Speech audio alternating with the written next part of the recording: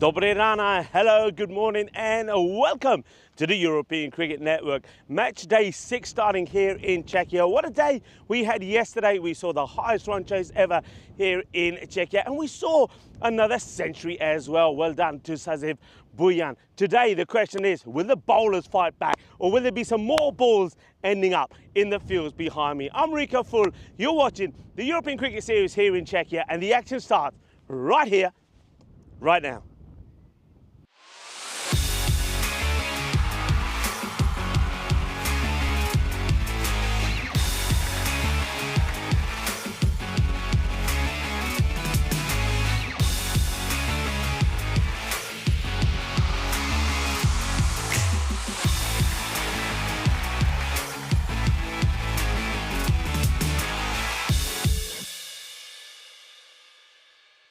This European Cricket Network event is proudly brought to you by HCL Software and Paramatch.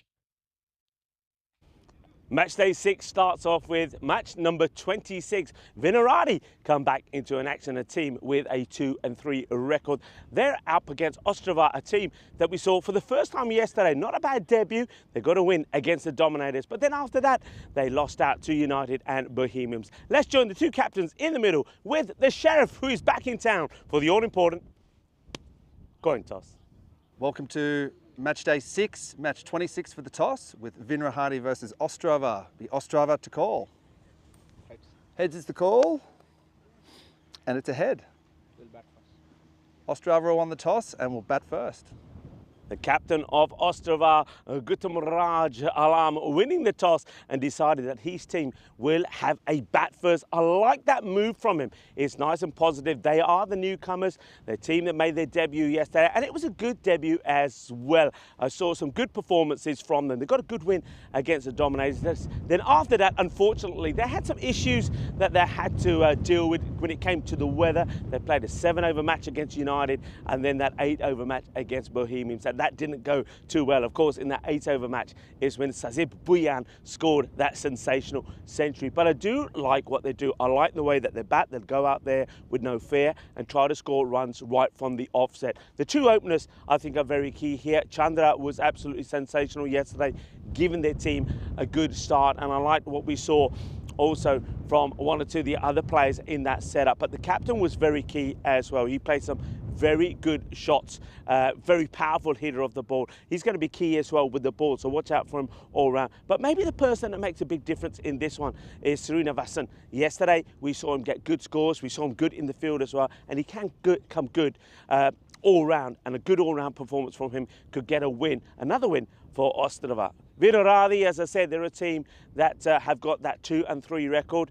They're a side that are used to this format. They've got some good players in their side as well. I think Abdul Muiz will be the key. He's their leading run scorer at the moment, 174 runs. Also the leading wicket taker. I think someone like Adnan will be key again. He's right up there, over 100 runs in this tournament. But also someone like Sid Gold coming back into their side. Now Sid is an ex-international player. He's taken a lot of wickets on the network, 48 wickets, so he's eyeing up 50 wickets. And I'm told that he can bowl with either his left or his right hand. So having him in the side gives them a little bit of depth on the bowling front. I'm very excited for the start of this match. I'm also very excited to be reconnected with this man. I haven't worked with him for a long time. It's Danny Hudacek. I think the last time Danny we worked was back in Germany. Danny Hudacek, a good friend, fellow commentator, and he knows the players here in Czechia very well. He is the local expert. So Danny, over to you. The news from the middle is that Ostrava are going to have a bat first. Well, thanks, Rico, and welcome to everyone to this European Cricket Series from Czechia. Lovely Prague, and it is great to be back here with Rico. I haven't, it was in Dresden, I think, in 2021 that I last commentated with him. As we see here, it was a good win for the Bohemians, highest ever run chase here in Prague. The Prague Tigers with a very good effort, 156, but then Bohemians getting there with a ball to spare. So it was a great day's cricket yesterday. A few little interruptions, unfortunately, so a couple of shortened matches like this one. Ostrava against the Praha Dominators, who can't take a trick. The old well, the Dominators, who are brand new, they're both third division sides, and Ostrava getting the win over the Dominators yesterday. It's their first win ever, their first match ever. So winning start for Ostrava. Then after that, we saw PCC against Prague Tigers, 70 for sub-1 divizii. The Prague Tigers just not quite able to match the PCC, not getting the 163 they needed, which would have been, again, another record. But PCC, the machine moves on. Then we saw Ostrava against United. So Ostrava going down to a very good United side. They've got a lot of talent, and three of those batsmen, Piyush Baghel, Ruturaj Magari, and also Abhimanyu Singh, three of their stars in the runs. And then the final game of the day, again it was shortened, but we saw quite a remarkable innings from Sazib Buyan, 103 off 30, the third century here in Prague ever, and we've seen two already, and we're not even halfway through the tournament. So one from Sazib Buyan and one from sub-1 divizii.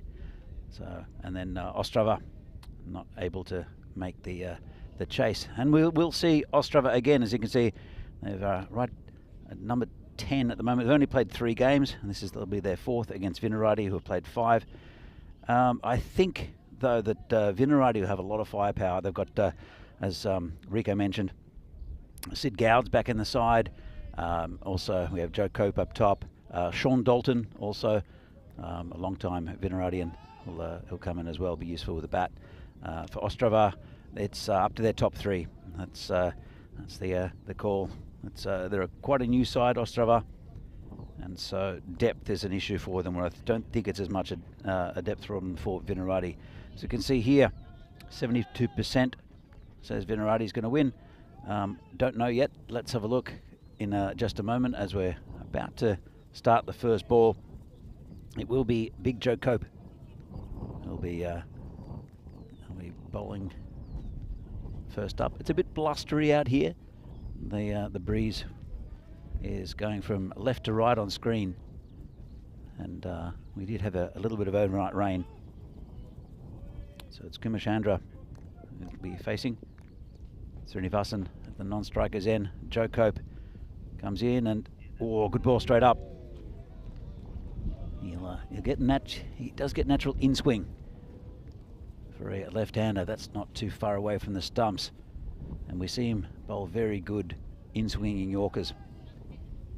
Joe Cope, he's a good bowler. Sometimes struggles with his line, and with this breeze, you'll probably find that he'll lose one down leg side just because of the swing. Comes in again, and this one's hit in the air and just in front of Nitin, who can't pick it up. Chance there early for Vinorad, who have struggled to get players on the field during the week. They wheeled out Ash the Pie Man, and also Vojta Hasa a couple of times, young Alfie Socek as well, who unfortunately didn't get a bowl a couple of days ago, which is a shame, because he's a good young fast bowler. And just taking guard is the batsman at the non-strikers end, or the strikers end, Srinivasan. So as you can probably tell, it is quite blustery. We're still in the marshmallow, which is being buffeted, but my chair's just fallen over. Oh, good bowling there. Going down leg side, says the umpire. Good call, I think.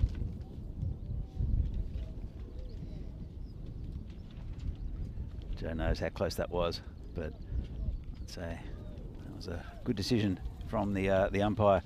Let's have another look.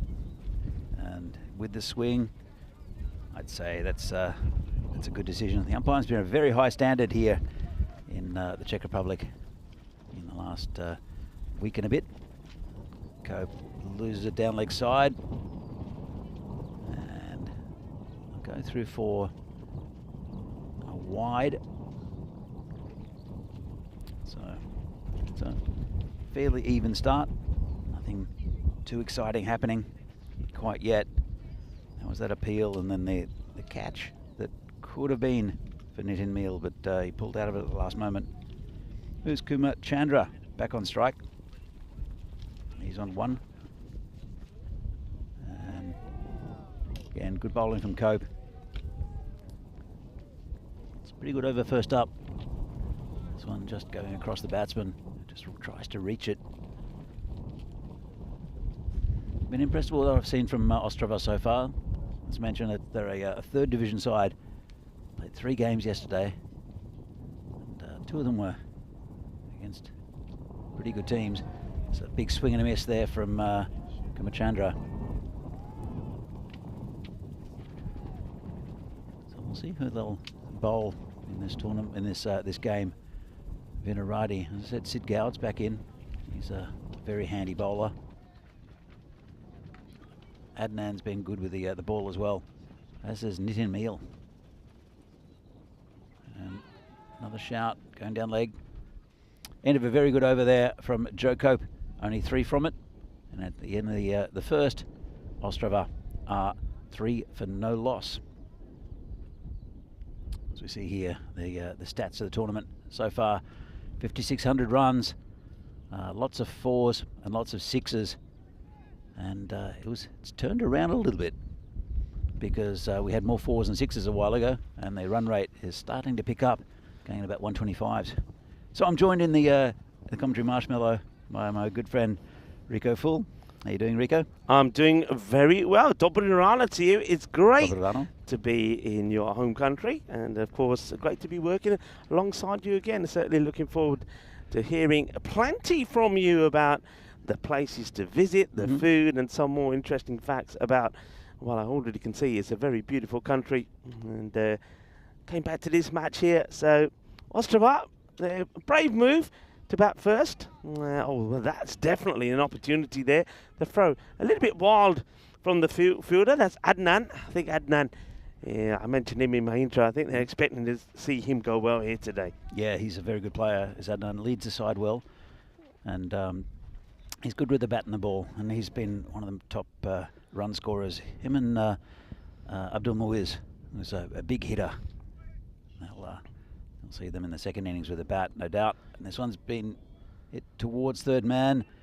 I'll tell you a little bit about Nitin Meal in a minute, Rico. Yeah, okay. He's a former under-19s Indian national team goalkeeper for football. Really? Football goalkeeper. Well, hence that. Hence that. Yep. Well, that's a, I was going to say that is a proper goalkeeper type of save. And, well, he's back in action here again. And, well, there you go. That is a sensational catch. Well, right on cue. We're just talking about Nitin Meal, and he doesn't make a meal out of that, does he? He takes a really good catch, and that's where the goalkeeping skills and the cricket fielding skills come into good play. What a great catch this is. Fantastic catch. You see, comes around, and it's a beautiful save. Great stuff to Nitin. He also works at the Down Under, which I'm sure you'll get to go down there eventually. Wonderful catch. Great catch. And a catch to remove a good player. I mentioned that with Ostrava, they'll be relying a lot on the top 3, and to get Chandra out cheaply like that, it's a super catch. And right on cue, I mean, we've got a bit of the Midas touch here. Every player we seem to be talking about seemed to do well. I wonder if Joyce and Sam, who comes in now, is going to do well. So coming in ahead of his captain, Joyce and Sam, he had a mixed day yesterday. Played one very good innings where he scored runs pretty quickly, and then didn't go so well for him though in the last match when he got out very first ball. But this is the area he likes to go, and that's a classy shot. Just watch the position that he gets into when he plays that away. That's an early look there, by the way, of a man who we'll see a lot of, who does a lot of the ball retrieving. That's Monesh. Monesh is to one side, and Yogesh the other side. But look, he gets back, he plays that shot really well. He played that so well in the earlier match yesterday when he played some outrageous shots in that area, made 27 of 16 against United. And this one, well, it's an opportunity. So it could have been short-lived. Joyson, but that's the way he plays. He likes to go swinging hard outside the off. So gets a single there. So need a good partnership here. That was a late cut straight to the keeper. Well, not straight to the keeper. He had to move around quite a lot, or move to his right to get there. But it's a chance that goes down for Vinorad. Let's see how much that'll affect the score in the end. He's on 7 at the moment. Is Sam. This one's wild from Kumar. And Kumar's again, he's bowled pretty well for Vinorad. In general, this one he just lost it completely though. Trying to find that edge again. Srinivasan on 3. Joyce and Sam on 7. That's pretty quick there from Anil to end up the over. Over comes to an end. And 14 on the board. So Ostrava, a little bit of a slow start, but they know that get a good partnership here going will be key. What about this wind here at the moment, Danny? If you have a look at the standings, we saw this earlier. So Vinorad there with a 2-3 record. A win here gets them right up there in that top 4. That's where they want to be, really. Ostrava, they've got plenty of games still to play. They would have done well. They'll be very happy when they got that win, of course, against the dominator who was sitting at the foot of the table. But good news for them was yesterday, even though they had those difficult games against United and Bohemians, because they were shortened games, they were always guaranteed to pick up a point. This one's in the same area as Mule. He does very well saved. He's, I think, the third man in the fine leg boundary is going to be so key on this ground. We've already seen that they're a bit of a vortex, so you've got to have your best fielders in those places. But this wind is definitely going to play a part here today. It often does. We've had a little bit of wind over the last week or so, but nothing too much, and no rain until yesterday. This has been turned away on the leg side and just be a single. So it's a pretty constant wind here, and it's it was chosen actually. I'm not sure if Vinny mentioned it, because there are 3 airports here. Right. And, it was chosen. Kabeli Airport, I think, was the first airport in Prague, and it was basically chosen because it's the windiest part of Prague, and it helps with flight, especially early on when with early planes. Yeah, he did mention it yesterday, and I thought he was pulling my leg, but now that you've confirmed it, obviously that is really, I mean, the wind at the moment, just for the viewers at home, it's sort of blowing from behind us into the batters, though it is swirling around a little. It does change. That means hit down the grounds could hold. This ball will hold up a little bit if it stays as it is. So I like the move, maybe just to keep mid on and mid off up in the circle, because it's going to take a good hit to clear them, and you can put those fielders, deploy those fielders in other areas. So at the moment, you see third and finer back, and I like that move. Yeah, me too. I think it's a really good run-saving positions, and also Nitin took that catch. This is hit through the covers and 4 runs. It'll be interesting to see how this ground plays today. I'm sure with this breeze, the surface moisture's gone. Yeah. But we did have quite a bit of rain yesterday, and then overnight as well. So it's we can't irrigate here. There's no irrigation, so we rely on just natural rainfall for the. So we had about 3 weeks ago we had very heavy rain. Yeah. And so the ground's looking beautiful, but it's playing very quickly. Taking the single on. That's good running. It takes the long way round. That's the batter, Joyce and Sam, but he does get there. Hands the strike back to Srinivasan. The other thing is, with the rain, is it will improve the pitch. Now, this pitch is it's not a concrete base. It's there's sand and small rocks, right? So it's a layer, and then it's covered in clay, as we see here. Okay. 21 off the power play. Yes, I'm just only lost the 1 wicket. Not bad from Ostrava. Pretty good couple of overs from Joe Cope. So what happens is with the clay, if it dries out, then it starts to crack underneath, and then that's when you start getting uneven bounce. Right. With a little bit of rain, what it does, it's just like a potter making pottery. You need that water to be able to make it flexible, and it gets back to a more flexible, flexible pitch. That's a nice looking hook shot. Has he got enough for it to get the boundary? He has, you know. And it's going to go all the way to Shaba. And that's Manos Riba from the Albithro. Well, what a lovely shot that is. He gets into position early. Well, wind or no wind, he gets enough of this to send it to the boundary. That's a good hit from Joyson. And it's good to see Joyson going that side of the ground, because he does like to go outside the off most of the times, but he shows here that he can deal with the short ball as well. So Nitin Meal, who's taken a great catch, he first gets blasted to the boundary. Let's see how he replies. He goes even shorter, and well, that batter makes a total mess of this. It would have been a big wide, and he manages to get, I reckon this catches the back of the bat here, and look, it almost carries through to the keeper, to Gosh. That would have been a remarkable wicket. Have a look at this. So I think that he was through the shot, hit the back of the bat, almost carried to the keeper. That should have been in the wheat field, Rico. It should have gone all the distance like the ball before. So Meal gets lucky.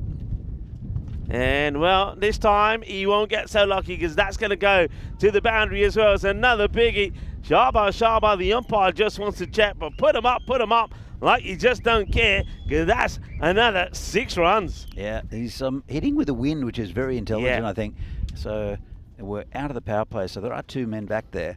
Let's have a look at this. Just right between them, just over the boundary. Yeah, and that's actually not a bad shot, because Nitin actually follows him. So, because he's trying to give himself some room going down the leg side, Nitin follows him, but it's a quick adjustment from Joyce and Sam, and he smashes that away pretty well. He's just bowling a bit too short as Nitin at the moment. Does it again, and, well, similar result. The hook shot didn't quite get onto that, just went to square leg for a single. Yeah, I mean, going back to what we were talking about, the rain, I think the rain definitely will be that rain we had yesterday, and I think it came back again late last night. A few puddles as we came in this morning, but that rain's going to help this grass stay nice and lush and green, and well, probably with a combination of a fair bit of sunshine here today, we'll probably need a nice little cut. That one doesn't quite carry, just pops up into the air. Now they look for buzzers here, and they'll get them. So not the most intelligent bit of fielding there. I think you're quite happy to allow the batters to get the single. You can see Nitin Mill's not happy about that. I mean, there was nothing on at all. And you see that all everywhere. You see players from 5 metres out shying at the stumps for no reason. Gets my goat up, Rico. Well, we saw a lot of it yesterday. So, just say that. I know Vinny was telling me that day before there was a 4 that was on right high up in the air. Now, how much of this will be wind assisted? I think a fair bit of it. That will go all the way as well. Ginna Sona says good as mass. So Joyce and Sam, well, yesterday was so preoccupied in trying to get the ball outside the off stump that he missed out a lot of these. Not today. He said this time he doesn't move too much, but Nitin Mill, I think every ball has been in that area. He's got lucky with a couple of them, but he's been punished for some as well. That's a big over. That's the one that they needed to get them started. It goes magical. 21 come off that, and after 4 overs, Ostrava 42 for 1. As I mentioned, the power play was 21. They lost 1 for 21, and well, that over was 21. Rico, that's not great bowling from Nitin, who gets pushed out to the boundary away from his skipper. Yeah, well, it was 21. That over went for 21, and now it's time for number 21 to come into the action. This is Nilesh Tiwari. Yeah, again, a good bowler is Tiwari. Be bowling to Joyce and Sam. Be a good contest this, I think. Let's see if he can go outside the off. They've got the man on the backward point. I think we need one there for Joyson. And right, he goes up in the air, catching opportunity. The wind will take hold of this Grizzly, and the fielder, he goes in and out. That's disappointment. Now throws it in hard, and Jaya Surya not able to take the catch. That was a tough catch, and you saw how much he adjusted and readjusted until that came down. Just played in his mind, this breeze is just blowing it back over his head. So he just misjudged it. Just should have been taken, but tough conditions for fielding at the moment. Yeah, very tough. I mean, the batters, fair play to them. I mean, that went in the air so high. They ran 2. Now, some conversation here between looks like one of the fielders there. Now, is that the captain? No, it's Gold having a chat with the umpire about something. Very experienced cricketer is Sid Gowd. I'm not sure what he was talking about. It should have been Adnan as the captain chatting It's, got through the keeper, got through the fielder. Big Joe Cope comes around, and it'll just be a bye. So it's been good batting from Joyce and Sam. Yeah, like the hustle really here from the new side, Ostrava, and a good move I think for them, a positive move from them and their captain to have a bat first. But you were saying that Vinorad would be happy with that. I think both captains getting what they wanted. Yeah, exactly right. I think should be out. Adnan with a simple catch, and that's the end of Srinivasan. He goes for 12. Just a low full toss. Yeah, that's a disappointing dismissal for someone like Srinivasan. And didn't really have to do that. Justin Sam was going pretty well. You just need to be thinking about staying there. But that one comes off the toe end of the bat. There's no power in it at all. A very easy catch taken there by Adnan. So removes Srinivas. And then I suppose now we've got the last really of the recognised batters coming in here. It's Gautam Raj Alam, the captain. Batted well yesterday. Made a fine 41 off 11 against the Praha Dominators. That was important not from him, giving his team the win. And also scored 26 of 14 in the last match against Bohemian. So he's a key batter, and this becomes now a pretty key partnership. Yeah, when you get new sides, especially third division side like Ostrava, who are no doubt going to be in the second division very soon. But all new teams start in the third division. It's difficult coming up against a team like Vinorad, but they're doing very well at the moment. Big swing and a miss. Just the depth, I think, is what is improved a lot of the sides. I mean, you look at the depth of the top few in Bohemians and PCC and also in Bruno, and they're very solid units. Oh, that's a good delivery, and Joyson swings and misses a few times, and that one gets away. Just watch this, and just a little bit of movement away, and good over this has been from Nilesh Tiwari. It's an opportunity for us to say our hellos to everybody. So very good morning, or as I say here, Dobry Rana. It's nice to have you here. I'm Rico Full. I've got Danny Hudacek with me, and we've got some goodies. Now, tell us a story about some of these goodies that we have here. Well, I'll take this one. You take that one. Okay. So we have got now, you often hear me say that is sweeter than a bowl of gulab jambus. Well, we have got some lovely gulab jambus here, Marzi. None are for you. You're on a diet. And we've also got some laddus here. Look at these laddus. Yeah. And tell us the story behind these. So Nitin, who's about to bowl, and it's gone. It's called a wide. He did say that a bit of a shout out to his mum, and so hi Nitin's mum again. Hello, mum. And he said you should give the boys something. You should give the boys something. And so Nitin came up to me, and this is a little snack for us. We'll talk about what they are in a moment, because I don't know. You don't know? No, I've heard of gulab jamun. I've never heard of laddu. Yeah. Well, I tell you what, these gulab jambus, I've had these before. I think the last time I had these were given to us I think we were in Dresden actually, and I think it was Cambodia that came up and gave us some of these gulab jambus, because they've got a little bit of that rasmalai inside them as well. They are beautiful. Laddus, now laddus, see this delivery. Laddus are a sweet that is often given out by family members when they're celebrating something special. It could be a wedding or a birthday, and laddus is often a sweet which is given out as just like in celebration of the birth of a baby or a kid's birthday, and they're delightful. And I often refer to them when we see some players which have got huge arms and they smash the ball everywhere, and I say, oh, look at those arms, he's got some laddus there, referring to the biceps. But yeah, great sweets, they'll go down well. I tell you what, keep an eye on those, because I don't think we've got enough to go around here. So once me and you tuck into some, well, Marzi's on a diet, so Wolfie Marzi can't have any, and he's already reaching over. But no, thank you very much to Little Mill's mum. We appreciate these, and we're certainly going to enjoy them as well. And they'll go down with a nice coffee a bit later. Oh, that sounds perfect. I think we will share them around the crew. Yeah, we will. We're definitely going to have one. We might have to cut them in half. But no, not a chance. 50 comes up, by the way. Yes, we see the man whose mum provided us with these glab jumbos and the laddus of the ball. And he bowls a Gandhi ball. I tell you what, the sweets that you're giving us are delicious. They're very nice, but that ball is Gandhi. And maybe he needs a laddu or two to just well, help him get his radar right, because he's bowling a lot of runs at the moment. I'm surprised he got a second over after going for 21 off his first, and because they do have a bit of bowling in this side, and that one was not pretty. I think they're still looking for the ball. They might have found a different one. I saw Joe Cope. We had a fair bit of this yesterday. I think the umpires have to be pretty switched on, because of course quite a few have gone into the field there. Some darker clouds just coming over to the left of us here.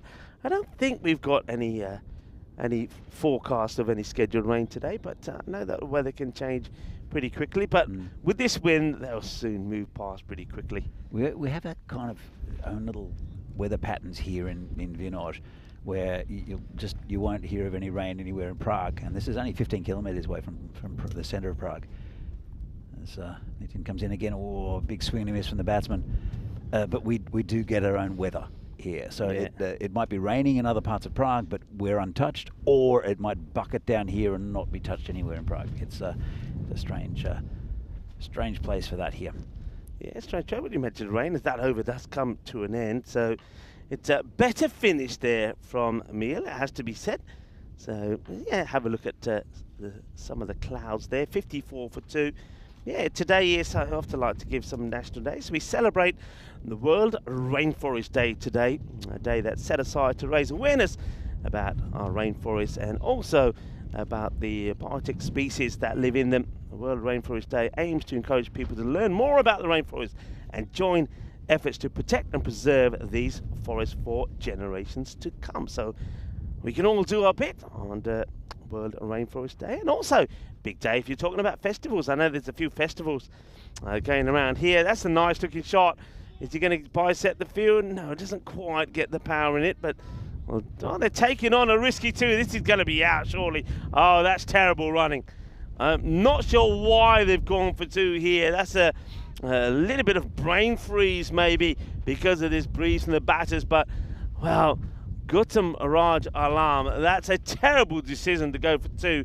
I think when we have a look at this side on, you won't even see him in the picture. So I'll just hold fort on the day of festivals for a moment, because, well, I can maybe touch on this. I know that Vinnie Sanders said there's an ice cream festival today. Well, maybe somebody, and that's Gautam Raj Alam, has too many ice creams, because he's had a brain freeze, because he was, I told you, not in the picture. That's terrible running. A bit of soft serve there, Rika. Almost called you Vinny.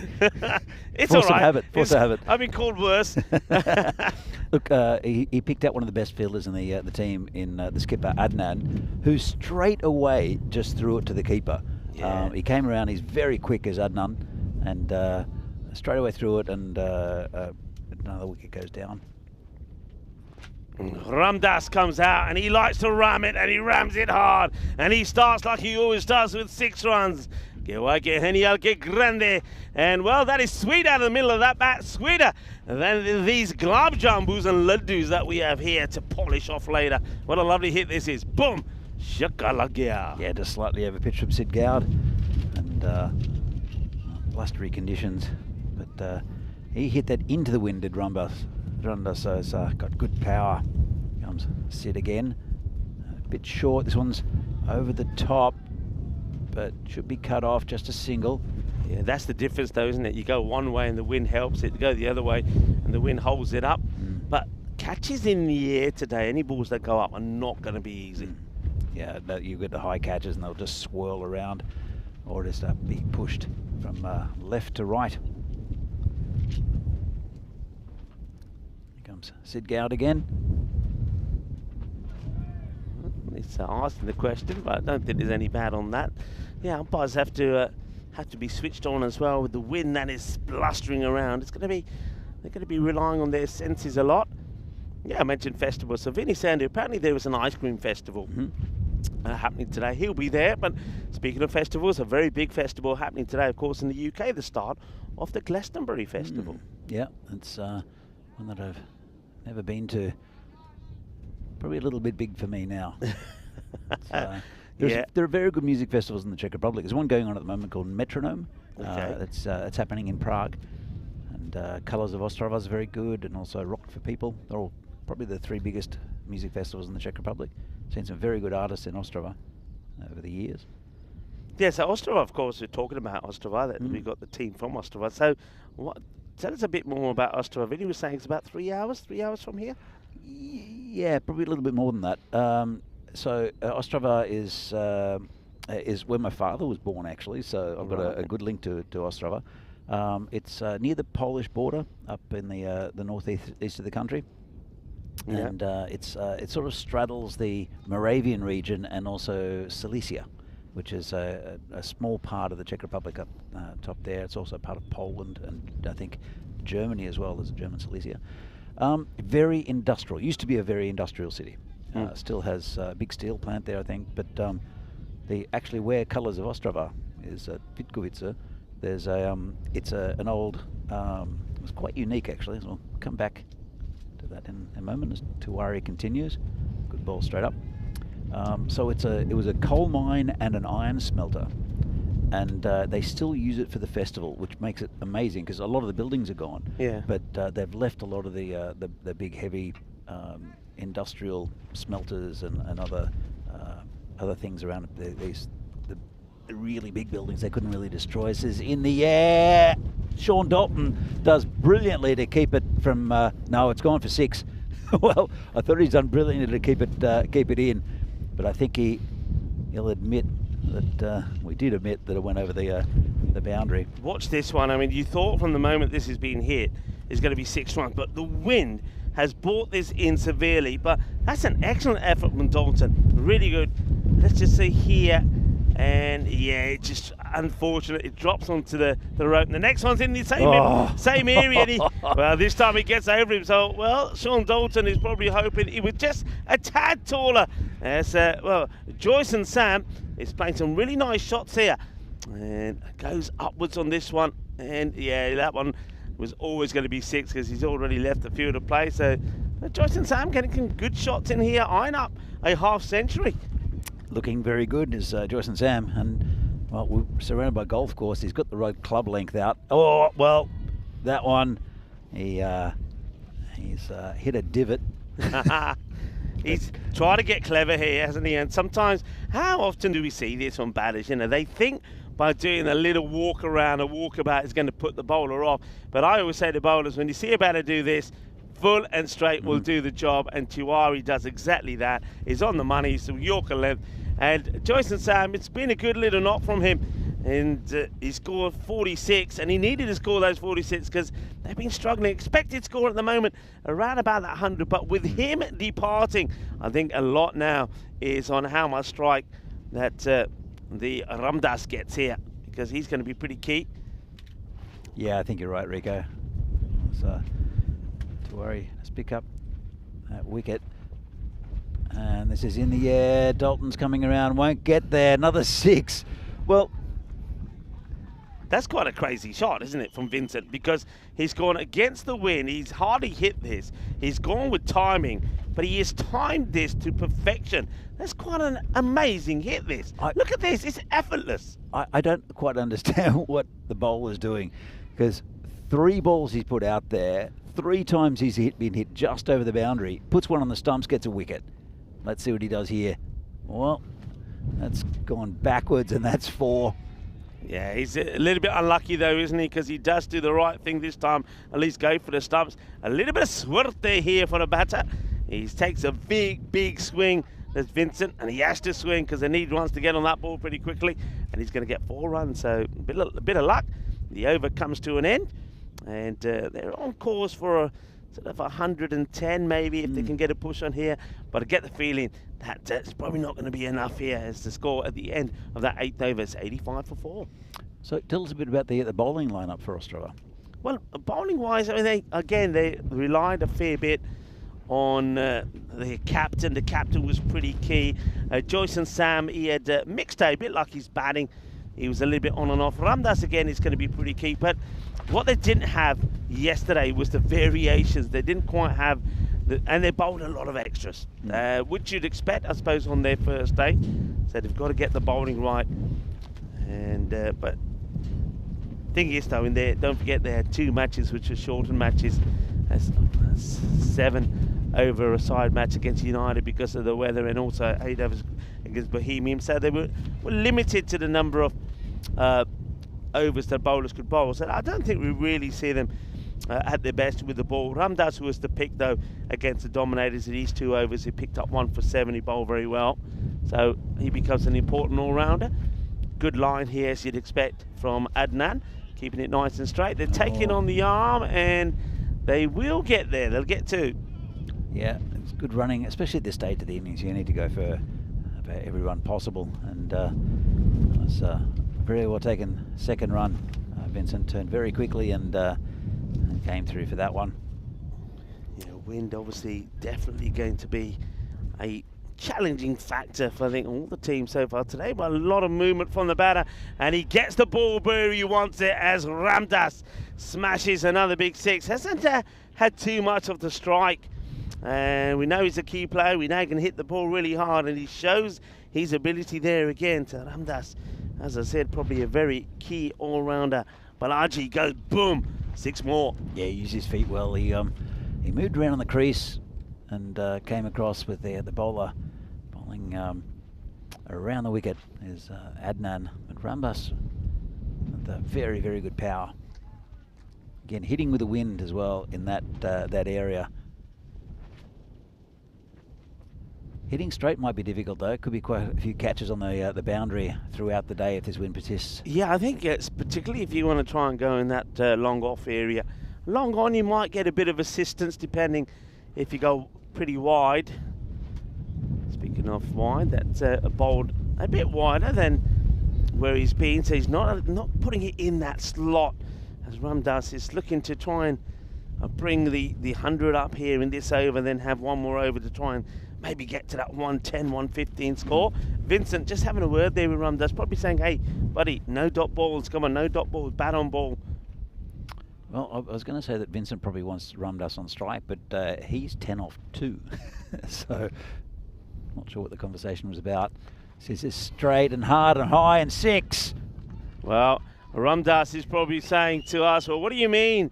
Don't go over long off. I've got the power. He certainly has. Look at him.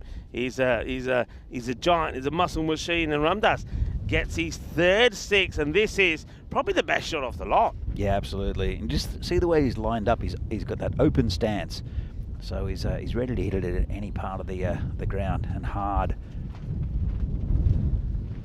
And that's going to be another piggy. Shaba Kidna Sona. Well, that is a Bizaway Super 6. 6 more. It's a good finish to the over. The 100 comes up. 105 for 4. And now, if they could get something like 15 off this last over and get to 120, they'll be pretty happy with this score that they posted. And they were a little bit slow getting started, around 40. They're in the 40s at the halfway point, but that acceleration is coming at the right time. Yeah, absolutely. And well, Adnan's a good bowler, and he did come around the wicket for that one against this very capable Ostrava team, and got hammered. Sid Gowd will be the bowler of the final over. Again, probably the right bowler to bring on at this stage, very experienced. But with these two, I think Vincent has to give Ramdas the strike though. Sid Gowd comes in, and that's what they do. It'll be a run out. So wicket goes down, but sacrificed his wicket. Yeah, did Vincent, and that was the prediction of trying to get Ramdas down to the other end. Yeah, Vincent, fair play to him. I think when he gets to the other end, he turns around and he gives Ramdas a little thumbs up and probably says, right, I've done that for you, make it count. In other words, don't go swinging or missing, and more to the point, don't get out now, make it count. To make that sacrifice that you saw Vincent take there. Vincent probably wasn't quite expecting Ramdas to be at the doorstep already, but he had to go. He gives his wicket away so that Ramdas could get on strike. Right, here we go. Back to the business for Ramdas. Well, he does exactly what Vincent said to him don't do. He misses out on one, but it's clever bowling. It's intelligent bowling. He knows where Ramdas is strong, anything into his body, and he keeps it neatly outside the off-dot ball. That was perfect bowling from Sid Gow, just inside that tram line. Of course, if the ball goes over that line, it's still in play. And, great bowling again. And, well, it's going to be another run out. And if they cross, it'll be Ramdas, and it will be Ramdas. Well, that's not great cricket from Ostrava.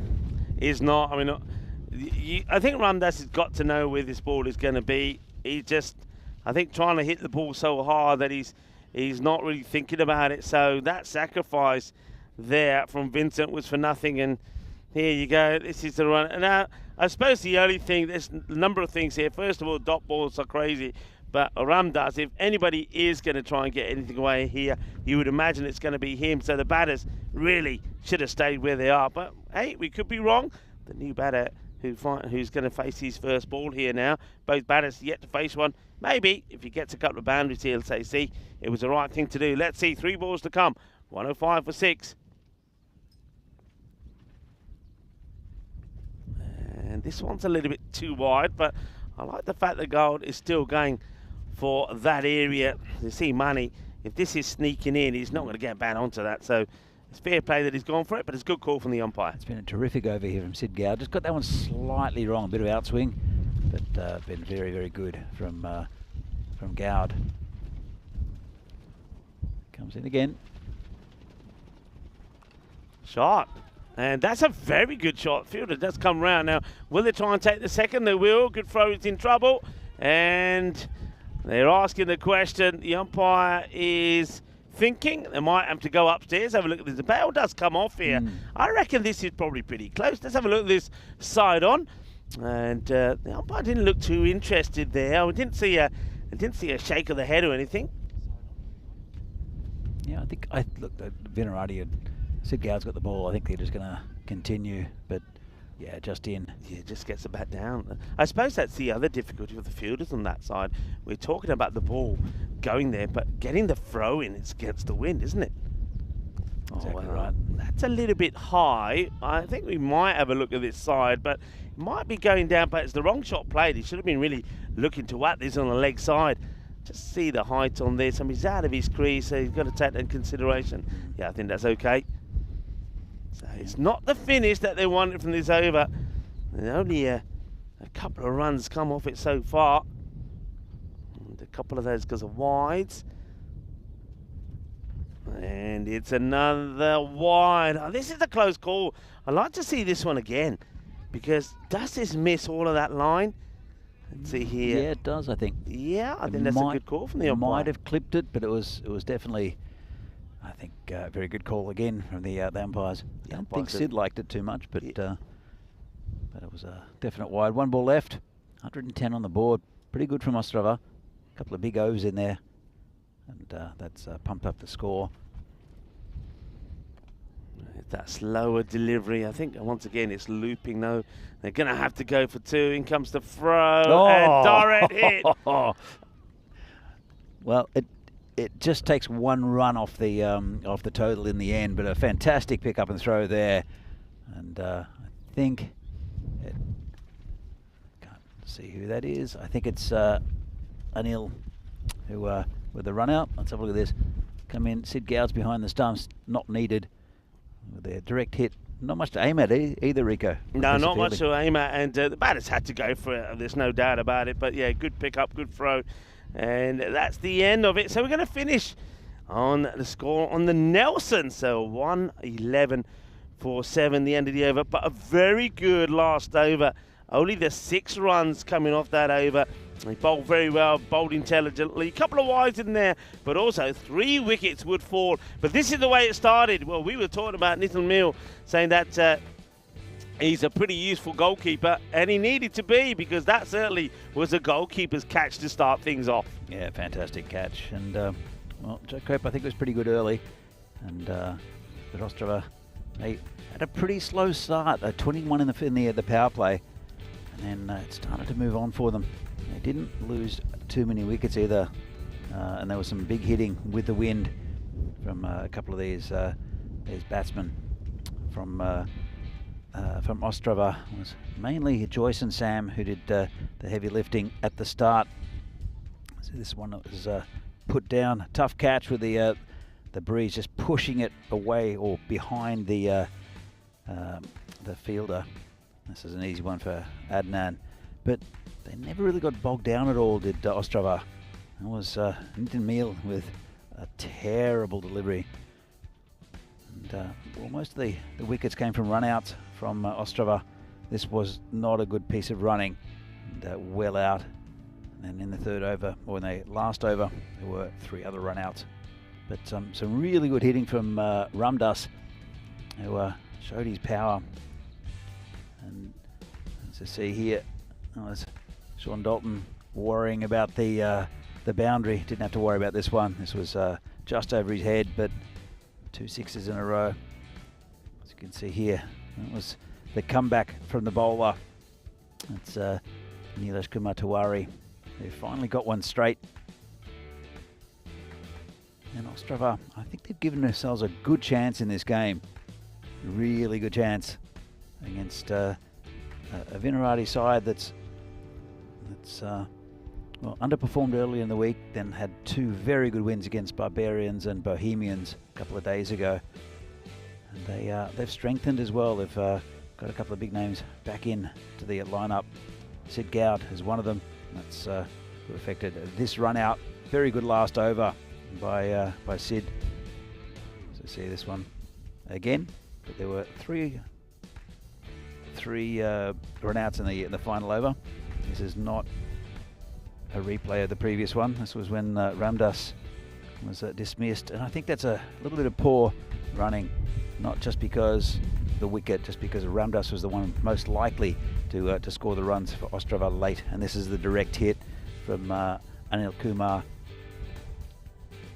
And of course, he did the right thing to try to get the extra run, did Ostrava. Ended up on 111. Let's have a look at the batting card in just a moment. 111. It's just a little bit under par against a Vino side who should be able to get there, but you never know with this form of cricket. So Srinivasan with 12. Joyce and Sam, the pick of the batters here, 46 from 25. Then Ramdas came in and 27 off 11. Very, very good innings. Also Vincent with 10 off 3. So no ducks in that innings. 111 for 7. Ostrava. There were 4 run-outs in that innings, but I think one of them only really that significant. The bowling figures very good from Joe Cope, Anil Kumar with a wicket, and Nilesh with 2.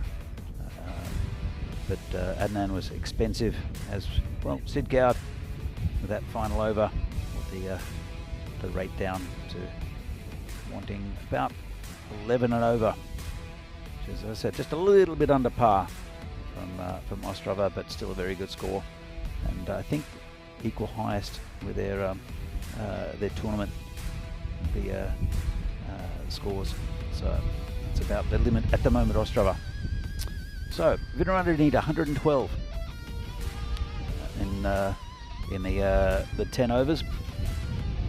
And we'll be back in a few minutes' time to see if Ostrava can defend the total or whether Vinorad can get the 112 they need to win.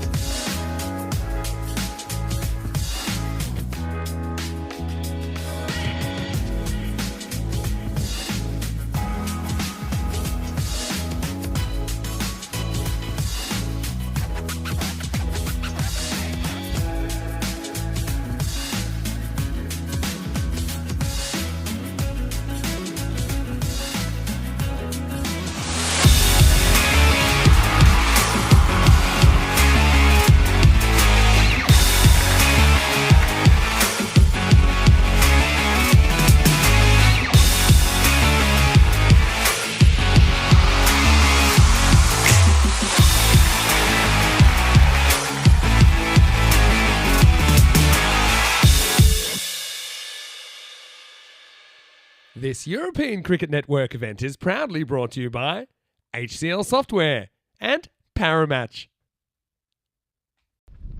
And welcome back to this European Cricket Series, a match between Ostrava and Vinorad, direct from Prague in Czechia.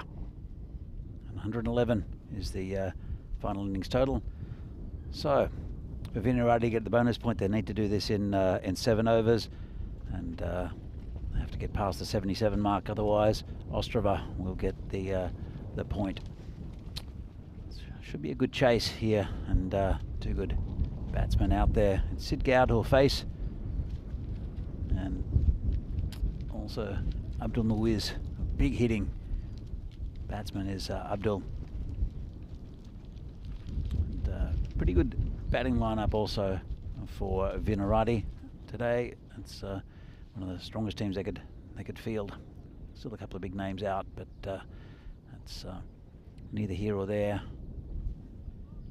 As we'll have, it's Vincent who'll be opening the bowling for Ostrava. Arby on his back, as you can see. I like the Ostrava kit. It's that blue and yellow, or blue and gold. Ostrava, the official colour of Ostrava is more a sky blue. That's of the city itself. So it's Vincent bowling to Sid Goud. Coming around the wicket, it's a wide first up. And Sid Goud, interesting character is Sid. As Rico mentioned before, he can bowl with either arm, and there's not too much difference between his ability with either. But he's one of the finest batsmen in the country when he gets going. Very correct. Whoa, that's gone absolutely straight through him. Fantastic delivery here. Let's have a look at this from around the wicket. And how did that miss the stumps? Tell you what, just missing the top of the off stump there. Great delivery from Vincent. Good contest. He comes in again and gets an edge. It's through the keeper and it's down to the boundary. And first runs off the bat for Sid Goud and for Vinorad. It's a bit of a thick edge. And just race to the boundary. So, pretty even start so far. Sid Goud gives a chance. There is a slip in as well. How he bisected those 2 fielders, I'm not quite sure. But it's been good from Vincent. He comes in again. And this one's hit over the top. Fielder's out there, takes a catch. And that's the end of Sid Goud. And Ostrava get their first wicket. Well, that's a good start. There was one fielder out there and he picked him out. And probably not the greatest shot from Sid Goud. Let's have a look at this. Very good opening over here from Vincent. And Sid Goud, he's just picked him out. Well, neat catch. Ostrava on top at the moment. Great start. I mean, you mentioned Goud. He's a dangerous player. He scored 690 runs on the network. His highest score was against Bruno. Last year, he scored, in 2023, he scored 273 runs in that series. He scored 88, not out in it. But he goes early, and a little bit of joy there for Ostrava as Joyson comes along and takes a catch, and when he's happy about it. So he goes with the wind behind him, but still wasn't able to get the elevation to clear the fielder. Yeah, look, he was hitting probably, I don't know about into the wind, because the wind's coming from behind us. So it just held up a bit. Just not the best shot from Sid. I think he'll know it. If there were no fielders out there, because there's only 2 fielders outside the circle, it would have been a fantastic shot. But unfortunately for him, he picked out Joyson. He was a good fielder. Yeah, so got Muiz out there. He's also a good recognised batter. He's scored. Oh, gone. Well, that's a first bowler, a first baller. That's exactly what Ostrava wanted. Muiz, he's been getting a lot of runs and big quick runs throughout this tournament. And I found it strange. Vincent was bowling around the wicket to the right-handers and came over the wicket to the left-hander through the gap. And that's a huge wicket. Now, Vinorad in all sorts of trouble. Yeah, that is a big wicket. Well, I hadn't even finished talking about his stats. I said he's a good batter. I was just about to say 258 runs overall on the network. He scored a fine 73 earlier in this series, but he's gone and he goes for a golden quacker. There's Derek.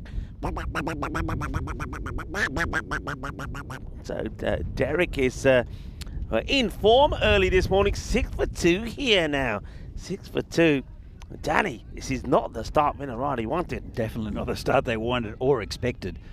There's still a lot of batting in this lineup, but Vincent, this has been a fantastic over. And remember, the 4 runs that have come off the bat were just out of the reach of the keeper.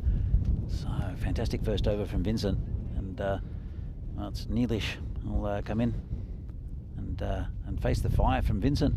Yeah, Tiwari bowled very well, didn't he? But now he has to bat well. He's got Adnan out there with him. Adnan, of course, we've seen him score 65 against the Prague Tigers in this series already, so he is in good form.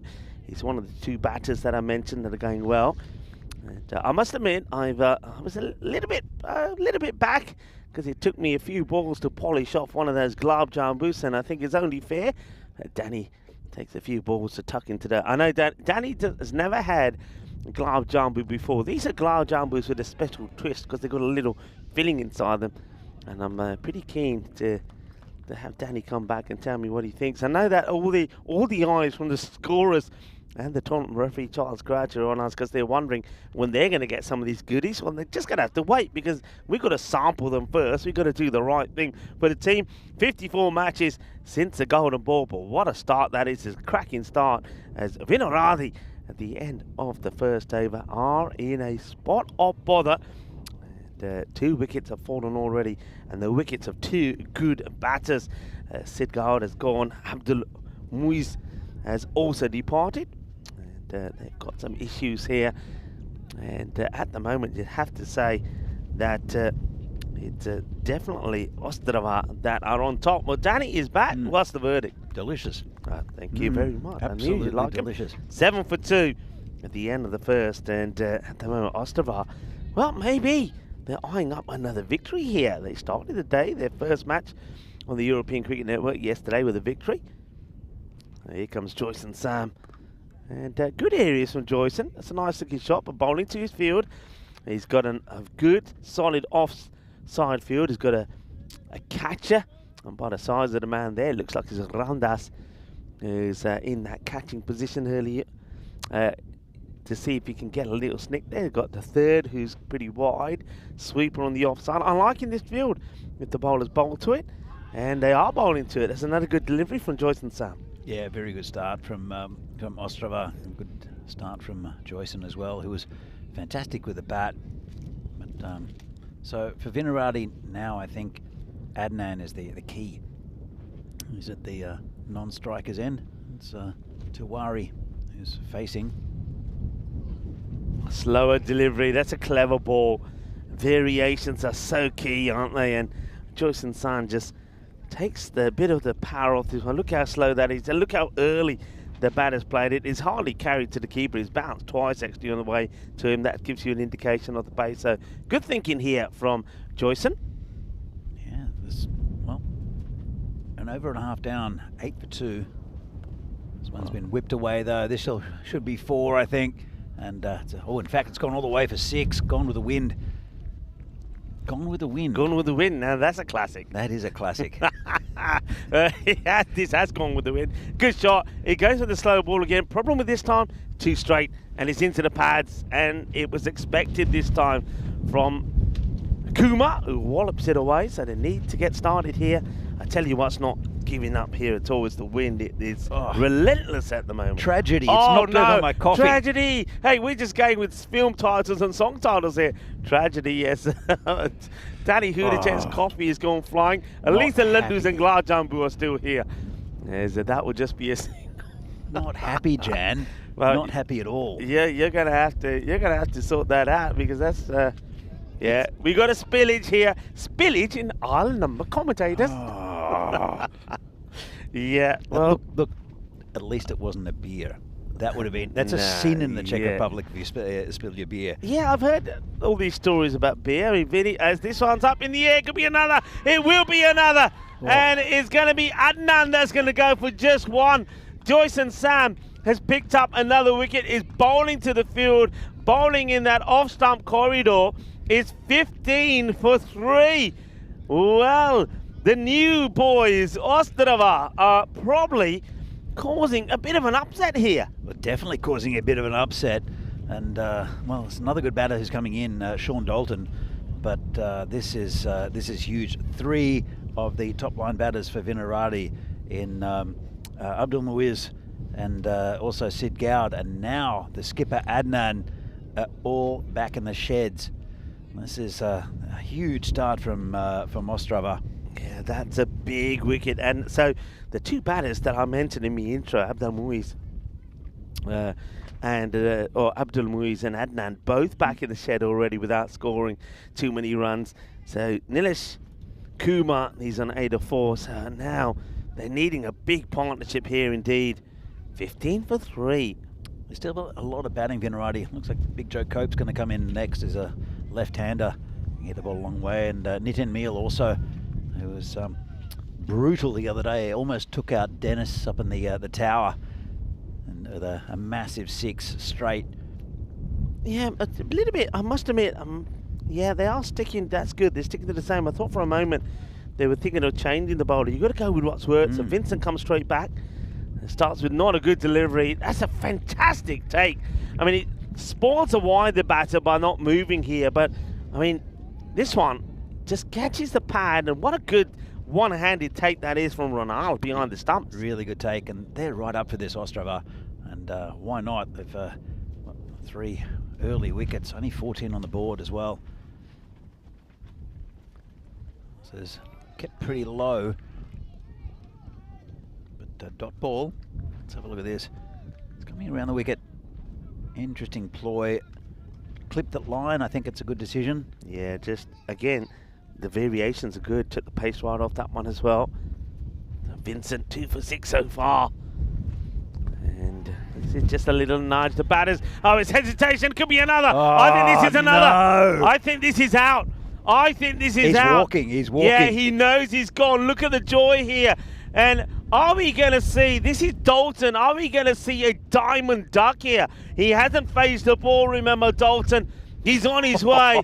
Oh, that's a tragedy. It really is. That's almost as tragic as your coffee being spilled over. He was, oh dear, he's a goner. He doesn't, maybe a dive would have helped him perhaps, I don't know, perhaps. Oh. He's a little bit slow. He needed to get a dive and slide the back. I mean, he had to go around a fielder as well. He didn't slide the bat. He was watching. Yeah. That's close. That's a ball. It's a diamond duck. That's going to be a diamond duck. Now, there we go. Doesn't face a delivery, Dalton. And it's a diamond quacker. Oh, dear. That's going to hurt. But, yeah, I mean, I wonder if we can see that one more time. He has to go over one of the fielders. I don't know if it's the bowler. It is Watch the bowler. here. So he has to go around, sort of around, but he just doesn't slide the bat in, doesn't dive. If he did, he would have made it.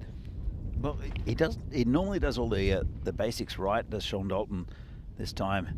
Just short of his ground. Oh, that's a huge wicket, Danny. It is. Sean Dalton, I'm not sure about his form this year. Last year he was batting as well as I'd ever seen him bat. As Vincent comes in again, and Cope just turns it round the corner just for a single. They need to stabilise, and they need a partnership to Vinorad. 14 for 4, and we've only got 2 balls left of the power play. Now, what's the depth like of the Ostrava bowling? Yeah, well, I think the bowlers, like I said, some of the bowlers that I mentioned, we haven't even seen them as yet. We've just gone with Vincent here with 2, which I think was a great decision for the captain, Alam, to stick with him. And we've got Joyce and Sam's probably will come on bowl his second. Then you got the captain himself, Alam. You got Ramdas. They've got some good bowling. just goes down the leg side here, and he's getting a little bit. I get the feeling he's trying to. This is a deliberate ploy here. They think this Tiwari's not strong on the leg side, so they're looking to go after that leg stick. It's a dangerous plan for me. You're up in the game. You don't want to give any extras away, but certainly they seem to be targeting Tiwari's leg side. And that's Hoyt, and that's going to go all the way. This is wind assisted. Manos riba from the Albitro. Seis carreras says, well, the team's coming in for the next match, doing a little bit of fielding there. I think that we might see that that's Bruno that are turning up. Is that right? Is it Bruno, you say it? It's Bruno. Bruno. It's not, it's Barbarians. Is that the Barbarians? That's the Barbarians. Yep. Another former club of mine that me and Phil and I actually started up at the Barbarians in about 2000. I think it was 2009. I started with them. Phil was 2007. So that goes back a long way. But, well, that's the end of another very good over there from Vincent. At the end of the power play, Vinorad are 23 for 4. Well, the power play for Ostrava was only 21. And then they hit 21 off the next over. Yeah. But it's a disastrous start for Vinorad. They still have a lot of batting to come, so no fear there. But they just need a partnership and need to get those 111 runs, 112 runs to win. And well, not what what they would have expected early on a Saturday morning. No, I think those early wickets really have sort of shocked them a little. I think you saw batters coming in early, not expecting to be in. And a bit rattled, but they need a partnership, as you say. Hello to Kroom, hello to Dave as well. Hello, Dave, I hope you're well. And everybody else in the chat, Namaste, Salam Alaikum, Sasri Akal, Ibawan, and Vanakam, wherever you're tuning in from around the world. Lovely to have you with us on this Saturday. It is the weekend. I hope you're having a great weekend. And windy day here in Czechia so far. And certainly breezy. It's going to challenge some of the batters. Oh, that one's going through the hands and we'll go for 4. It could have been another opportunity. Tiwari has hit this hard. And who's the fielder here? That would have been it's gone so quickly. That would have been a sensational catch. Yeah, it blasted through him. Is that Paddington? Well, I didn't know Paddington was in Czechia as well. Huh. I think that's gone through the hands of Vincent, of all people. Vincent could have been a hero if he held on to that. Floated up, but it's down the leg side. Fielder is not going to stop that, so the fight continues from Kumar Tiwari, who, despite the wickets that have fallen, is still playing very aggressively, mind you, though. That wasn't a good delivery, full toss on the leg side. Yeah, a bit of rubbish from the bowler that was dispatched, and that's the fastest part of the ground. You get anything on it, and it'll go towards the boundary. And there's no one protecting that area, really. There's a deep backward square leg, and there's a man short at fine leg. There's a huge gap there, but a pretty good field set. The long on and long off are pretty wide though, so they're probably trying to tempt the batsman to go over the bowler's head. Chandra just listening to maybe some field change options. I mean, once again, that field is very offside dominated, so when you consider what he's bowling, and that's better, that's where they want him to be now. The field has to do its job well. That is very interesting fielding, it has to be said, from the captain. And, well, he could have done himself a nasty here, couldn't he? Yeah, that's not an option I would have taken, I don't think. Obviously didn't like bending over, just standing the ball. Yeah, what have you... I mean, the ground's pretty soft with the rain that we had late last night and through the night. He could quite easily have rolled his ankle on that. Not a good option from the captain. Floated up and hit hard and disappears. Shaba, another 6 there from Tiwari. So Tiwari is keeping his team in already in this contest. He's not allowing the pressure to get to him, and he's scoring at a healthy rate. Yeah, he is, and Ostrava, I think it was exactly the same with Ostrava, the Ostrava innings, when they started off with 21 and then there was 21 off the 4th. And it's looking similar here, except they've lost 4 wickets, Vinorad, instead of just the 1 for Ostrava. It's a short, And, oh, good fielding there. Didn't quite put it away. He did pick out the man at cow corner. That's actually a very brave stop. I think that's a Vinorad Raju. Just gets his body in the way and stops the ball getting past and stops it being a magical over. But 17 do come from it. And the score moves to 40 at the end of the fourth over. So they're going at 10s at the moment. More or less, like you said, very similar to where Ostrava were at the same point. I mean, this graphic will show you that. So they're more or less there. But I suppose the key now here is trying to get the wicket of Kumatiwari. I wonder if they'll make a change. I'm quite surprised that they didn't go back to Joyson. Well, then, if it gets tight towards the end, he's a good option. So I kind of understand it. You have to really trust in your bowling. Captain feels that this is the time for him to come on. There he is, Guthi on his back. Gutham Raj Alam making some changes in the field, putting his interesting field he's gone for here. He's almost gone for a backstop. Could be a wicket and should be a wicket straight away. It will be. And it's a simple catch taken there by Nandakuma Mani. And they get the wicket they want. And it's a soft dismissal, really, of Kumatiwari. He'll fall for 31 of 18 balls. Yeah, it was a good piece of bowling. Again, bowling around the wicket. Just probably a bit too close to him to play that shot. Got up a bit as well. And a simple catch in the covers. Well, Nitin Meal, who provided us with the Laddu and the Gulab Jamun, is coming out. He's a big hitting batsman. Actually, both of these batsmen can hit the big six. This is, again, they just need a good partnership here. Vinoradi and coming around the wicket, and that one is really taken off the pitch, isn't it? I mean, this is gone through him. It's almost cut him in half. So Alam, yeah, look at that one. What a good ball that is, first up to a new batter.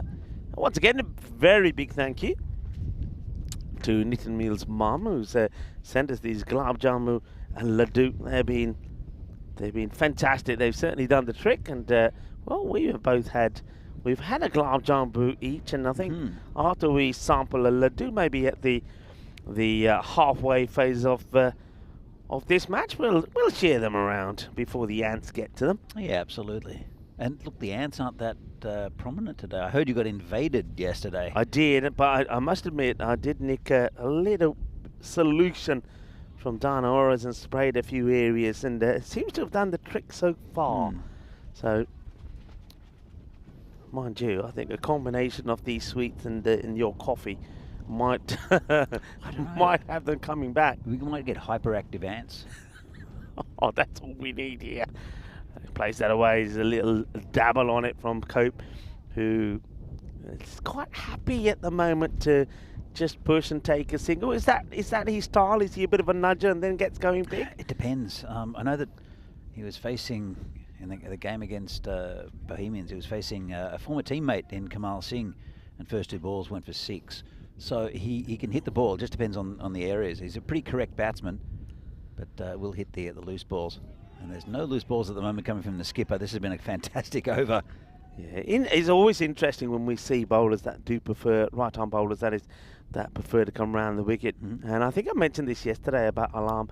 He's one that, I really say it, but he's one that I like because he does at least imitate that left arm. If you look at where he's getting the ball to go, he's not spraying it down the leg side. So that's the end of the over. Look at that, just 3 runs from it. He has picked up a wicket. So the captain came on at a crucial time, didn't he? Just when that over from Chandra, from the leg spinner, went for 17. He's come back and he's got a good over in, and he puts his team firmly on top here again. 43 for 5 after 5 as we have a look at a 2024 calendar. Yeah, look, here in Czechia, in Central Europe, then going east to Romania, Hungary, Bulgaria. Then it'll be Italy, Croatia, Austria, then Croatia. And then there's the European Cricket Championship down in Khartoum, then Malta, Spain. And then the European Cricket Championship for women at the end of the year. Again, I like these the two divisions now, the Challenge Division and the Premier Division. I think it's a really good innovation. So some of the teams who would most likely get beaten, well, convincingly by some of the top nations, be able to play in that Challenger Division. Yeah, I think it gives them, like you say, good opportunity, because I think nobody likes to see one-sided matches, or nobody likes to see a team perhaps in the group which you know that they're going to be the whipping boys. So I think that's been eliminated. It also, in that Challenger Division, gives two teams the opportunity to play out in a final themselves, get some silverware, and then the following year play in the Premier Division. So yeah, I like it. Yeah, it'll be, as you're right, as you said, there'll be closer matches. There'll be good competition. Ajay Raj comes on the bowl. It's a little bit leg-sided to begin with.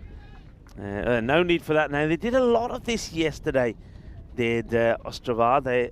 A number of occasions, they get excited and they start throwing the ball away, and we saw, ones become twos, and sometimes in some occasions one become threes. So they just got to be careful. They just got to, I feel they're going to hold their nerve here and keep their calm. Can Ajay Raj get the ball in the right areas? And we're going to see a big shot here from Cope. 2 balls, 2 singles so far. That's good delivery, and they're taking it on. And the wicketkeeper's done well to get there, but you don't mind singles here. And this is what they've got to be saying to themselves here, Ostrava. Singles don't hurt us, and that's a good delivery. Very good delivery, and pretty well run in the end, but just very good bowling. And it's been a good performance from Ostrava. They recovered from what was a pretty shaky start, only 21 off their first 3 overs in the power play, and they had a couple of big overs there and ended up with a decent total, just over the bowler. Well, could have been another one. Very close. As Ajay Raj just gets sort of lobbed by this one. He's not the tallest, is he? I think he'd be giving Shubit, our umpire, a competition in the height stakes, but gets lobbed. Well, this bandit, he's not short. He's a big old unit, is Cope. You get the feeling if he does hit one, it stays hit. But at the moment, he's having to play quite defensively. They've bowled well to him. He's a left-hander. I would guess, like most left-handers, Danny, he looks for anything that's loose down the leg side and puts it away. But at the moment, they've pitched the ball up to him, and he's had to play cautiously.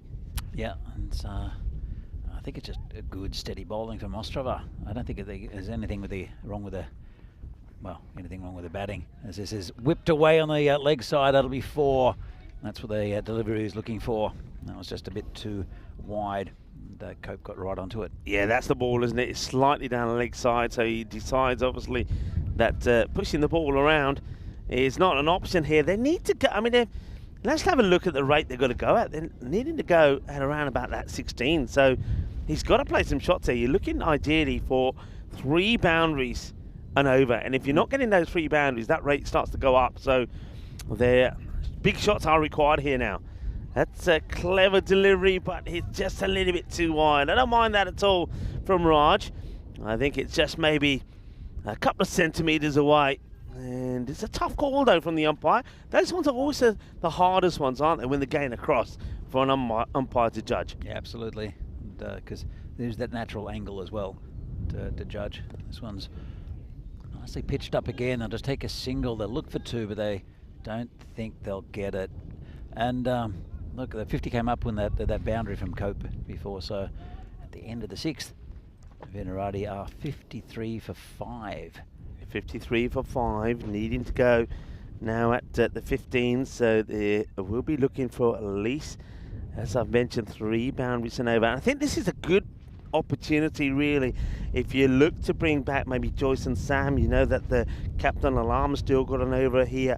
It's a good opportunity if those 2 come on here now. They could really kill the game. Well, there's no obvious weakness with the bowling. Today, I don't know about yesterday, but today everything's been spot on by the Ostrava bowlers. Yeah, just that 1 over, wasn't there, from the man who is coming back here now, Chandra. Now, this is obviously the captain is feeling that he hasn't got any other option. He's got to bowl Chandra. He's got his 5 bowlers.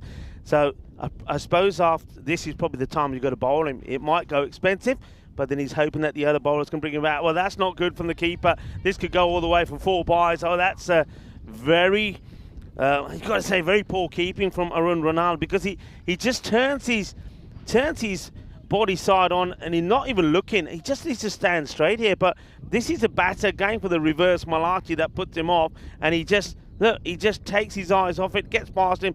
That's going to go past his buys. Yeah, it's unfortunate, but you're right, Rico. Not the greatest piece of keeping, but with the batsman doing all sorts in front of him. Oh, not straight again. through him. Not again, but this time the fielder's there. I've got to say, two pretty good deliveries here from Chandra.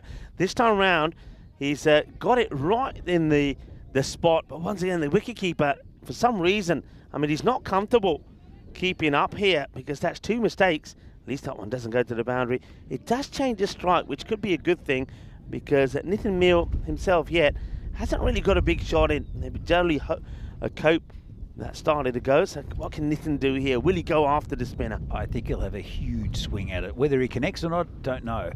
But when he connects, it normally goes a long way. Oh, this one's straight down the ground. This will be 4. As I mentioned before, the long on and long off are pretty wide. The mic is down. The microphone is being knocked out. You'll hear the sound of this. It hits the mic. The mic is down. I'll go and rescue the mic, I think, here. All right, I'll take over for a bit. So it's been a pretty good over so far here from the skipper. Nitin just hit that boundary.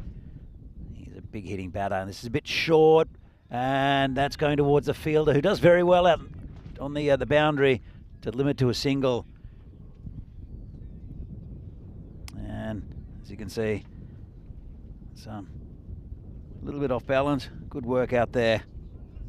And Ostrava, yeah, looking very confident in this game. 63 for 5. Target is, well, hold on. It's just gone for a single. I've just noticed the target is 117, Rico. Is there penalty runs, or what was the story? I don't just looking at that, because they did get 111. It would make sense if there were 5 penalty runs. So not really sure, but Rico will have a look at that as bowler comes in again. This is hit straight again. Fielder will have to do well. Won't get there. 4 runs. That's another 4 for Nitin, who's picked out that area.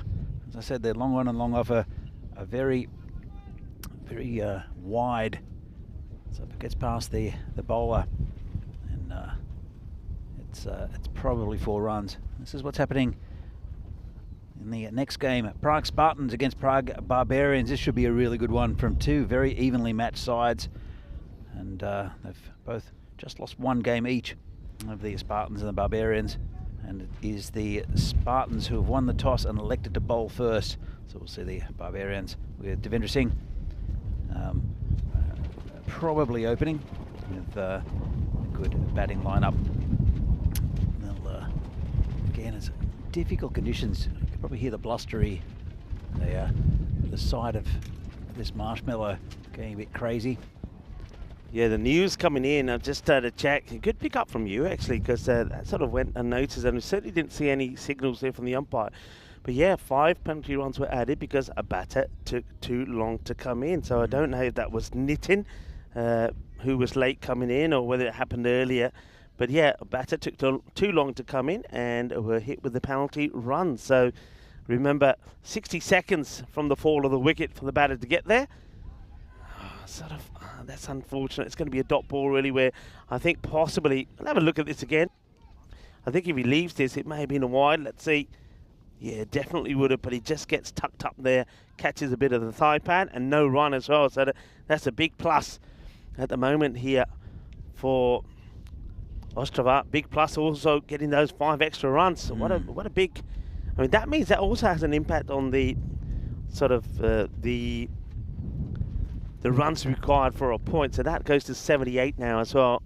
They should get that. I mean, that's just 10 away. And that one is going to sneak in as well. So clever bowling here from Ramdas. Very good bowling. Let's have a look at this one.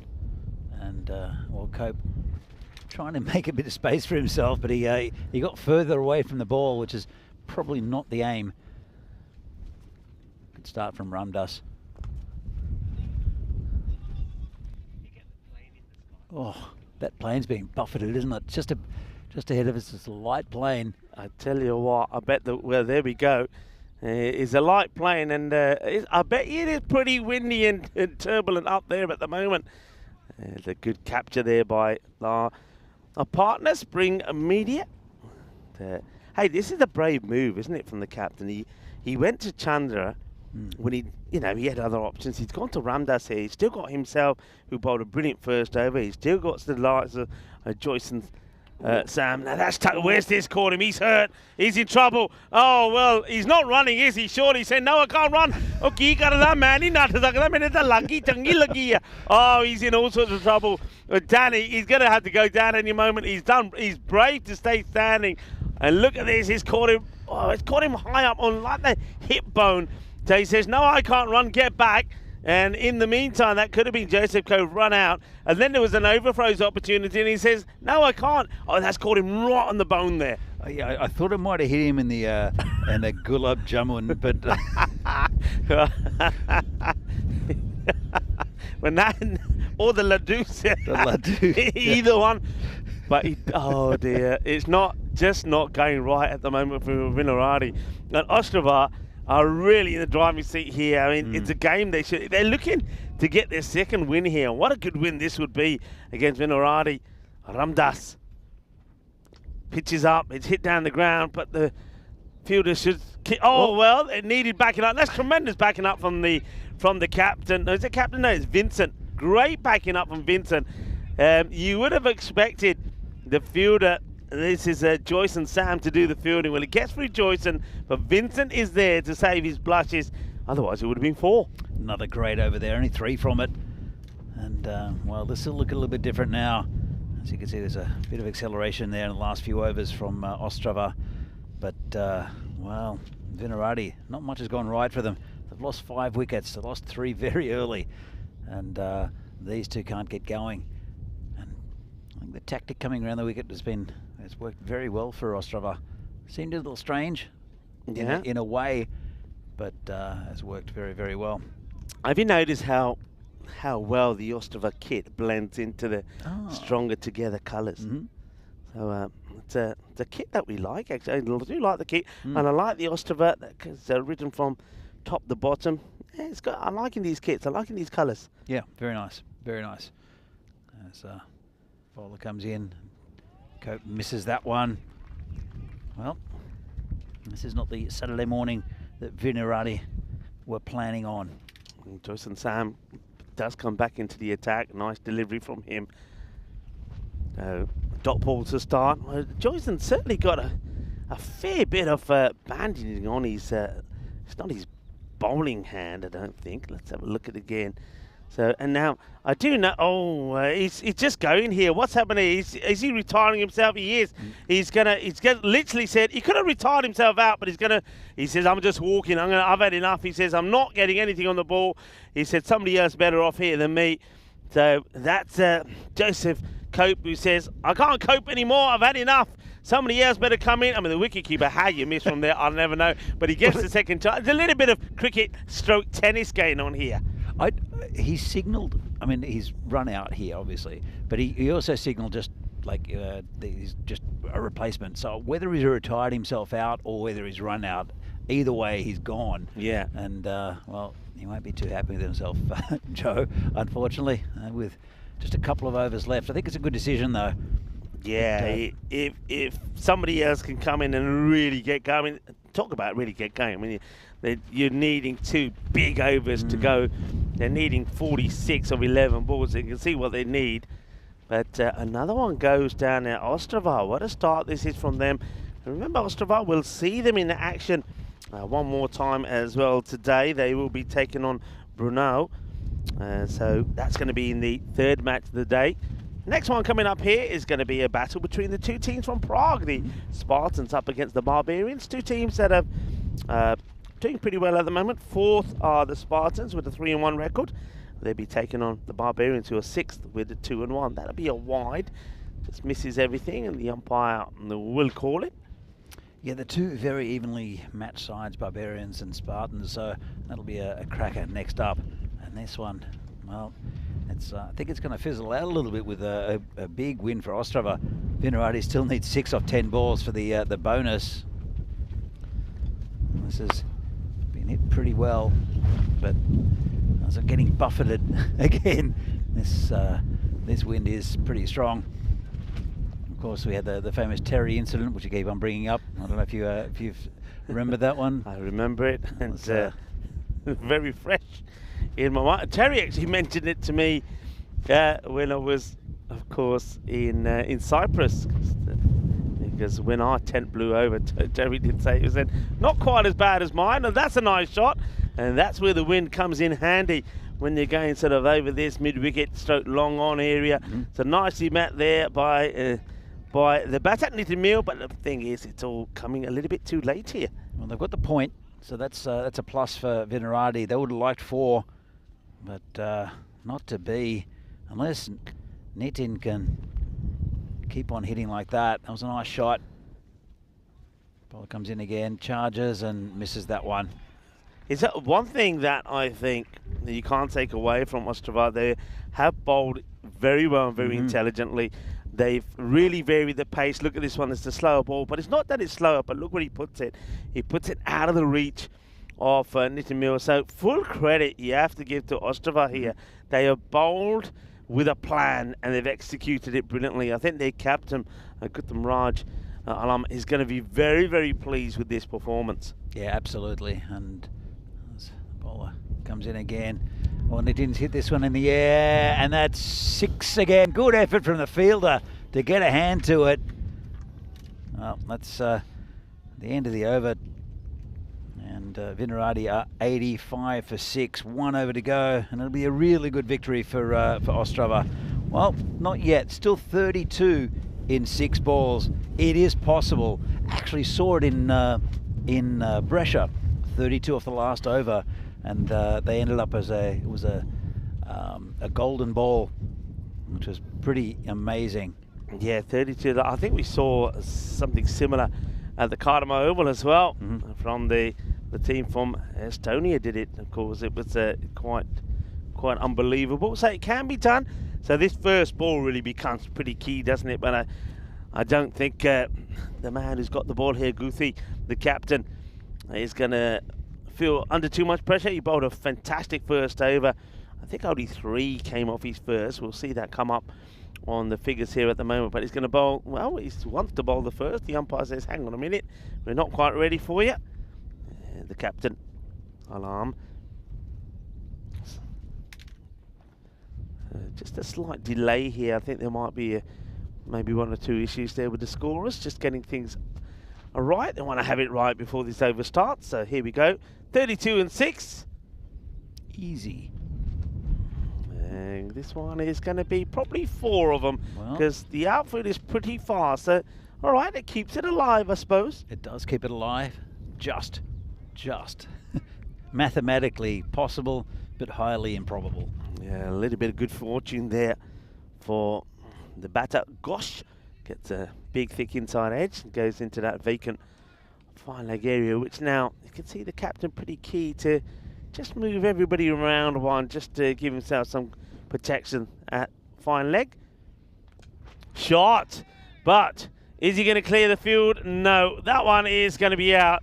Well, I thought he really absolutely smashed this one, but it just goes up and ends up being a simple catch there from Joyce and Sam.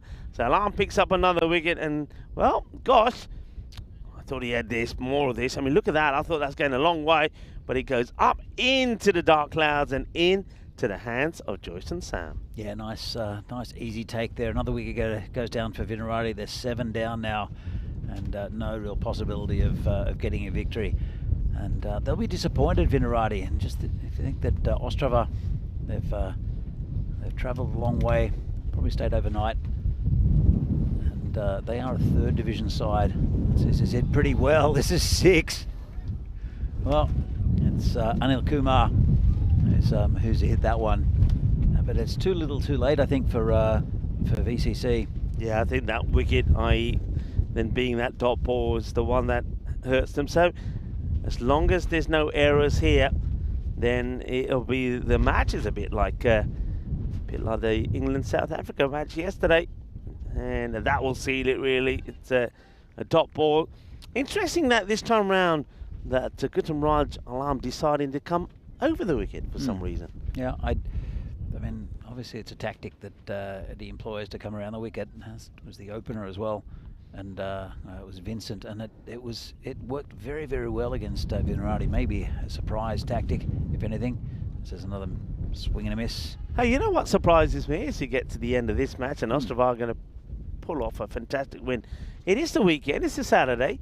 I don't see any golfers out at the moment. So is it too early for the golfers? No, there's a golf cart over there, I think. Maybe they're just teeing off a little bit later because, yeah, I suppose it's, maybe it's this is the time. Starting around about the local time now, getting up to sort of that 10:30, gone past the 10:30 mark.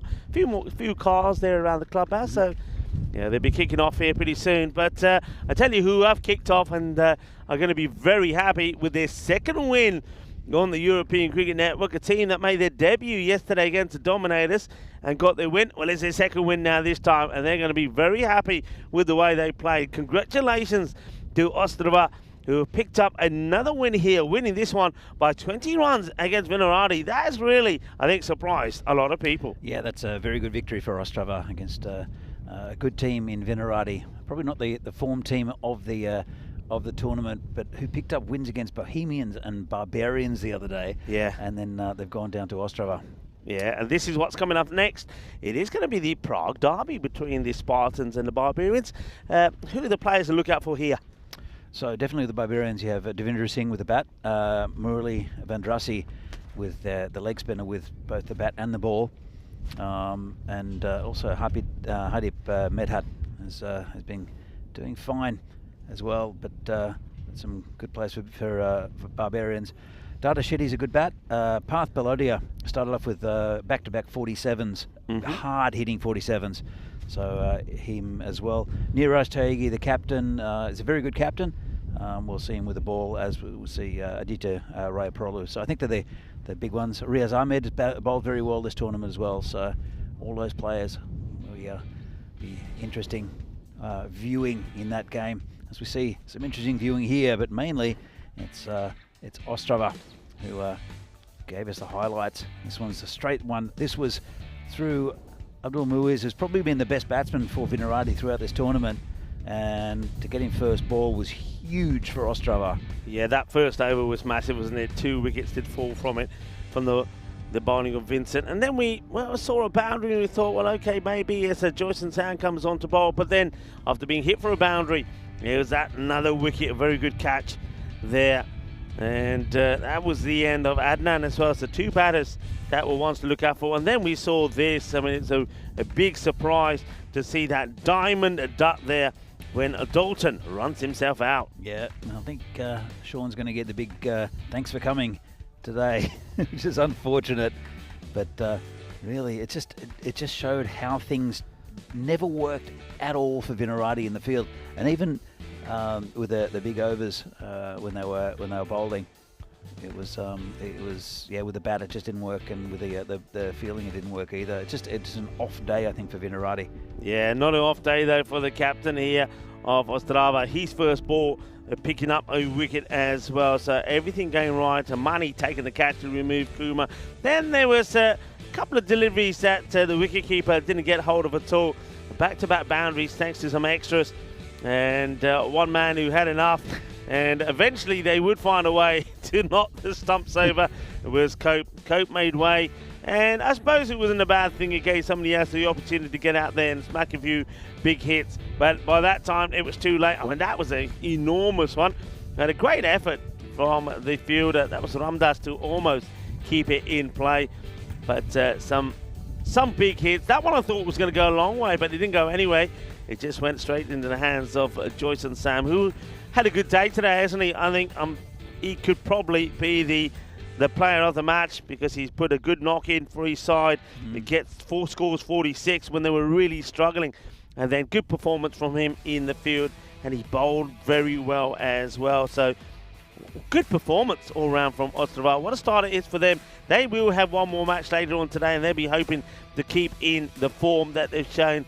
But Vinorad, just the one match for them today, and they're going to go down. Yeah, they'll be very disappointed with the way they played, I think. But Ostrava, I thought, bowled very, very well, very tight, good lines, and it was a fantastic performance, I think, from Ostrava. We will see them a little bit later in the day, as Rico mentioned. This is not a pretty batting card for Vinorad. The top three, only 6 between them, and then well, Neelish with a fighting 31, but when he left, Sean Dalton run out for a diamond duck.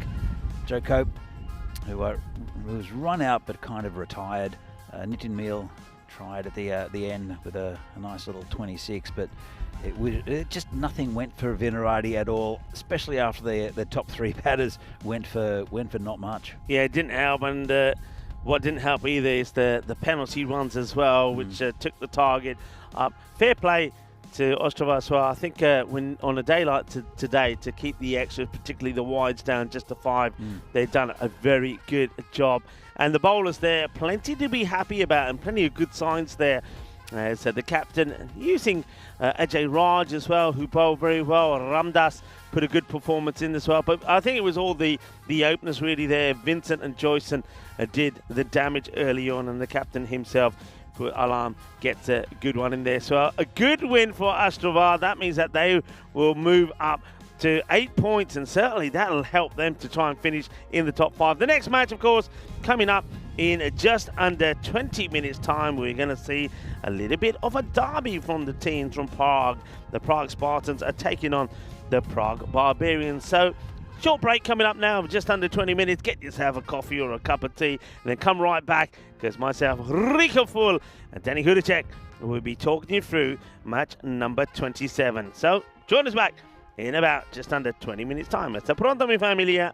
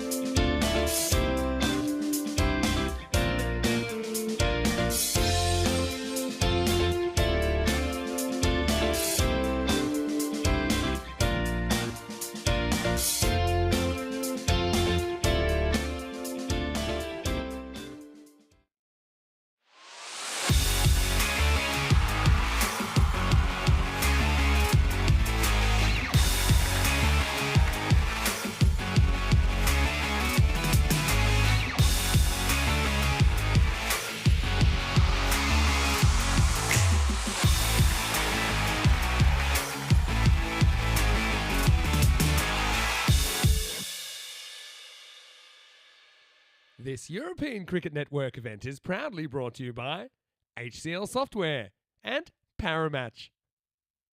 Welcome viewers to the second match on match day 6, match number 27. The teams from Prague coming together. It is the Barbarians up against the Spartans. The captains are with the tournament referee Charles Croucher. Let's see what happens at the coin toss.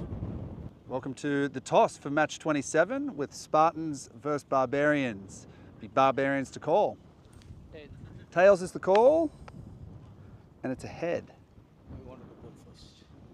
Spartans won the toss and will bowl first. So as you saw there, the Spartans will take the field of play.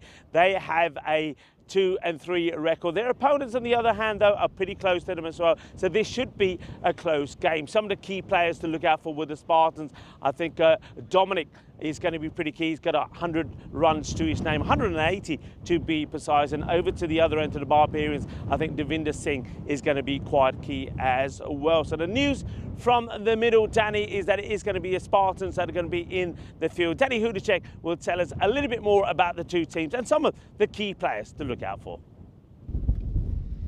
Well, welcome back to lovely Prague. It's blustery conditions here for this European Cricket Series match between the Spartans and the Barbarians. And, in the Czech Republic, as the wind picks up again, the Starlink's gone down physically this time, as we see here. The Spartans bowling first. It'll be Devinder Singh will do a lot of the heavy lifting for Barbarians. He's been in good form over the last well, a couple of years, really. Divi, I think this outfield suits his batting style, very correct. And then also Murali Vandrasi, obviously with the bat and the ball. Madasheti might open as well. We'll see what the lineup brings us. It's listed as Dadasheti to come in. We'll check it in a moment. But two very good sides with the ball. Probably see Niraj Tiaigi open the bowling. As we see here, Spartans slight favourites against Barbarians. This is one's too close to pick. Two very good sides. They'll be pushing for that top 4 position. There's of course 5 teams going through to the finals, and probably the big 3 in PCC, Bohemians and Bruno, who we'll see a little bit later, are I wouldn't say shoe-ins for the top 3, but pretty likely. And then there's a whole pack of them afterwards looking for the other 2 spots, as we see a tractor come past and just I don't know really what it's doing there, but it's backing up towards the edge of the field. Watch out for the fielder down at third man. So as I said, Spartans and Barbarians will be 2 of the teams. I think he'll be knocking on the door for those top 5 places and into the finals, and then from then anything can happen. It will be Rai Perlu who will open the bowling for Spartans, and Devinder Singh, who's also the wicketkeeper for Barbarians. He'll face the first delivery, and it will be Vamshi Madasheti from the other side. So, as I said, very blustery conditions here at Vinorad. It's a lovely ground, Scott Page Field. It's a very windy part of Prague, so it's not uncommon to get these sort of conditions. Be hard for the fielders, especially with under high catches. Will blow around a little bit. But, actually, just died down for a fraction before the start of this game, which is nice to see. I'm sure it'll pick up again very soon. So pretty regulation field. Men back, one at cow corner, and opposite him at a deep backward point. As you see, right, probably he's going to come around. He'll come over the wicket, left arm. Quite a few good left arm bowlers. You see opening the bowling for some of these sides. And Spartans against Barbarians go for the first ball. And that's called a wide. In fact, he's bowling around the wicket. Probably right arm. My apologies. It's interesting. He's been a very good player for Barbarians over the years. He's not captaining this tournament, but has in the past. And this one's tucked around the corner. That'll be 4. Too easy. Too easy. Just off the hip. And it will drift naturally that way with the wind pushing it across. And nice shot there from Divi to get his account underway. So,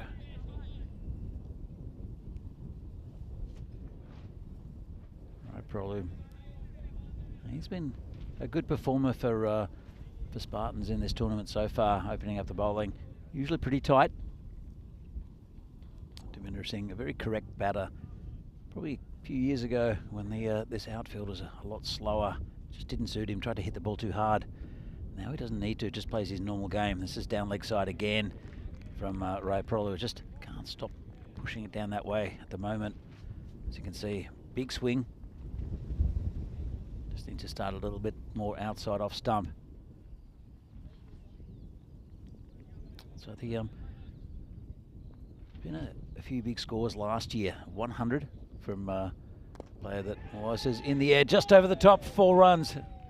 It's coming towards us in the commentary box, and it will be Rico Full who'll do the fielding. He'll join us in the marshmallow very shortly. And a nice shot there from Divi. As I said, he's a pretty correct batsman, and with this outfield so fast, you'll see that the batsmen who generally get big runs are quite correct. There was a century last year for Jagan Everson, who is injured in this tournament, so I don't know if we'll see him by the end of next week. Vashak, who was a Spartan, he's moved on to another team. In fact, I think it is Barbarians that he's moved on to from memory. I'll check that a bit later. But, it's a bit of a loose start from Ray Prolu. Madashetty will face his first delivery. And this is punch into the covers. Nice pick up by the fielder. Just be a single. I know that Spartans have worked hard on their fielding, and Barbarians also. They're both very industrious type teams. They're probably not the same, not quite as good as the top 3 at the moment, but very, very good sides here in the Czech Republic. Barbarians, one of the early sides, Barbarians, one of the early 4. This is nicely hit. Player out there, just be a single. Still a ball left in this over. It's been a long one. Bring Madashetty back on strike. Barbarians now 13 for no loss. Said still 1 ball left in this over.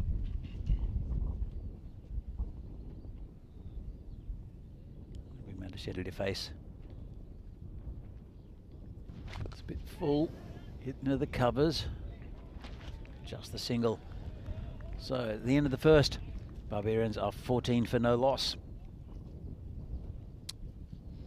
So here's what's happening soon. We're in Czechia until next weekend, and we have the ECIWs and ECIs, as well as this European Cricket Series. Then Romania, Hungary, Bulgaria, Croatia, and then Italy again, this time in Rome, and the Melville Shield, which will be fantastic. And then the Valletta Cup in Malta. That's what's coming up for June, well, still in June, July and August here on the European Cricket Network. Rico, what do you make of the start from Barbarians as the sun comes out? Well, it's I'm excited to see the sun. I'm also excited to see both these 2 teams in action. Haven't seen them as yet, first time. And a lot of people in the chat, actually, a lot of Barbarian support in the chat. So Siddharth, Dave, is excited to watch Prague Barbarians play today, and he's expecting them to get a victory as well. So some good supporters there. And also I've got Mark Smart, who's in the chat. He's saying good morning, saying rough weather, a storm blew through Bruno last night. So, yeah, a lot of people in the chat. Hello to Shohag as well. Mark Smart is known as Skippy down in Bruno. I'm not sure how involved he is with Bruno Cricket Club now, but he used to do a lot of work around the ground, and he might be able to tell us, Skippy, if you're still doing work for Bruno, you're still with the club. But he's an avid follower of Bruno Cricket and of Bruno as well. He's always trying to compare the two cities for no apparent reason, because Prague is definitely superior in many ways. But Brno's a nice city, actually, to be fair. Tiagi is the bowler here now. You can see the wind. I mean, the sun did pop out for a moment, but it's gone again. Yeah, so the wind, well, this is the wind that I know when I got here yesterday. Vinny said, you're very lucky, Rico, because normally we have a fair bit of wind around, and there was hardly any wind yesterday. Even when those storms came, it was the calm before the storm, so to speak. And fortunately enough, though, we did get that a bit of the wet stuff. We did manage to get all the games in yesterday, even though some of them were reduced matches. But probably no issues with the rain today, but the wind certainly causing some trouble. And, well, we almost got invaded by a tractor as well, which, well, be warned, is coming back this way again. It is coming back. I don't know what he's doing. Tractor stuff, I guess.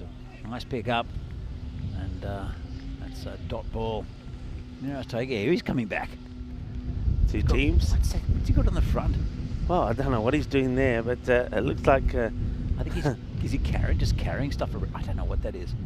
Or maybe Monesh, who's the ball retriever over there. Well, speaking of balls, that goes in that direction. Fortunately, it doesn't go towards the tractor. That's a nice looking shot played there by Devinder Singh. Of course, he's been in good form, but this is a real loose delivery. He has so much width to play this, but maybe Monesh, who's the ball retriever over there, has had a word with the man on the tractor and said it'd be a lot easier to find these balls. You can get rid of some of this long grass.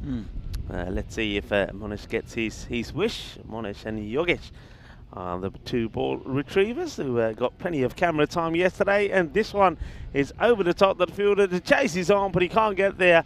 Kafi cautious Kitty feeling there, but Joka Luggy, it's another boundary to Devinder Singh, who has been in some very good form. Yeah, it's been in very good form, and it's so important to this Barbarians lineup. We saw him hit about a 90-something in the last year. I wouldn't be surprised if he went on and hit a century sometime in this tournament, Devinder Singh, because he's a clean hitter of the ball. He waits on it, and an intelligent cricketer as well, and plays just genuine cricket shots. As we see here, the standings, and well, most teams have played like 4, 5 or 6 games. Dominators down the bottom, unfortunately winless in 7, but it's very tight. See Spartans there in 4th. Barbarians only played 3 games. It went down to Vinorad a couple of days ago in a good game for the Vinos, but there's not much between these two. Vinorad, United as well are in that bracket, and as I said, I think the top 3 almost picked themselves for the top 3 spots, but there's spots 4 and 5, which probably about 6 teams could get into that area, and just trying to weasel the way into that those 5 to 2 spots. This is called a wide. The new bowler is Jovan Dominic, who's been excellent for the Spartans in this tournament. Just started that one just a bit straight, and went down leg side.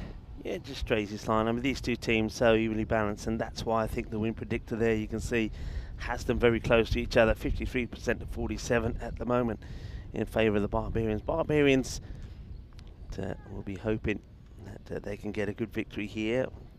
Needing Devinder here. Oh, that is so close to catching the top of the off stump. What a good delivery that is, and that one comes back in a fair bit from Dominic.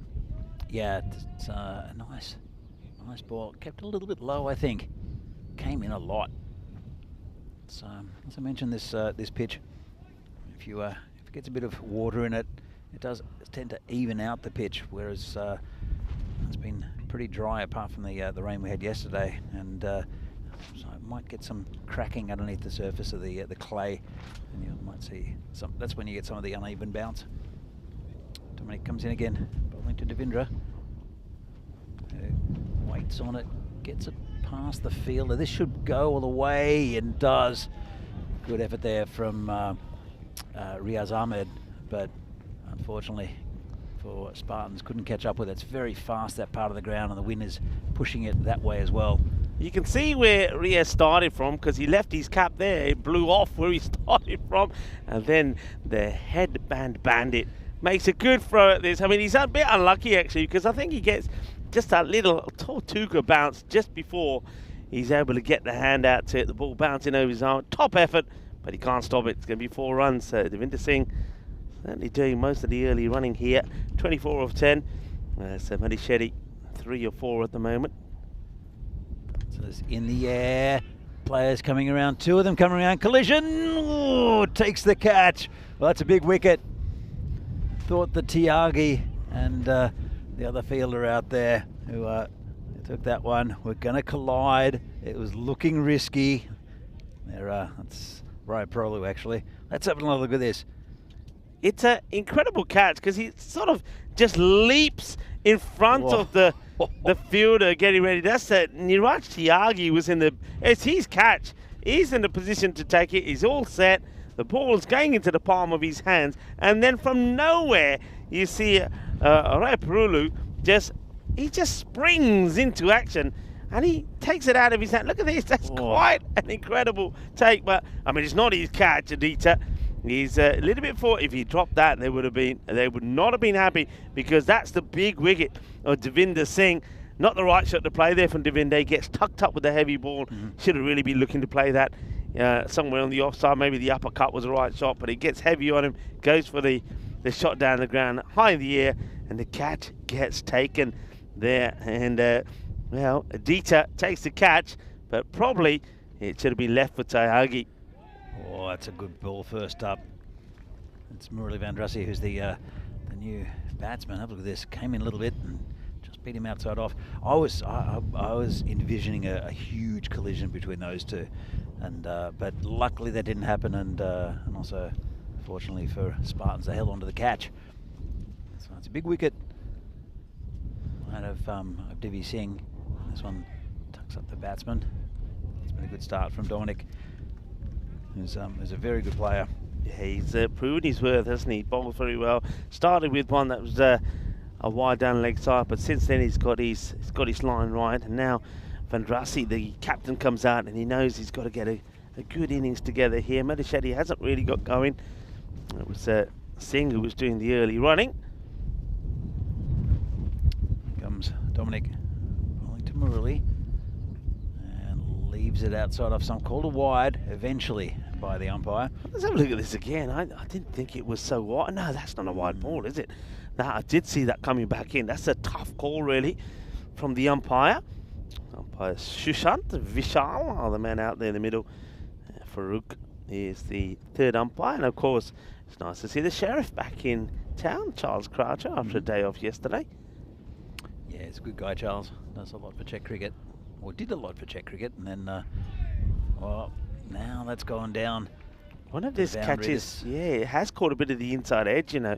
So catches a bit of the bat, and a difficult one for the keeper because it goes downwards into his feet and he can't stop it. So some streaky runs as Vendrasi, the captain, gets off the mark. They'll take whatever they can at the moment. Power play comes to an end, and it's 37 for 1.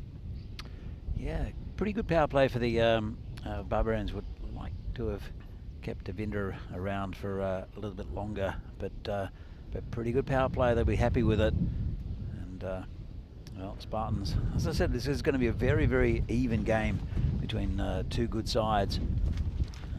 And I suppose they're going to be very difficult to separate. It's hard to separate them even with the kit, really, isn't it? And they're very similar kits. I think just the bottoms really of the batting side different to the fielding side. So yeah, it should be a good contest, and not surprising that a lot of people expecting to see a good match here, a close match. Mithil is the new bowler. Gets one down the ground. There's the batsman just for a single Yeah, you talked about the hat that Riaz Ahmed's wearing, and he's got the headband. He was bowling in a bandana a couple of days ago, and which looked very cool. But then the batsman asked him to remove it. This is high in the air. Player coming under it. Does well. Takes a neat catch.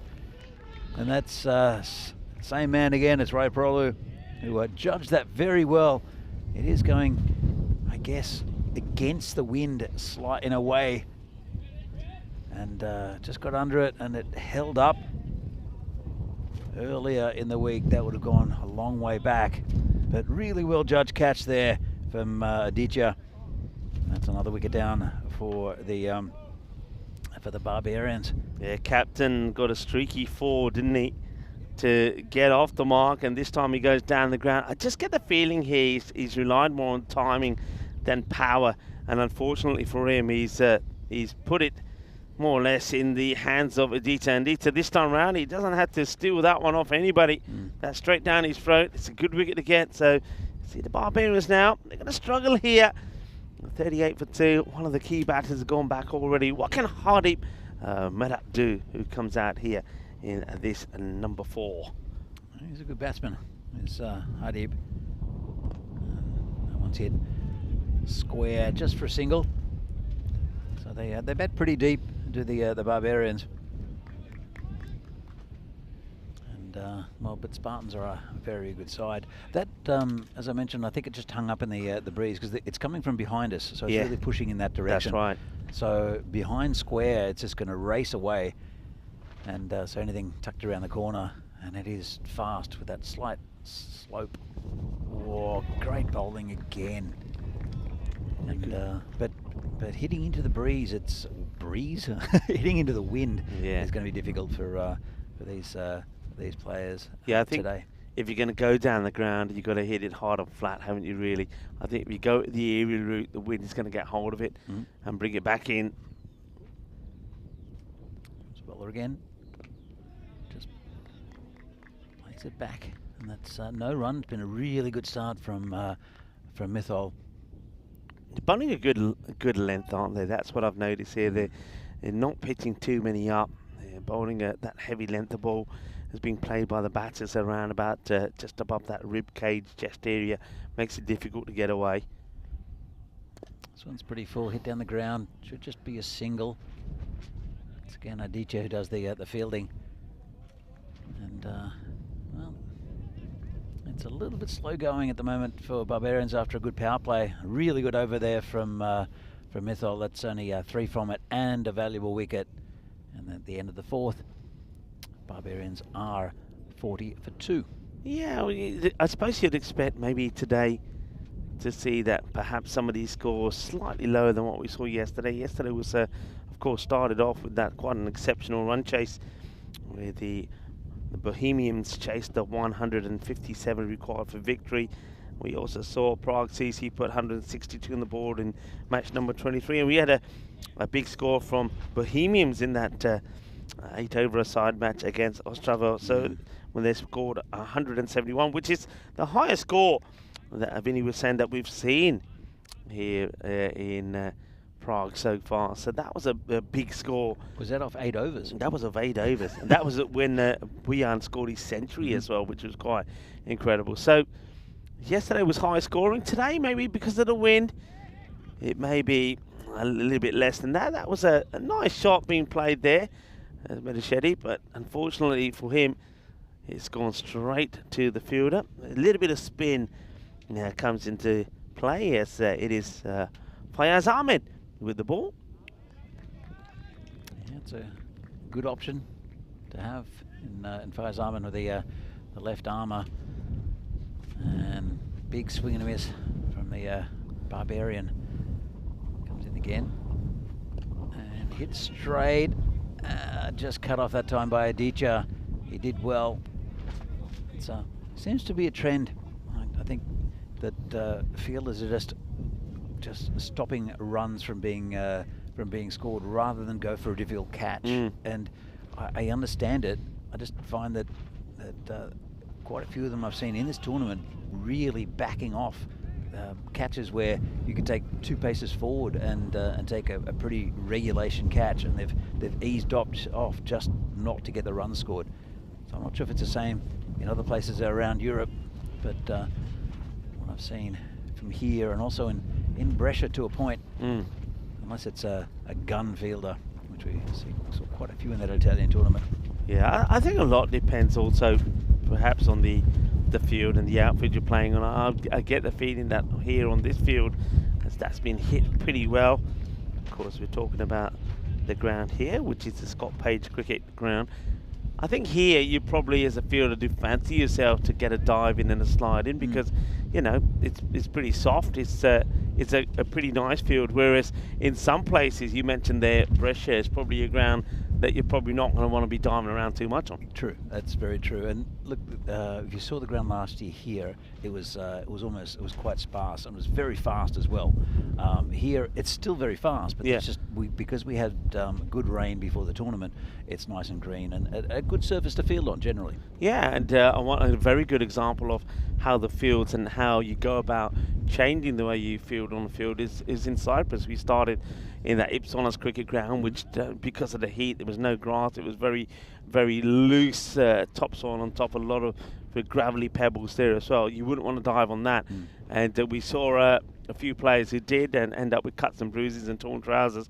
And then we went to the Happy Valley ground, which was completely different, very similar to this, and you saw players diving and sliding. So a lot depends on those grounds. And sometimes, and this is it's a very important subject, because often we hear people comment about how perhaps a lot of the fielders that play in Europe, how they're not sort of diving and sliding as much as what you'll see players from teams from the UK, Scotland, Ireland do. And a lot of it is basically down to where they play the cricket. They would never dream of diving or sliding, because basically if they did, they'll end up in casualty. Yeah, look, this ground, as I said, the first time we ever used this ground here in Prague was for the first European Cricket Series. Prague, what was it called? It was the Czech Super Series. It was a weekend or something, was it? Is that right? It was a weekend tournament. It was over 5 weekends. And this is in the air, but we'll be safe. It was over 5 weekends.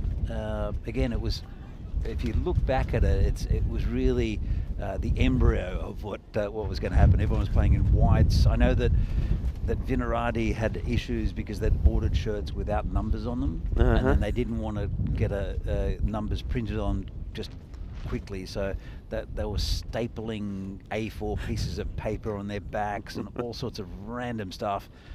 So it was a fun tournament. It was really interesting to see as this goes down to the boundary for 4. But that the first time this ground was ever used was for that. And when you start a new cricket ground, unless you've got funding, you're going to get little bobbly spots, and we did see quite a few. But I know from experience going down and playing in Romania when that ground first opened, it was a fabulous surface. It was really, it was there was a turf pitch there, and it's that we played on the AstroTurf. Went down there for it was like a Czech-speaking 11. We went down there and played very well, and with quite a few young Czech players as well, and that was great. But that outfield was perfect, absolutely beautiful. Yeah. So, and it's still a lovely ground. It is. That's the Moravassia ground, isn't it? And a lovely lake there. So yeah, picturesque. And looking forward, of course, to going there after we finish our series here in Czechia. Now, not sure. Seems to be some little issue here. Seeing that maybe rid of the thigh pad. Yeah, might be an issue here with the batter. Probably he's got to rid of this thigh pad. You're watching me hitting the thigh next. Thigh pad's being taken off, so maybe that's just affecting him a little. The 50 did come up in this over, but I suppose again same sort of pace that we saw in the last match really, so not too much acceleration going in here. So it could be a similar sort of score at the moment, listed to be around about the 105. And Ostrava in that first match they did get to 111, didn't they, which then of course got taken up to 1 16 because of the 5 penalty run. So let's see if they can get the acceleration in. There certainly seems to be an effort to do so. But once again, fair play to the bowlers in these difficult conditions. They're getting the ball in the right areas. Yeah, it's again really steady bowling. I think we saw that from Ostrava in the previous game, and here the Spartans, you're right, they're getting in the right areas. And difficult going for the Barbarians. That's again from 10 metres away, pretty much rifled into the keeper, who I don't think really appreciated it. Yeah, end of another over though, so that's 6 completed now. The expected run rate around about 100, so they need to have a big finish in the last 4 overs to come. 52 a score for 2, and it's good over there from Wani. Shoaib Wani just keeping that ball close to that off stop.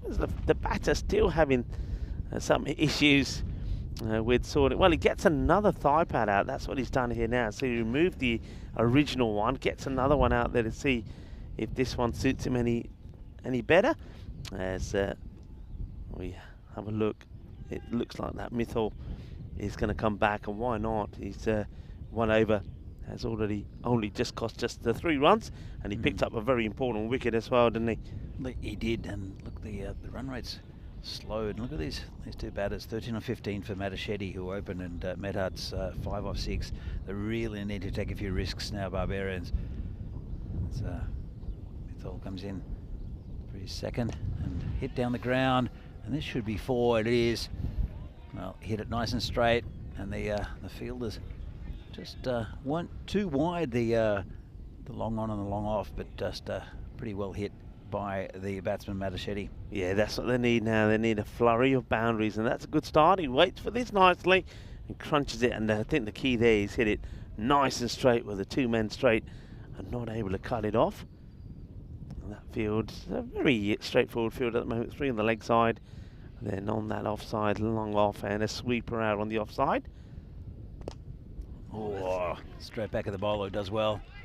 So Rico, this is a little bit of Czech history for you. If you look in the distance, yes, on the horizon, you'll see a bump.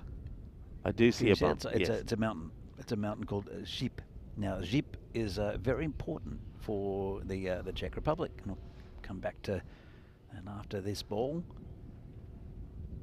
And gets away the dodgy inside edge, and that's going to go all the way down to the boundary for 4. Well, it's there are a lot of runs in that part of the ground. There is, and we've said this is the vortex where the ball will just get sucked in. And cheers for the first time there, I think, from some of the Barbarians, because they know they need some of these runs. So tell me more about this mountain. So firstly, it looks quite big and impressive, but the closer you get to it, you realise it's basically a small hill, but it's on a plain, and you can see it from all around Prague and different parts of Prague.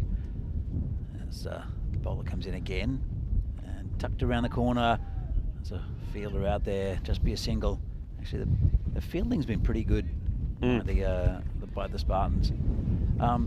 So this is where, by legend, that 2 brothers came, Czech and Lech. Right? And Lech said, "This is not the land for my people. I'm going to go elsewhere." But grandfather Czech, or was this big swing and a miss? Grandfather Czech said, "This is the land of my people." Right. Hence Czech. So Czech people. The story goes, it's the holy mountain of the Czech Republic, and the story goes that that's where he said, this is where we're going to settle. And grandfather Lech went to Poland and established Poland. All right. So that's the legend. As this is in the air, way back for the 6. Nice shot there from Medhard. Yeah, that's a lovely shot. Once again, I mean, we've seen him pierce the field before by hitting it flat and half for 4, but this one, he says it's 6 that I'm after now. They haven't had too many Maximos in the innings, so that's a nice shot. And now they're starting to find their voice. Well, that's a hard deep, and that is the first 6 of the innings. So here's the European Cricket Championship for women that's happening in December. You can see the Challenger division and the Premier division, and it's going to be very interesting. Spain, Austria, Germany, Jersey, and Czechia. It's going to be tough for Czechia, I think, with that with there, because I think they've got some very good ladies sides, women's sides, I should say, in the Challenger division. But the Premier Division, England 11, Scotland, Ireland, Netherlands, Italy will be very competitive as well, starting off in December. So you were at this tournament last year. It was a fantastic tournament. Oh, it was amazing, it really was, and I'm so pleased to see it growing. And you know, there's also a number of other teams who I think pretty soon will be involved in that. I'm expecting next year to be even bigger. That's been worked away, but it'll only be a single. I mean, I've just saw some brilliant cricket from the women T20 internationals and also T10 ECIs there in Cyprus. Of course, Cyprus coming along leaps and bounds, and Estonia plays some good cricket as well. It's very exciting to see, and I just love the way that the women are playing the cricket at the moment. It's exciting to watch some very good players there. We just saw the captain of Cyprus, Chatrani. She looked a very good, classy player. She's got a lot of sort of family ties to cricket. A lot of her sisters playing or have played there for Sri Lanka. One of them playing for the under-90s, and just by having players like that in the fold, you know, it just helps that nation do so well. So a lot of players obviously learning from her, and she's able to help with her knowledge and skills to those players. So teams like Cyprus, teams like Estonia are going to be coming up fast, and I don't think it'll be long. You know, next year might be 50, might be even 20 teams taking part in the women's ECS. See, that one is going to be out, so going against the wind, and that's the problem really here. It's a good catch taken, and Hardy, after playing a good shot down the ground for 6, once again goes with a big shot. He has to, I suppose, but this time is not going to get past the fielder. Another wicket goes, so well done and well bowled by Fayaz Ahmed. I think he's bowled very well. And one thing I thought yesterday, Danny, when I was, of course, conditions were very different. It was a warm day with hardly any breeze, and the outfield was very fast, and I had a good look for the first time at that pitch, and I thought the slower bowlers would do well on it, and certainly I saw that yesterday.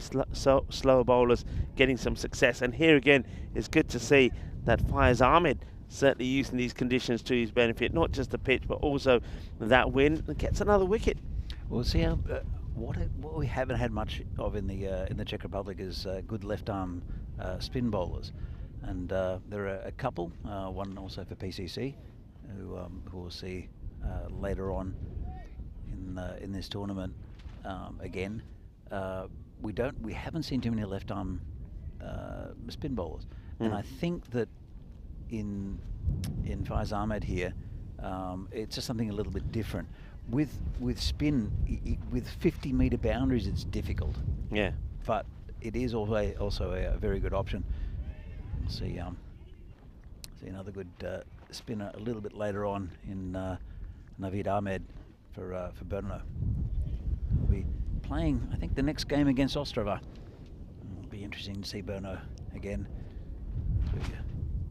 Yeah, they'd be keen to perform well. I mean, they're at the start of the day, they're in second spot, so they were expecting to get a win over Ostrava, but Ostrava at the moment are on a high after that win against Vinorad. And speaking about high, that one goes high and mighty. It's a good way to finish the over. It's a big hit there from Medicetti, who's been there a while.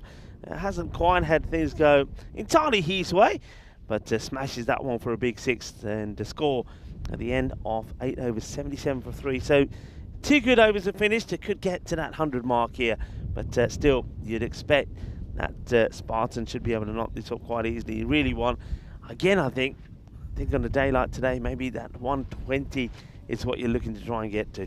Yeah, look, it's been difficult. Ostrava had a couple of good overs, which pumped the score up to that 111 mark, and then 116 in the end. But Vinorad struggled, and here in a good side, Barbarians, they're struggling as well. So I'm not sure if this wind is really affecting the batting. It shouldn't as much as it would affect the fielding team, but it just seems like it is affecting some of the batting. And but also, really, I think that some of the big names for Barbarians fell early in Divi Singh and also Murali Vandrasi. Just asking the question here, and maybe the keeper feels that the batter just didn't get the foot back in here. I want to have a quick look at this side on. So asking the question is Shubham Gupta. Let's see if he can pick up anything here. Let's see the batter does. He's out there for the moment, but yeah, I think he just gets, not a lot, but just gets enough back for that to be given not out. Yeah, sometimes if you're keeping and you see a player roll his foot back, it's more difficult to tell whether it's back in or not. Oh, this could be out. I think it is, and it's gone. Well, a bit of indecision with the run in between the wickets, and that's another one down. Let's have a look at what happened here with the run out, and not sure what the keeper's going on about. Have a look. So they've gone for one. They started to take off, and it was just never on. Throw was quite high and clearly out. That's the end of the batsman. Yeah, that's Arun Benjamin that's going to depart. So I think taking on the arm of the fielder, maybe they're gambling that because of that strong wind that the fielder's not going to get the throw in. But as it happens, he didn't just get it in. It was a nice strong throw. And straight into the gloves. Another one will make his way, and in fact that wasn't, beg your pardon, it wasn't Arun, it was the main batter that was trying to get himself back in. He was batting pretty well, so that's disappointment, because now you're going to have to try and finish the innings on, oh well, that would help. It's it's a double. It's a double clanger here, and well, it's gone through one, and I don't think maybe Ryan is expecting that to come his way. Well, it does. Look at the bowler, the double teapot. He is not happy. Look at this. Well, it goes through one, and not just does it go through one, and that's bad, and that's no better. And once again, he's got to try and get that cap on a bit better. Yeah. It's a valuable run from nowhere there. So they lose the key wicket there of Madishetty. And then the next batter, not only does he get a very lucky 4, he stays on strike and smashes another one away. That was Dylan Stain, the national team captain, doing the fielding there. We'll see him next up for Bruno. He's wearing a nice, looks like is it a woolly jumper? Not sure. He's watching the game though, pretty intently. Anything to keep warm, I guess, at the moment. It's I saw the temperatures today and I thought, oh, this is going to be quite nice. I came without a jacket. It's probably a poor decision. That was a hit-me ball. Not great bowling from Wani. 25 off his spell. But just lined that up and smashed it over the square leg boundary for 6. 94 for 4 now with an over left. That was a pretty big over for Barbarians. Yeah, well, Pradeep Ganguly comes out, and we thought he's going to be under pressure and they might struggle to get the acceleration in, but he just smashed 2 6s and a 4 to finish that over and a high. Probably one of the better overs that they've had. Absolutely. And look, Pradeep's been around for a long time for Barbarians. I used to play with Pradeep. Okay. He used to be a bowler. He's also kept, and he was the kind of player that you would tell him to do something and he'd wave to you and say okay, and would not do it. So he was, but he's played a long time for Barbarians. He's a very good umpire as well. He's in one of the umpires, in the Umpires Association. Had a child a little while ago, and I'm Facebook friends with him, and he often posts little things with his child, and looks like a loving father. So, and I think it's a little boy. It's adorable.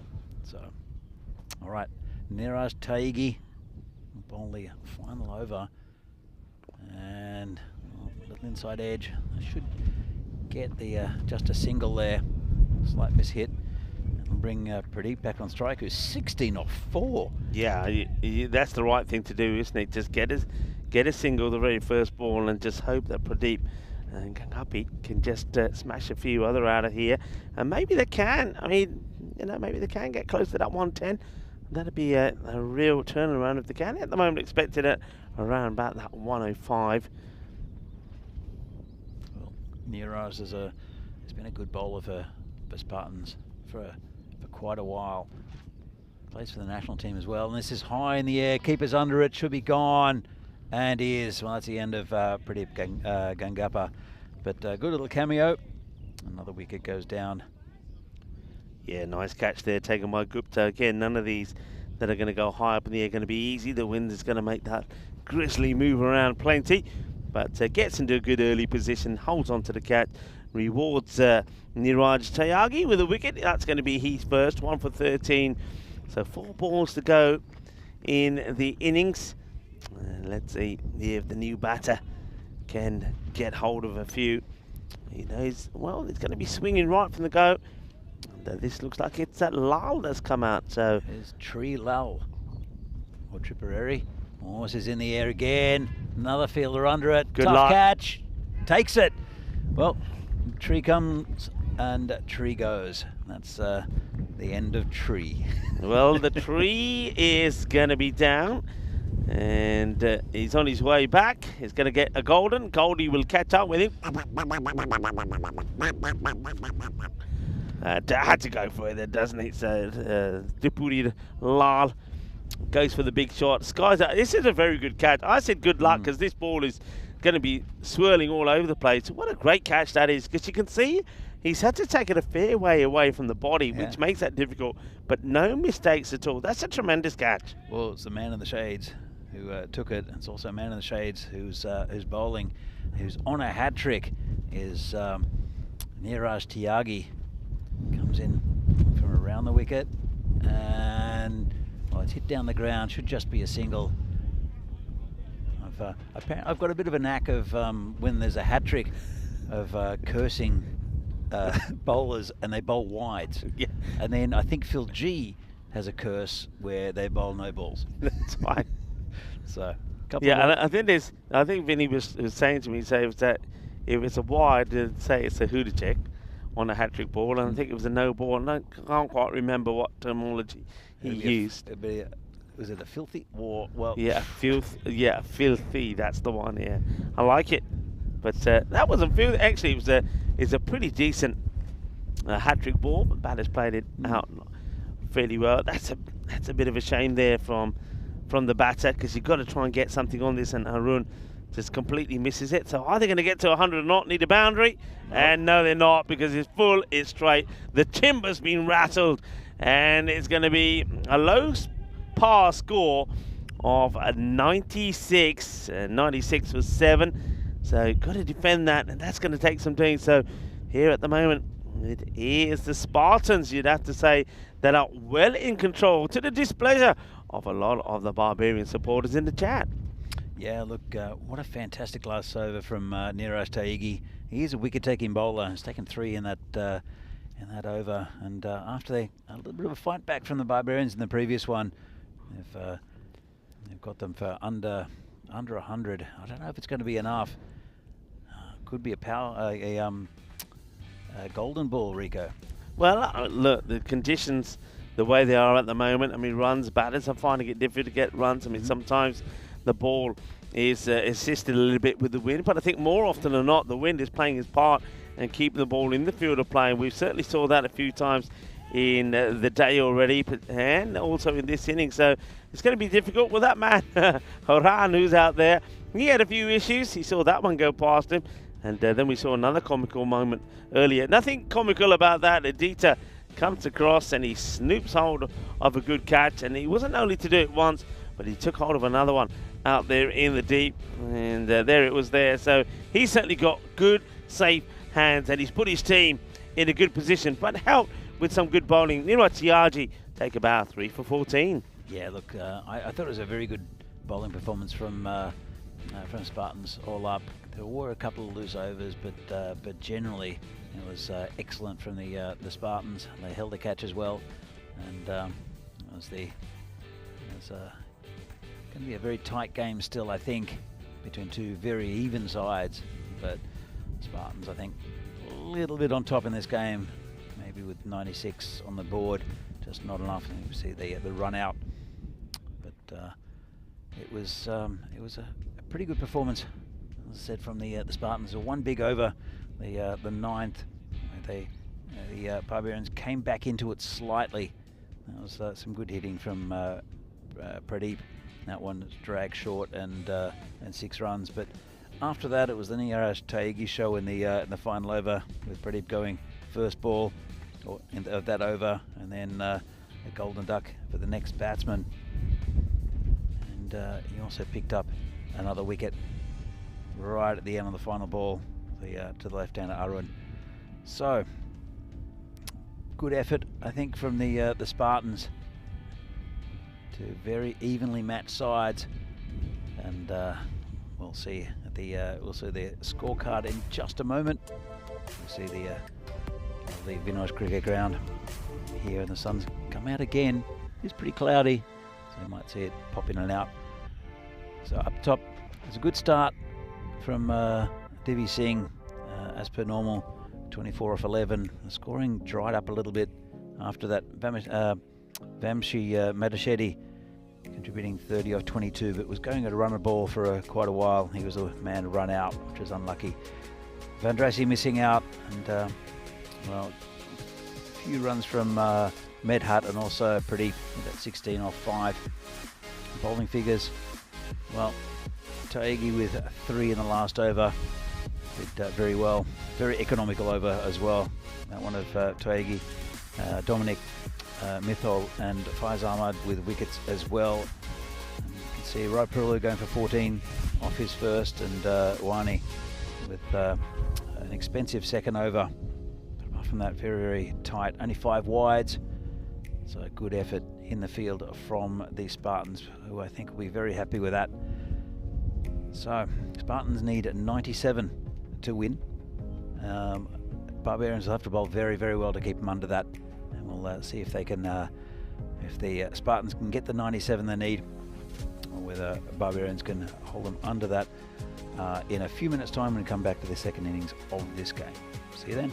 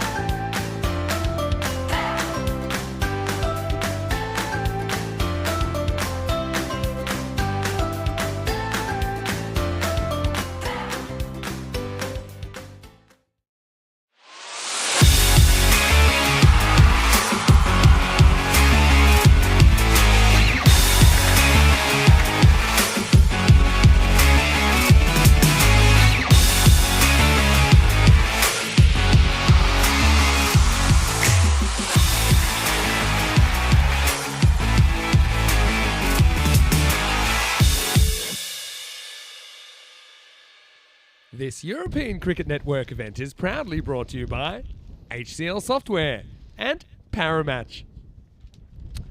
Welcome back, cricket lovers, to a windy Czechia. Yeah, that wind certainly is causing a bit of havoc. Things flying around all over the place, but the cricket is still going ahead. No problems with that. But there were a few problems with the batting there of the Prague Barbarians. They don't get to 100 score, which means that, well, I think when you have a look at this bonus point equation, 67 or less, if they can restrict to, means they pick up all the points. I mean, unless they bowl superbly well, I can't see that happening. But what I can see happening here is an opportunity maybe for the Prague Spartans to get to the score in 7 overs or less, and they take the bonus point here. So it's a big opportunity for the Spartans. I wonder if they're going to go out there with that in mind, or whether they're just thinking about getting the win here and not going too crazy at the beginning. I think if the opportunity presents itself, you do have to take it. And hello to a few people in the chat. It's nice to see that Ghulam Mustafa has joined us, as well as Helix. And plenty of interesting topics to be talked about there. And Yuvraj, it's nice to see Yuvraj Singh, UV as I call him, in the chat as well. And hello to Luke Belgium. Hello Luke, hope you're well. Not heard from you in a while as well. And Luke is saying have a splendid day to everyone. Have a splendid day yourself.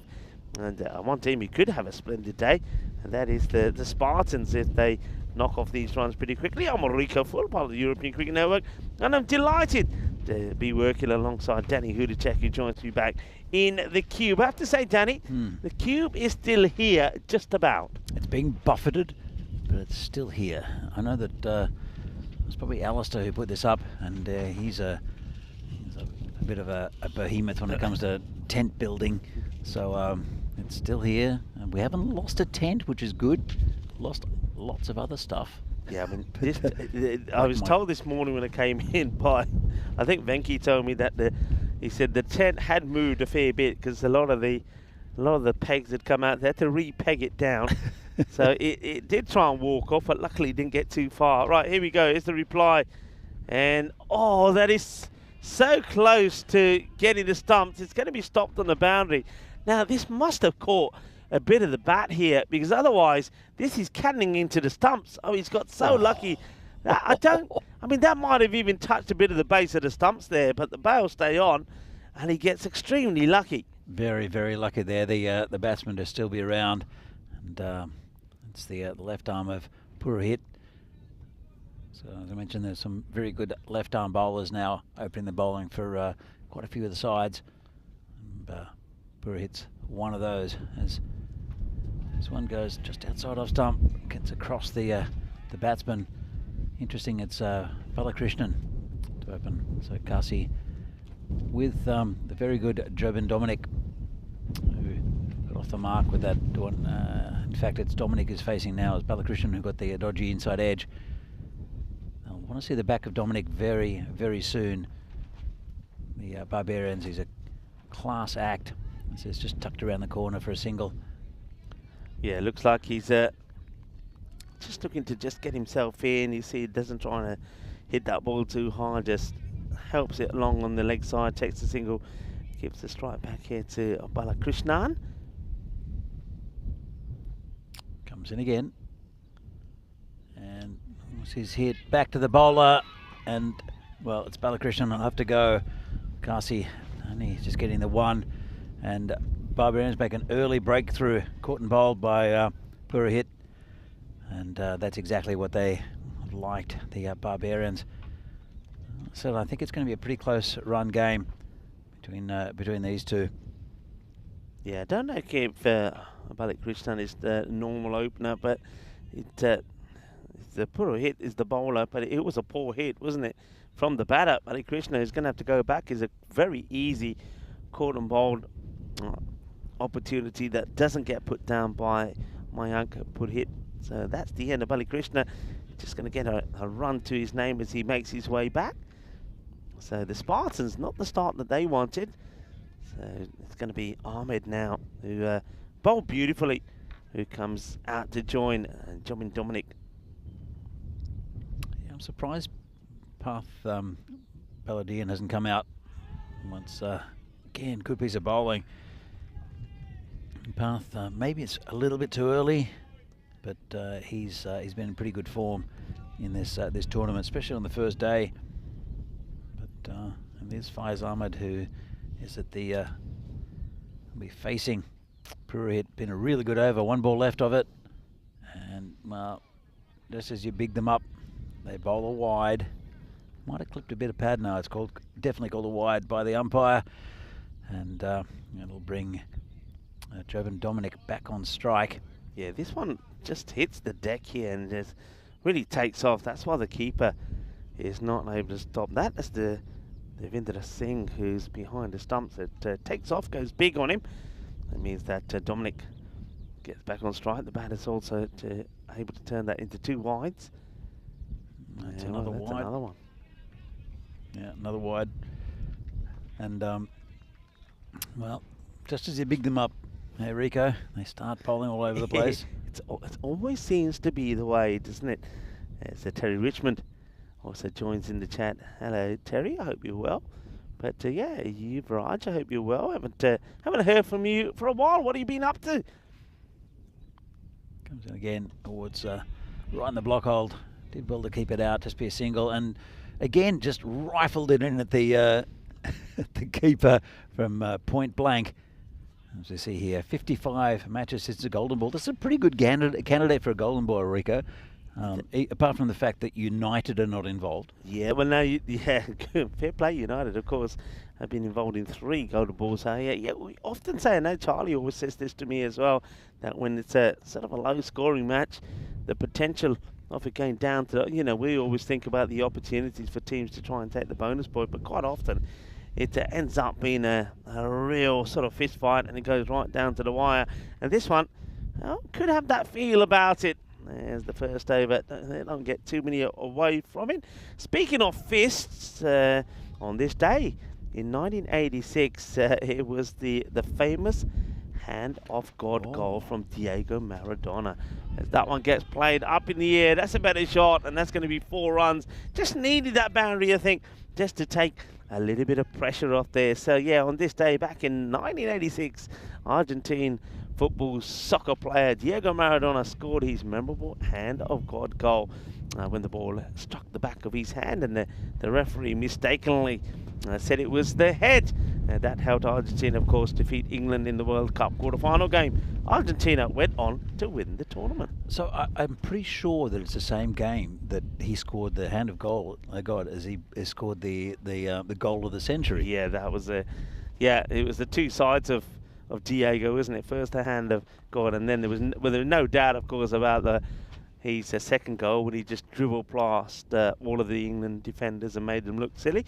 Bit of conversation here between, I think, the tournament referee and the umpires. I think things continue here. It's 10 for 1, as it is Bishit who's doing the bowling.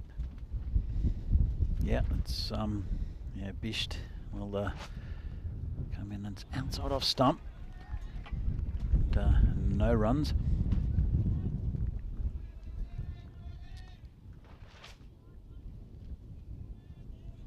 So, well, pretty tight tussle at the moment. As Bisht come in bowling to Jovan Dominic. And it's been hit. Oh, again.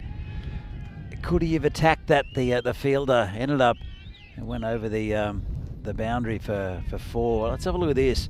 So it was cut. It was in the air, and it took a right turn at Albuquerque, or left turn actually. And unfortunate for the fielder, unfortunate for the bowler, and for Barbarians.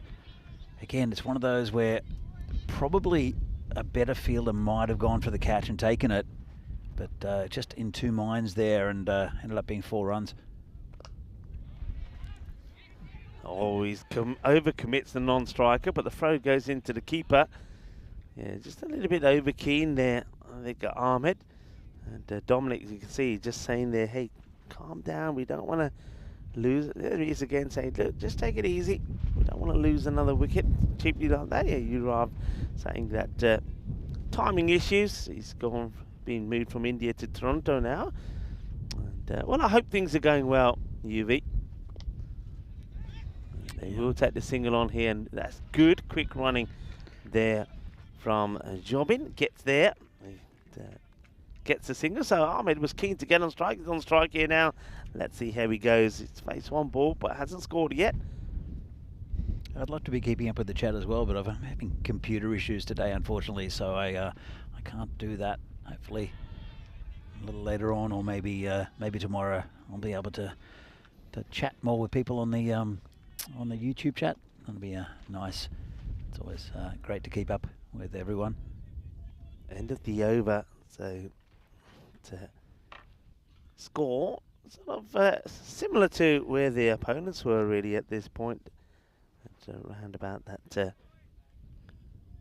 We'll just have a quick look at the standings there. So 15 for 1 after 2, and you can see these two teams.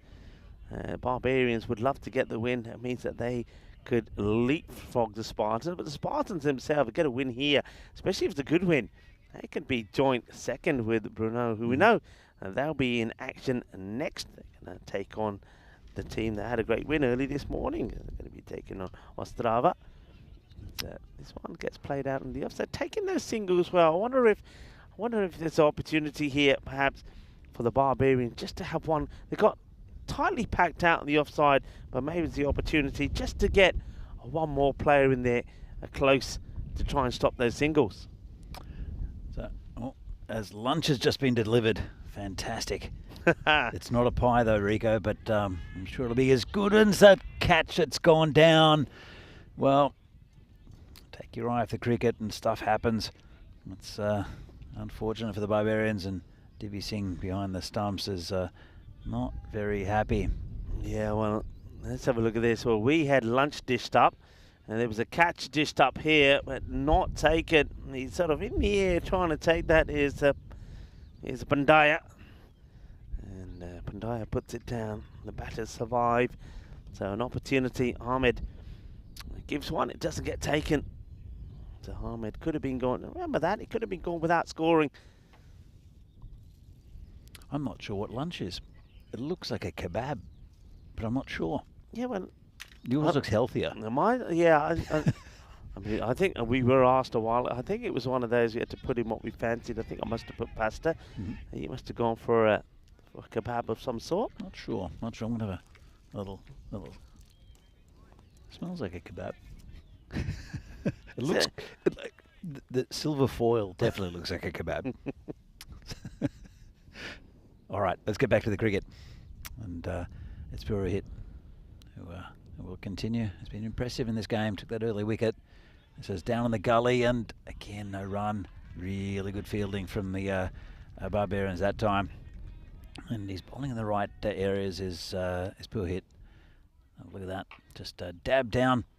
Nice shot. Had to scamper back. Yeah, keeping it tight. I'm liking this field.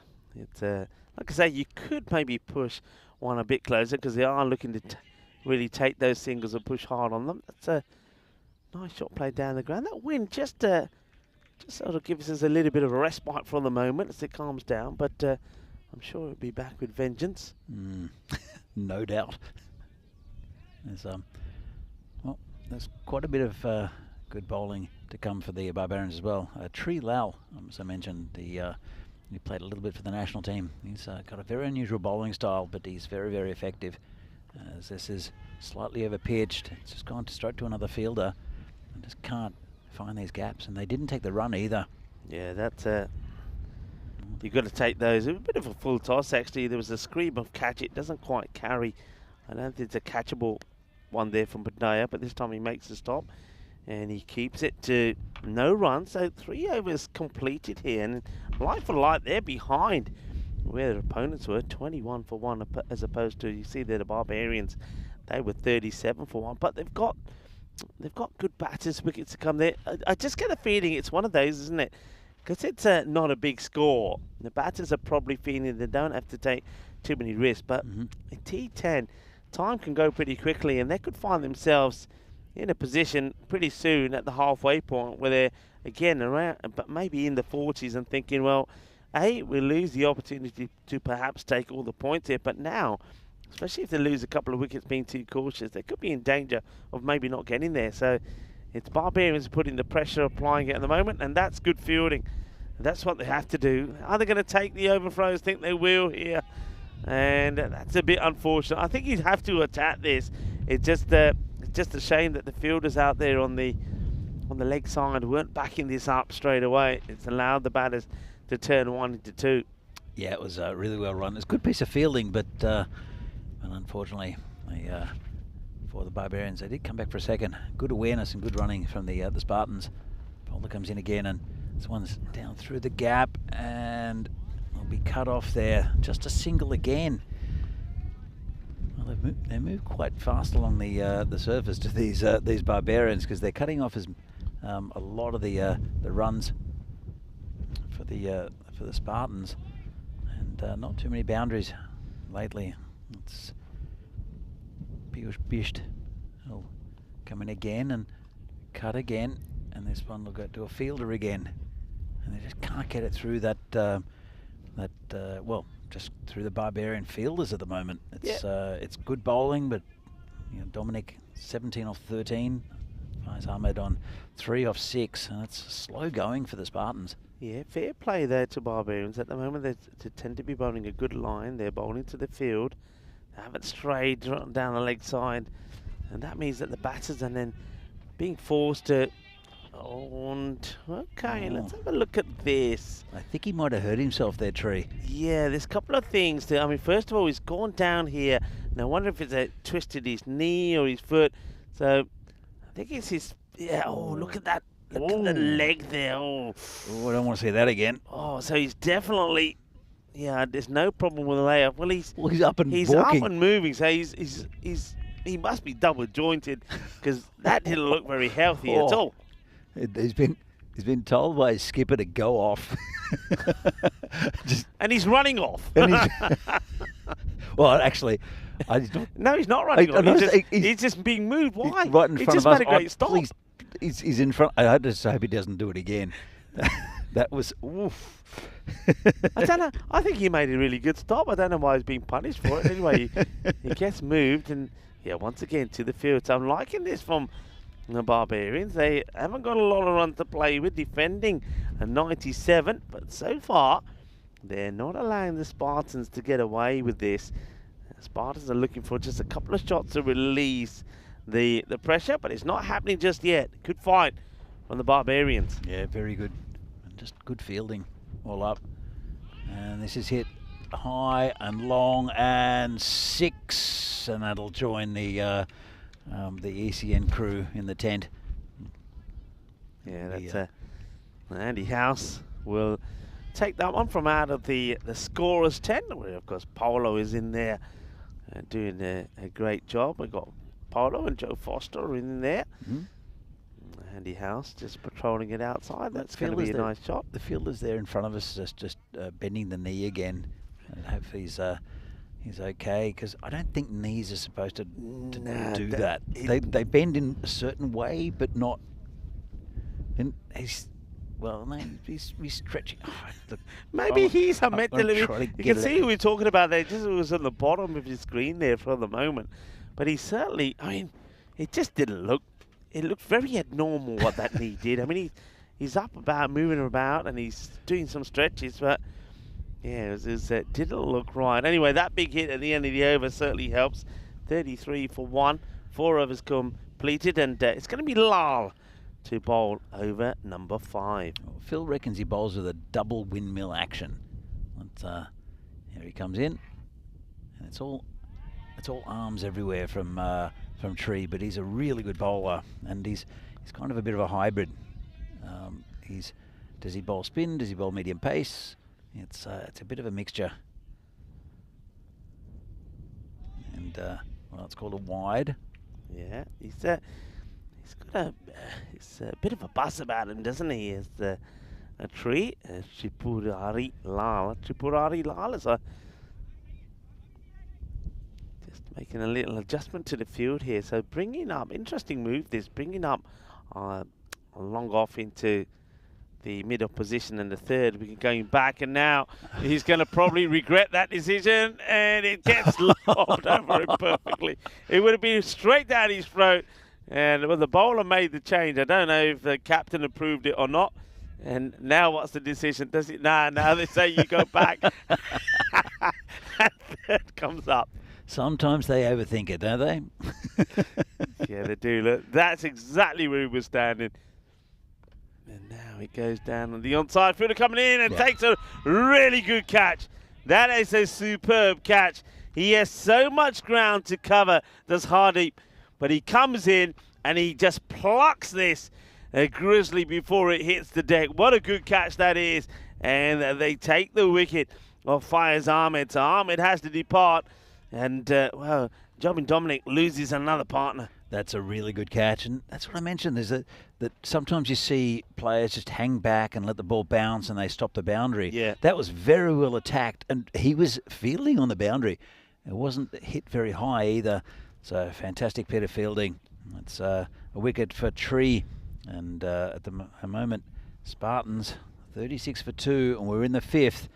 It's not going to plan for them at the moment, but still a long way to go in this game, Rico. Yeah, there is. I mean, you just start to get the feeling here that Dominic, who's 24 or 15 now, probably becomes quite a key batter here just to keep one side going. But Path, as Phil calls him, Warpath, Balladeer, he's hits the ball very hard, and he'll get a boundary first up. And he's been in really good form for the Spartans. Hit twin 47s on the first day, and in no time at all. So this is the partnership for me for the Spartans. 57 still needed at about 11.5 and over. It's not a super total to get either. No, he's gone. Well, Tree gets his man. He cuts down Path Ballodian. And aren't they happy, the Barbarians? And Tree, well, he's had a bit of a difficult tournament with the ball, has Tree, but this is what he can do. This one came in, angled in slightly, and he's very, very happy about that. Well, big wicket. Path playing along the wrong path, because the bowler, I've got to say, Lal, very clever.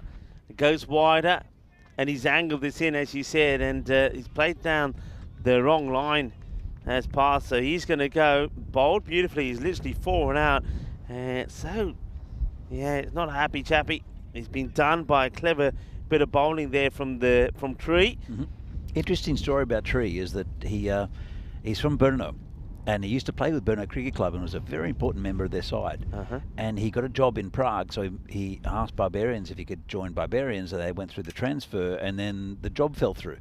But because he promised, this was last year, because he promised that he was going to play for Barbarians, he stuck to his word and travels up for Barbarian games from Brno.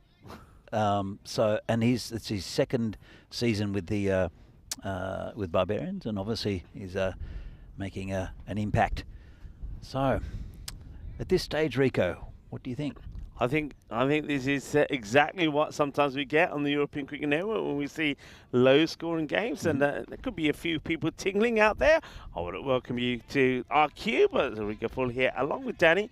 I'm enjoying being back with you again. It's been a long time since we've been together. I know we did a few number of matches a couple of years ago in Germany, but it's good to be here, and it's good to have you here with me, because I was asking Vinny a few things about, for example, what that place is in front of us there, and Vinny was saying the man to ask is yourself. So what are we looking at right in front of there? Because it looks quite an impressive building. So it's a Zamek, which is like a chateau.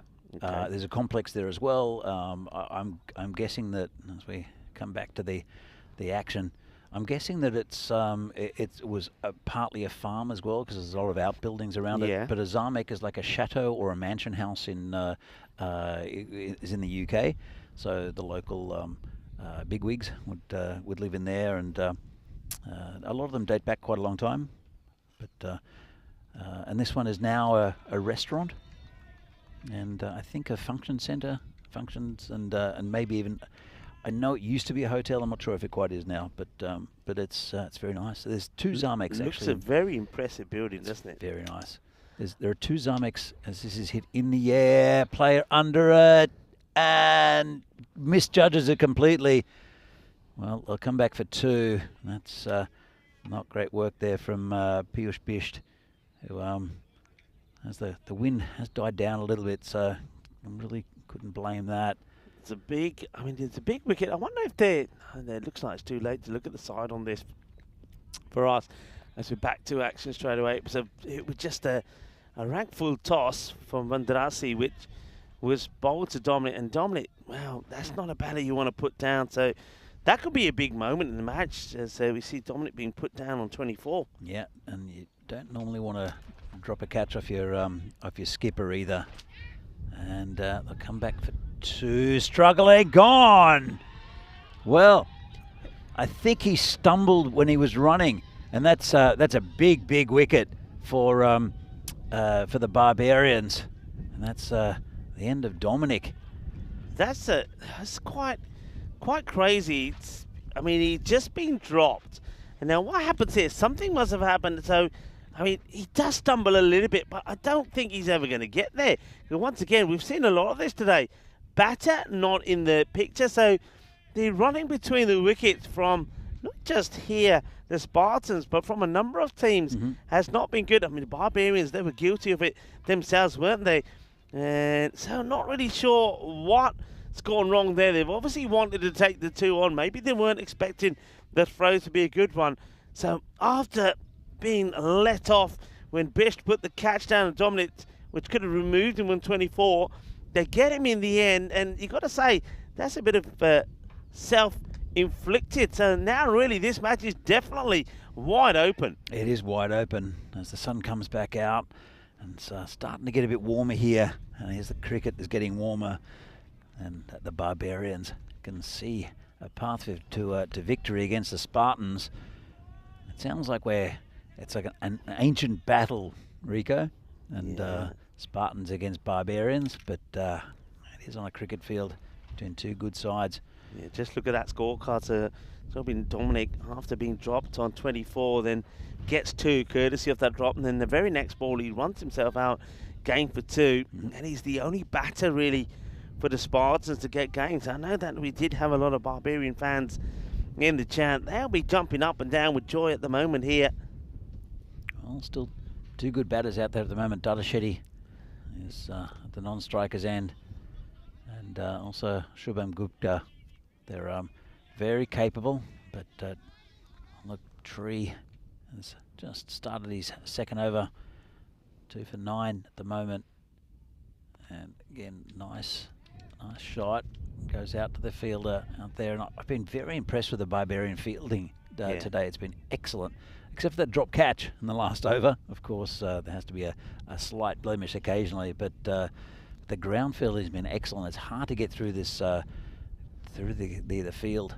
It's been on the back of some good bowling, just like that. Yeah, short of a length from Lyle, the batter coming forward. And they do still take the single, but singles are not going to do it. They need him to go at 13s. So at least a couple of boundaries and over the required from these two, Shetty and Gupta, out there at the moment. But yeah, great bowling here from Lyle. That last over from the captain, Vinorad, was good as well. Just the 5 came from it.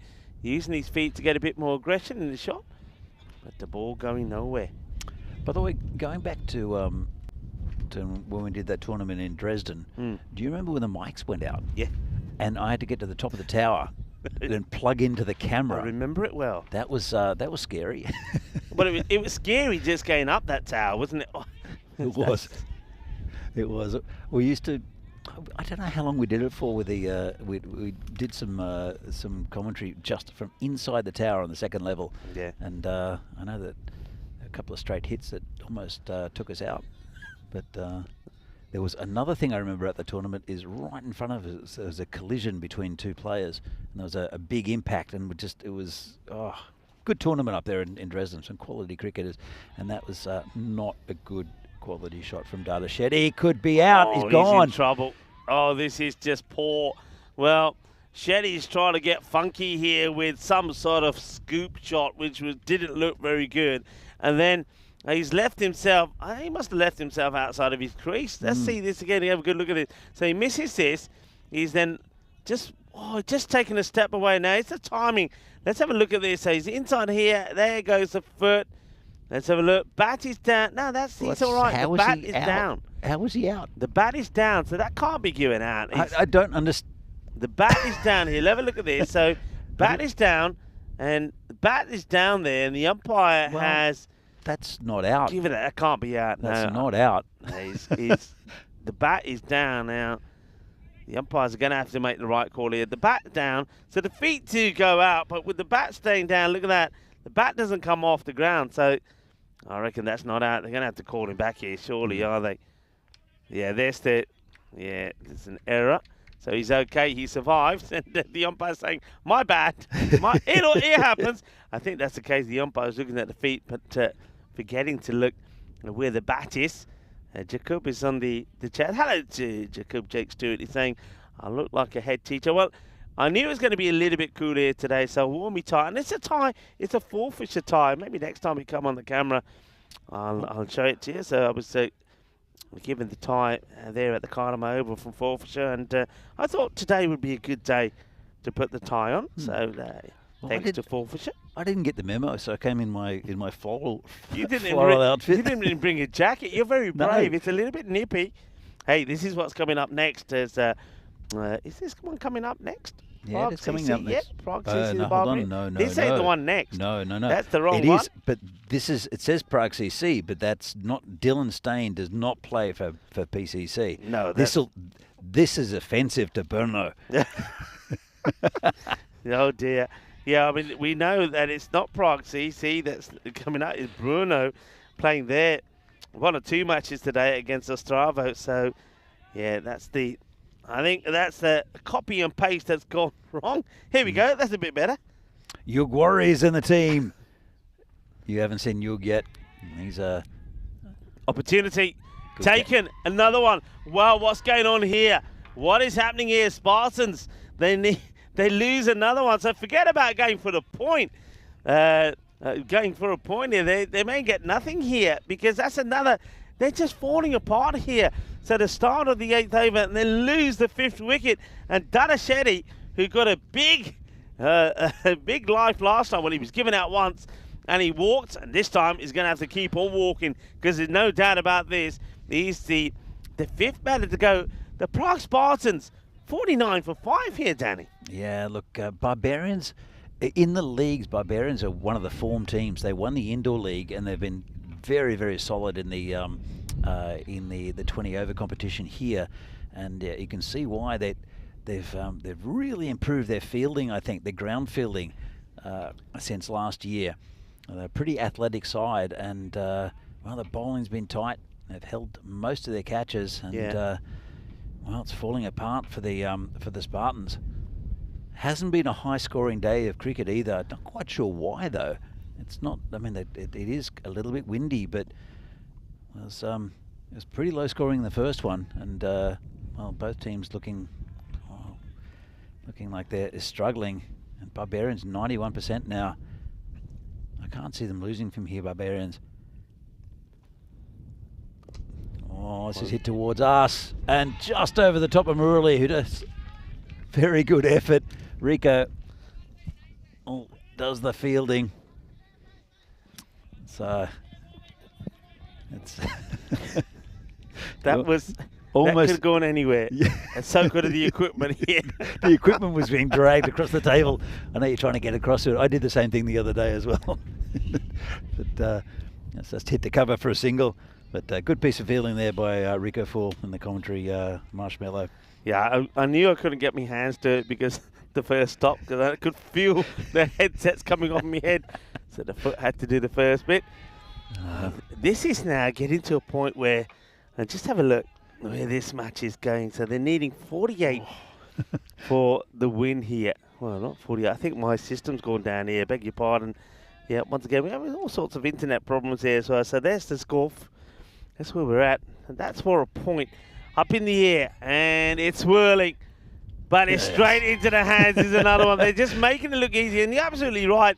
As Shetty takes the catch, they've certainly done some work here, haven't they? Certainly done some homework. Absolutely done homework and doing very well. And We'll have a look at this replay, and it's the man with the rubber knee who takes the catch. That's very nice going there from Madaschetti. And well, another wicket goes down. They've lost their sixth of the Spartans. A couple of overs left. They'll be 12 off 12 for the extra point. So it's similar to what Vinorad did in the game against Ostrava, where they're just looking for the point now, because they're not going to get to the total. Yeah, this is of course a big surprise for Barbarians, not getting to the 100 mark. You can see there they just got the 96, but it looks like they're going to defend this. This is quite exceptional. So they're needing 12 just to get a point here, are the Spartans. I mean, they should get a run of ball from here, but they've only got 4 wickets left. And, whoa, so there's been hit to the covers, just be a single. And, well, these two combine quite often, Murali and also the keeper, Devendra Singh. He's a good keeper, Devendra. He's been in the national setup before and still there or thereabouts to be the keeper for the national team. Tyagi up against the captain, Andrasi. Tyagi yet to get off the mark. And, well, before the start of the innings, you probably heard me say, well, restricting to the score of 68 probably isn't an option. It's probably more an option that the Spartans are going to be looking to get the win. And that's good fielding, but a combination of good fielding and bowling in the right areas has done. I mean, the only catch that went down is one that doesn't go to hurt them. It was Dominic who got put down and by Bichette when he was on 24, but then Dominic, after getting the 2 courtesy of that drop catch, goes and runs himself out the very next ball. And I think he was just under a lot of pressure, wasn't he? Because he was the only batter that scored any runs. He felt he needed to get back on strike. Now that's up in the air, just gets past the fielder, but again, doesn't get the power in it to get the boundary. So they're really fighting here to try and get a point at least out of this match, the Spartans. Absolutely. That was just away from the right hand there, I think, of Tree. And it's been a good performance here from the Barbarians with the ball. And this is dragged across again just for... Oh! I was about to say just for a single. We've been bigging up their ground fielding, and that's just gone straight through the fielder. Yeah, it's interesting where he's played his shot from. I mean, I was going to say he's wasted a wide here, just going to get a single. Somehow, it's gone through the fielder for 4, and that's a huge, huge 4 runs.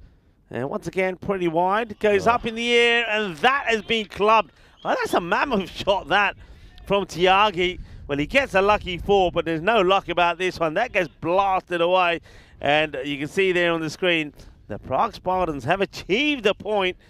But Barbarians are the ones that are making the point. And the point they're making is that we may not bat so well, but we can certainly restrict in the field. And that one gets blasted away. Well, Neeraj Tyagi he's a clever cricketer. He captains the side well, and he's been around for quite a while for Spartans. But he's always thinking. I don't know about a devious mind. I'll tell you what though, he's hitting the ball pretty well. That's another 6. Oh well, here we go. So we go into the last, and 22 of 6. I get. This is not over yet, so Ahmed is going to be on strike, but I bet Tyagi is probably having a chat with him now and said, hey, get me on strike, get a single, get me on strike, and I'll get the 21 we need of 5 balls. Let's wait and see if that happens. But that's the first real over that has gone the way for the Spartans in a long time. Those 3 boundaries at the end mean that 19 come off it.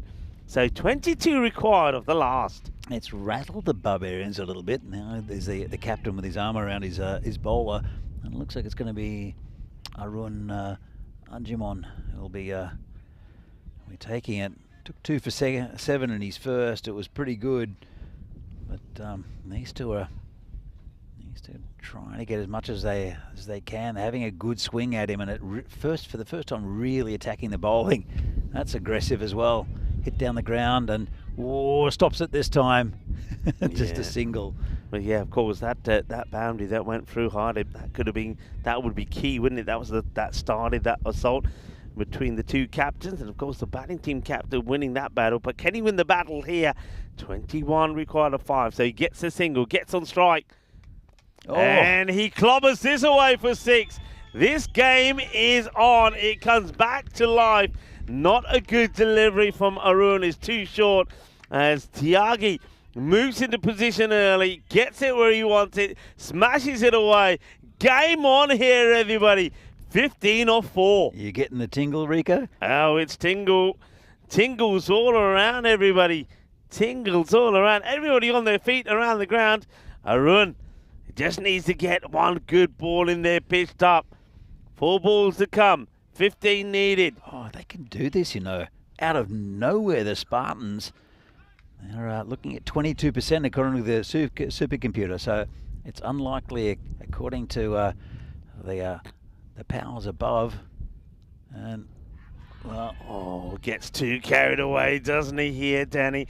And look, he moves so quickly. But this is a very good delivery from Arun, because even though the batter moves, he doesn't get tempted to go at the stumps where he wants it. He follows him, he gets the dot, ball in, crucial dot.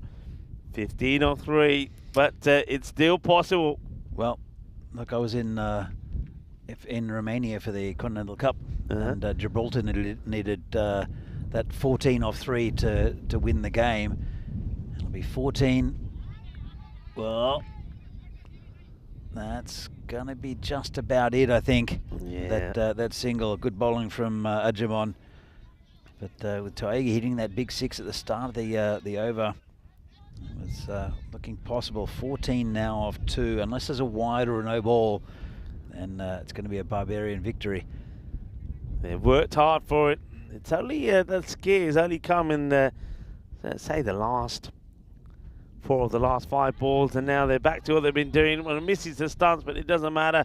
It's going to be a sensational defense here from the Barbarians, and the Spartans. They'll be wondering just how they've not won this match. Yeah, look, I've got to say that they lost a couple of big wickets early.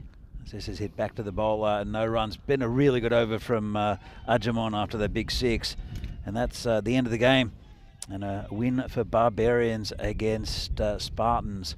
That's it's an important victory, I think, for Barbarians, who'll be looking to get into that top 5. And their season, well, their tournament continues. They've only had 1 loss so far, and that was against Vinorad, which they would have expected to win. But really good victory there for the Barbarians with a pretty low total, to be fair. That's what's coming up next. It's Bruno against Ostrava. This would be really good. And it's, well, this is another game where we've got 2 cities from outside of Prague. And it'll be a keenly contested match, that, with the Bruno boys coming up for a couple of games. Yeah, Ostrava, they'll be, of course, boosted by the victory they got, but it was a poor start, wasn't it? As you saw there, the Balakrishna just offering a very simple caught and bowled opportunity to the bowler. He wasn't going to put that down. And then we thought maybe we were going to see a good partnership there between Dominic and Ahmed.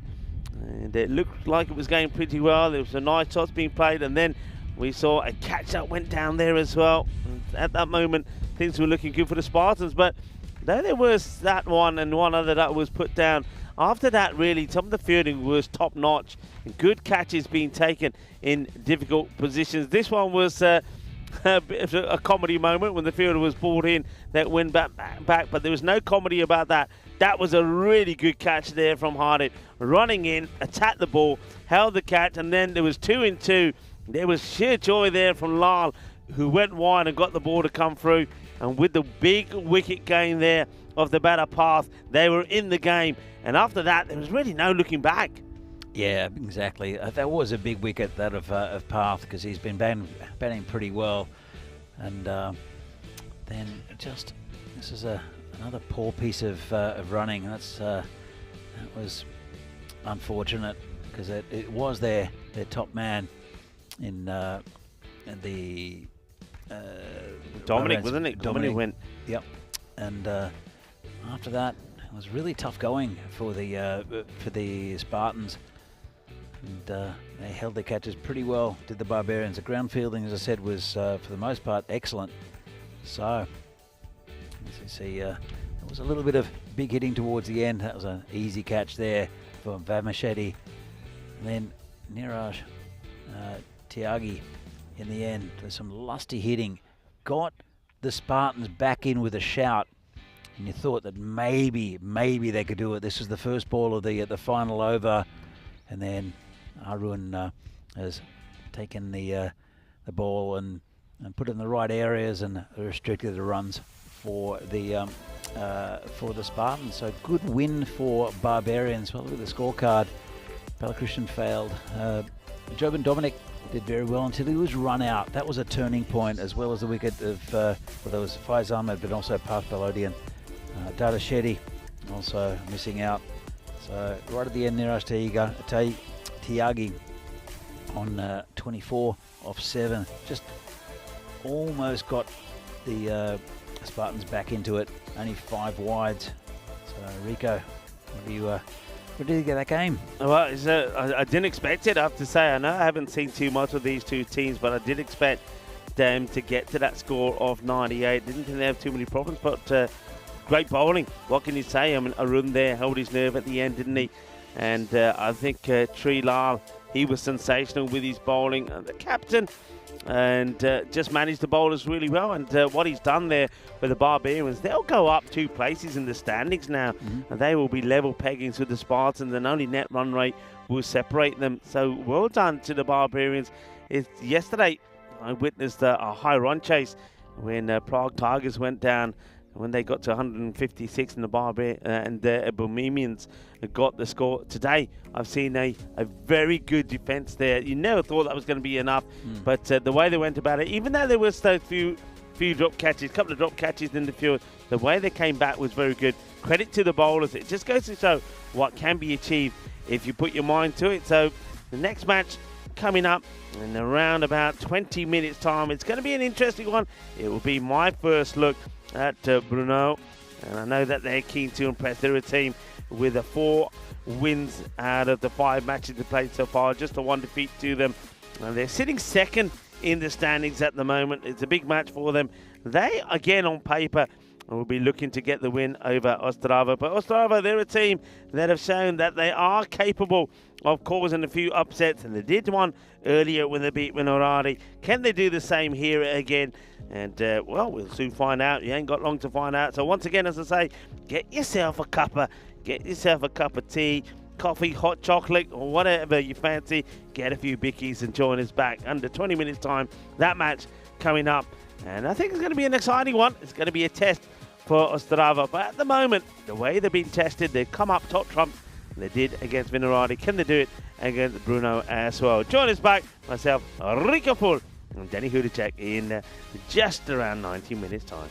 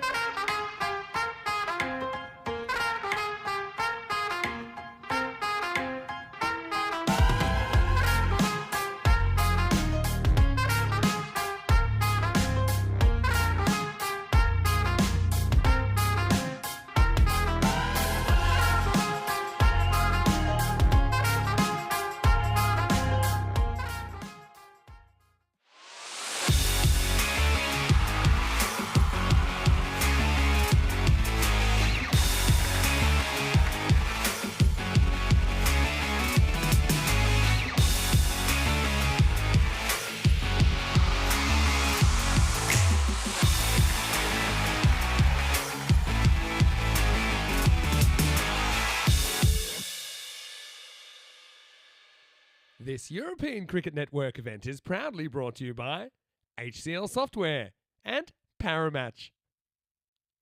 Welcome viewers as we get ready for match number 28. On a windy day, the wind certainly has played its part in the day so far. We've seen some low-scoring games to start off with, and I certainly do believe that is because if you're standing here at the moment where the batters are, that wind is blowing straight into you, which means a lot of those shots down the ground are being caught up with the wind and staying in the field of play, and I think that's going to play a part all through the day here today so far. Ostrava, though, they're a team that have managed the conditions really well early on. They got a surprise win against Vinorad. They are back in action, and it's also an opportunity for me to see for the first time Bruno that are going to be taking them on. Let's first see what happens at the coin toss. Welcome to the toss for match 28 with Bruno versus Ostrava. Ostrava to call. Heads is the call. And it's a tail. We like to ball first. Bruno on the toss and will bowl first.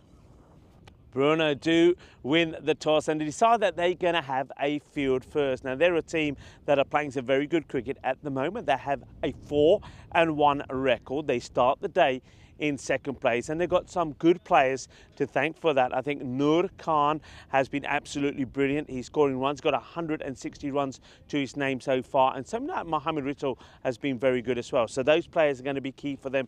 But let's talk about a little bit more about Ostrava. This is a team that's new to the European Cricket Network. They got a win yesterday and picked up 2 points against United and Bohemians. But in that last match against Vinorad, when they were very much the underdogs, they performed really well again. They ended up defending a low score, just over 100. But I like the way that they went about that. And of course, I mentioned before that something like Chandra and Srinivasan were going to be their key players, with something like Gautam Raja Alam, their captain, having to play a big match as well. But other players stepped up at the right time for them.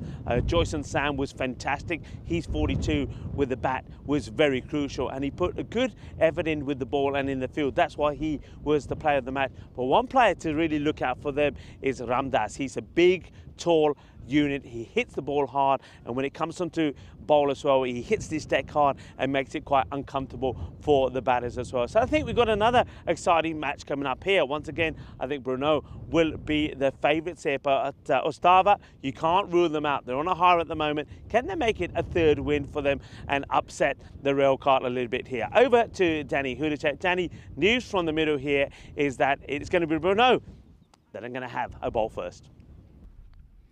Well, thanks, Rico, and welcome back to everyone to this European Cricket Series match between Bruno and Ostrava.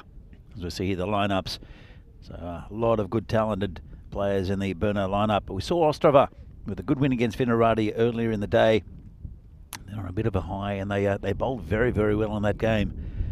We'll see them with a bat, and as Rico said, there's a couple of important performers for them. Well, it's Bruno with a 77% chance of winning this game, according to the supercomputer. And well, they are one of the favourites for this tournament, mixing one of their big guns in Riaz Afridi.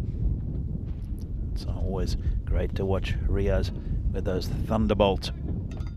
But he's not in the lineup today.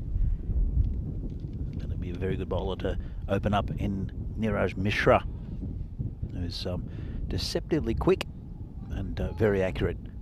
Bowls gets a lot of wickets as well, so wicket-taking bowler is Mishra. So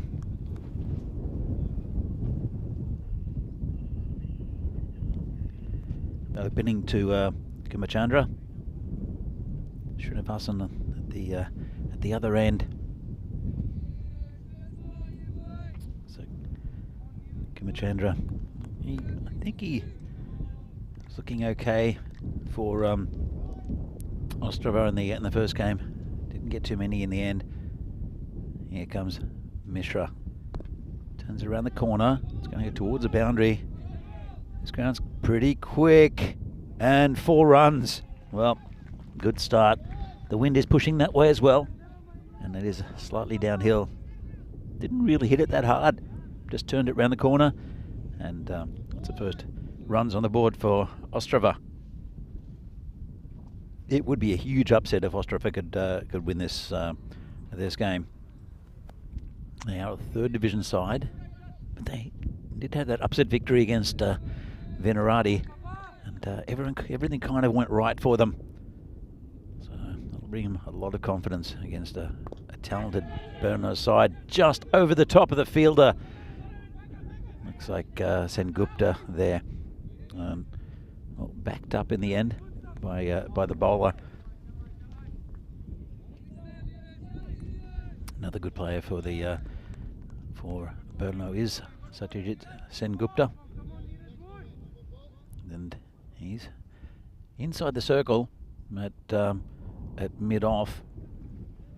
Got a man at deep backward point on the boundary. Can't spot the other one's at third man. That's Yug Warrior at third man, but no one straight deep. That's interesting. They are hitting against the wind. This Ostrava batsman. This Mishra comes in again. And, oh, got him straight through him. Beautiful delivery there. And that's what he does. Niraj Mishra. That's a duck there for Srinivasan.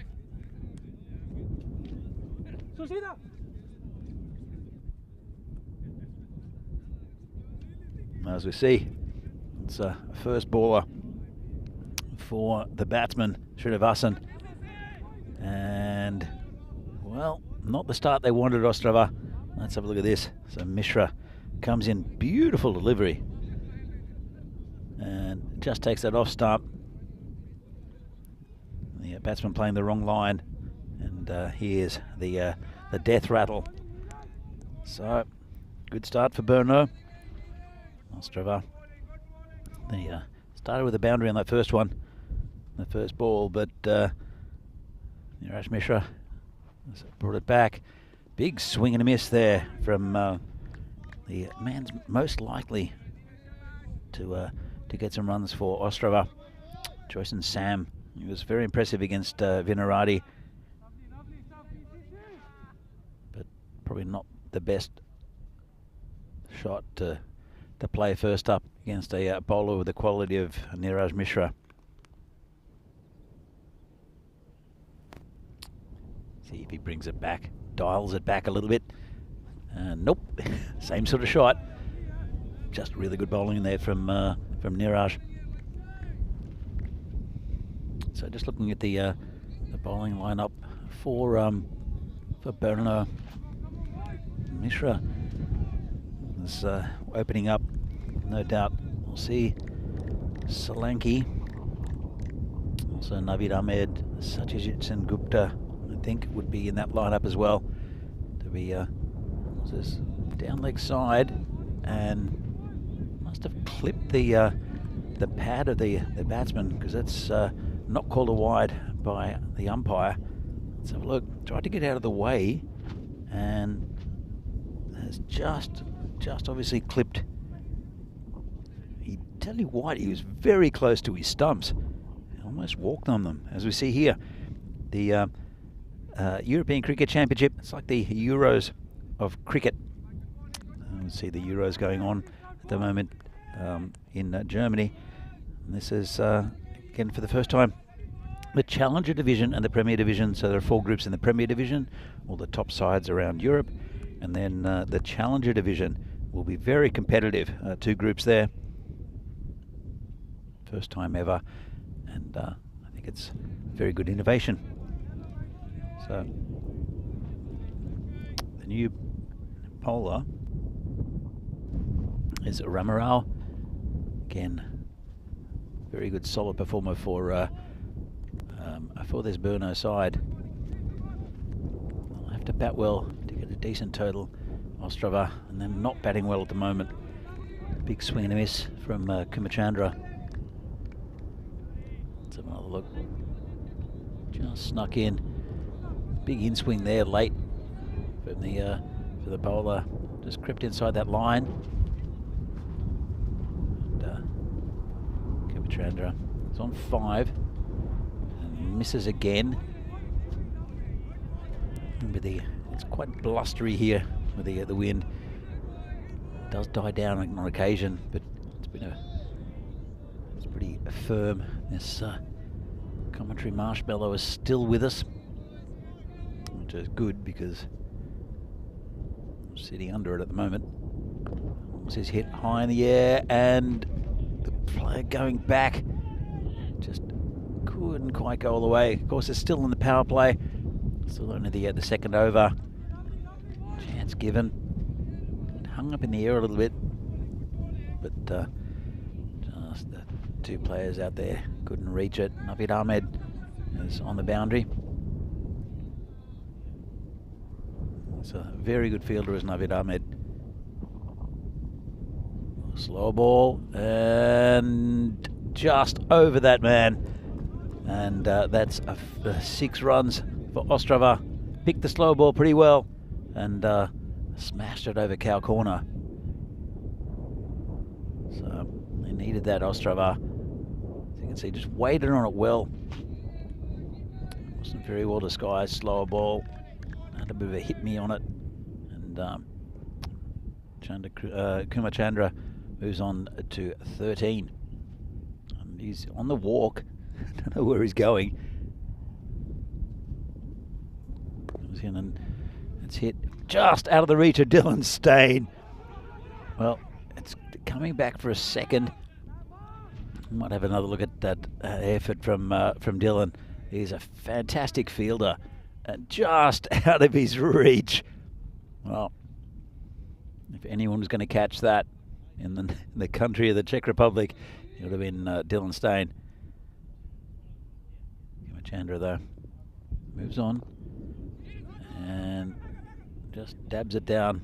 Everyone's backing up and no run. So Ramarao 11 off the over, 16 for 1 are Ostrava. As we see here the table, Bruno right up the top. They've had one loss. That was against Bohemians, who were just ahead of them in the table, but really nothing between them. PCC just below them. Only played the 4 games so far. The only undefeated team in this tournament. You see Spartans and Barbarians up there, and I think United have got still only had 4 games. Interesting to see who gets the 3rd and 4th spot. I think we'll see Bruno up there, definitely in one of those top 3. As Niraj Mishra continues. Yeah, good line and length there from Niraj. So again, the blustery conditions here, but good visibility, nice and bright.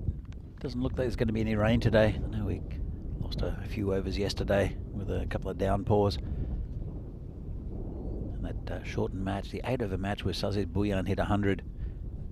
And this is edged away for 4. Well, no chance for the fielders. And that's first runs for Sam. So Joyce and Sam. He's probably the best candidate to get some runs here for Ostrava. Looked really good in the last game against Vinorad. Chandra's on 15. Joyson moves on to 4. 20 for 1. Still 4 balls left in this power play. Comes in and hits it over the top, and it's going towards the boundary. It's slowing down, but still should reach. It's 4 runs. We had a little bit of overnight rain as well here, as well as the rain in the during the day yesterday. It slowed down the outfield slightly, but still very, very quick. I'm sure it'll dry up quite soon. But a very nice ground to play cricket at. Good pitch too. Bit for the bowler, bit for the batter. This is over the top, and 6. Well, that's Joyce and Sam. He's starting to score a few runs now. Took him a little bit of time to get in, but now, even though it's just lifted over the top, was a nice shot in the end. No chance there for Solanke. Niraj is, I said, a very good bowler. Just getting a couple of boundaries hit. And this one backs away. Joyson almost fell over. It's a good reply, pretty quick. And it's a good reply from Mishra, the bowler. So Joyson is caught up to Gumachandra pretty much. 14 off 8. Gumachandra 15 off 8. 30 for 1 now the score. Good recovery from Ostrava after an early start, and it should be a catch taken there by Satyajit Sengupta, and that's the end of Joyson Sam.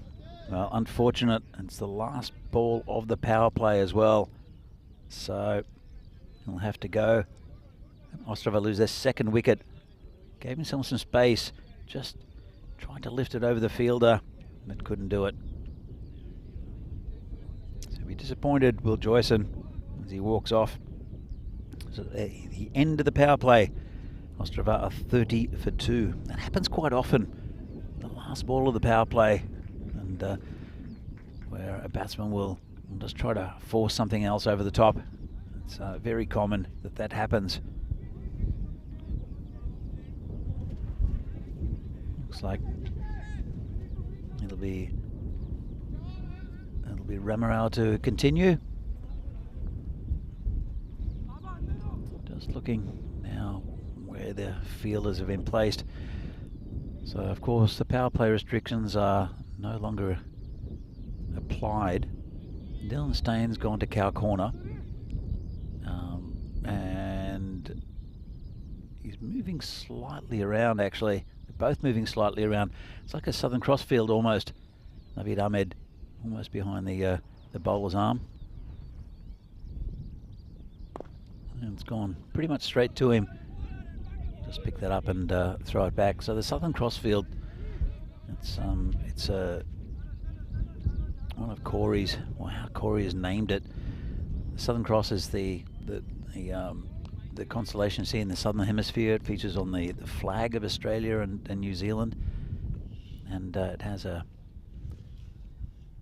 5 stars in it generally. But if you look at the top, there's a star at the top, and then 2 on either side, and it resembles what you see here with the field, and it's quite often used in with Corey's teams, with Spain, for instance. And that's one of those dodgy inside edge for 4. But I get another boundary. 35 for 2 at the moment. New batsman is Alam. This goes down, and it's picked up by the skipper Noor Kandai, who's been in excellent form with a bat for Bruno. Very tough team to play in any circumstance. So it's Guthi Alam who's out there. Bowler comes in. He's been hit hard and no chance for the fielder. He tried to get across, but it was just wide of him and hit very firmly there. So another boundary there for Ostrava. So it's been a couple in this over. 40 for 2. Kumachandra moves on to 20 off 10. Alam is 5 off 2. Comes bowler. Swing and a miss. So it's pretty tense at the moment. Going at around about 10 and over. Just over that are Ostrava. They'll be happy with the start, but they have lost a couple of big wickets. And but it's still within touching distance for both teams. It's a good contest. Obviously Bruno are the favourites. This is hit straight to the fielder, drops it. Well, that's Niraj Mishra, and slightly to his left, but the don't think the bowler's very happy. I don't think the skipper's very happy either. He's right in front of us. Hasn't had a go at his fielder. No one wants to drop catches, but that was a pretty simple chance there put down. So have a look at this. This is the just after 4 overs. Ostrava 41 for 2, so just over 10 and over. It's not bad going. I think that they'd have to accelerate and need quite a few runs against this Bruno side, but they did the business against Vinorad earlier in the day, and they defended quite a modest total. Ended up being 117. Well, we're going to have some spin with Naveed Ahmed. As, again, has been a very, very good bowler in the Czech leagues for many years. It's very rare that you see him not as the leading wicket taker in the country. He's also a long-time player for the Czech national team, and picked up a player of the series in the Central Europe Cup. I think it was last year. Oh, he's got a wicket first up, played right across that did Kumachandra, and that's a wicket down. Not sure what if Ratul's okay. He's just taken the helmet off. Have a look what happened. But it's Naveed Ahmed who makes a mess of the batsman's stumps. Let's have a look at this.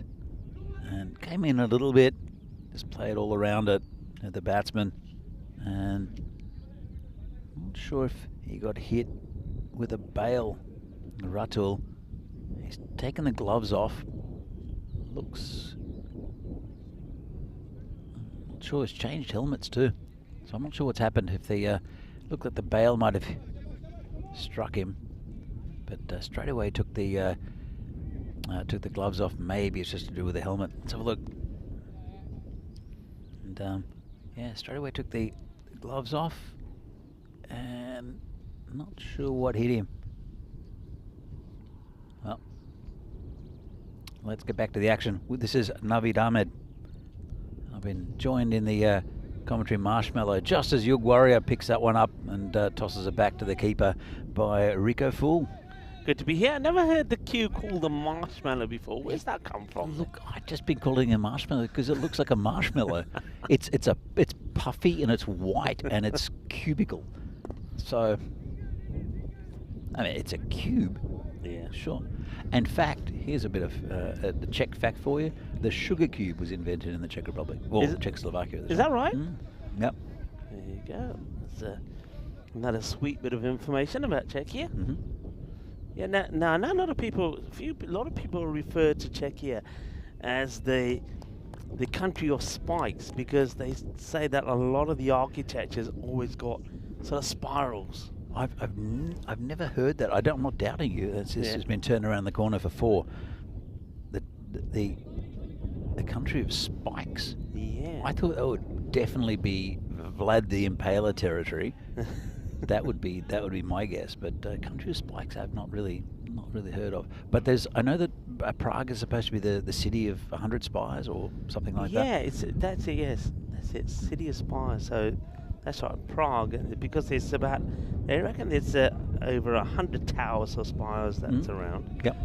City of 100. And also, I mean, you're mentioning marshmallows. Czechs are mad about mushrooms, is that true? Yeah, absolutely crazy about mushrooms.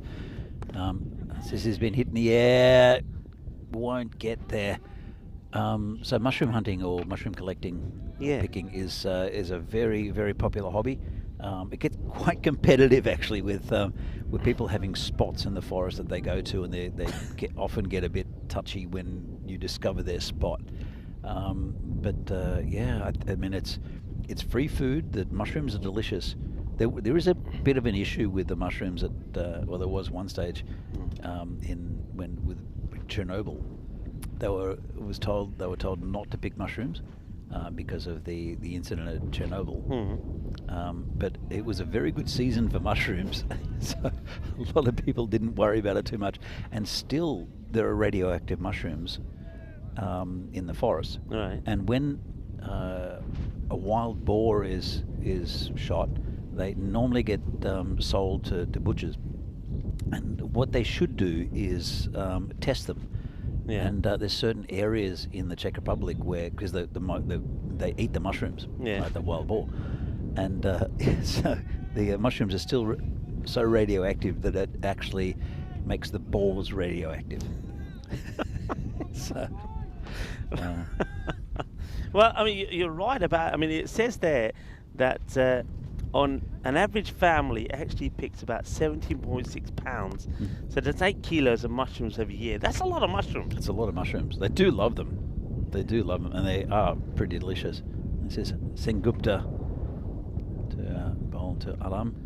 Yeah, obviously used in a lot of cooking and play an important part in the cuisine. Staple dishes like stews and soups and meat off the paw, some refer them to. So there you go, mushrooms. Never a favourite pastime, picking mushrooms in Czechia. Never thought that. The other thing is the identification of mushrooms. I went out with a friend who loves mushroom picking, and she could spot them from anywhere. This is in the air, high and long, 6 runs. Well, good shot there. That's Ramdas, who's a very, very big hitter of the ball. Yeah, Ramdas. It's a good time for him to be. I think good time for both of these guys to be in. I think Gutham Rajalam, they're looking for a big score here today, says Ramdas. They've lost Srinivas, of course, without scoring Golden Duck, and Joyce and Sam this time round not providing big runs, so it's not the best of deliveries down the leg side. So Ramdas will have that one bowled at him again. Chandra also got into the 20s. One of the top 3 always gets something for Ostrava. That's good.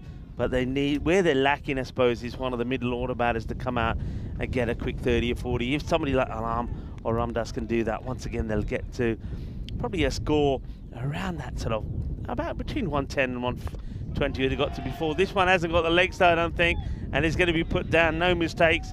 That's a straightforward, easy catch taken by the man out on the boundaries. Senagupta is going to pick up the wicket, and he's going to get the big wicket of the hard-hitting Ramdas. Yeah, it's Dylan Stain out there, who was never going to drop that. He's got a good pair of hands as Stain. You'll see him opening the batting for the this Bruno side. Look, you're right, Rico.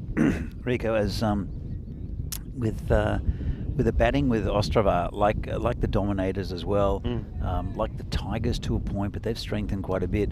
There are good players there, but the depth isn't quite there yet. Yeah. You get a club like Bruno. They've got 4 teams in the competition, and they're well established. Oh, gone straight through him. Good ball first up, and I'm not sure what the batsman's saying, but. Something like, do I have to leave now? And yes, you do. But so Sengupta's on a hat trick. Yeah, look at this, full and straight. Just a change of the angle. The batter, well, he plays the shot, then sort of gets himself back in the crease, but he needs to be going the other way. That's just full and straight. And it's going to be Vincent will go for a goal. Well, he's running. He's trying to outrun Derek. Ain't going to happen because Goldie's right behind you. So he's going to go. New batter will come out. Now, I've been saying this for a while. I mean, it's been a while since we've had a hat trick. The batters have been on top. You can see there's Chandari there, back on the 21st of May. So we're due one. Will this be it? My thing is he going to bowl a wide on the offside? I'm tipping the leg side. Here comes Sengupta for the hat trick. Oh, good ball. And they'll get a they won't get a single. Double. What is going on here? This is like the Three Stooges. This one has gone through. Look, it's 1 foot, another foot coming here. Watch this, ain't done yet. And then another one, and even that was a bit of luck. Oh, dear. That was the skipper sticking her foot out and falling on his face. Kansim Gupta again. This is hit through the covers just past one fielder, and it's thrown in there by Navid Ahmed. So it's been a good over here from Sengupta. 2 for 9. Got hit for a big 6 by Ramdas, then got his man, and then picked up. I don't even know who that batter was. He was in and out so quickly. It was Vincent. Vincent was came in, of course, bowled very well in the last match. They were hoping that he can give them a good start again, but yeah, Vincent, he was in and out, and of course no trouble, had his stumps knocked over. So that's the score so far, 56 for 5, 6 overs complete. So again, they're struggling. Could be another struggle to get to a 100 score. Yeah, I think they'll struggle from here, Ostrava. And Naveed Ahmed comes in. And good take by Ratul, who's a really good keeper. So,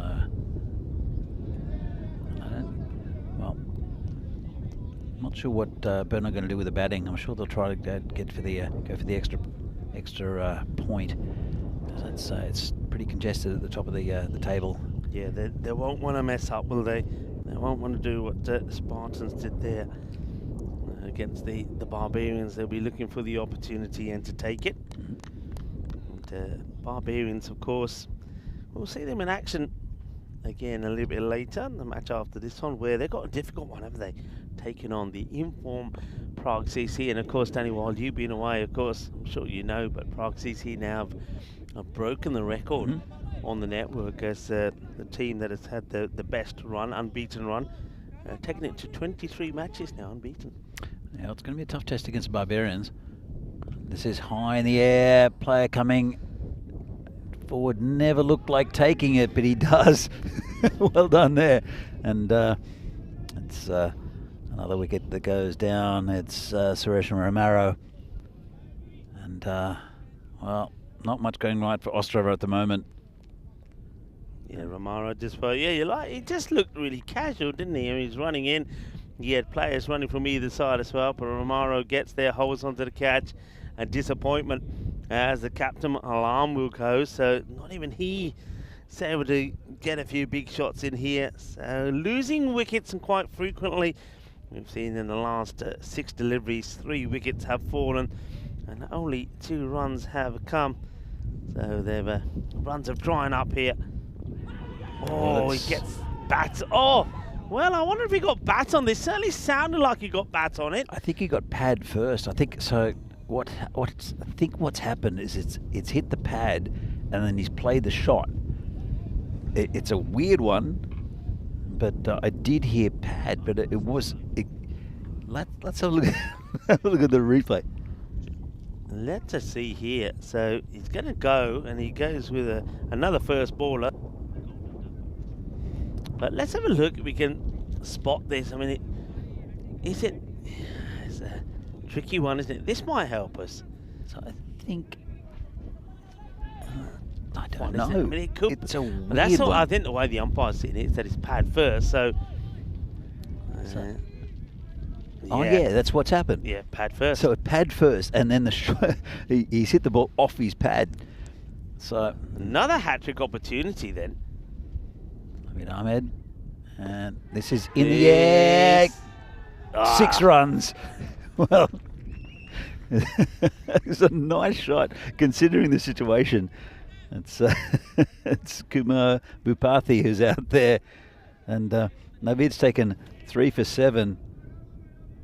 And he's on a hat-trick, and he slams him down the ground for 6. Yeah, I mean, he's 3 for 1 before that ball, and he gets smashed for a big 6. Back to the action. And that's gone again. Yeah, it's another one straight. I mean, he's gone all the way back here as Bhupathi. Well, we haven't even registered the 6 he's hit yet, and now he's going to be going back. So that's going to be 4 wickets. And we're just a little bit behind here on the score system, but yeah, smashes 6, goes back, and there's no doubt about that. Look how far back he is. Yeah, that is as look, the ball even wedges in between the 2 pads. So that is as plumb. I reckon that's the most plumbest LBW that you'll ever see. So that's going to be the end of Bhupathi, who it was a boo from him when he spoiled the hat-trick ball, but the bowler gets his revenge. He does pick up 3, though not a hat-trick in the over. Naveed Ahmed, super bowling. Now, are we going to see, that's the end of the over, isn't it? Yeah, it is. So we're not going to see an opportunity of a Michelle Pfeiffer, but he finishes with 4 wickets, and it's just a swing and a miss as well. So you get the feeling here that these next 2 wickets might fall pretty quickly, and they may not even bat the full quota of the 10 overs here. Ostrava. Well, it's good bowling from Sengupta, who has taken 2 for 9 already. But Naveed Ahmed, he's a wicket-taking bowler, and he's, as I mentioned, he's one of the, I think he's always up there with the top few wicket takers in the country, and that's a dodgy edge that's gone to third man. Yug does the chasing out in the, I think we're calling it a wheat field. Good, let's always call it a grain field. How's that? I think Grain field, yeah, we could say that's a grain. But Vinny was right. As the day goes on, it certainly does change colour, doesn't it? It does. It's a nice yellow. It was very green at the start of the Central Europe Cup. We covered here from last Friday before last. It's been a while already. This is in the air, gone. Well, that's another one down.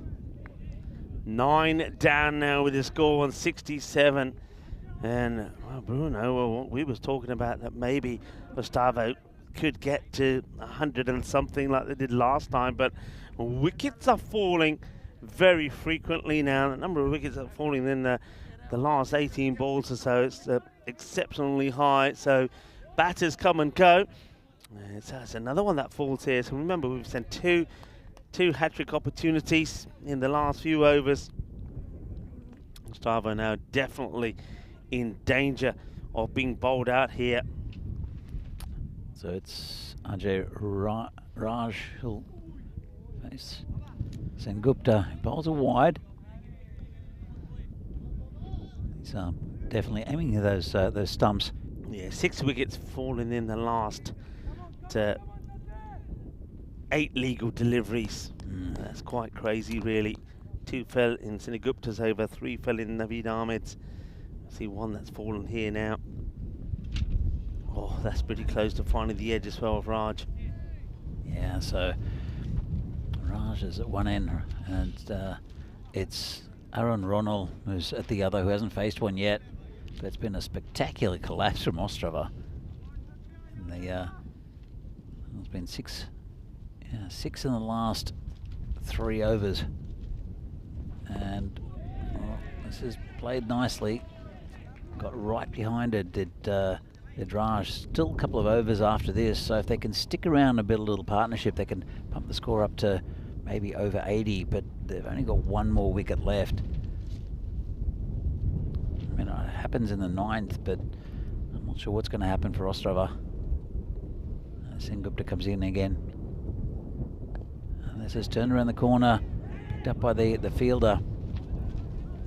And just a single gets Raj off the mark, and he'll keep the strike. At the end of the 8th, Ostrava are 69 for 9. Yeah, they are struggling a little bit, aren't they? The team that have sort of up and down. They seem to start the day well, don't they? Ostrava yesterday also, the very first match they played on the network, they got the win. Then after that, they lost out in 2 shorter matches, first against United and then against Bohemians. And it looks like a similar story here today. They're playing their second match, but still, I suppose they're keeping their hopes alive, finishing in the top 5 with a very good win against Vinorad earlier. But here, you can see that the team, Bruno, who started the day in 2nd spot, see just why they are a force to reckon with, just the 1 defeat for them so far. It's a good delivery as Pandey comes in, gets it full and straight. That defeat was against Bohemians, and it was they looked very flat. And part of the reason why is that they were here. They played 3 games that day. That was the 3rd game they played, and they didn't have lunch because there's they played the. Oh, it's a lovely shot. Just be a single though. They didn't have lunch because they didn't think about it. And they could have gone to the local village. There's a couple of places they could have gone, but they were very flat because they were very tired, and so it was unfortunate. I think they'll do the same tomorrow, in the sense that I think they're playing their 3 games tomorrow. They come here and play in clumps like Ostrava and also Moravians, who are down from Bruno, which is good for them, so they don't need to spend too much time travelling. They just stay the night. I think Dylan Stein and a couple of the other boys camped here at the ground, which would have been fun. I did get the invitation from Dylan to camp at the ground, but I didn't really know about it until late, so I couldn't really do it. So. So they just pitch up somewhere, did it? Just pitch up? Yeah. Tents, Just pitched up a tent, and I think they celebrated a pretty good day's cricket. So Pando will continue up that little break, and it's been hit to point, no run. Again, very good fielding from Bruno. A good early call there from Ronald saying no. And the last thing you want to do is, I suppose these two, if they can bat the entire 10 overs, they'll do well, even if they can pick up another 6 or so runs in, but still well short with NBB. But look, we did say the same against the Barbarians. We thought they were going to be well short where they needed to be. They didn't get the 100, but they did get into the 90s. It's been a strange day for batting because they've just been low scores. I'm sure the umpires are having a discussion about something here now. So Pandey is the bowler. They're having some discussion about something. I wonder what this is about. They haven't taken the ball, which normally the umpires, if they are discussing something, would take the ball as well. And just, so they can make sure that nothing naughty is being done to it. But Pandey is there. He's not really sure what discussion is going on here. Now, what's going? Now he wants the ball, so give me the ball. Well, give him the ball. Hang on. Not sure what's going on here. Is that? Not sure. He's chatting to the. He's chatting to the skipper. Five wide. No, Okay. that was a signal penalty runs to It is. and he was patting, so that's penalty runs to the batting side for something. Not sure. I'll have to keep a good eye on this. This gets played away, so 5 penalty runs was signalled to the batting side. I'm just going to find out. Fake fielding. It was to the fielding side, and it was fake fielding. That's interesting. Fake fielding by the fielding side, so penalty runs, extra 5 runs goes to the batting side, and now that's played away nicely as well. He goes right across his stumps. It's a risky shot to be played there by Raj, and that's probably the loudest cheer that we've heard from Ostrava here today. Is that one will go for 4 runs, so they're getting themselves into the grady 80s here, Danny. Yeah, that's been a good effort in the last couple of overs. That was a weird one, because if that had missed the bat, it would have been another one of those plum LBW decisions. But he got across and got the runs. Interesting. I must admit, did you spot the fielding, what they were talking about? Not at all. I didn't see it at all, so... now, it'll be a dead ball now being called. What is going on? This is down there has been called a dead ball, so he's hit it straight to the fielder. We're thinking that's maybe the end of the innings, and I think it was because too many balls. Yeah, look, that's too. There was the over was already done. Yeah, and that was the 7th ball in the over. That was. I was wondering what. This is getting out of hand now, Rico. What's going on in Prague? The 7th ball there. Obviously that was coming through in the wireless. Say, it's over.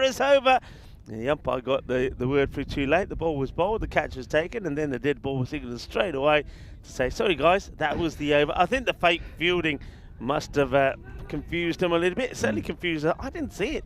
I must admit, I didn't see it, but it has been given.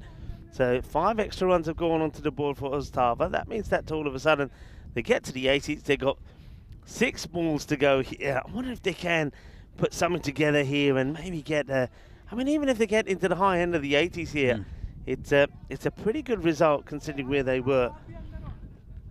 So they've got a target to bowl to. I don't think it's going to be enough against a very, very strong Bruno side with probably the 2 left-handers in Dylan Steyn and Mohammad Ratul opening.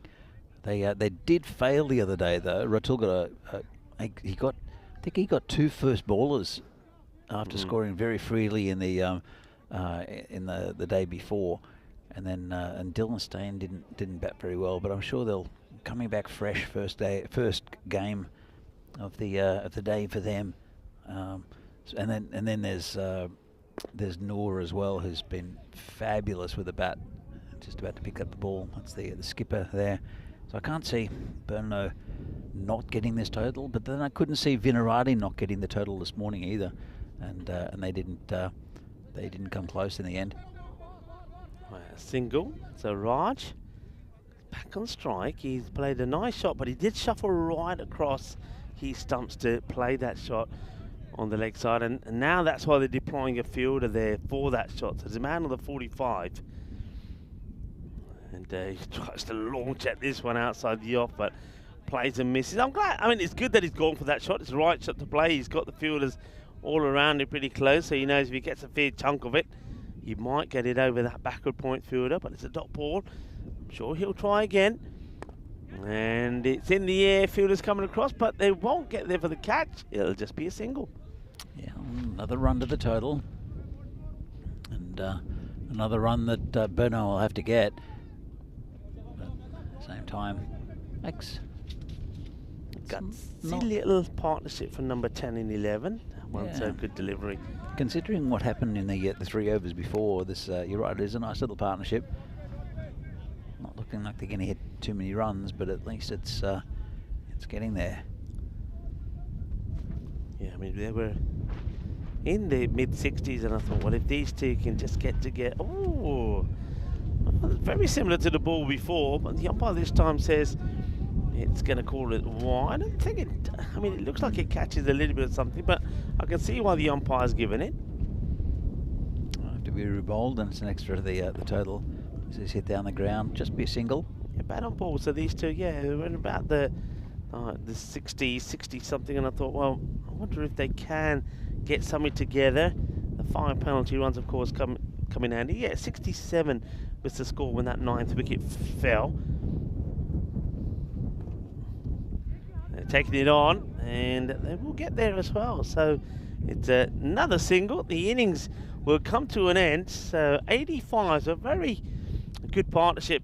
Around 17 runs put together by these two for that last wicket. And indeed, Elise managed to bat the 10 overs. So fair play to them, especially to Ronald and Raj there, number 10 and 11. It means that they have managed to get Ostrava to a team to a score of 85. But as you said, you'd expect Bruno not to have too many problems knocking these off. Yeah, it should be a fairly comfortable total for them to chase here. And so it was a full first ball, and then Mishra gets through. And that was a really nice piece of bowling from Neeraj Mishra. And again, just a couple of shots here and there for Ostrava, but really just nothing really fluid throughout the innings, and they lost quite a few wickets. There's one that should have been, well, it went over the boundary, but then it just didn't quite go right for Ostrava at all. That's an easy catch there for Sengupta, and this one should have been taken. Didn't matter too much in the end as the wickets just kept on coming. And that was Naveed Ahmed who came on. Sengupta as well with some a couple of wickets after being smashed for a 6. Yeah, that was Ramdas, wasn't it? Who we know if he gets his levers going, he can get some good shots in. But they sussed him out pretty well. The same with Joyce and Sam. I think they know that he likes to play those shots outside the off. They set the field to him, bowled him a good heavy ball. He wasn't able to get away. So wickets falling at the wrong time. And Bruno just showing just why this time round. A lot of people are talking about them as potential champions here. That was the LBW in the ball. It does hit the pad first. I don't think no doubt about it. And then, well, this one was smashed for a big 6. Yet the next ball, he decided to go to his back foot. And this is as plumb as they come. It just sat there so the umpire could have another good look at it. That was a very, very easy decision there for the umpire. And Sengupta, there was another wicket there. It was a good spell between with those two, Naveed Ahmed and Sajid Sengupta, to rip the middle order apart of Ostrava. I see the scorecard in just a moment. So Kumachanda up the top at 21. A first baller for Srinivasan. But Joyce and Sam didn't quite go on with it. He's the probably the main batting threat in this lineup. And then there's Alam, the skipper, with 11. Ramdas, the big hitter, only hit 1-6, and then left us. And the rest is not much. Again, Vincent with a duck and Raju with a duck. Only 4 extras, but not a great looking batting card there for Ostrava. Bowling figures: 2 up top for Mishra, 4 for Navid Ahmed, and 3 for Sen Gupta. And well, they managed to bat out their 10. Did Ostrava. 85 I don't think's going to be enough, but you never know. They bowled pretty well this morning against Vinorad, but they have to do very, very well against a top quality Bruno side to see if they can get anything out of this game at all. So 86 runs needed. It's not a huge total for Bruno. I said they should get there, but Ostrava, a plucky team, and they surprised Vinorad this morning. See if they can surprise Bruno in this game. This is match 28 in the European Cricket Series in Czechia, and we'll be back in a few minutes' time for the second innings between the game between Ostrava and Bruno. See you then.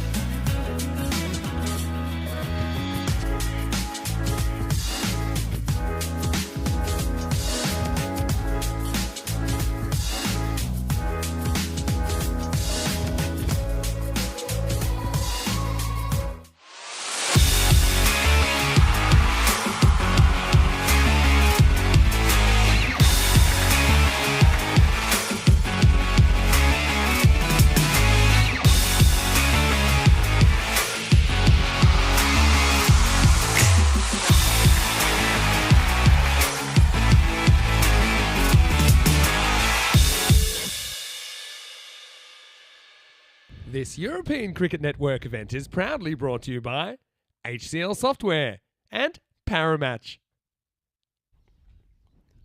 Hello, cricket lovers, and welcome back to this match number 28 between Ostrava and Bruno. Bruno, the team that are looking to, well, maybe get to the top of the standings here. They started the day second with just that one loss behind them, and they've restricted Ostrava to a score of just 85. So this is the bonus point equation for you. First up, Ostrava is there to walk away with all the points. They've got to restrict to 59 or less. On the other hand, if Bruno want to take all the points away here, they've got to achieve that score of in 7 overs or less, the target being 86. So yeah, I think they're definitely going to go for this. They're a team that playing some very good cricket at the moment. We've already talked about some of the good players that they have in this side, and one man who knows all about those good players joins me back in the cube. It, of course, is Danny Hudicek. Danny, you expecting him to go big from the word go here? Well, I expect him to go for the 4 points. They've got to get there within 7 overs. So that's their target. And they've got 2 top draw batsmen here with Ratul and Stain. Here comes the first ball, and just tucked around the corner for a single. Then bit of poor feeling. They'll come back for 2, and these 2 run very well between the wickets. Yeah, I've seen a fair bit of Stain, and as you said, Dylan Stain, he's a class bat, and he's out there with Ratul as well. Ratul's the left-hander, but yeah, not a bit of good fielding there from Jinu Raju. That one, well, hit with no power, but still manages to find a way through him. This one's not a good delivery. No, this one, let's just have to keep an eye on the umpire here and see if there's any signal, because no, that's a chance. This has caught a bit of the bat on the way through. If he takes this catch, Arun Ronal, it would have been given. So it's not an easy one down the leg side, but wow, it definitely gets a little bit on that. Does Ratul? He made a lot of ground across to the across to his right, did the keeper, and that would have been a sensational catch. Well, it'll be Alam bowling for the first time to Dylan Stain. What's your view on the 2 left-handers? Do you think it's a possibility to break it up with left and right? I think so. I prefer it if it's a left and right hander combination. You'll see that with PCC with Subble and opening, and I prefer that. But because what it does is it throws a bowler's line out. Yeah. The field has to change. You know, especially if they're getting singles. I'd much prefer that. That's the ideal. Well, it's been tucked around the corner, and that's 4 runs. That was too easy there. Yeah, well, he did give an opportunity. The earlier ball that he faced, it's a similar ball, but this time he punishes the bowler for going down the leg side. That's played away beautifully. That's going to be 4 runs. First boundary of the innings. As I say, hello to John Gray, who's saying hi to both of us. So hello to you, John. I hope you're well. And a lot of chat there on the chat. Hello to Jameson as well, who's said there was decent batting there at the bottom. Yeah, you're right. They do help them get to this 80 score. And that's hit through the gap. Oh, that's a delightful shot, isn't it, from Mohamed Ratul. Just look at this shot and the placement here. You don't have to hit the ball too hard if you can time and place it like this, Danny. That's a beautiful shot, and these 2. They're similar batsmen. Ratul probably hits the ball to more parts of the ground than Dylan Stain, but both quality players. Lovely shot. Come back for the bowler. Gets one through. Does the captain here? Gutham Raj alarmed. He's a little bit disappointed with himself, I suppose. He's given 12 off the first, but the last ball goes for a dot. And just take a quick look at this. And the number of matches since the golden ball starting to go up here. 56 matches now. But knowing the history that we have here in Czechia with golden balls, we certainly will, I think, be getting 1 or 2 here. Danny, what do you think? I think you're right. Again, United are the magnets. They've been involved in all 3 of the golden balls here in the Czech Republic. So they've still got quite a few games to go to United, but I don't think it's been a strange one. I don't think there's been too many very close games in this tournament so far. That haven't been blowouts either. It's just been a strange one where teams have comfortably got the total, or have comfortably missed the total. I think we've only had one or two that have gone to the final ball. Yeah, one of those we had, of course, yesterday, the very first match that we had, which got pretty close. That's a good line that's bowled, but nicely played as well by Dylan. It takes a single. Of course, the match number 21, the start of day 5 yesterday, where Prague Tigers got to 156 and Bohemians knocked off the run with a ball to go. And they needed 13 off the last, and they got there. So that was pretty close. But other than that, yeah, you're right, there haven't been too many. So it's hit down the ground by Ratul. Just a single. Well, it's these two are very difficult to dismiss. Once they're in, you'll see a couple. Well, I think Dylan's got a bit of a gap between bat and pad, which I've seen he's undoing, and sometimes he's a bit casual with hitting the ball in the air. This one's just flicked around the corner. Just be a single. In fact, it'll be a leg by, I think. But they're both very good technical batsmen, and with the ground so quick, it's just they don't have to hit the ball too hard. I know that Dylan doesn't particularly love the 10 over game compared to the 20 over. He says it doesn't suit his game, but he had last year in the final. That's a bit of rubbish dealt out to the batsman. You can't do that. Batsman like Ratul. He scored about 70, but he didn't remember it. He looked up and saw the score, and that's when he clicked out of his zone. He was so in the zone that everything that went anywhere near him was 4 or 6 or through the gap. It was a brilliant piece of batting from Dylan Steyn. And then when he realised and he sort of clicked out of it, then he got out. But if he just continued, I think Bruno would have won that game. Yeah, and that's once again a good find from our ball retriever who was out there. That's Monesh. Well done to Monesh. Here's a question now for you. I mean, I've been so this is my first time in Czechia. Yep. And obviously with being with the European Cricket Network, seeing the likes of Prague CC on a number of occasions at the ECS, and of course we saw Bruno there as well, and the ECC. So I've seen a lot of cricket in Czechia outside of Czechia itself. Yep. So the first time I'm seeing cricket in Czechia, saw some new players yesterday, new teams, and seen them here like Ostrava. But my one feeling that I felt about Czechia cricket, especially say seeing the ECL and ECC last year, was that it's getting to a phase where some new players need to come in. You know, I think that every team at some point have that. I know that Spain went through it probably about 6 years ago, or maybe a bit longer than that, 8 years ago, with the likes of Mohamed Tanvir, the likes of Armagan Khan, the Big Mac, and a few others had to, because of age, etc., had to go, and the team changes, new players come in. And I thought that maybe with Prague, we saw that the last maybe 18 months. So you're relying on the same player like Arun, like Sudesh, maybe to a point, one or two others. Do you think that cricket in Czechia now is at that point where the natural progression, newer players, and sometimes, of course, a lot of it is down to qualification, because you've got to be in the country for a number of 3 years.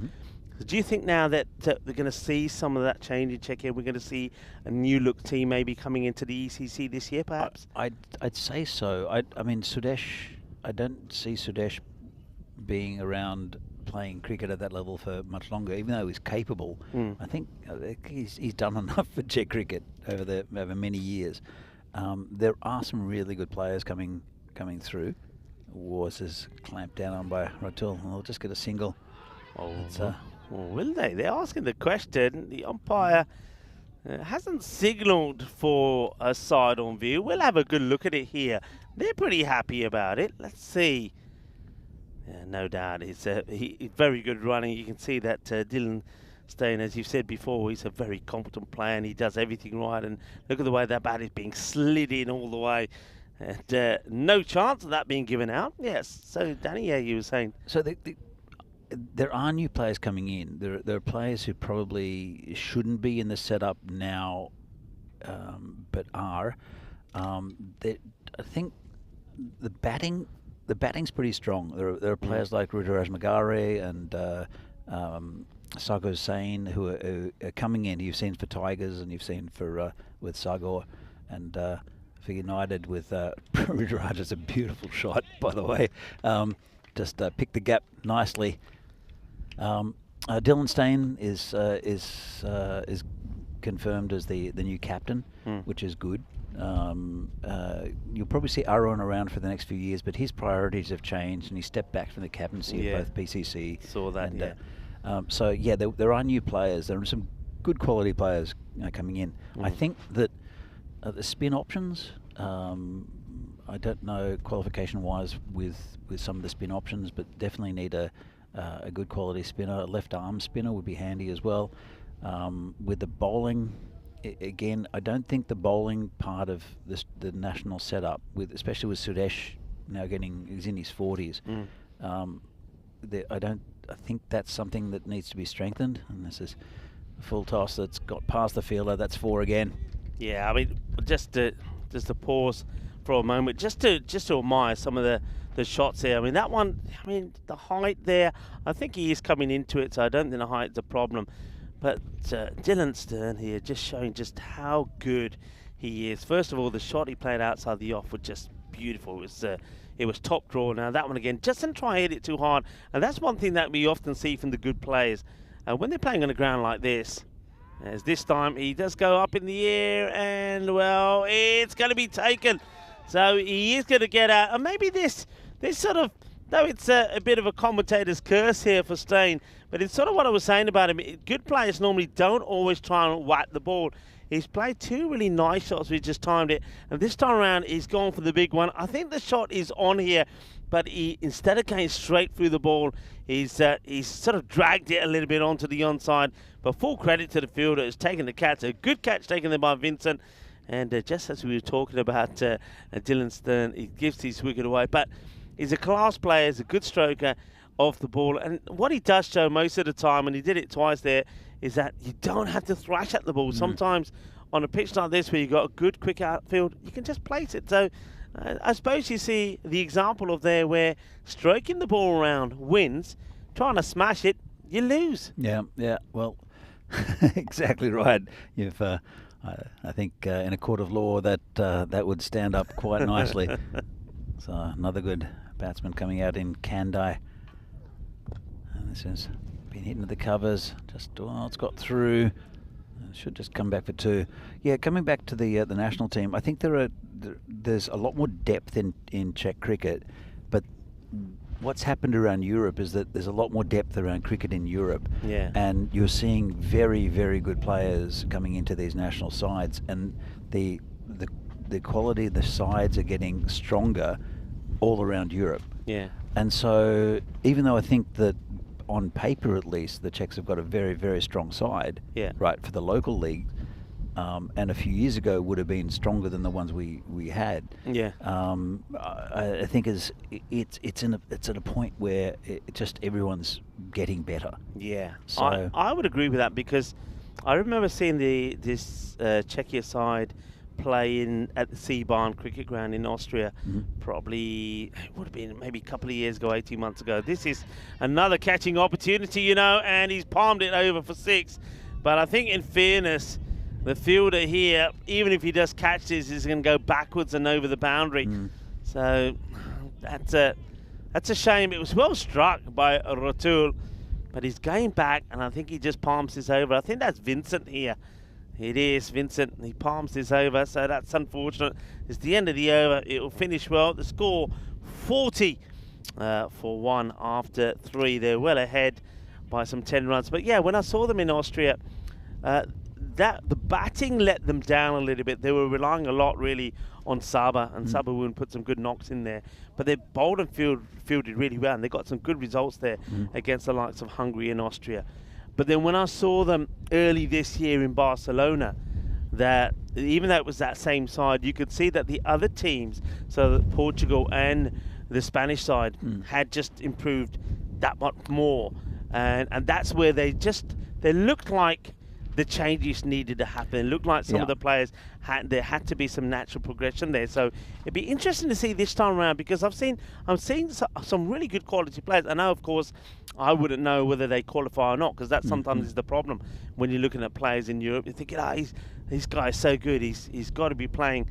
Got to be playing for the national side, and then later on you find out that they've still got another 2 years before they qualify. Yeah. But I think that change will happen, because I can definitely see a lot of quality players around. There are quality players, and you'll see a couple here as well in Ratul and Kandai. Yeah. But going back to that series, the Czechs took quite a few players who had not really played for the national side before. That's gone through the fielder. That's 4 runs. Well, another poor piece of fielding there, but it's not doing themselves any favours, just defending a small target. Ostrava, almost they're halfway there now, Bruno, and they're only in the 4th over. It's the end of the power play though, so it's that's a bit of relief for fielders on the boundary, but that one, well, gets away from Ramdas and makes an error. Vincent himself, who's bowling here now, had the opportunity to take a catch. I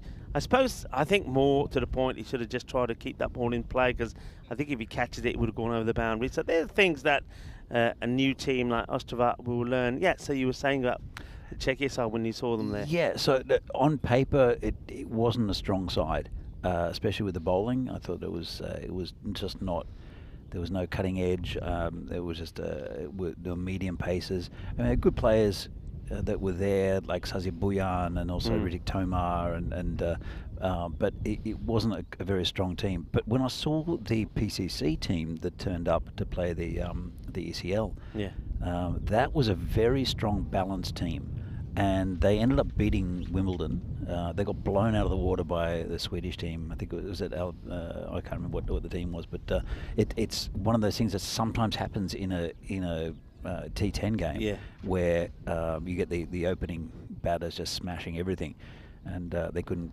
Albizami, was it? It was Albizami, yeah, that's right, yeah. And a very good side. So it's gone down leg.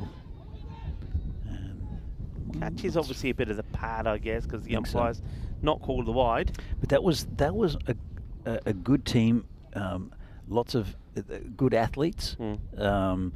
So it's called a wide. It's called a wide now, so it obviously didn't hit anything. So wide ball called. I just apologise to the scorer, saying so it's a bit late. The bowler's not too impressed, but yeah, okay, yeah. So so that was a really well balanced side. It was quite young, but that's what I would see as being a good Czech lineup. That was the PCC side. Yeah. But then you put in some players like Dylan Stein, for instance, Riaz Afridi, who's you haven't seen today for Bruno, but I think you'll enjoy his bowling. Yeah. And just other players throughout the leagues from various clubs, and then, as I said, the depth has really come up. Sazi Buyan would come into that again, who you saw hit that 100 yesterday. I've seen Buyan come in so many times for Czechia, and he's come in. I think he did it in Barcelona at the beginning part of this year in the ECS. I saw him coming in at something like number 6 or 7, and he was tremendous. He's a natural talent, and he showed that yesterday. And he's also very good in the field as well. So there are good players there. But I suppose my next question then leads on to, so we know that's more than several actually, as this one also gets away from the fielder, and when it gets a fair chunk of this, which is why it doesn't get to the boundary. So good players at the moment in the horizon there. Now, what about the future? Is there a program in place here in getting cricket into schools and getting juniors to play? Because obviously the good news for Czechia is that we've got the women's that are playing now as well, which is fantastic. So what about in the schools and with the younger players? Well, look, there's quite a few players. Alfie Socek, who plays for Vinorad, we saw earlier in the week, had a bit of a torrid time with the wides, but ended up picking up the wicket of Sudesh. He's there. There's also Danny O'Connor, who's up in Scarborough College, hit 100 the other day. Up there, he played on the network last year when he was 14.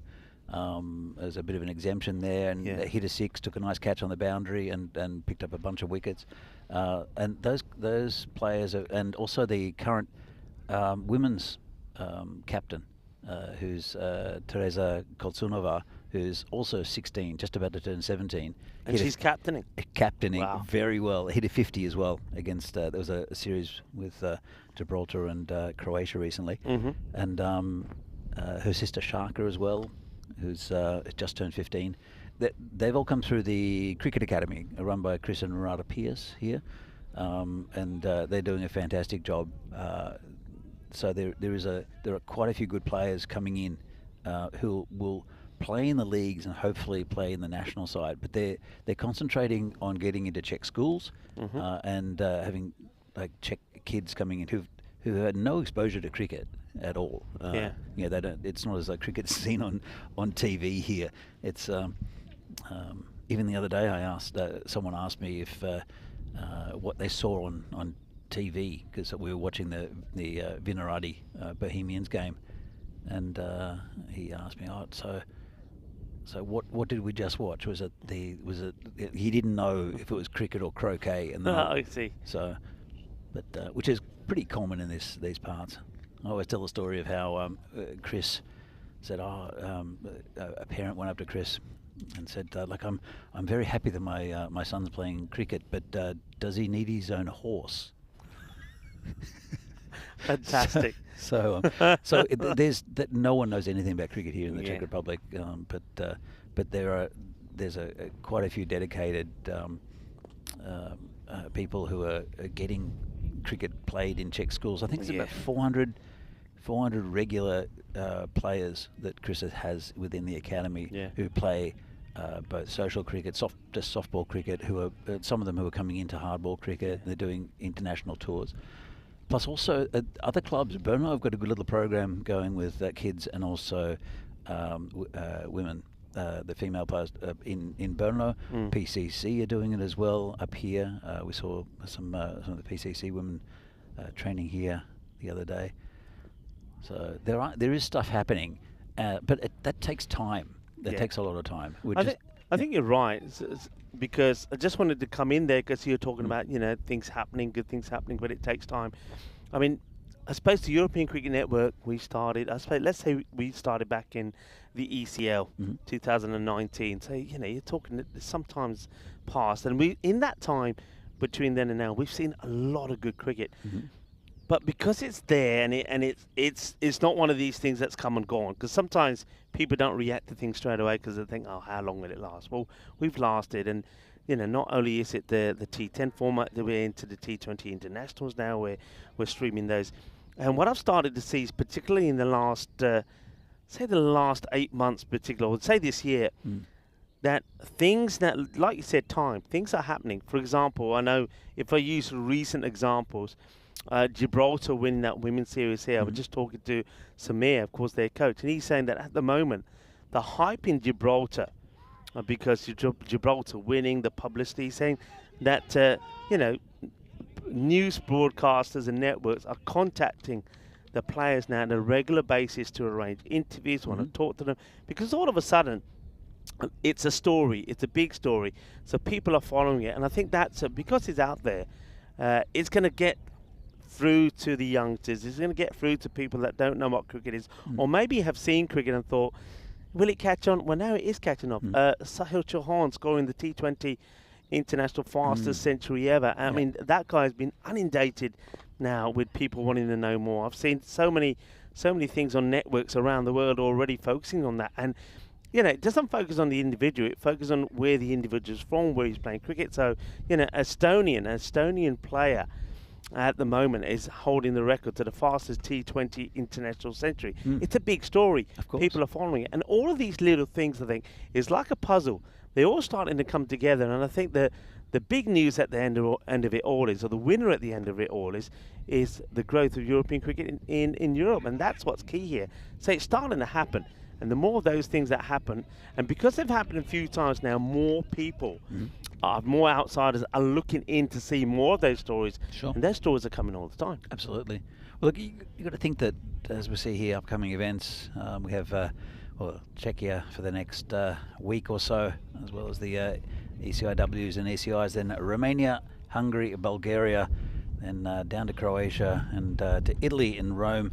And with the Meltle Shield, which will be very interesting, and the Valletta Cup, all coming up here on ECN. And look, I've been associated with ECN since 2020, with the Czech Super Series here, and I've just seen the improvement with everything that's gone around in European cricket, and partly it's to do with the availability of the video, so you can watch yourself bat. You can watch, coaches can watch oppositions. They can watch the techniques of their batting, the bowling. But the standard of the umpiring has gone up a lot. Yeah, big time. It's there's just the whole feel around the game has become more professional in the sense that there's no back chat. There's no, because that often happened in league games, and there's always people saying things behind the back and arguing with umpires. That doesn't happen. It can't happen in games like this. This is in the air and should be safe. Just looking at each other at the moment, the Ostrava players, and not a great shot there from Ratul. In fact, it was Kande. Yeah, just going back to this match for a moment before we carry on, you can see that they're trying to get a point out of this, aren't they? Ostrava, they're trying to get a point here, so need a good over here. They're needing to see the equation there, 25 of 11 to try and get all the points. Oh, it's another chance that goes down. It's an opportunity, and this time it's Kuma Bhuthupati that has the chance, puts it down, and well, you've got to take those chances. So yeah, let's see if they can get a point as we continue our talk about cricket in Europe. Yeah, look, as I said, I think the Czech team had its best year in 2019 with winning various tournaments and such. Then there was COVID, but when we came back, we felt that this is over the top. Is it? No, it's gone. Finally, they've held on to one, and that's the end of Ratul. Well, it was not the greatest innings I've seen from Ratul, but 32 of 17 is not bad going. It's a wicket down, and it'll be, I think, just checking, it's Solanke who'll come in, who's also a very good bat, and they'll know the equation to try to get the extra point, and I think that's what they should be doing. It's not that many, really, 86, but it's not been a fluid innings from Bruno. Yeah, going back to that, I mean, it's not just that I'm associated with the network in doing the commentary from time to time. It's to do with just the obvious about how things have improved. I mean, look at this ground, and it wouldn't be looking as good if it hadn't been for the help of the European Cricket Network, and just also with facilities around Europe. As I said, with the officials, when you get people like Rob Kemming, turned around the corner, who are vastly experienced, who have come in and helped umpires. And then he's passed that on to people like Charles Croucher, who's also doing that. And it's such an improvement over the last 5 years or so in not only in the standard of everything within European cricket. No, it's fantastic. And the fact that they're playing against teams from England and Scotland and the Netherlands, and it just has to improve the cricket. Well, this is high in the air, player coming around and drops it. Well, they're not having the best of times with their hands, Ostrava. No, and that's Vincent. Vincent, unfortunately, he's got the butterfingers today as he puts another one down. And well, Solanke, you're right, he's come out there with one thing on mind to try and accelerate and try and go for this win to pick up all the points. But they're needing 18 of 17. I need a big shot here. 18 or 7. Yeah, it's 7. Sorry, yeah. It's well, they're not finding the boundary at the moment, Bruno. I'm not sure what's going on with this, with this scores today. It's so much lower than what it has been. Yeah. I mean, yesterday it was 171 scored by Bohemians. We've had a high score, I think, of 111. Yeah, the scores are very low here today, and if anything, we expected perhaps the bowlers to be struggling a little bit with the win. I mean, it's nowhere near as strong as it was for those the earlier sort of 3 innings, if you like. But Yeah, batter's just struggling, not getting the middle of the bat. I mean, maybe the bowlers are just bowling a far better line. There doesn't seem to be too many loose deliveries in terms of the number of extras. Doesn't seem to be too many extras either. But, well, fair play. So, Ostrava, if they can stop 17 coming off this over, they will at least take away a point. And they've managed to do that with every game that they play. They've taken something from every match. Let's see if they can do the same here. And, oh, that one is a beautiful shot, though. He goes right across the line. Look, it's risky because I think if this strikes a pad, there's definitely a possibility of leg before wicket. But he backs himself to play the shot, the Solanke. That's what the Solanke's out there to do. Get the acceleration in, and that's a top shot. Lovely shot there. And good quality player to be bringing at this stage is Solanke. They still have batting options as well going down the line. What do you think? What have you seen? What changes have you seen within the game here in Europe over the last few years? I think the big change that I see, I always like to see things from the player's perspective as well, as this one is going to be a very important cat. So Solanke will go for 11. So he loses his wicket trying to get that acceleration in. Raj comes on to bowl. So Solanke will go. So there's still some short of where they need to be to try and get all the points.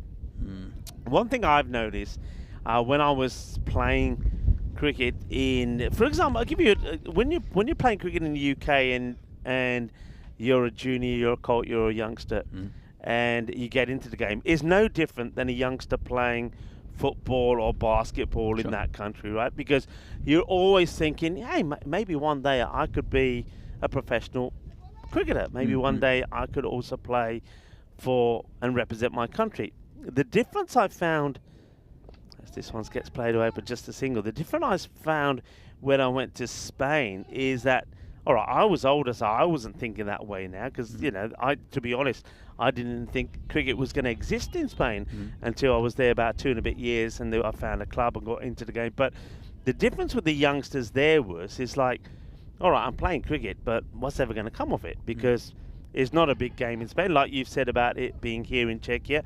As that's 4 runs, a vital 4. That just keeps it interesting. So needing 8 now of 2 balls here. So we'll keep an eye on that. This next ball becomes hugely important. They need to get a boundary from it. As this one, a little bit of luck as that gets away. Let's just see how this ball goes, and we'll continue our talk, because this is an important delivery. Raj, if he can prevent it going to the boundary, he could get a point for his side. Here we go. 8 required of 2 for all the points, and need to field it. Does field it, no mistake. So they just get the single. So as long as he doesn't bowl any extras or anything here, they should get at least a point out of this match at Ostrava. Yeah, but the difference in Spain was that the kids were thinking, all right, I can play this game, but it's not going to get me. I'm never going to be on TV.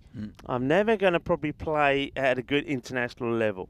And I think what the European cricket did, no. I think this could be a no ball. Catch is taken.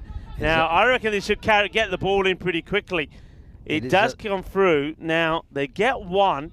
Yeah, it's been called. Has it been called? They might be checking on the walkie-talkie. So I wonder if we get a side-on look. We'll have a look at this end first, but we'll go to side-on straight away. Yeah. It looked high to me. Let's see if we got this side-on. Here we go. So we can slow this down a little bit. We'll have a good look at this. Yeah, that's going to be a no ball. So that's 1. They run 1. That's 2. And what has Ajay Raj done here? Has he given away the opportunity of taking a point? So now they need just one big hit here, a 6 for all the points for Bruno. Well, to be fair, that should have gone. That would, with the wind was going the other way, I think that would have gone for 6. As we see some of their PCC boys, a little wave there from Sabah and from Riddick Tomar. Is that Riddick? I'm not sure. Goes for it, and they're going to get all the points. Oh dear, oh dear. And Ajay Raj, he holds his head because he knows all he had to do was put a legal delivery in. And even if the ball was hit for 6, it would have been okay because they needed 7. But he bowled a no ball that got put away for a single. 2 came off it, had to bowl it again, and he gets hit for a 6. by Khan. So Khan's the hero, and it will be Bruno who'll take all the points away. Ostrava, they're going to be bitterly disappointed. They thought they were going to get a point, and it gets snatched away from them off the last ball of the 7th over. Well, not much went for them at all in this game, Ostrava, whereas it did against Vinorad. They were fantastic against Vinorad, but just outclassed a little bit by Bruno. But they didn't help themselves either, did Ostrava in this game. No, well, that's the next match coming up. Prague CC taking on the Prague Barbarians. The Barbarians, we just saw them play a brilliant game, and they managed to pick up a point. Can they do the same here this time?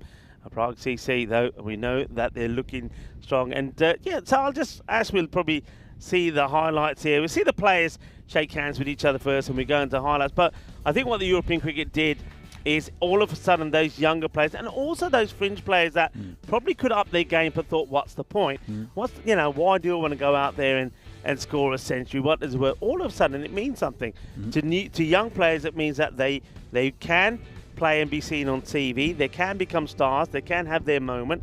They could be seen and selected by the national team. Yep. For club cricketers, again, the same thing. They've always got a dream to perform on the big stage. I can do it. I can do it in front of millions of viewers around the world.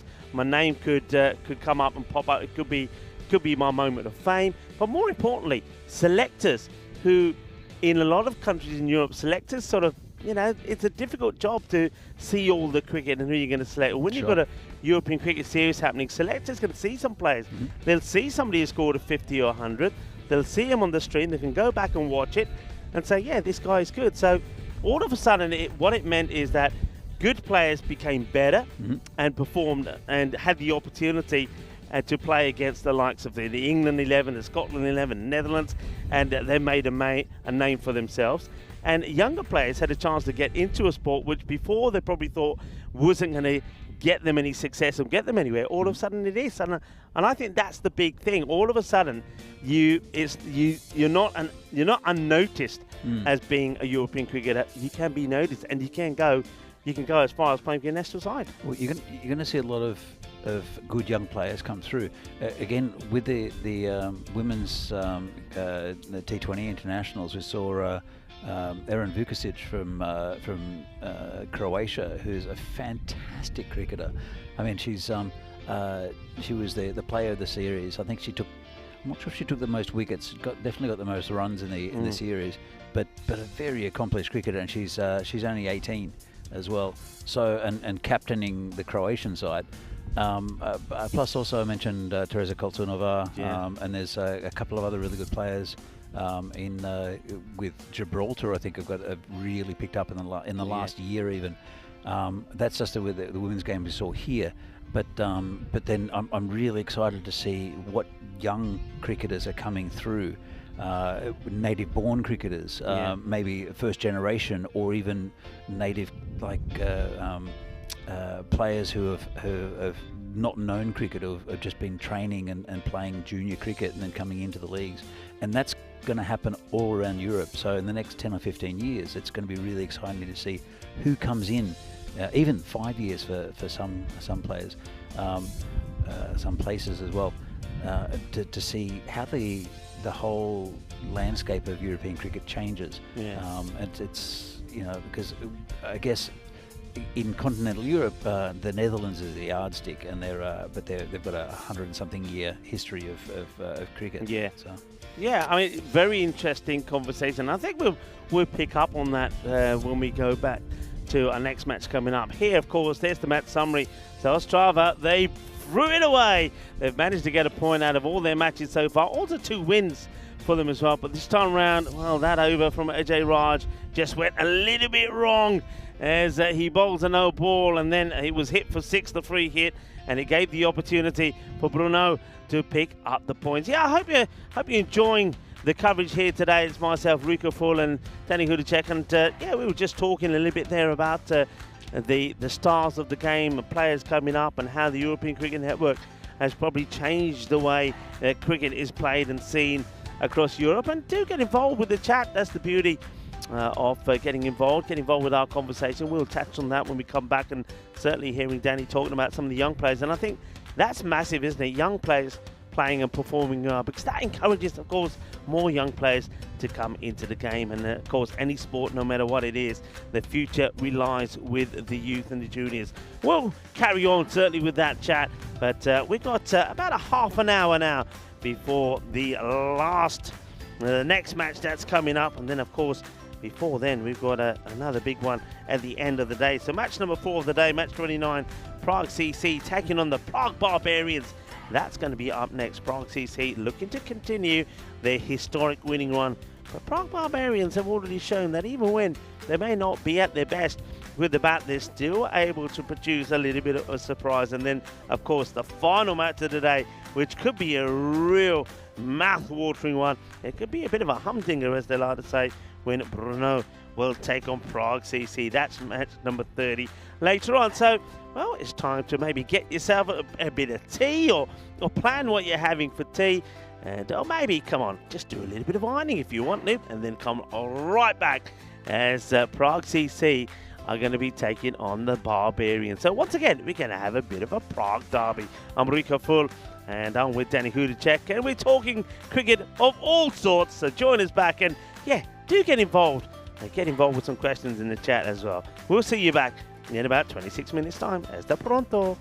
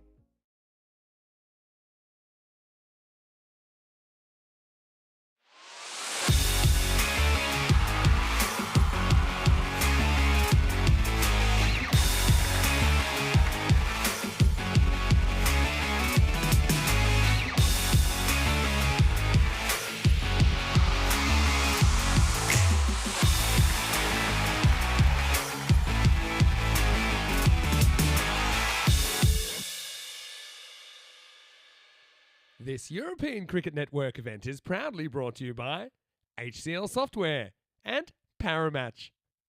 Hello viewers and welcome to match number 29, and we're going to feature the team that has made history on the European Cricket Network. Prague CC have now gone 23 matches without defeat. That's the longest winning run that we've ever seen on the European Cricket Network. The question is, can they keep it going? They're up against the Barbarians in this one. Let's see what happens first of all at the coin toss.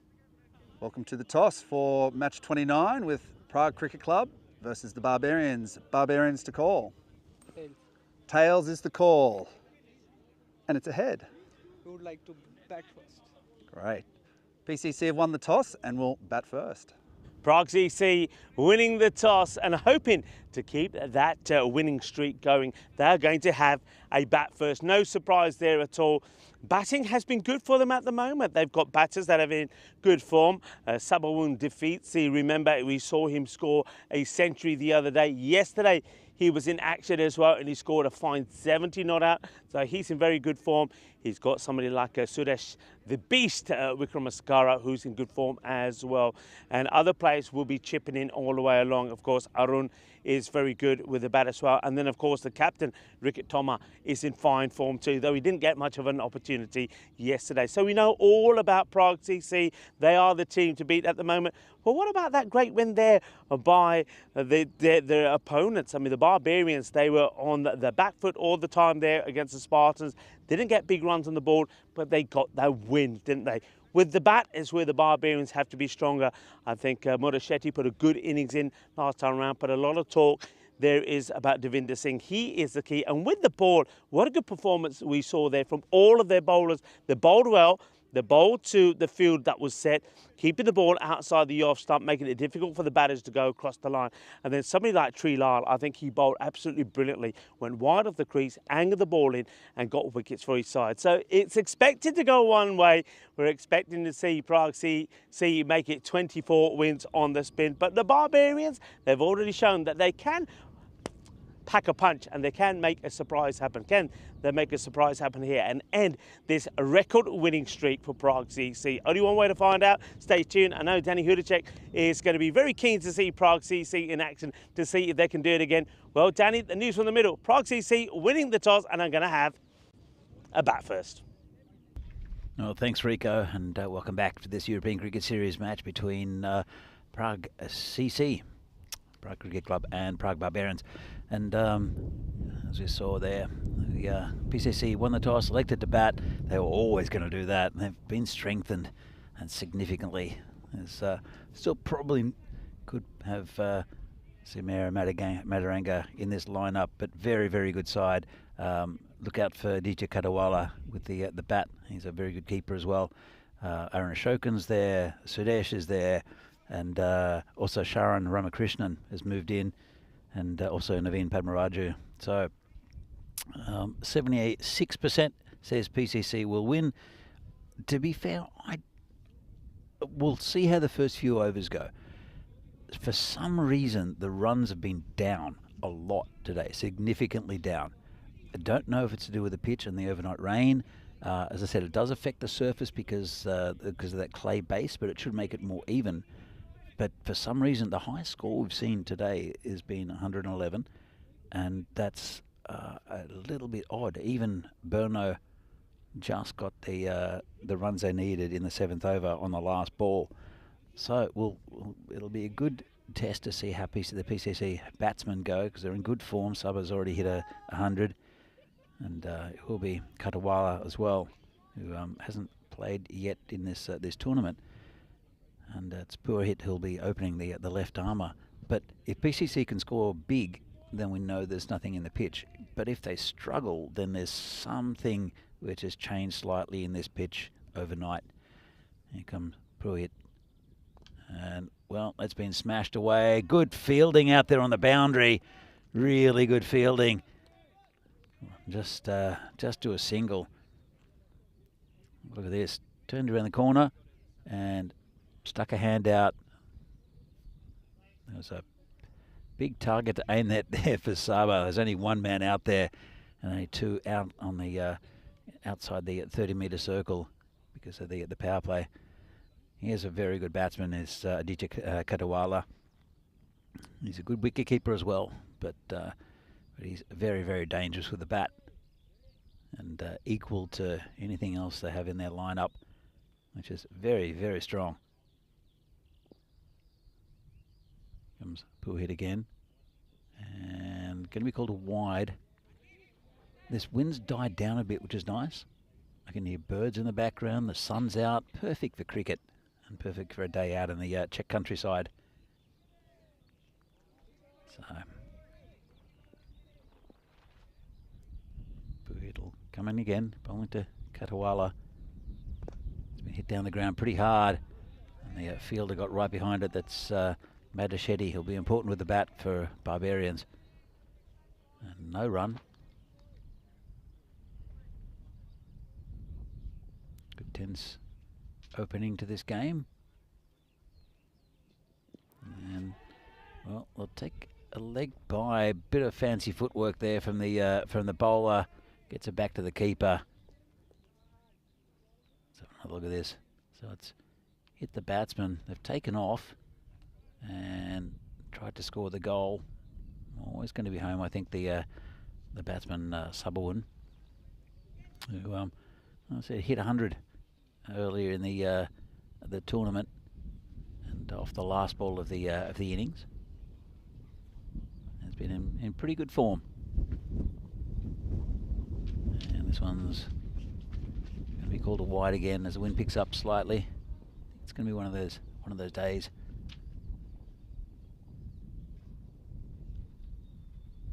So 76% for PCC. I think it's closer to about 60-40 maybe for me.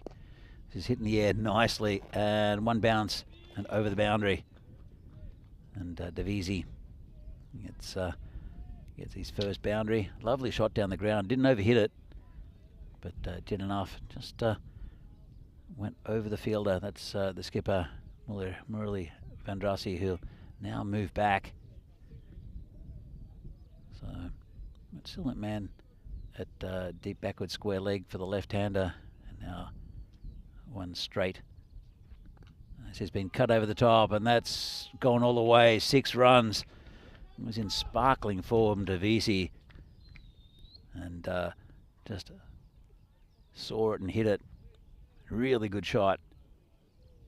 It's part of the really important part of his game. He does hit over the top in that area. He hits square of the wicket. He can hit straight, and that is also a late dab through the third man area. when he's in form, it's very, very hard to stop, very hard to bowl to.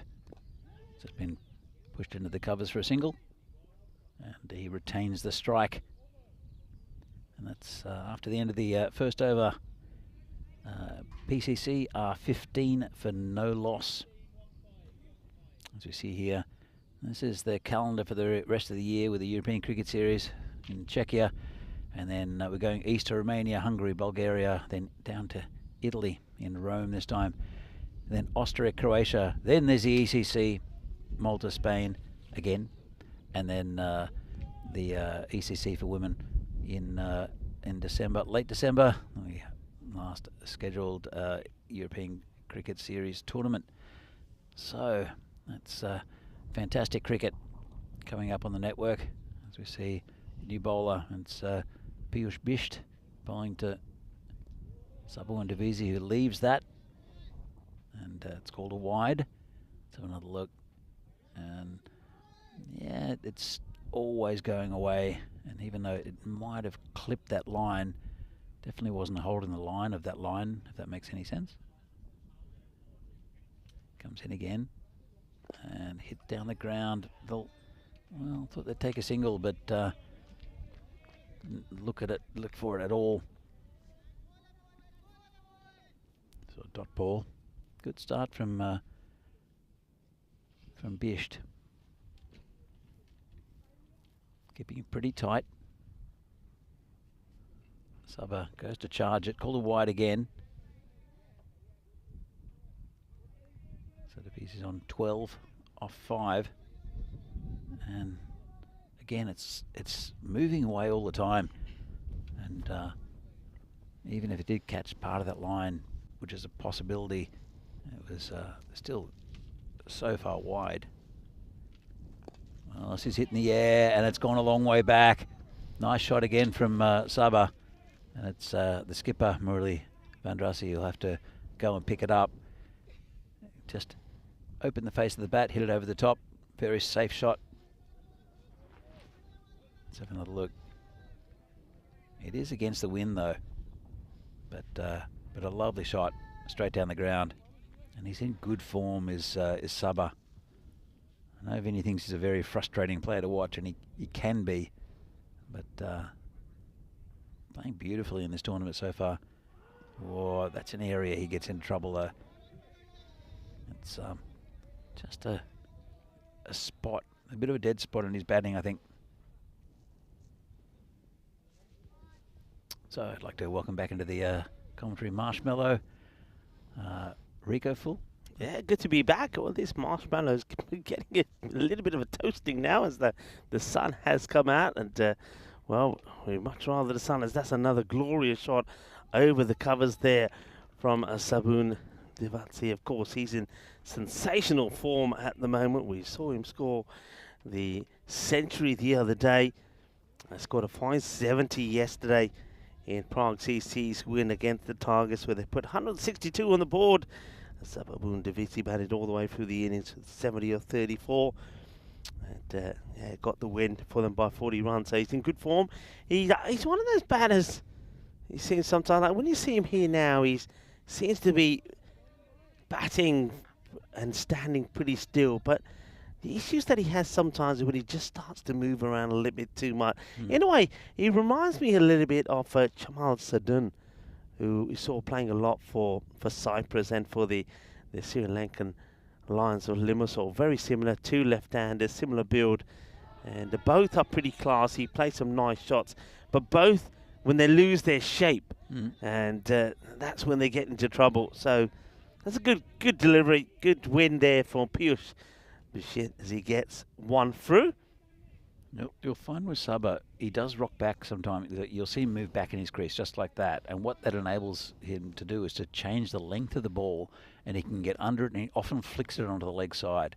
This one he comes forward to, but it's a good comeback from Bisht, and that's an area that Sabah has to improve, because he loses his patience a bit outside off stump. Big time, and you see there he's coming down to play that shot where if he had just stayed where he was, he would have once again executed a similar shot to the one that he played over the covers for boundary. So it's, sometimes I think he just needs to, while he's out there, just be saying to himself, stay still, stay where I am. Well, Prague CC don't want to stay where they are. They want to move upwards to try and catch up with Bruno. That's going to be an outstanding match later on. You see Bohemians just still on top against Bruno on a net run rate. But Bruno and Prague CC will play the last match of the day. And that could be such a big match when it comes to the top of the standings here, Bruno. If they can get a win against Prague CC, not only are Prague CC going to win this, will they be ending their sort of incredible historic run, but it will take them to the top of the standings. It's a little bit wide, but hit firmly, and it will take a single. I think that one probably in danger of being a wide ball if he had left it alone, but Kadiwala plays the shot and just gets the singles to his name. So struggling to get the strike at the moment is the Kadiwala, but if Saba keeps pumping the ball to the boundary, he won't mind that. Yeah, absolutely. Well, he missed a few in that last over. This will be an interesting contest between Tri Lal and also Sabo Divisi. And Tri's going to come around the wicket to Saba. And let's see what happens. Well, that's what happens. Saba smashes him over the point boundary for 6. He's really strong in that area. He will miss quite a few in that area, but when he hits it, you know exactly where he's putting it. Yeah, frustrating thing is though when you're watching him, especially if you're part of the setup. I mean, look at him here, dead still, not charging down the wicket, and plays a wonderful shot for 6 outside the off. No danger at all for him. But then every so often, he'll be charging down the track trying to play other shots, which he doesn't need to. Yeah, you're right there. And that's called a wide just on the pitch. But you're right, he doesn't need to. It's just the way he bats, though.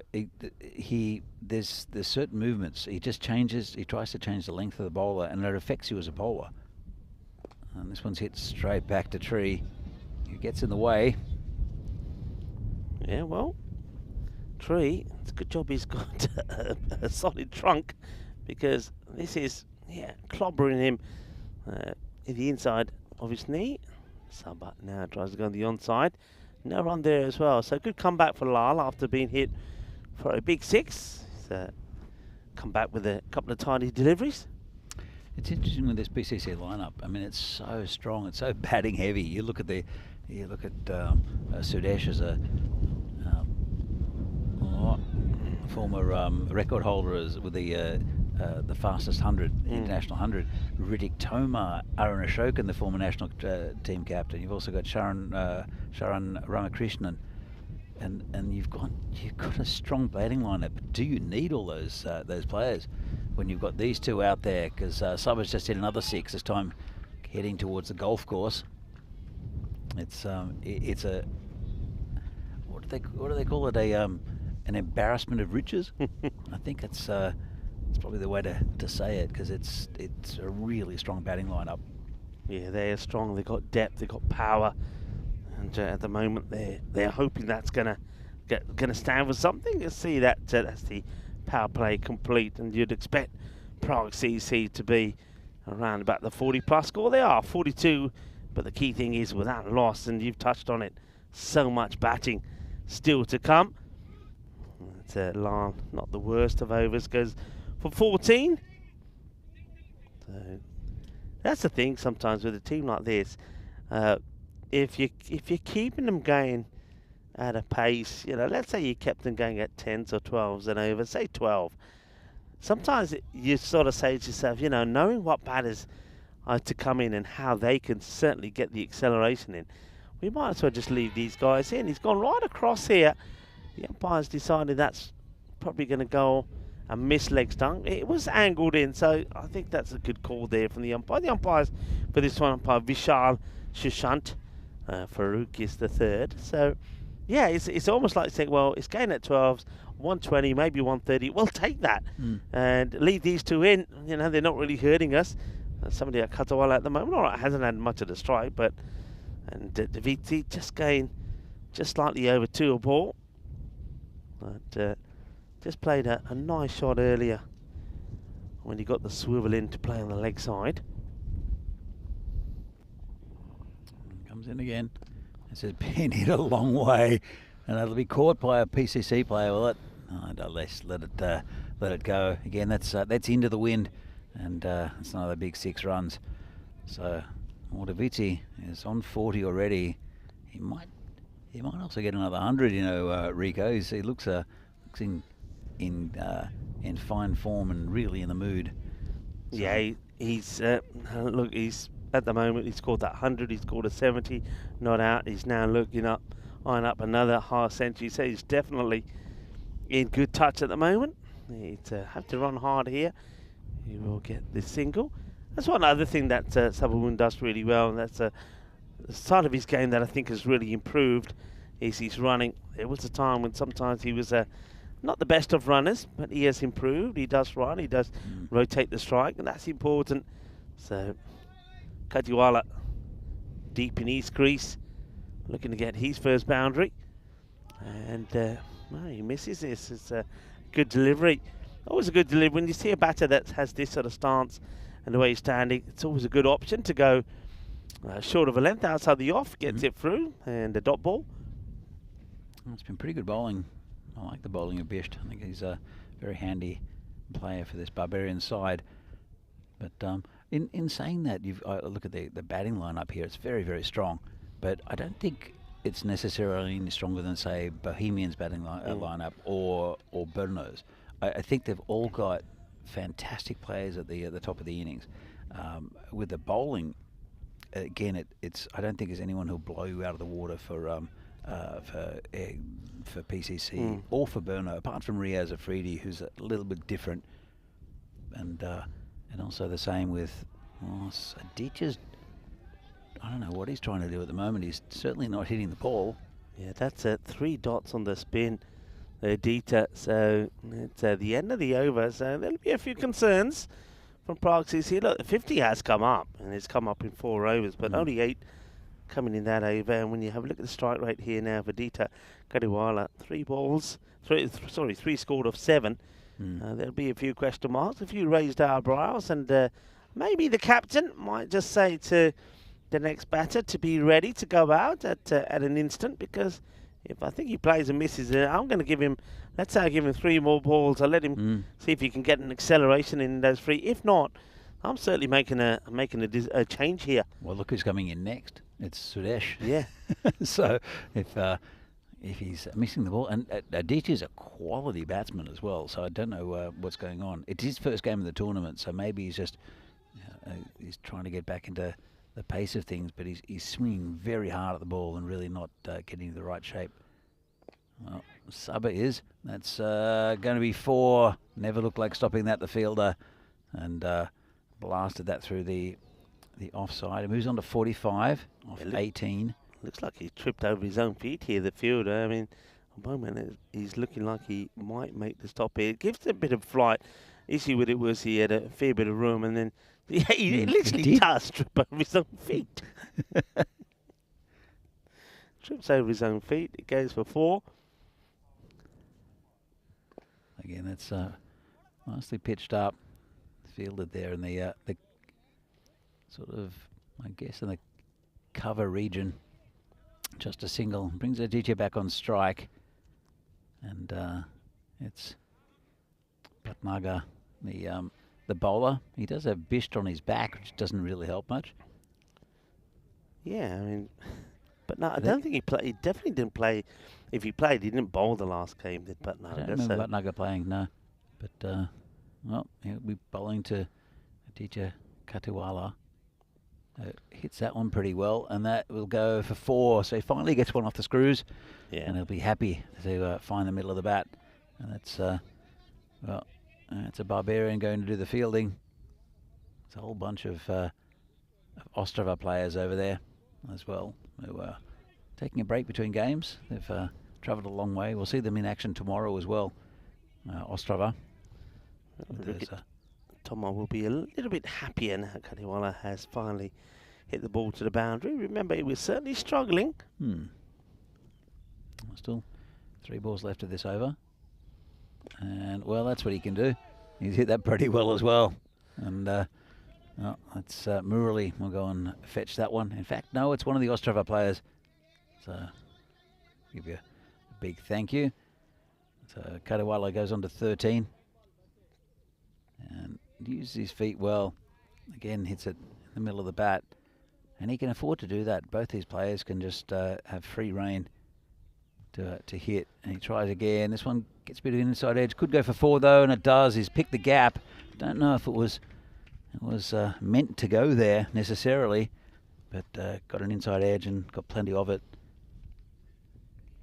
Well, we're saying we give him maybe 3 more deliveries, let him get to 10 balls, see what he gets to. Well, he's proved that maybe he needs a little bit of time to get going, but now he has got going. 17 of 10, that's much, much better. Comes in again and uses his feet, and again doesn't get onto that one too well. Hits to the skipper, Murali. Will do the feeling. And at the end of 5, PCC are 70 for no loss. Yeah, it's a good start as we welcome you into the cube. A few people have been talking about the tie, and I don't know where this tie, I don't know if you can see this, but this was one of the ties that was gifted to us by Forfisher, so I thought it was a nice day to put the tie on, so thank you to Forfisher, and yeah, loving this tie, goes well with the suit, so thank you for those that like the tie. Do put a tie now and again. Are you a tie man sometimes now and again? No.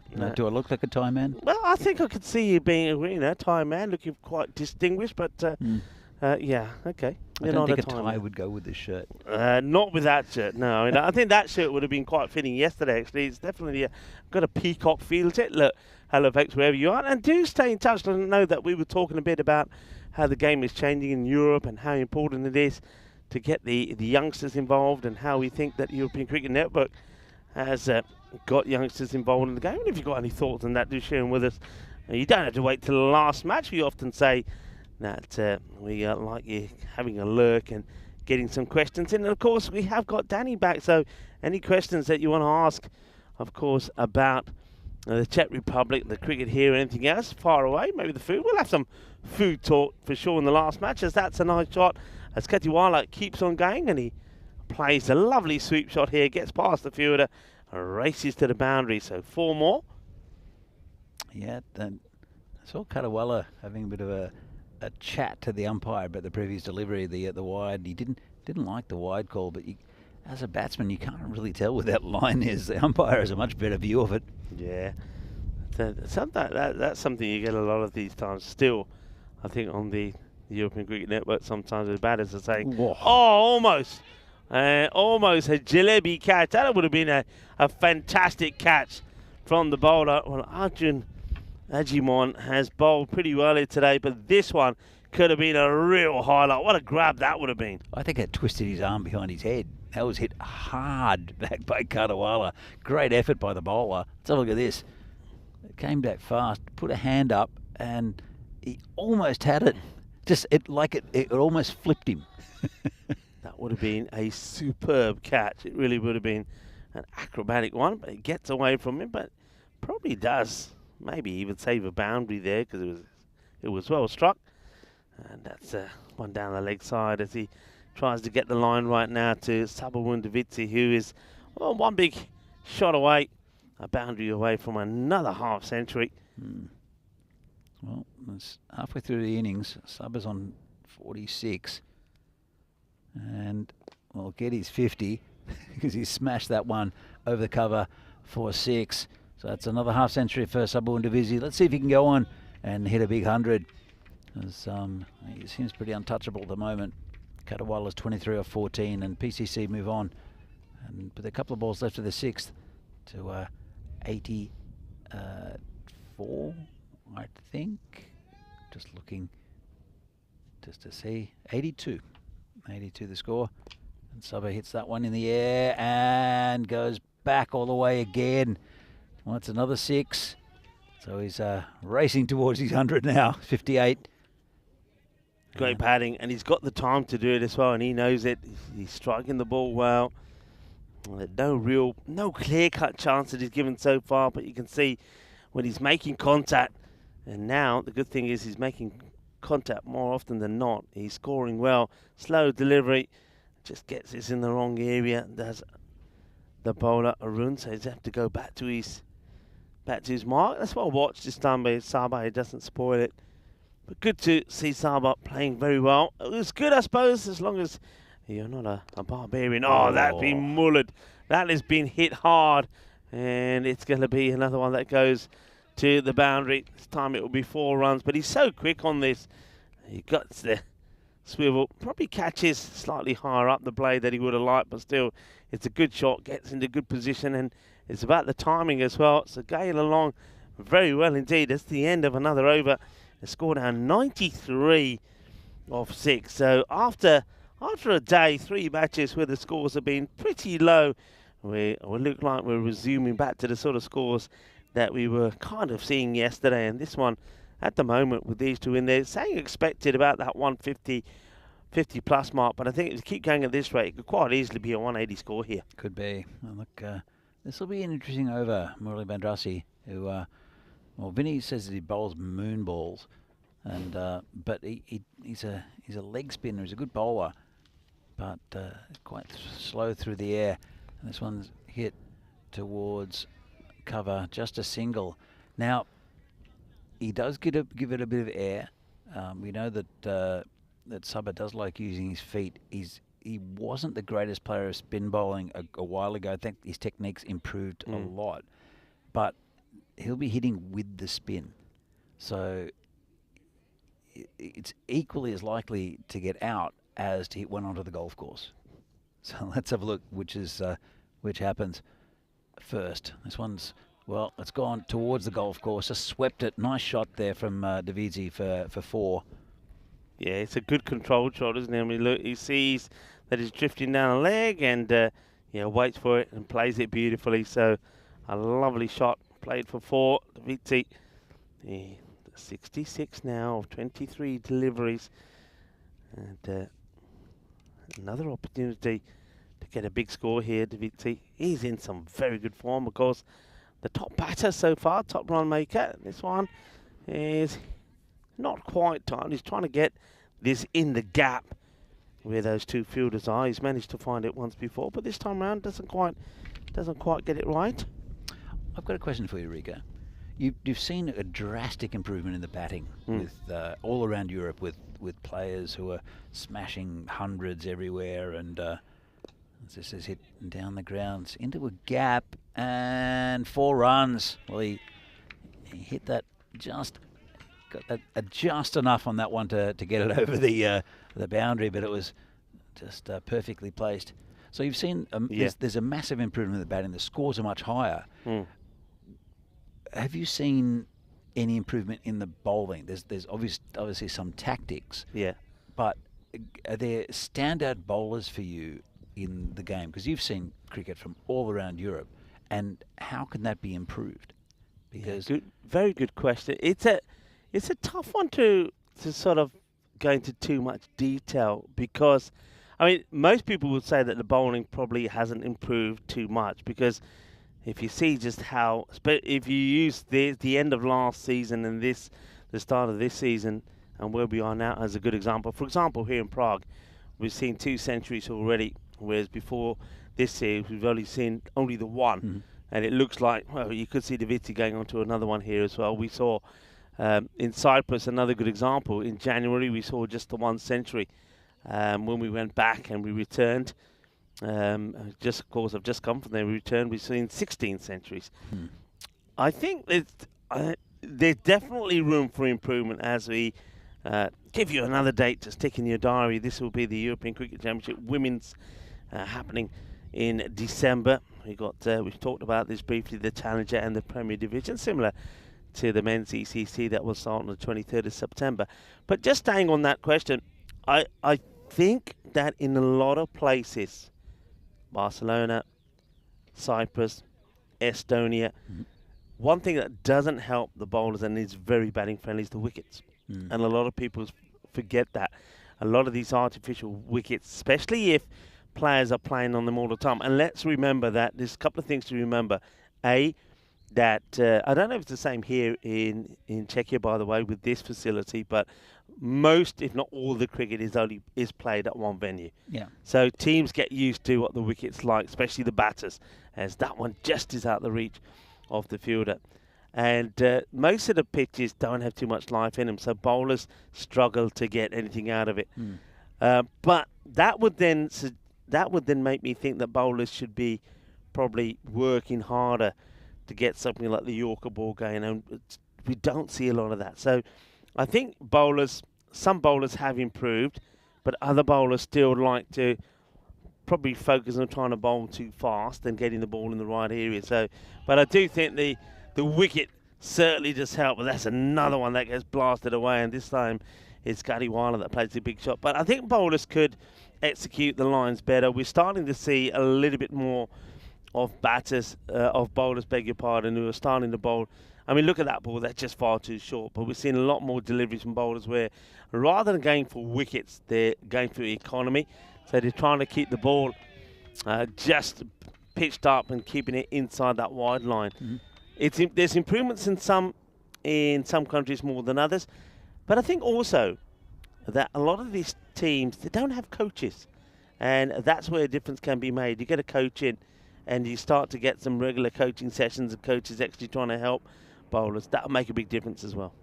Yeah, true. Look, it just seems to be such an advantage for the batters, and the batters they're so dominant against bowling. You're right about the pitches. I mean, here it's a bit of an evener, I guess, but you're seeing batsmen dominating in this game, for instance. But I know that at Khartoum it's the same. There are so many sixes hit at Khartoum. There just doesn't seem to be anything for the for the bowlers at all. And you see, I remember Naveed Ahmed, as this is smashed by Sabah again for 6. He was playing for the Czech side, and he was just getting hammered everywhere. And he's not a terrible bowler, as you saw in the last game. And his wicket-taking bowler, but there was just nothing for him at all as a spin bowler, as an off-spin bowler. This could be caught. Oh, it takes a one-hander. Oh, Pradeep. That's a fantastic catch. Just stuck one hand up, and that's it. End of Sabah Davisi. Well, that was a bit remarkable. Let's have a look at this. Well, this is Ganga Papa who's doing it Ganga style. One hand jalebi catch. And Pradeep, what a catch that is. Gangappa takes it one-handed, and a sensational, sparkling innings of Sabah Davisi comes to an end in sparkling style. A one-handed jalebi catch. And, well, we haven't had jalebis today. We had laddus, and we've had some gulab jambu. The jalebis are in the middle. What a catch. What a catch indeed. They're former teammates, actually. Sabah has moved to PCC a couple of years ago, but was a former Barbarian. I think he might have played for someone else, like Bohemians, at one stage as well, just for a season. But that was an amazing catch from Pradeep. So took it very casually. And, that's been absolutely hammered. Well, down on 1 foot. And that's Aditya. It's Vandrasi, who is bowling. And, Aditya's now on 48. It's not going to get any easier for these Barbarian bowlers with the beast at the other end. No, well, he's certainly got the acceleration in the Katiwala we were talking about. Oh, there's another 6. And that's his 50. Well, you were talking about retiring him earlier. Yeah. That's what you don't with a class batsman. He trying to hit the ball too hard before. Now he's just hitting it out of the screws. Yeah, well, give us credit. We did say we're going to give him at least 3 more deliveries, because at one point I think he was, he'd had about 7 balls or so, and he was on about 3 runs, and then he hit the next 3 to the boundary. But again, that's a good effort, but not able to keep it in play. Great effort. Has to be said, though, his boundary assault started with that misfield, which went for 4, and then after that he hit another 4 and a 6, and since then, every time he's had an opportunity, he's hitting it cleanly. So well done to him. It just goes to show that he just needed a few to get going, and now he's muscling the ball to the boundary. That one just creeps up on him. It's a good comeback here from Bandarasi, but still, look at that score. It certainly is. I said that at one point it was destined to be about 150, and they said they want to go bigger than that, and they are looking to do so. You've got big hitters in there now. Floated up, a one-handed shot, but this one should be stopped. It will be. So well fielded again by Arun Jimoon. He's certainly put a good shift in the field. What a change in the weather here, by the way. I know, it's pleasant, isn't it? You're copying the sun from the back of the marshmallow. Yeah, the sun's coming through the. I mean, this time yesterday. Oh, that is big. Watch out in the tower. Watch out in the tower. Well, I don't know who's up there, but that was a scary moment. I think that's Dennis. It is. You okay, Dennis? Dennis. That was on the way for Dennis. That is huge. That's the biggest one so far. And if you want to know why this man is called the Beast, take another look at this. Aye, aye, aye. That is huge. And Dennis, incoming. Yeah, no, I'd love watching him bat. And I don't think there are many players around Europe who hit the ball harder than Sudesh. As we see the bowling figures not looking pretty. 148 for one now. PCC with 1 over to go. Broken the expected score. That's 0. I think he's come back to life. It's that last shot probably gave it something to think about. All right, Adita to face the first of this, and he's kept that high up on the bet, and it's going to be dropped over for 6. Well, the fielder, that's disappointment really. It's an opportunity. Fielder just gets himself in the wrong position, comes in from the boundary, then has to backpedal to get back and gets himself in the wrong position and ends up palming it over. Not helped himself in the field. Had the Barbarians this time. And that is hit firmly. Another chance, and this one goes down as well. The catch goes down. The bowler goes down. He can't believe it. As Bruno hit, coming back to bowl the last and creating opportunities, but the fielders are letting him down. He's hit pretty firmly. So here's the Beast, and it's it firmly. It's going through the fielders, is it? They managed to come back for 2.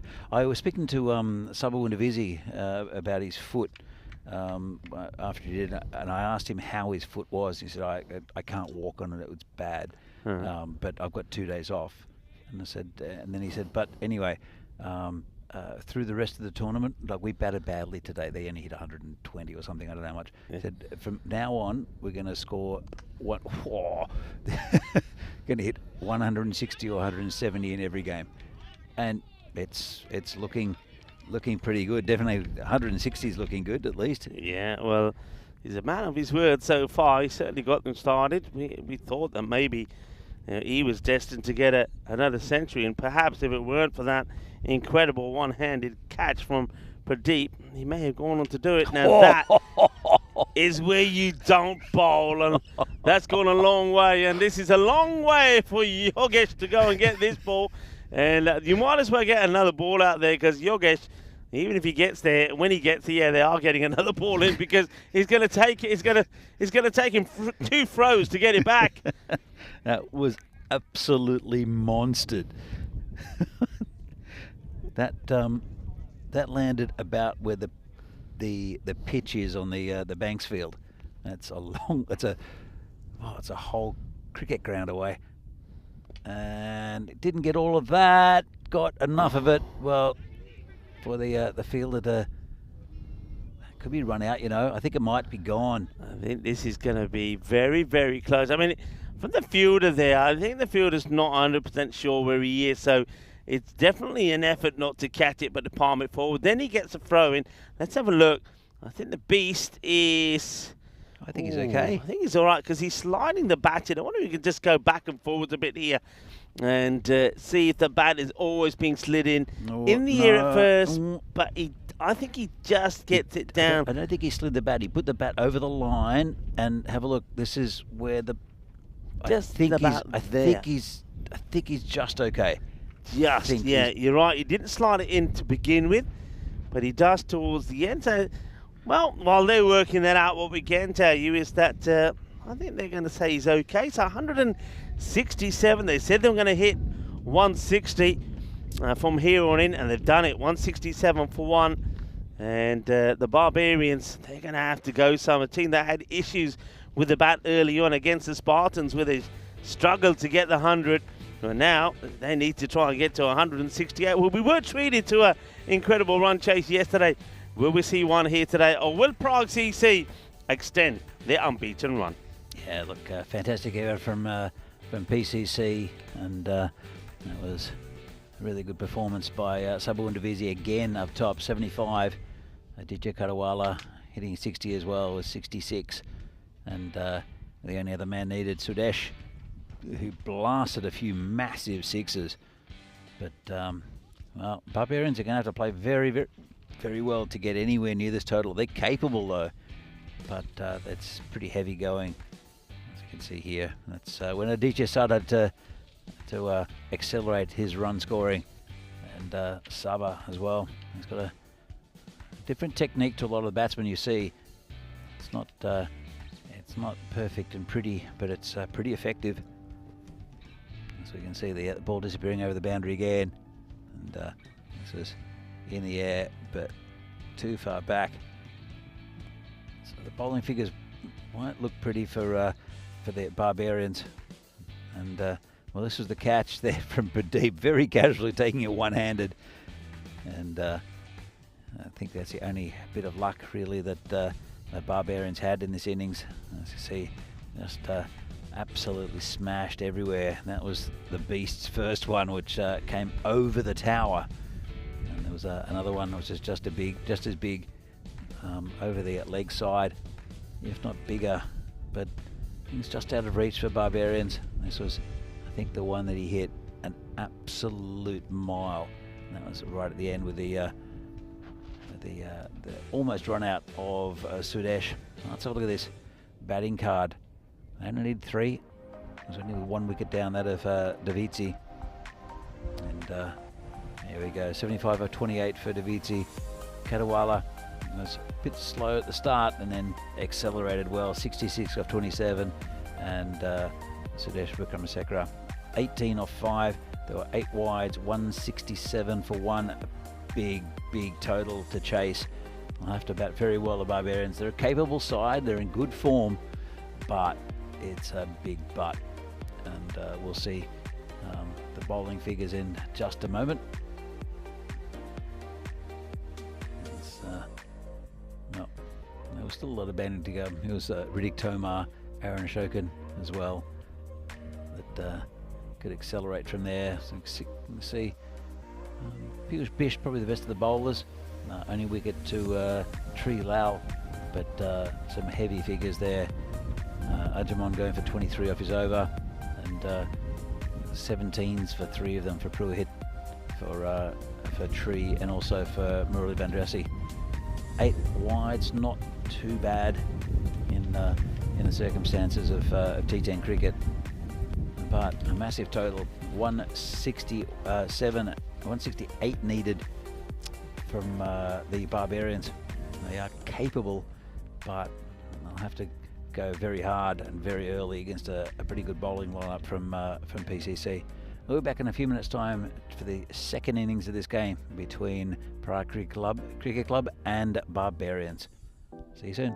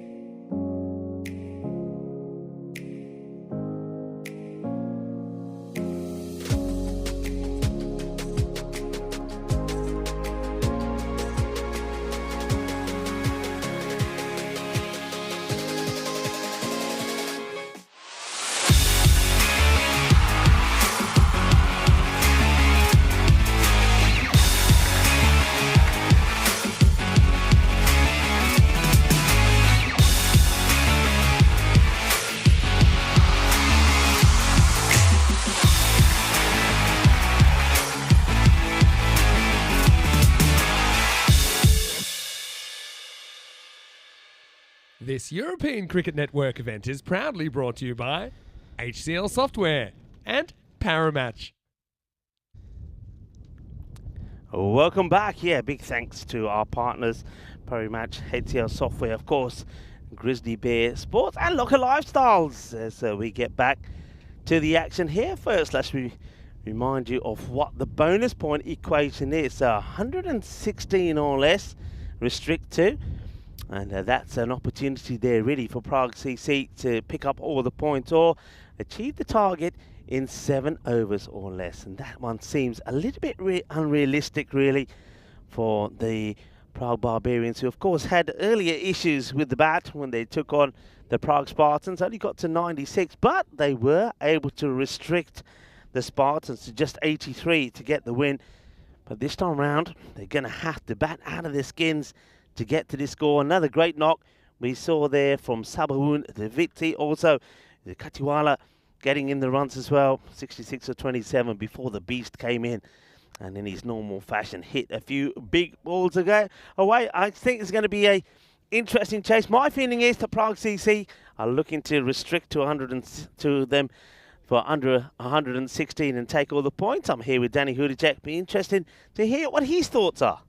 Well, it's a massive total to chase, and but Barbarians have a good batting side. We saw them though struggle earlier in the day against the Spartans for a while until they just got over the line. But and PCC, I guess they're a bowler down with Samira Mataranga not in the lineup, but they've brought in a very good bowler here in Naveen Padmaraju, who is very, very handy. Also, Lakshmi Selvan is there, who bowls pretty tidy overs normally. And this one's in the air and just away from the fielder. Just be a single. So, never really good keeper. Saba's complaining that they didn't go for the catch. So he's a competitor. It's Smit Patel as well, is also a very, very good fielder. So if anyone would have been able to catch up to it, would have been him. Yes, Smit Patel is somebody that I remember taking some sensational catches. He's a very athletic man, and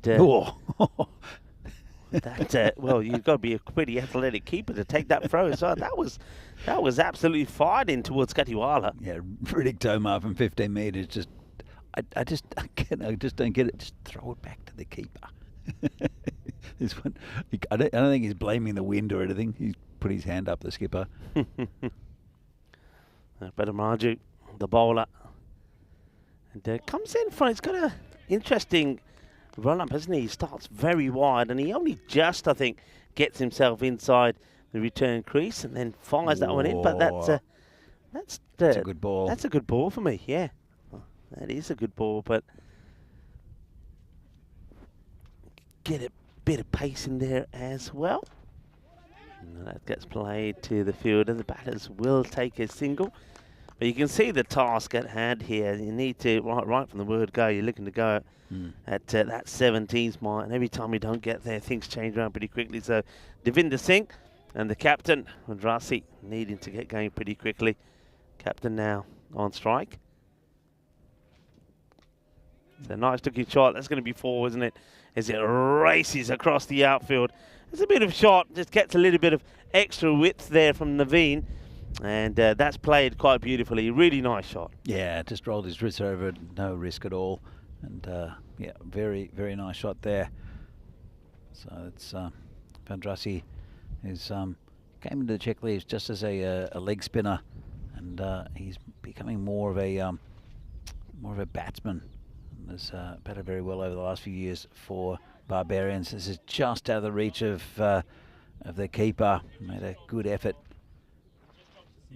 Just take a single. Bring Devinder Singh back on strike. In fact, it won't be because it's the end of the over. And at the end of the first one, it's 8 for no loss for Barbarians. It's a pretty good one there from Padmaraju. See, 57 matches since a golden ball, and well, it's still going on here in Prague, and hopefully getting a golden ball by the end of the week. It would be Lakshmi Selvan to bowl. He's again, he's a bowler a player who didn't really used to bowl much. Used to be just a big hitting batsman, and he's come in and he's He's done a really good job for the last couple of years for PCC in this format. Uses his height well. Comes in and this is it over the top, and one bounce and over the boundary. Nice shot there from Vandrasi. Just a bit too full there by Lakshmi.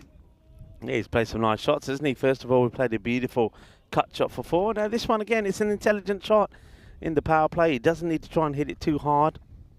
Get it over the inner ring, and it's going to be a boundary. So 4 runs there. So you can see that the captain is trying to stay focused and hoping that he can get the best out of Devinder Singh in this one as well. And if they can, these two could give them a very good start. Yeah, I mean, the problem is, though, is that they need over 17.5 and over every over from here on. Yeah. It's such an incredibly difficult task, and it shows you how well the PCC batters went. But it's just the scoring in T10 cricket has gone absolutely crazy. Scores of over 200 down in Cardamom were insane. This is hit just over the top and almost took the catch. Would have been a great effort. And that's Sharan Ramakrishnan out there. Well, Ramakrishnan almost gets this to drop into his hand. I mean, that would have been quite sensational. I don't think he would have known too much about it, but it would have been an unbelievable catch. But it's not to be. They only take just the single there as well. You see through the leg side. There's a player out there, and just pick it up and throw it back in. They won't mind singles at all. PCC, they know that that Barbarians can't win with singles. In fact, the run rate, we're only in the second over, is now at about 18.5 and over. Yeah, hello to Trip and Kitty. They're saying not impossible, but improbable. Yeah, I see what you're saying there. They need things to go their way. Hello to John Gray as well. To everybody in the chat. And, of course, big shout out to the moderators that do a fantastic job. Keeping it nice, clean and interesting and entertaining as well. Selvan comes in again, and that's a good delivery. Just, I think with that one, just holds this back just a little bit. Doesn't push this through so much. It's that slower delivery. The batter plays it so early, so a very good over. And you can see already, I mean, they need to go at 17, but they haven't even got to that in the 2 overs, let alone trying to go at 17 per over. So Barbarians already up against it, 15 off the 2 overs. And you can see that Prague's EC are looking to get right up there. And then with the last match of the day against Bruno, they probably will be looking to see if they can knock Bohemians off the top of the standings. Well, if they can't, then Bruno will be hoping maybe to do it themselves. That's going to be a very exciting match. And I think Prague CC will really get well tested. I know that they're a team with a tremendous pedigree. They've got this this record of historic wins, looking to make it 24 on the spin. But will they make it 25, or will that historic run come to an end at the end of this match day 6 here in Czechia? That'll be a cracking game, and both those sides are missing their opening bowlers. Riaz Afridi not here, and also Samira Madaranga. But it'll be Ritik Tomar in this game to come into Vandrasi, who just gets a single and brings Divi Singh on strike, but not enough runs early. They're 16 after 2. They need 16. They needed over 16 each over, and that run rate climbing. Ritik Tomar comes in again. This one's hit over the top, and that's gone past us in the marshmallow. And well, Ritik Tomar is interesting. He was a former Vinorad player, and he and Sabah decided that they should switch allegiances and move to a different team. And we're under attack. As the ball, well, it went past us pretty quickly, and now somebody, whoever it is, threw it back, has thrown it into the cube. But we're all right, don't worry. Yeah, so they both, okay, so they both decided to move. And they moved to Bohemians for a season, and that didn't work out for one reason or other. As this is hit to Divisi, showing no ill effects of that hit on the foot earlier in the week. And if it didn't really work out at Bohemians. It was just sometimes the personalities don't fit, and Bohemians are a really tight unit, and they've got a certain club culture that I don't think suited these two. But Saba and Riddick Tomar could be a run out, very close. That's a really good piece of fielding there, and that's Sridhar. Yeah, Sridhar, the fielder. What a good pickup! Again, come into this team and has improved it. So it's going to be a tough task for anybody to beat the PCC. But I mean, of course, they're going to be in the finals. But there could be an upset at any time there. And this is hit over the top, away from the fielders. It should be 4. It plugs, and oh dear, oh no, that's one of those moments. It's one of those moments for Arun Shokhan. And Arun Shokhan has had a shocker. Let's have a look at this. And this one could go on the old bloopers list, couldn't it? Because I think the ball actually stops, you're right. I think it just stops. And look what Arun does. And this is a man with...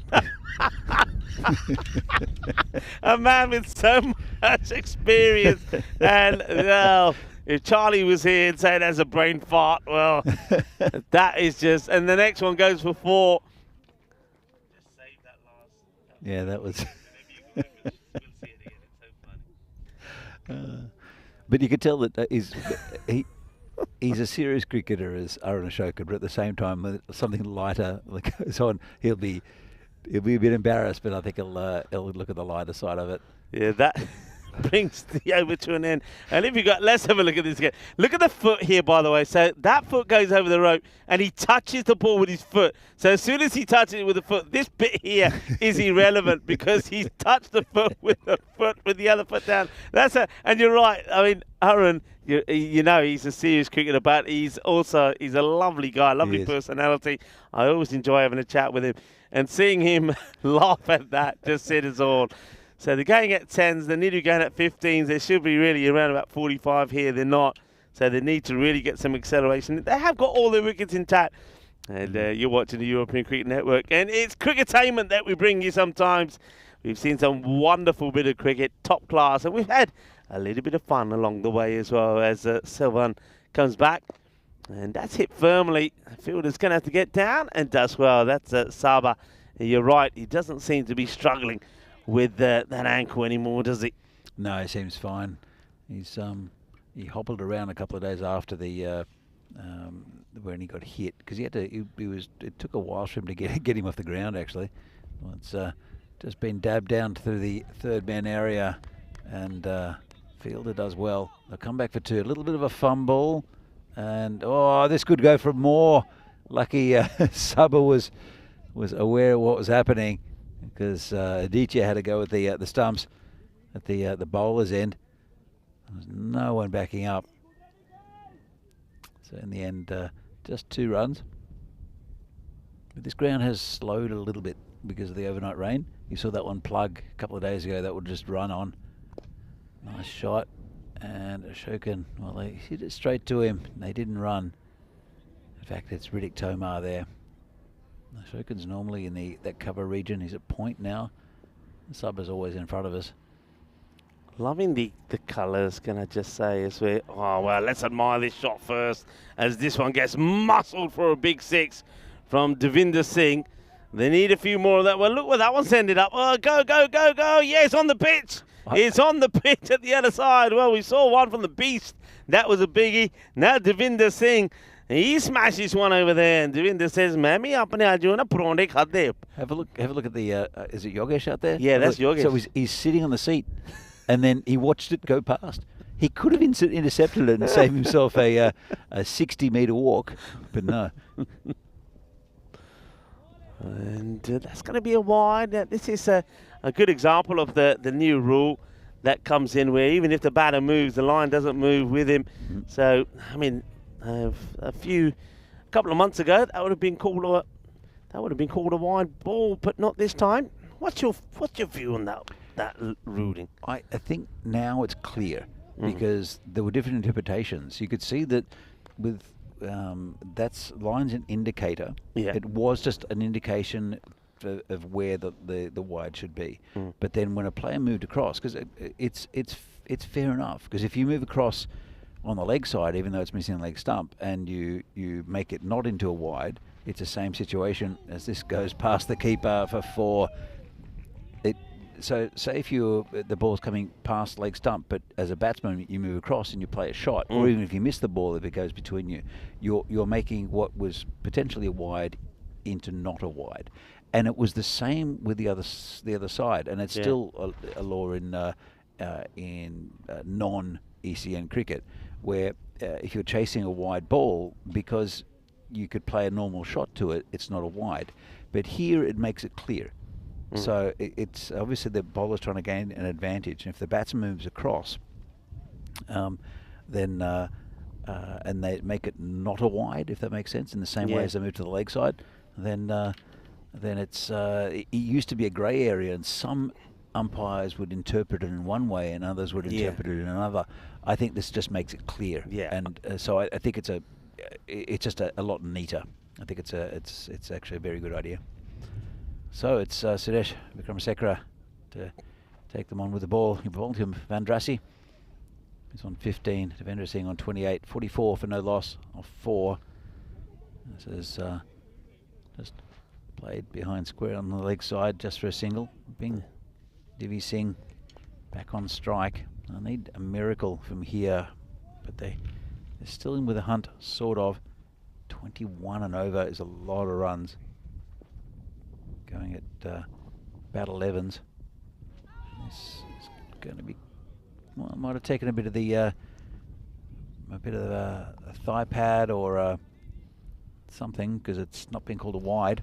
Yeah, catches, I think, a bit of the leg there. Liking the shades that Katiwala has got on here. Reminds me a little bit of some of the shades that we saw from... Oh, that's gone. Well, that's a big wild swing. Or maybe he needed to remove those shades, Devendra Singh, because he needs to change them, get to maybe a pair of prescription ones perhaps, because he's missed this. It's an ugly shot. And Suresh Vikramasekaran comes in and he gets the wicket. It's a rash shot, isn't it, really? It is. He's tried to swing wildly, and that's, to be honest, that's not his game. And Divi Singh, he's good at timing the ball. It's loose ones, and he'll score big runs during the tournament, but unfortunately not in this game. New batsman is Hadi Medat, who's again been very impressive with the bat, and he again, he's a big hitter of the ball, so they'll have to be careful. But that scoreboard pressure, I can't see PCC missing out. Whether Barbarians can get the 117 is another thing. I think that's the target for them now, because 22 and over I think is a bit too much for them. And good ball straight up from Suresh. So Suresh, did you know Suresh more as a bowler or as a batsman? I know him more of a batter. Always known him more of a batter, but there are times when he wouldn't always bowl as well, which so that's why I thought when he did come to bowl, he was also bowled. But you can see that he's definitely is more than capable. And one thing he does normally do when I normally see him bowl is he's got very good variations as well. Gets a slower ball in. Yeah, he's a clever bowler. He was at one stage, because when we were in Poland, we were talking about Suresh with one of his former, someone from his home city. Oh, he's got another one. Well, straight at the stumps, and you get wickets, and that's another good piece of bowling for Suresh, and that's the end of the batsman and the end of the over. Yeah, well, Suresh, he just gets the ball in the right areas, and the batter's coming in and needing to go for big runs. So that one knocks the stumps over. Well bowled to Suresh. He just kept that ball just out there in the right areas. So another one bite. So that's we often talk about things that happen on this day in history. And, well, we're going to have a look back at, of course, the World Cup that was happening in 1983. World Cup semi-final day. And a nasty surprise for England at Old Trafford, where India beat them by 6 wickets. England was restricted to 213 on a poor pitch, but nobody topped Graham Fowler's 33. And India They canned it home with 5 overs to spare. Sandeep Patel, with what Wisdom Cricket Monthly described as a cascade of volatile drives, was the match winner as he completed a 32-ball 50 with the winning hit. And in the other semi-final, of course, it was Clive Lloyd's men, West Indies, that got the win and, against Pakistan. And of course, that set up that final. And I think we touched on that the other day. That 83 is the. I don't know if you've seen that that movie stroke documentary. It's absolutely definitely worth watching. A fantastic movie and very well shot.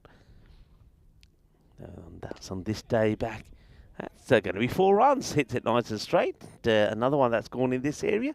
And also, well, I know that you're a bit of a quiz man and you like a bit of trivia. On this day, on 1955, the animated musical Lady and the Tramp, one of Walt Disney's most enduring movies, was released in the US theatres. I must admit, and that's was and still is one of my daughter's favourites, even though she's now going to be turning 22 in a few days' time. But yeah, The Lady and the Tramp, a brilliant movie. Yeah, it's a long time since I've seen it, but it is what's that iconic spaghetti eating scene. Yes. So, well, Smith Patel has come on and just been smashed for 2 fours. And it's good batting from Vadrasi. I was saying before with Sudesh that there's someone he knew him from back home, and he said he was the fastest bowler in the city when he was in Sri Lanka. Yeah. Fastest bowler in the city. He trained with Malinga in the setup at one stage before Malinga was in the Test team. Yeah. And but I don't think he took his cricket as seriously as what others did. He liked other forms of entertainment, and so he didn't pursue cricket as a professional. But when he came to the Czech Republic, he was quick. There's no 2 ways. He was quick. But that was quite a while ago now, and he had a few incidents where he fell off his bike in Sri Lanka and hurt his shoulder. That, and he's over 40, but he was he's the fastest bowler we've ever seen in the Czech Republic by a long way. But still a very good bowler, and still a batsman you have to fear. Yeah, I mean, you can see that from that last over. Just the 1 run conceded, 2 wickets, and 2 big wickets as well, getting the likes of Devinder Singh and Hardeep Mehta completely bowled. And Smith just changes his line slightly and gets a better reward. So the over started well with 2 boundaries, but now Pradeep is on strike and he can't get Pat on ball. Gangappa needs to go big. We know he's got the ability to. This one could be the end of him. It has been dropped. Oh, so a big let-off. It could have been the end of Gangappa without scoring, but he's going to get a run to his name thanks to a spilled catch there. Smith Patel is not very happy with the fielder's attempt there. They will get another run at the end of that. The 6th over, and the score 55 for 2. Yeah, I wouldn't be happy with the fielder either. So, but as I see here, there's a pretty good opening stand between Devinder Singh and Vadrasi, but it's pretty tough going at the moment. And they'll need, well, it's the 117 even in. It's going to be difficult to get the 117 in the 4 overs remaining. I think it's going to be a 4-pointer for PCC. That's the way it looks at the moment, especially because Vadrasi is going okay. Pradeep might be a little bit difficult for him against Ritik, who, well, just got past the keeper. They'll come through for 1. Vadrasi will take the strike. But I think the fizz has gone out of this game somewhat. Yeah, remember 117 just to get a point. So they've got a fair bit to do there, and you can see that the equation there need to go at 15 just to get that. So that's going to be tough. So yeah, it looks like PCC is certainly in the hunt for all the points here. It's going to take a remarkable bit of hitting from someone to stop them. And that one's been well backed up. It's the little things like that that PCC do right as well. You can see just why they are a sort of a championship side, if you like. You know, the backing up, the movement. do a lot of things right. Absolutely, and well, that's another thing they do right as Riddick gets Pradeep Gangappa, and it's another wicket down. What they've got also is, because they've got such a strong history and going back quite a few years, and a lot of these players have been in the club for many years. Like Uncle Roy, who's helps out at the ground here, and also Siddhya Gladson and Prakash, who's the president of Czech Cricket, who's been down here quite a bit. They're still very involved in the club, but in things like training and mentorship and just things, adding their experience to it and having these guys around the club, it just helps a lot. And you get Sudesh, who's been around for quite a few years here as well, add that sort of maturity. They do things in a slightly different level. I think Bruno are definitely catching up in that way as well, or have caught up. They're again a very well run club, and a strong social network around the side with good experience, and also just good talent. Bohemians are a little bit different. I think they're a very talented side, but they don't quite have the same club culture. They've only got the one side. This is gone again. Well, it's really falling apart for the Barbarians, and Riddick Tomar picks up another one. So, but Bohemians have just got a talented side that they've built over the years. They're missing Javed Iqbal, who's a bit of a mainstay of the club, a grizzy, wily veteran. He's no longer here in the Czech Republic, was not at the moment at least. But they've got a very good side that are performing well, and they're the three teams I think that are the strongest. I said that Barbarians would be in the hunt, but they've been outmatched here by PCC in every department. So yeah, they make. I just noticed there that was we just saw the wicket fall there of Mehdi Shetty, who was higher up the order in the last match and batted very well, and sometimes just by changing the batting order a little bit, it doesn't always help. This one, they try to guide it past the fielder, doesn't, so he goes first ball, and you can just see the way he walks off there. It's not a good vibe about that. But the bowling, look, all the wickets that have gone so far, Sudesh, two completely bowled. We've seen the same here from Riddick Tomar. It just goes to show that, going back to a question you asked me a little bit earlier about the bowlers, are the bowlers learning and getting better? What that shows is that good teams are, because they're all Yorker length deliveries, full and straight, and you're bowling to a team who are needing to go. At one point when they started, they had to go about 17, then it went to 20 and over. And when you've got teams that need to go big shots, the one ball you want to be bowling to them is the Yorker length, and both Sudesh and also Riddick have got the ball full and straight, batters playing across the line and getting out. Yep, exactly right. Yeah, sometimes it's the easy things. You think, bowl stump to stump, but then you'll get some teams. Like again, I've got to get back to these Cardamom tournaments. I see here the lineups for the next match. Oh, Riaz Afridi is playing. He is. I was keeping that as a bit of a surprise for you, but you've seen the news, and yeah, he is playing, and I knew that you'd be happy about that, and that'll make. I thought that you'd be saying, right, that spices things up. You're going to be very happy to watch Riaz. He's a fiery one, and he'll be really fired up against PCC. There's a fantastic rivalry between these two sides, and that's going to be an absolute cracker coming up after this. This has been hit well, though. 6 runs. Nice shot there from Vandrasi, who's going okay, 32 off 18. But, well, they need 54 off 16.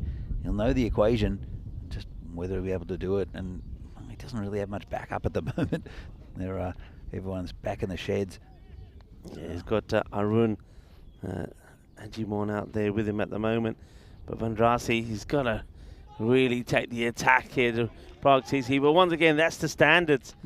Say Hilal Ahmed gets down, makes a stop, and what we've seen, the sort of shots that we've seen going for 4 with some other teams in the field, and not with Prague TC. It's those little things, as I said before, that they do right. Yeah, absolutely. So it's Ajimon who'll face Smit Patel. He'll come around the wicket to him. He's faced one ball already. The left-hander Here comes Smith. And that's slightly leg side. Just poke down for a single and bring Mandrassi back on strike. So you've seen Bruno now. You haven't seen them in full flight against PCC. You've seen PCC. You saw Bohemians as well with Sajib. Which one of those three do you particularly like the look of? Yeah, I think with the, unfortunately, when I've seen the Barbarians, they just haven't been able to. They haven't shown me the depth in the batting. I was impressed with the way they defended that score of 96, but the batting has been a little bit of blip. Prague CC, you can't look away from the depth that they have in their play. I mean, it seems to be a sort of running thing in the side. That's another nice shot, a good hit. So Vandrasi, the captain, trying to at least give them something here. It needs to go huge, but I suppose it's still a possibility as they need to get some 40 runs, I think, now for 46 of 12 deliveries. So big hit, nice shot. So let's see how it goes. But yeah, Prague CC, I have to say, they look good. The one thing about Prague CC, when a team are on a sort of run that they've had, the morale and the attitude in the camp is so positive. I mean, when I watched them playing here, you know, and a good example was that Alamwood from Arun that went for 4, the comical moment. But even with something like that, they can see the fun side of it. They can, you know, it's not. There's no.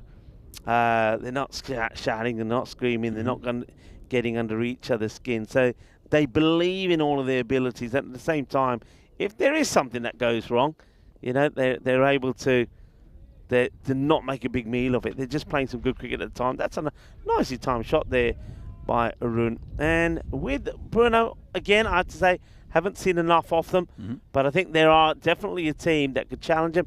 And this next match, especially with the Afridi coming into the side, I'm going to be interested to see how it goes. But I just think that Prague CT, maybe they just have that switch that they can hit when they need to up the game. When they come up against some serious competition, serious contenders, they know how to switch it, and they can turn on from being in a comfortable, happy zone where they feel everything's going their way. They can turn it up again and say, right, okay, boys, now 100% focus, 100% serious, because we've got a big game here. As another one goes down, and it's another bowled wicket. So far, all of the wickets that we've seen have been the bowlers knocking the stumps down, as we see here.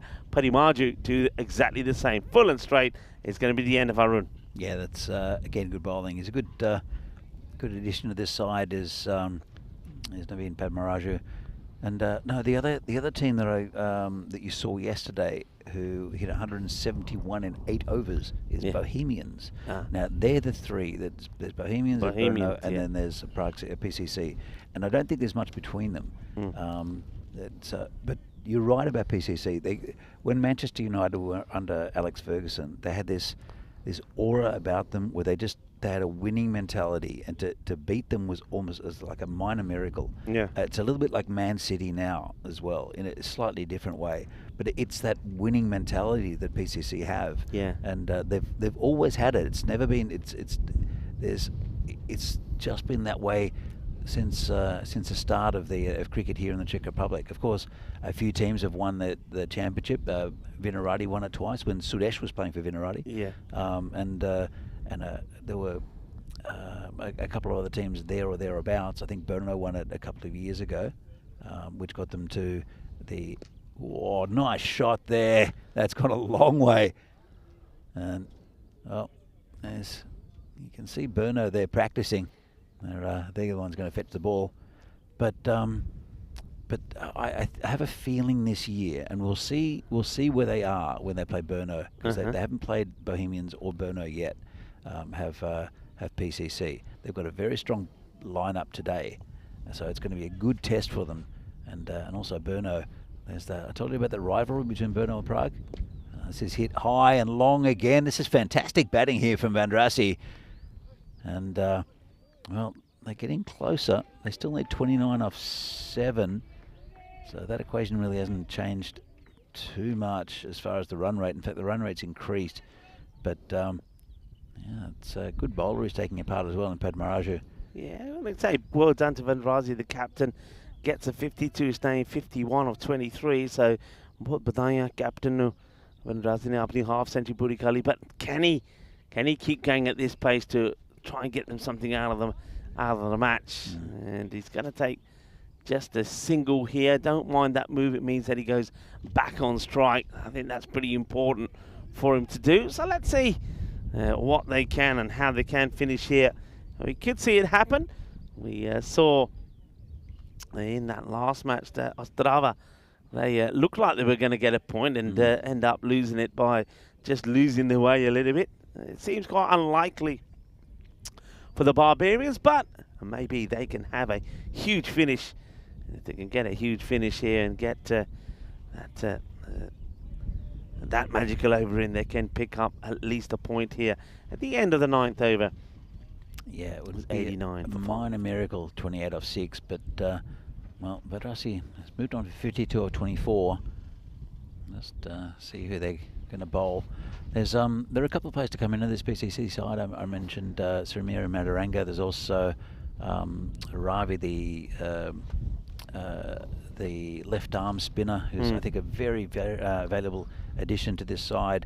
You probably take Hilal Ahmed, who's kept for most of the start of the tournament. You could probably move him away and possibly Lakshmi, but Lakshmi adds a bit with the bowling. But it's I think adding the left-handed left arm spinner, I think would really and also Samira, that would be their ultimate lineup, I think, at the moment.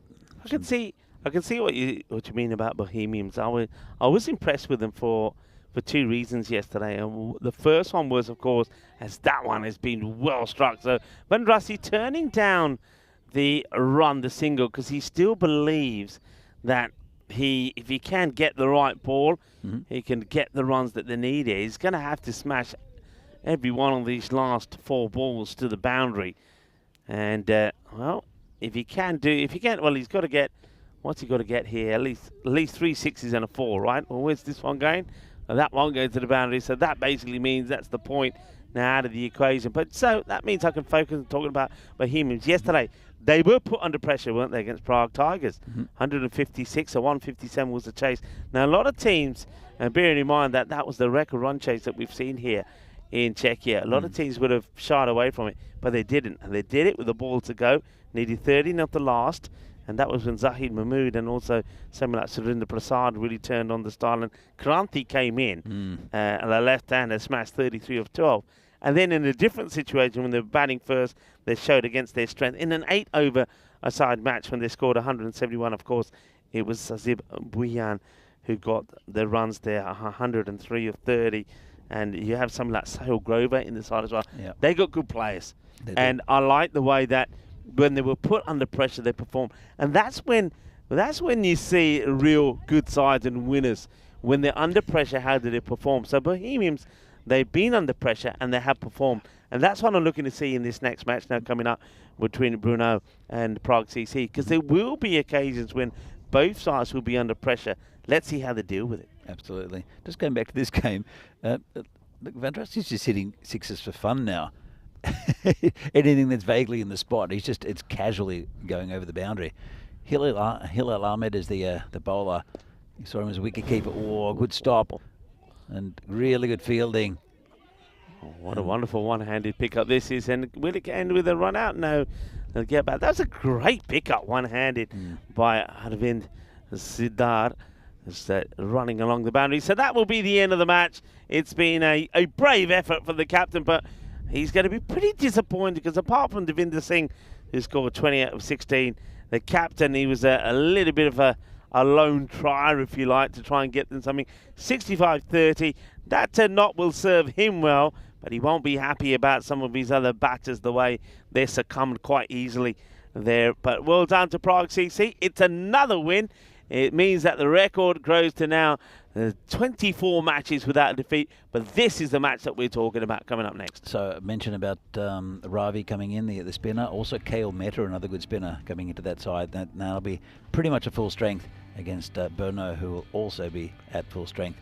So that'll be a big test. But in this game, it was a lot of runs from PCC and a lot of pressure for Barbarians to get there. They had a pretty bright start with Divi Singh, even though they were behind the run rate early, but then they started hitting sixes. But unfortunately for them, Sudesh came on and took a couple of wickets, and they started to fall pretty rapidly.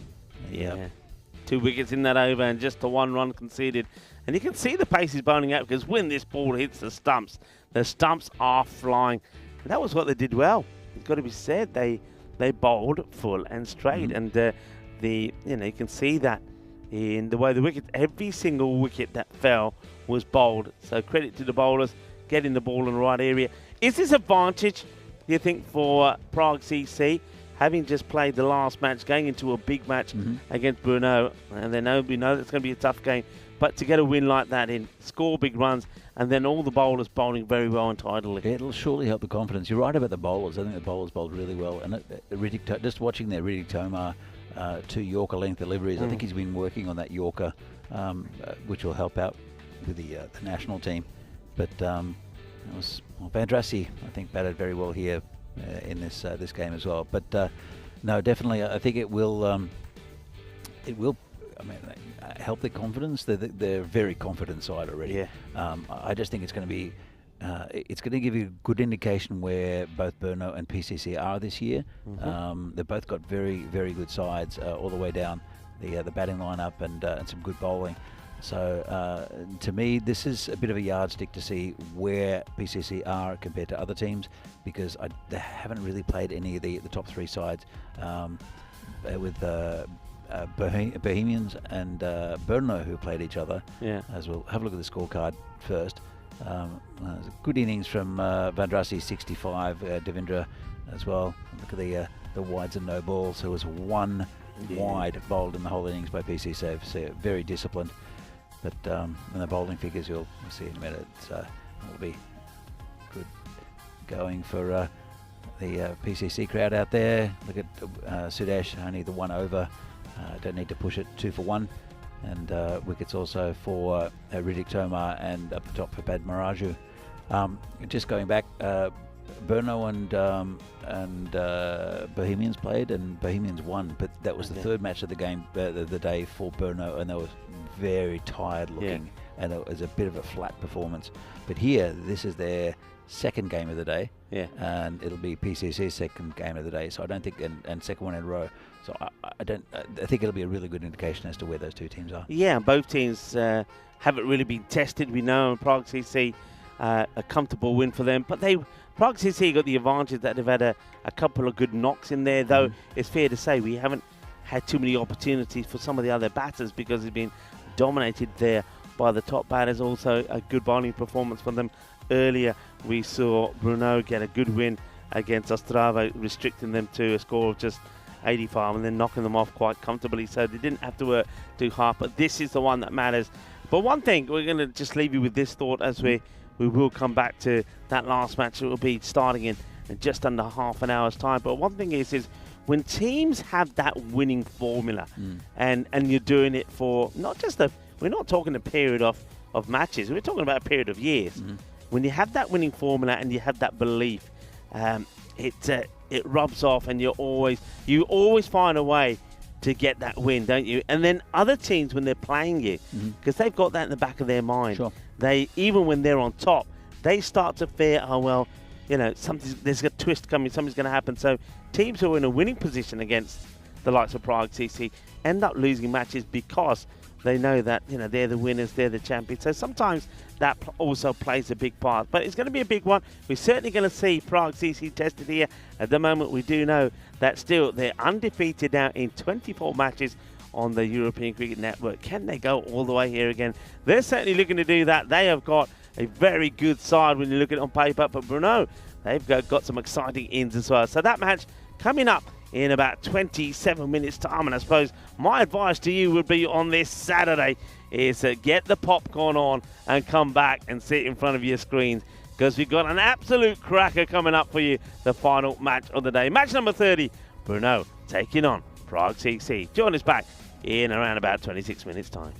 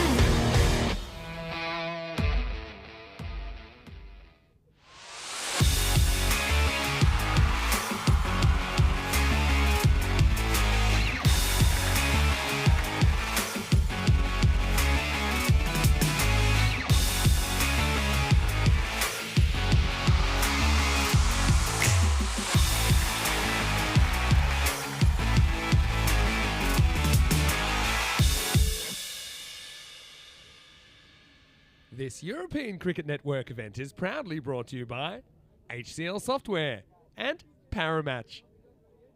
Hello and welcome. It's been a cracking day 6, hasn't it? We had some earlier matches where the scores were a little bit low. We thought that might be the case because of the wind that we had, but the afternoon has turned out glorious.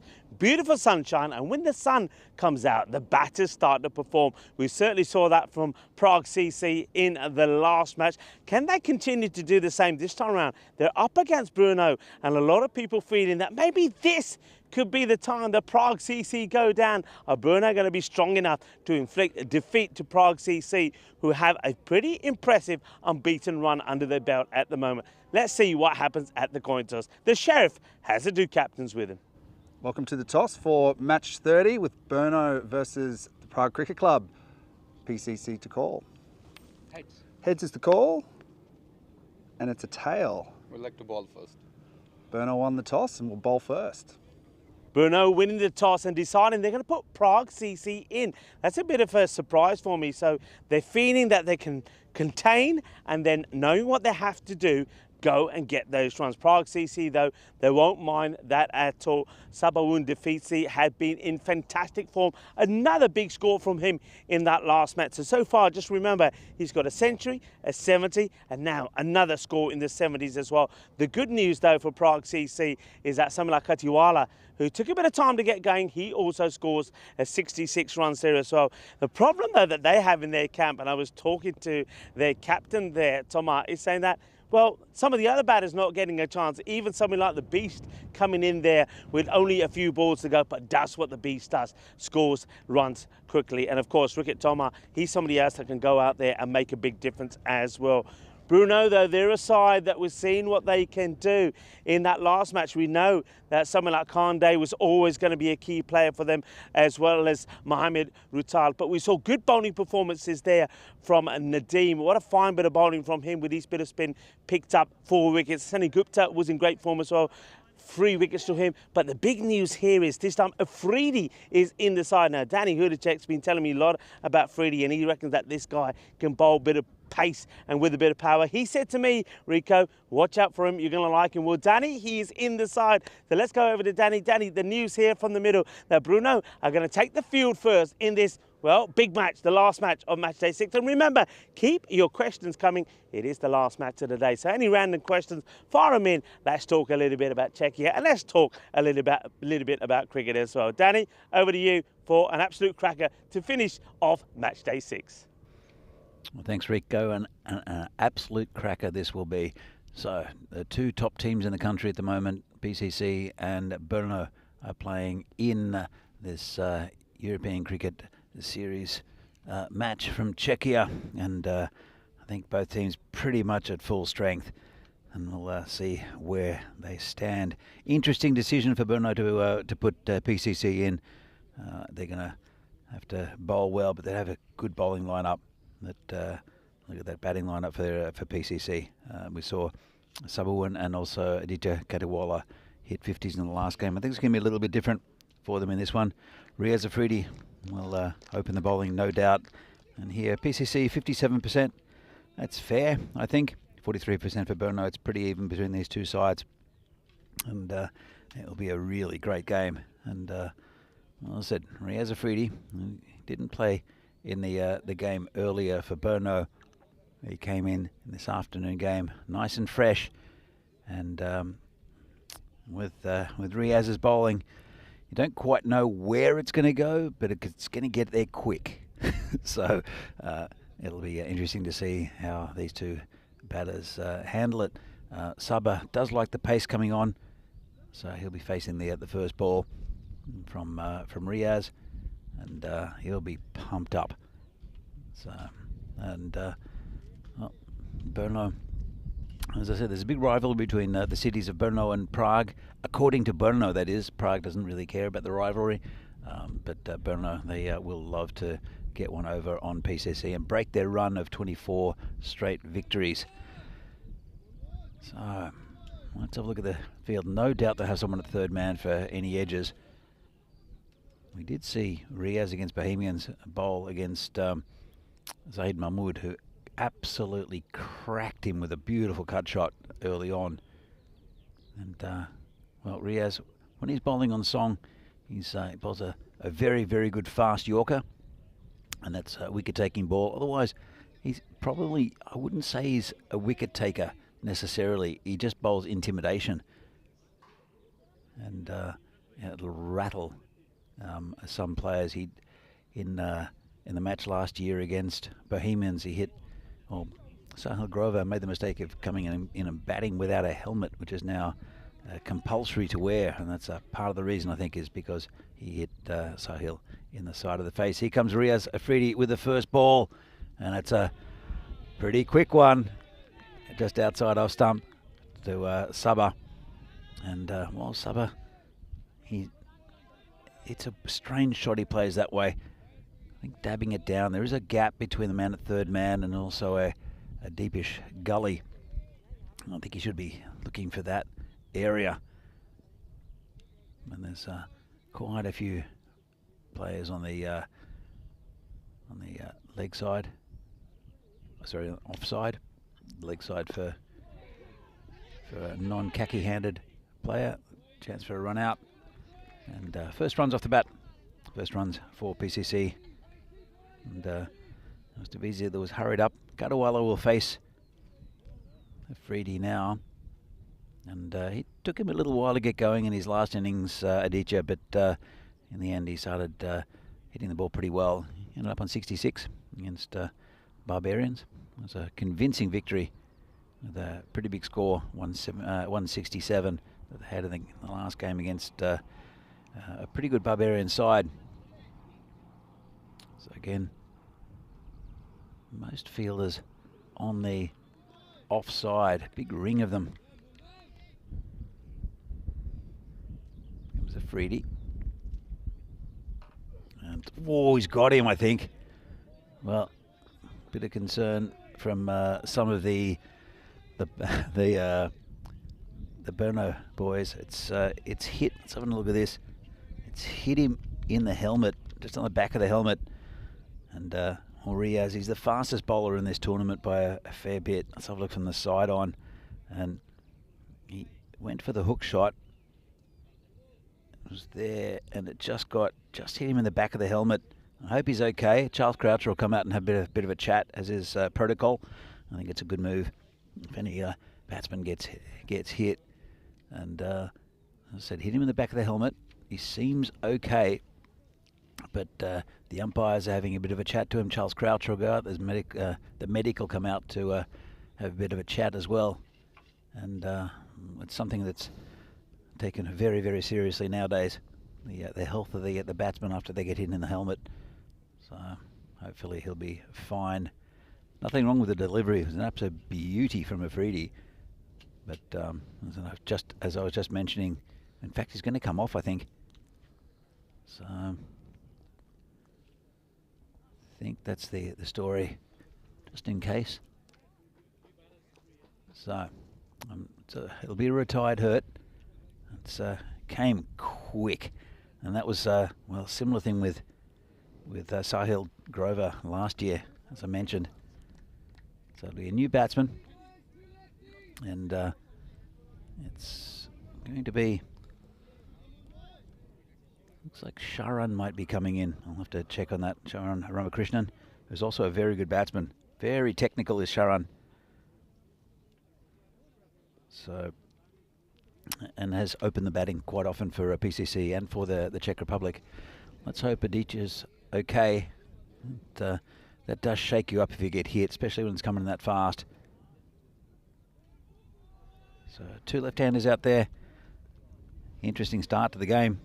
Rico, what do you make of Afridi? Well, you said he had a bit of fire. There's something about the name of Afridi, isn't there? I mean, plenty of players around Europe that have that name, and they certainly have got a story to tell. But yeah, he's got some pace, and he said he can be a little bit wild, but at the moment he's got the radar tuned in. He's quick, he's fast, and yeah, that one certainly has rattled the better DT. Let's hope he is okay. But he is receiving some medical treatment. I get the feeling, we'll go back to it after this ball, This one gets worked away, so let's see how he bowls to the left-handers as Ramakrishnan plays that way. I get the feeling that hit the helmet so hard that part of the grill or part of the inside part of the helmet has maybe caused a little bit of a scratch to his head, and that's why I think he's getting some treatment there. So the helmet has been, I mean, that was a quick delivery, spicy delivery. You're going to bowl short, that's where it has to be. So he's getting some treatment there.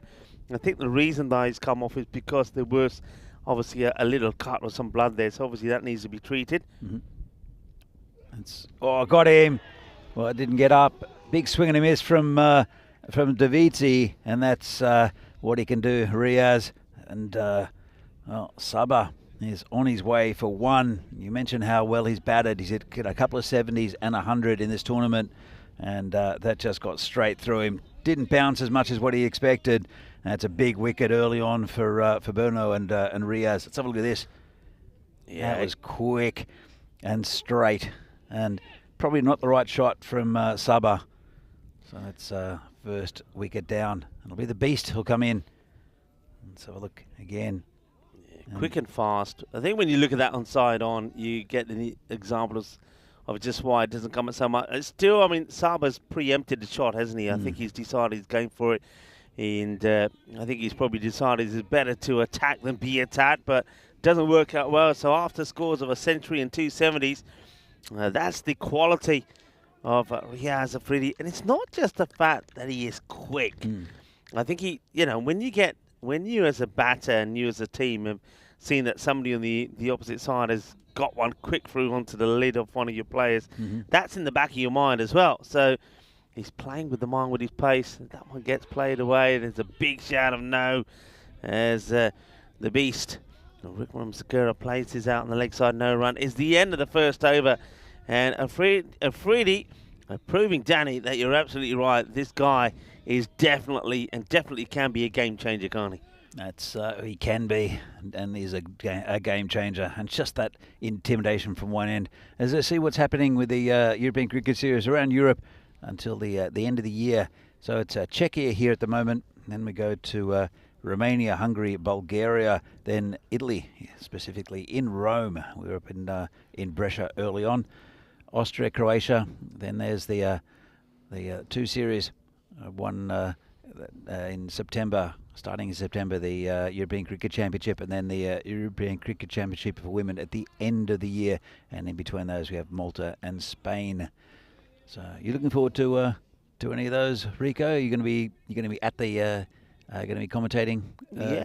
I mean, it's always great. I mean, I think it was great to go to some new places, of course. Been to Drew, never been there before. Wimbledon and Estonia was new as well. This is also a place I've never been before. So that one just goes down the leg side from Mishra, who bowled pretty well in the last one.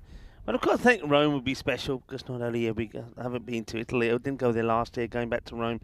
And of course, got the Malta Club there as well, and that's going to be very special, of course. I mean, it's going to be again the European side up against the Knights. Mishra needs to get the line right to the left-hander. You know what's very brave from Norkandai, the skipper, is there's no one on the leg side. That's a nice shot down the ground, but that'll be stopped. No one behind square. In fact, there's I lie. There is a deep backward square leg, but no one fine. So if the bowler gets one wrong and it beats the keeper, it's 4 runs. Yeah, it's huge. Yeah, you're right. There's a huge gap from all the way from the keeper all the way down to the man who's behind square. Oh, got him. Well, straight through him, Mishra. Really, really good bowler is Niraj Mishra, and that's the end of Ramakrishnan. He goes for 1, and PCC are now 3 for 2. Yeah, well, wickets falling. It's more timber. Jagadev hit their style as Ramakrishnan goes for the big shot, loses his stumps. Look at Mishra. He's happy about it. Another one bites the dust. So we saw Sabah and Daviti having his stumps knocked over by Afridi. Maybe a little bit unlucky, the one that stayed a little bit low, but this is just a very good delivery. So another one goes. So remember, Prague CC, a team that have won 24 matches on the spin on the European Cricket Network. It's a record. That record here under some serious threat. But remember, championship sides, winning sides, when they're under pressure, that's when they show their true quality. So I remember when I was speaking to Richard Thomas earlier, one of the things we were talking about is having the opportunity to have a bat. He wasn't getting any. Now he does get one, and he's got to make it count as the captain comes in. Well, it's the tank and the beast out there. Oh, it's a good ball straight up for him, from Mishra, right on the mark, and Tomar keeps it out. Niraj Mishra is such a consistent bowler, and he's a lot quicker than what you'd expect. He looks like a tax accountant, but is a very, very good cricketer. Probably is a tax accountant, to be fair. He certainly got that look about him. It doesn't look too threatening, does it, when he gets the ball? But that one he lets himself down with a little bit, goes down the leg side, so that's going to be another extra, which will help the score. But yeah, I mean, look at him there. When you're getting the ball, you think, yeah, it doesn't look that ominous, but well, we can certainly put it together. Well, Prague CC, they really have to be stronger together here. See a lot of interest around the ground from spectators as well. They know this is a big match, and people are looking in from all over the place. All right, Niraj, once again, slower, but plays it onto the leg side, and that's a nice shot from Richard Thomas to get off the mark and register the first boundary of the innings to Prague CC. That slow ball just gets it wrong. It's down the leg side, and Thomas just helped it away. Yeah, you're right, Rico. Just got it wrong, and it's so quick down that part of the ground. A lot of runs there every year, but even if you've got a fielder down there, it's very difficult to stop the ball from going to the boundary. And well, Mishra, he's been pitching the ball up nicely. He's taken 1 wicket, a couple of balls left in this over. That's nicely played, and sees the opportunity to take the single. They will do so. It's good rotation. It's the end of the over. The score moves on to. Is it the end of the over? No, still one to come. I'm just ahead of myself. There was that one wide, wasn't there, down the leg side? So you'll have to. 2 wides, in fact, in the over. So still one to go. A 9 for 2. And that's well struck. That's going to be 4 runs. So a powerful hit as, well, you see Suresh Vikram Sakura saying, yeah, this is the way that we play. We are the championship side. We are the reigning champions in the last 2 occasions, and we're not going to give up without a fight. So important shot. The end of that over from Mishra. Goes for a few in the end. 11 runs come from it. And the score at the end of 2 overs is 13 for 2 after 2. And this is why this is such a big match. The winner of this one will finish this match day 6 top of the standings, though Bohemians will have at least a game in hand over Bruno. So everything to play for here. Vikram Sakura seeing if he can put a big innings together. Here comes Afridi once more, right into the body there of Thomas. But, so far, good areas from him. Yeah, absolutely. And what I think, I mean, he's always at the pace, but I don't think he's really bowled to a plan before, Riaz. Or it didn't look like it was an apparent plan. And I did see one game in particular, and I think it was a Czech game where he was playing T10s for the Czechs, and he was bowling everywhere but anywhere but near the batsman. And that's quick and short, and Tomar does well to get a bat on it. Actually, Riddick Tomar did get hit during the ECL and spent the rest of the tournament out. The ball went through the grill, and and he spent the rest of the tournament, which really affected PCC. They missed him and also Samira Madaranga, who was bowling really well. I think he split the webbing on his. That's right. They were very unlucky. They had those players out early on, but yeah, there's that pace again there from Afridi, and he's using the bouncer well. This time, well, he puts the extra effort in, a little bit of rock and roll from Afridi, and he even makes that look elegant, doesn't he? As he goes over, but he ends up coming back again. So bowling that heavy length, Wonder, you see him, yeah, just a little bit too leg-sided, but definitely seems to be a plan there to try and tuck up Tom up, but they will take the single, so... Well, Rio's Hollywood Afridi. He's an interesting character, Rico. So I'll tell you a little bit more about him after this ball. Something's going to happen. Oh, good bowling. Well played by Tomar. I just want to see him off. Yeah. So he was when he got to Italy, he was an Italian translator for a lot of the immigrants coming to Italy. Okay. He also did a bit of modelling. There's lots of different little strings to his bow. He's a martial artist. I think it's Taekwondo. Okay. And we had a chat to him last year live, and it was a very interesting chat. And that's pretty quick, and well played by the beast. But he's spot on in these overs. And there's really, really good bowling. 1 for 5 at the moment, Afridi. And look at this. And just a good short ball. That came in quick. Yeah. Very well played by Sudesh, who had to hurry in the end. Let's have a look at this from side on. Yeah, Oof. that was a beautiful delivery, and well, he's doesn't look to be wanting to pitch up too many to Afridi. Let's see how he finishes his spell. The last ball off his spell. And he goes for the full Yorker length delivery, which gets well watched, and Tomar plays it out. So they've seen him off, but they've only managed to get just to a score of 18. So he's talking about a PCC side who at this point normally are touching on the 50 mark. So you can see the difference that a bowler of the class of Riaz Afridi makes. So just 18 off the 3 overs, and the 2 from him have only gone just for 6. Very good bowling from Afridi, and right on line this time.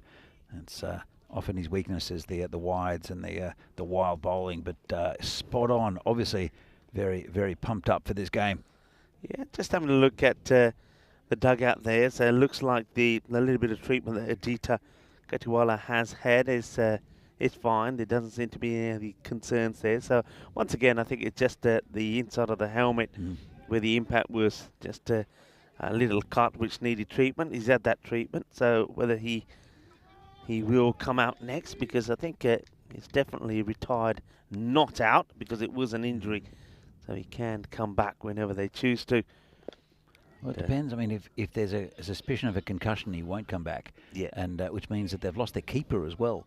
Sharan Ramakrishnan could be an option there with the gloves. Who's again a competent backup. Hilly Ahmed, who was in the last game, would have taken the gloves if he were playing. Yeah. He does a very good job as well. Suresh Ramararo with the ball here. I was a little bit surprised that they didn't continue with Niraj Mishra. They obviously want to try something here, and probably feel that the batter... Oh, that's not good standard. And it's the man, is Afridi of all people.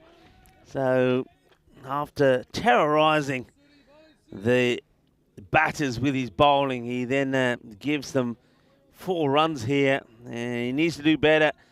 It seems to be giving some sort of complaint or explanation there, but he just get totally wrong. I mean, look, his face on should be side on.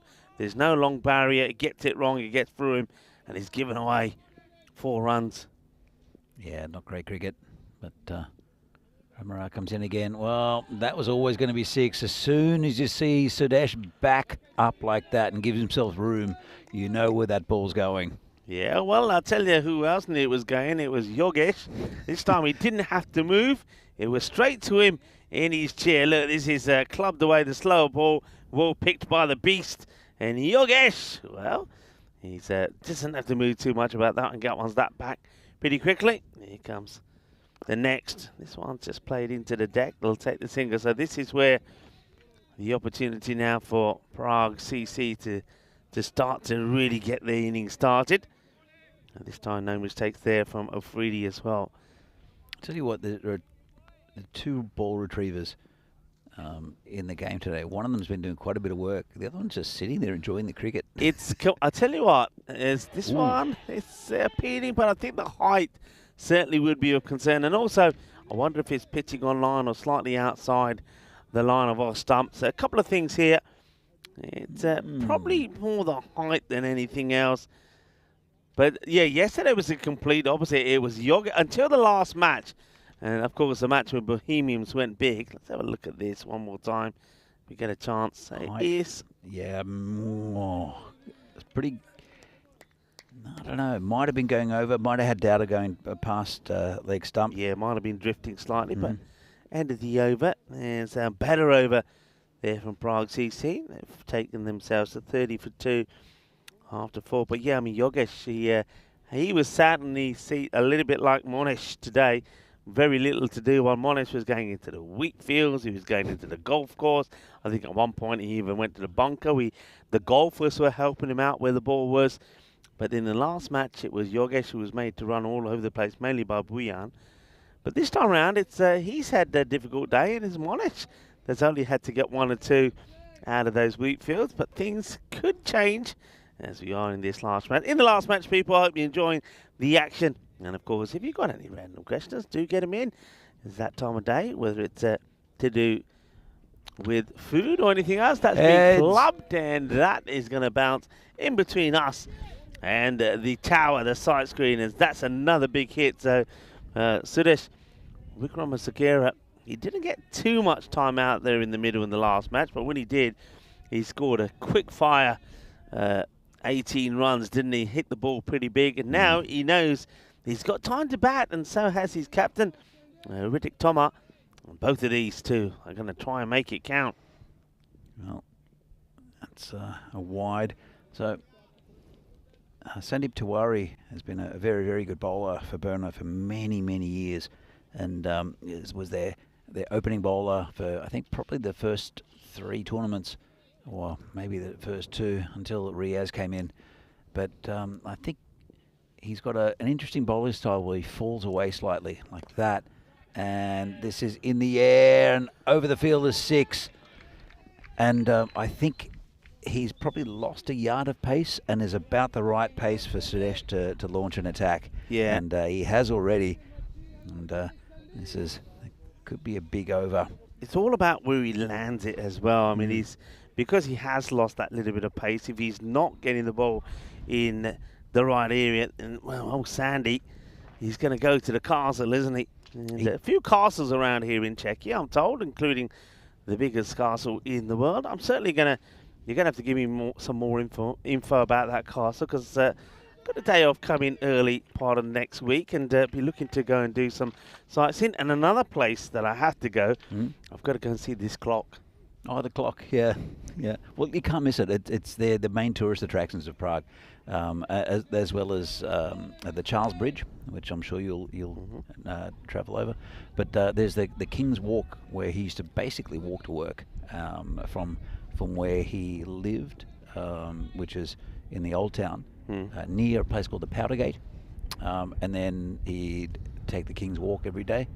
There's a much better delivery from Tiwari. Be a single, and he used to walk up to Prague Castle, and you can do that, and thousands of tourists do it all the time. That's the thing with Prague, is it's such a beautiful city that it is very crowded with tourists, and there are a lot of tourist shops around. Well, tell me about it, because of course we're staying at the Dua Hotel, which is our hotel partner, and I'm going to say it's absolutely mobbed. I mean, normally I'll give myself 10 minutes for breakfast, I'm in and out, no problems, but I've got to give myself at least double that, because there are just so many people. It takes you 10 minutes just to get a coffee. Yeah, the Dua is a fantastic hotel, by the way, and it's a fair way out of town. It's right on the metro line, so you can get into town very, very easily. It gets you to the museum, and you can walk down and do everything you like. But yeah, there are a lot of tourists, especially at this time of year. There's it's a very, very popular place. Yeah, well, welcome to everybody, wherever you're tuning in from around the world. And we're just talking about where we are. We're in Czechia and staying in the Dua Hotel. So a big thank you to our hotel partner, Dua. But you're right. The good thing about the hotel is that it's literally right opposite is where the station is. And though I haven't done it myself, I know that a lot of the team have been saying that it's ideal just to you get back to base and then go out and the station takes you to everywhere you need to go. And I think the main station or the main stop is museum. Is that right? So yeah, in a sense, there are basically 3 metro lines, and they intersect. So there's a green, yellow, and a red, or ABC, and they intersect in 3 different places. So it's very, very easy to get around, and then museum will get you to the centre. That's the best way. Yeah, to looking forward to it. I really am, and I know that from a distance, I've already seen some of the amazing architecture, and I get the feeling that going into the main town, certainly going to see some beautiful buildings, and also some nice places to sample some of the beer that a lot of people talk about. They're liking this one. The umpire the umpire I honestly don't think the umpire's going to give this. And Richard Thomas, credit to him, the captain. He does walk, so it's another big wicket. Let's see if we can see anything. So you can see he's really reaching at this. It's not, but he's walking straight away. That's a very sporting from the captain. He knows he touches it. He's walking. You can see from the umpire. And have a look at the umpire here. There's nothing from the umpire to say. He only starts to nod when he starts walking. So fair play, I think, there to the captain. Well done to Richard Thomas. So another wicket falls with the score on 50. And now, well, these two have had to bat together many a time as Arun Ashokan comes out to join Suresh Wickramasinghe. Let's see if they can put an all-important partnership together.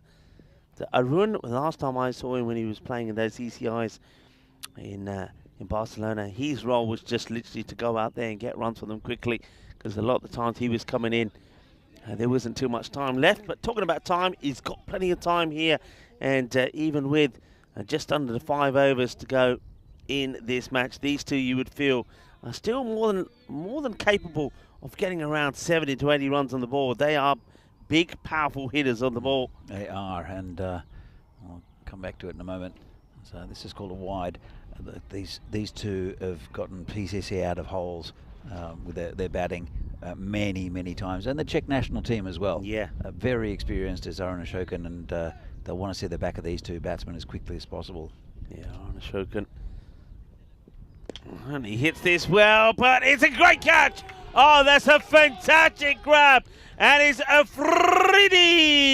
Well, not only is he a gun with the ball, he's a gun in the field as well, and that has been muscled by Ashokan, but it's not powerful enough to get it past Afridi. What a catch! What a catch indeed, and what a turning point in this game, I think.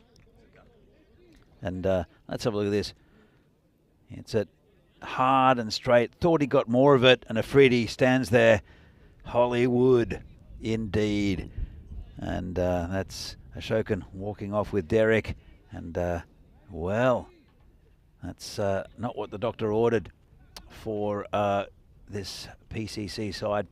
Yeah, so it's going to go for a duck. Well, we just started talking about how they have rescued Prague CC on so many occasions. Not on this occasion, because Arun, I know he likes to be super aggressive.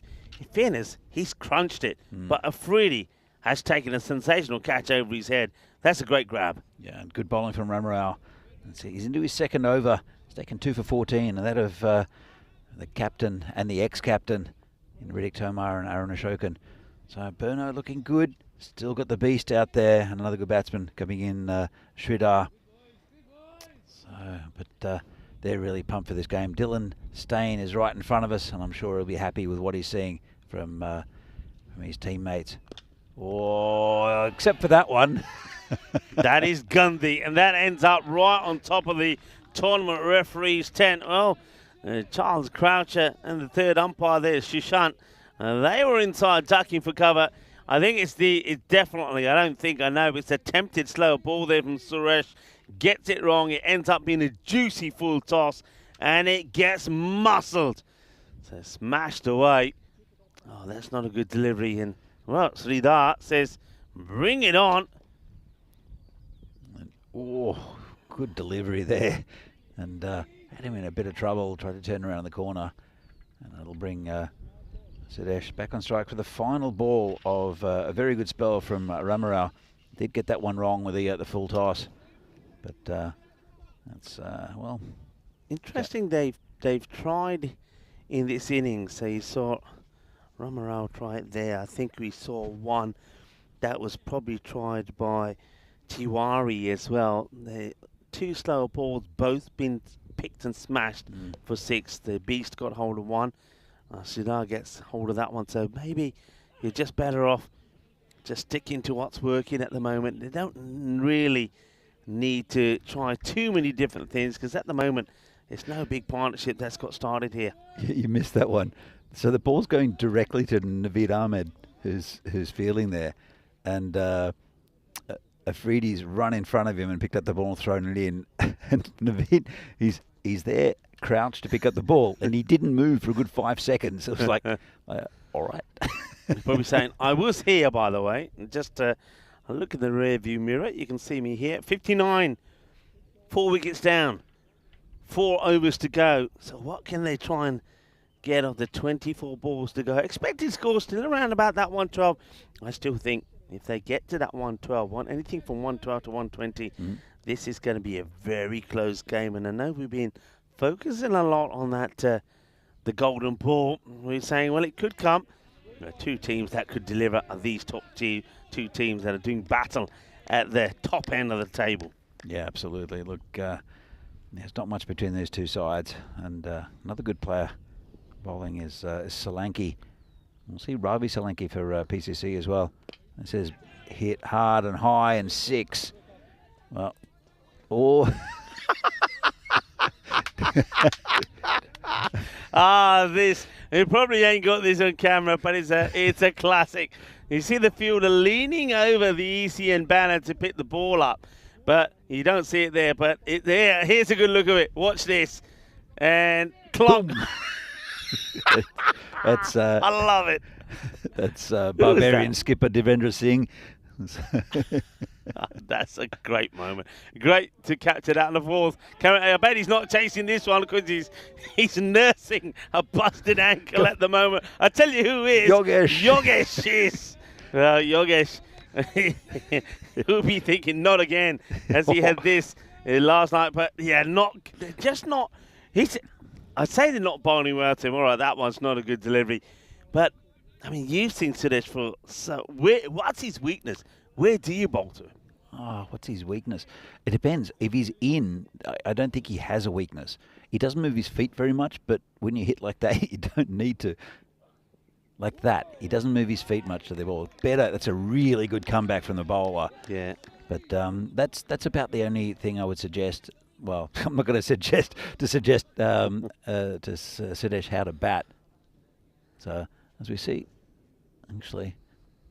It's Deitcher walking past. I think he's got a bit of ice. And, just away. Dylan Stain. Fantastic fielding. Well, they'll come back for 2. Wow, this is sensational. What a save this is. They'll get 2, but he saves 2 as well. That is superb. Take a look at this. Oh, that is unbelievable. He prides himself on his fielding, there's Dylan. So he'll be happy with that. Well, you said he will be, or is the national team captain, so he's got to lead by example, and he does. Now, that's that full toss. You can't bowl there to him, and that will be the 50 as this one goes to the base of the sight screen. As Sudesh Wikram Sakura win, the chips are down, and the others are struggling. He's standing alone. It's the Beast who brings up his 50, and he moves to 54 of just 18 deliveries well batted as we take a look at some of the matches that we got lined up tomorrow. And Bruno will be in action first up against the Prague Barbarians. That should be a good game as well. Barbarians went down pretty heavily against PCC. This will be a free hit. It was a no ball as well. Well, you know where this is aimed, don't you? Yeah. Somewhere on the other side of that rope. Oh, good bowling by Solanki. Well, might have got an edge, actually. He got excited. it does. Oh, okay. That's not a good sign. Is that coming over? It might be, I think that ambulance is coming over for Aditya Kadiwala. Now, Aditya, the good news is we saw him, he's walking around on his own, but I think this is just precautionary measure. It is a head injury. The ball we knew was bowled quick and fast there by Afridi. I think this is all about just making sure that there's no damage. You can't take risks. I mean, that ball was fast and it smashed him hard, and even though I had a helmet on. But one thing I want to say is, remember we only just made helmets mandatory not that long ago. Yeah. There's a lot of batters that wouldn't still be wearing helmets. Can you imagine if you got hit by that one not wearing a helmet? Well, as I mentioned last year, it was Sahil Grover from Bohemians who was hit by Afridi, and he went out. I was just about to say, why isn't Sahil wearing a helmet? And then he got hit just on the side of the jaw, just on the neck. It could have been a lot more serious than it was. And he came back the next day and played with a neck brace, which was interesting. But still no helmet. Oh no, he battled with a helmet. Oh, right, Yeah. okay. A neck brace and a helmet. Well, that's how you learn your lesson. But he also, when he was fielding, he went for a catch, and he tried to look up and he couldn't. The ball landed next to him, but he was. I mean, whether he should have been playing or not is another matter. But anyway, okay, Sengupta smashed, and that's going to get over Afridi. So that's going to be 6 more. So Sridhar and Vikram Sakara certainly starting to get a bit of partnership in here together. So again, they are still eyeing up a 100, and could they get to that 120? That'd be something. That'd be a real. Considering that they were 18 of the power play, they accelerated slightly to get to 49 at the halfway point. Well, these two batting together, I think they'll get over the 120. Well, there he goes, another 6. So really good from Sridhar. We haven't seen him before on the network. He's come in this year. And, Sudesh we've seen before, 54 off 19. I'll tell you what, when he gets a strike, that ambulance is a huge target. Big yellow thing with flashing blue lights. I don't want to see, could you imagine Aditya walking out of the ambulance and getting hit by a Sudesh? Or this is in the air, Hollywood's under it, takes an easy catch, and that's the end of Sridhar. And, it's a good wicket for Satya Sengupta, who's taken a bit of a beating in this over so far with a couple of big sixes. Can you imagine? I mean, you're talking about the ambulance there. They're asking Aditya what happened. He's saying, well, that man there just caught that ball. Yeah. he hit me with it. And if they don't understand cricket, they're probably getting a good education on exactly what happened.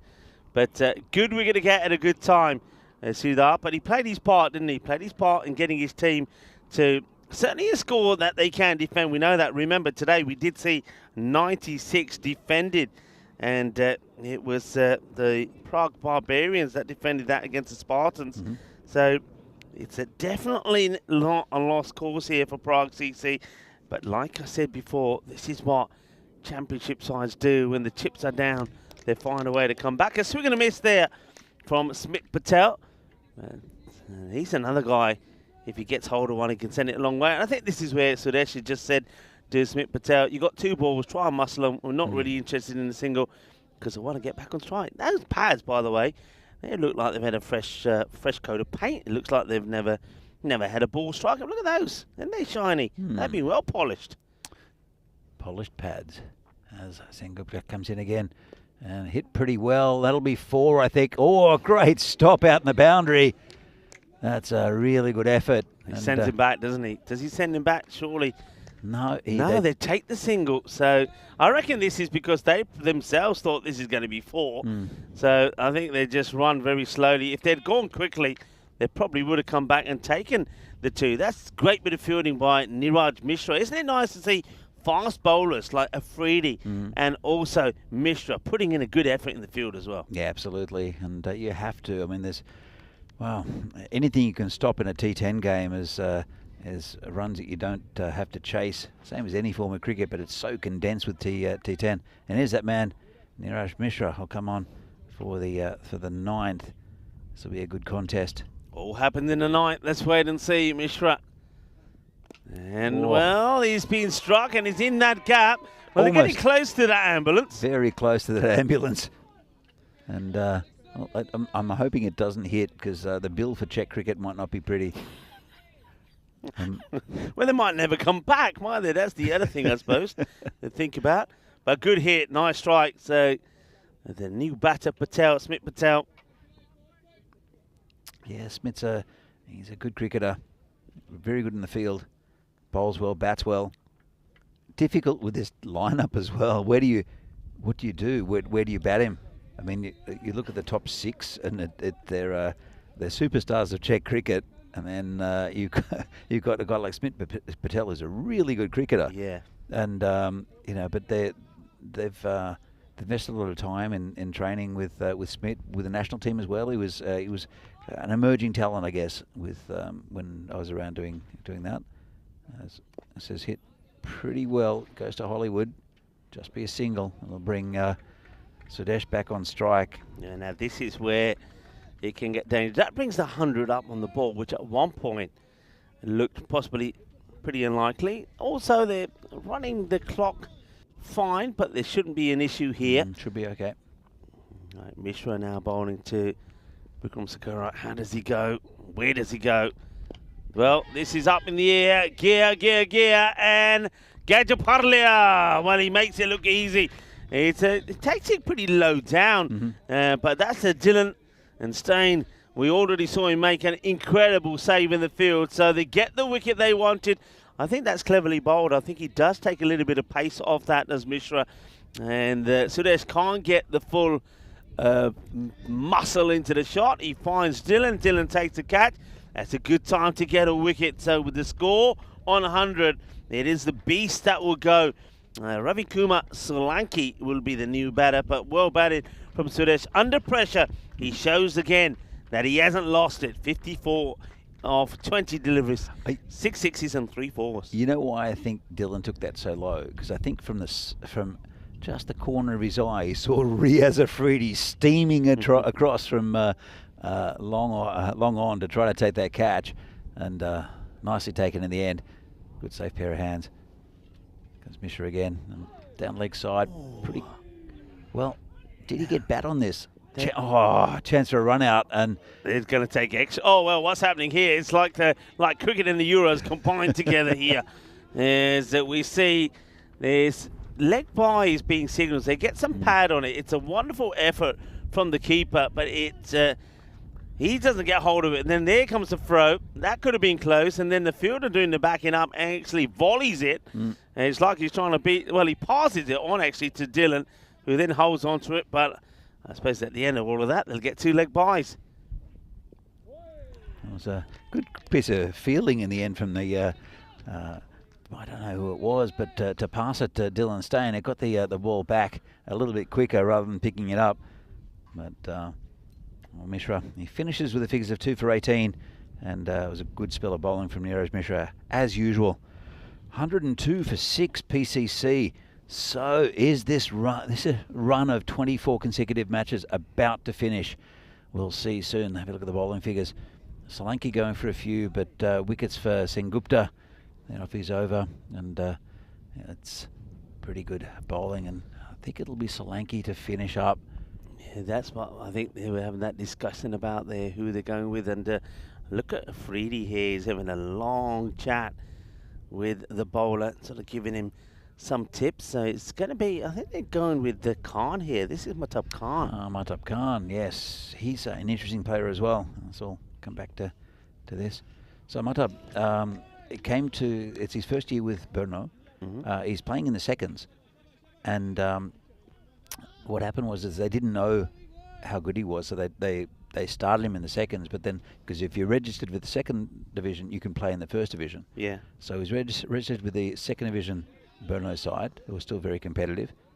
This is thrown back in from Naveed Ahmed.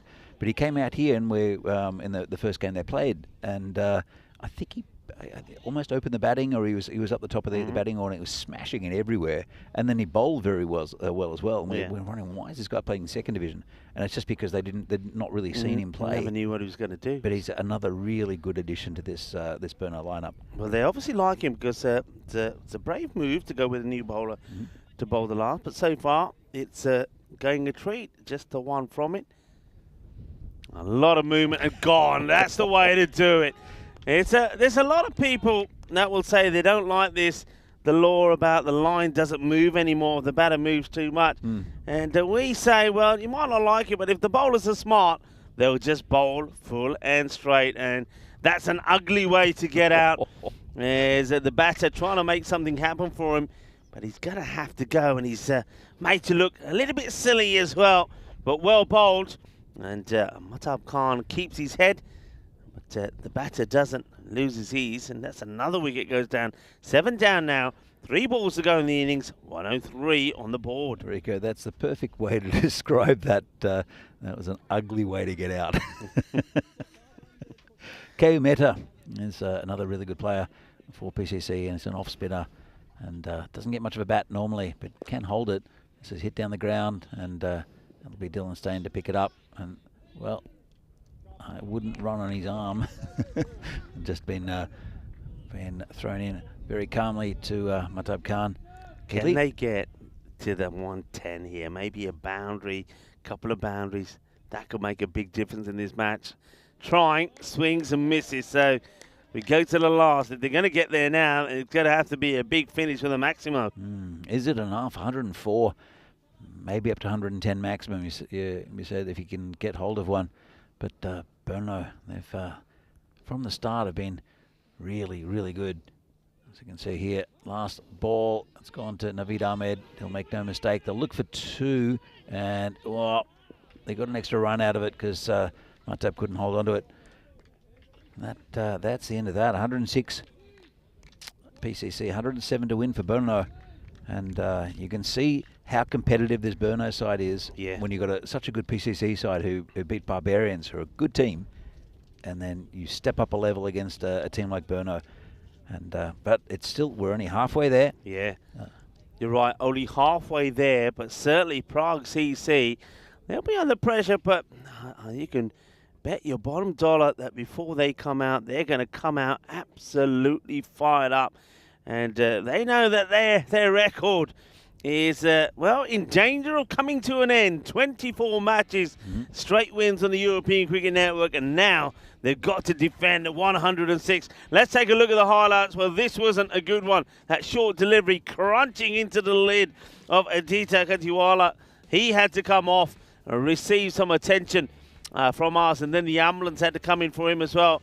But that's what he does. He's quick, he's fast, he calls his issues. Batters are not liking him, and he gets the ball in the right areas. But Mishra, he may not be as fast, but his radar and his accuracy is just as good as well, as he took a wicket early on there as well. Yeah, look, really good bowling performance from Bruno, and some very quick bowling from Riaz Afridi, just backing a batsman up. That's Sudesh that fended that one off, just got the single.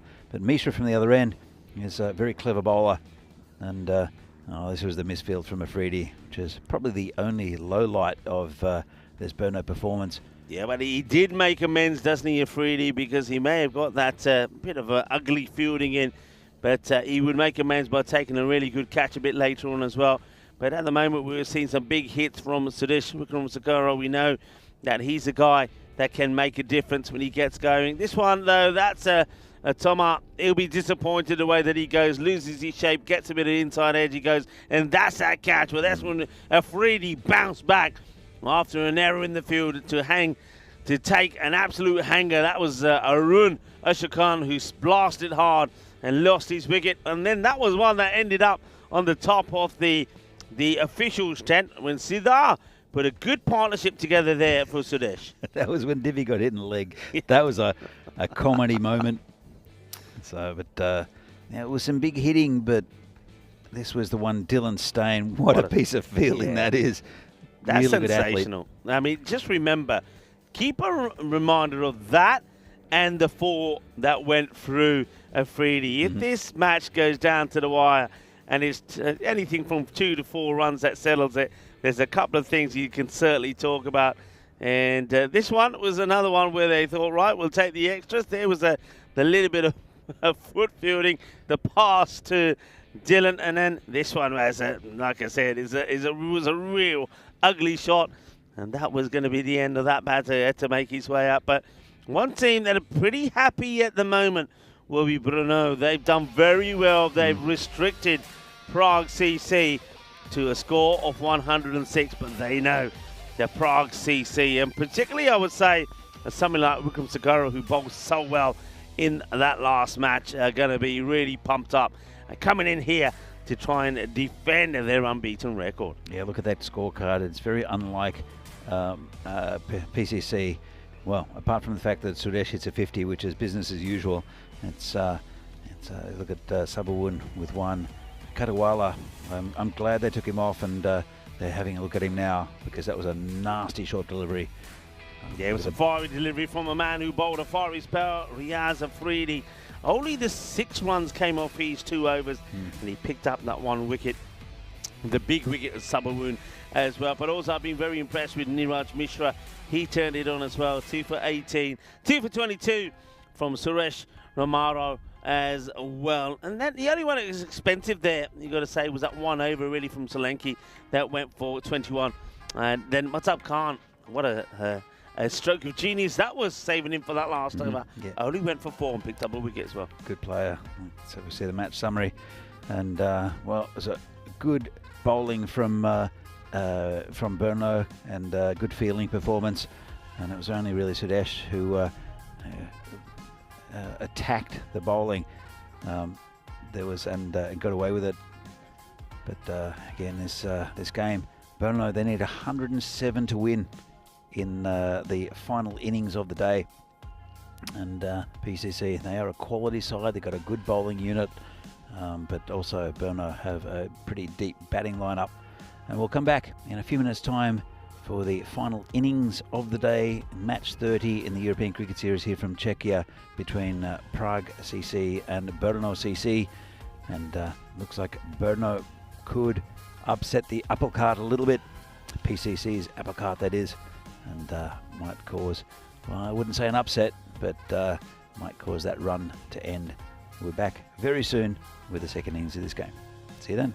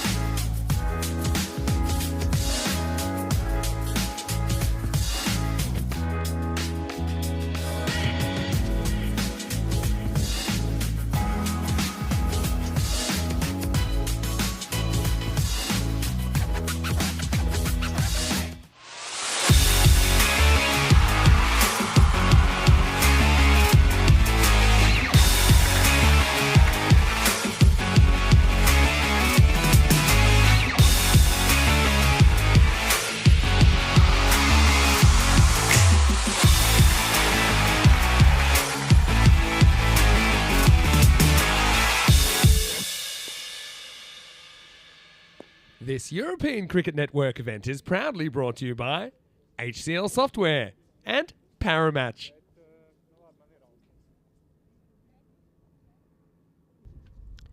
Hello cricket lovers and welcome back. We'll wait for the umpires Farouk and Vishal to start making their way out there, and of course it will be then of course Prague CC that will be taking the field. Well, we promise you an absolute cracker of a match to finish this match day 6, and well, we certainly are seeing it. Prague CC getting to a score of 106 for 7, and that included, by the way, a half century from Suresh Wickramasinghe, making 54 of 20, and there was some runs off the batch of Sidar as well, 19 of 6. But other than that, it was all one-way traffic, as the bowlers of Bruno really did put on a fantastic display. And that means that, let's have a quick look at the bonus point equation. 74 restricted, 74 or less, and it's opportunity for Prague CC to pick up all the points, but get the score in 7 overs or less.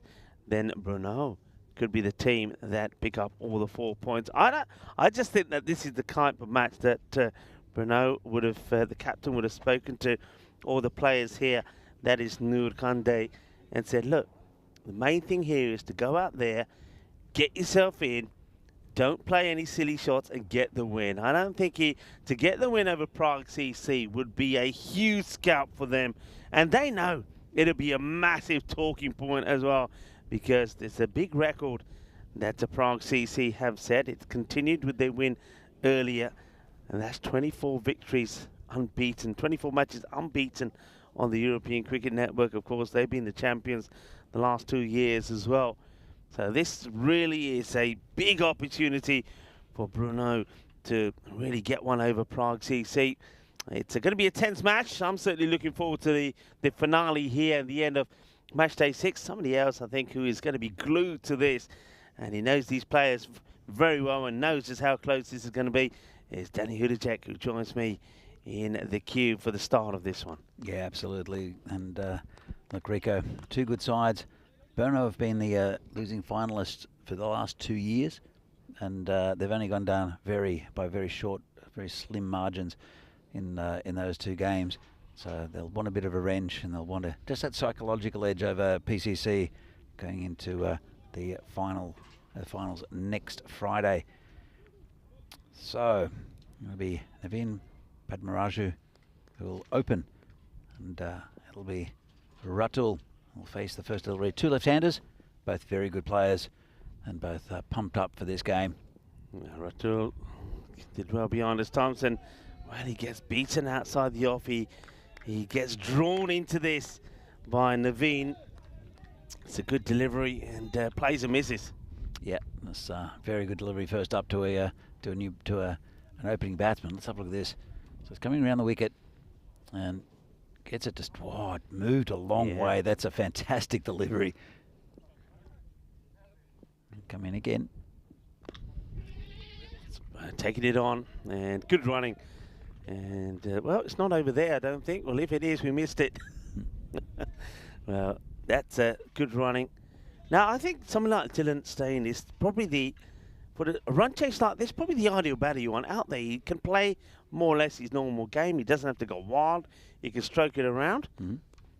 Yeah, absolutely. Look, Dylan's a clever cricketer. Sometimes he overthinks things, but when he's just in flow, he's one of the best batsmen in the country to watch, and he can hit to all parts of the ground.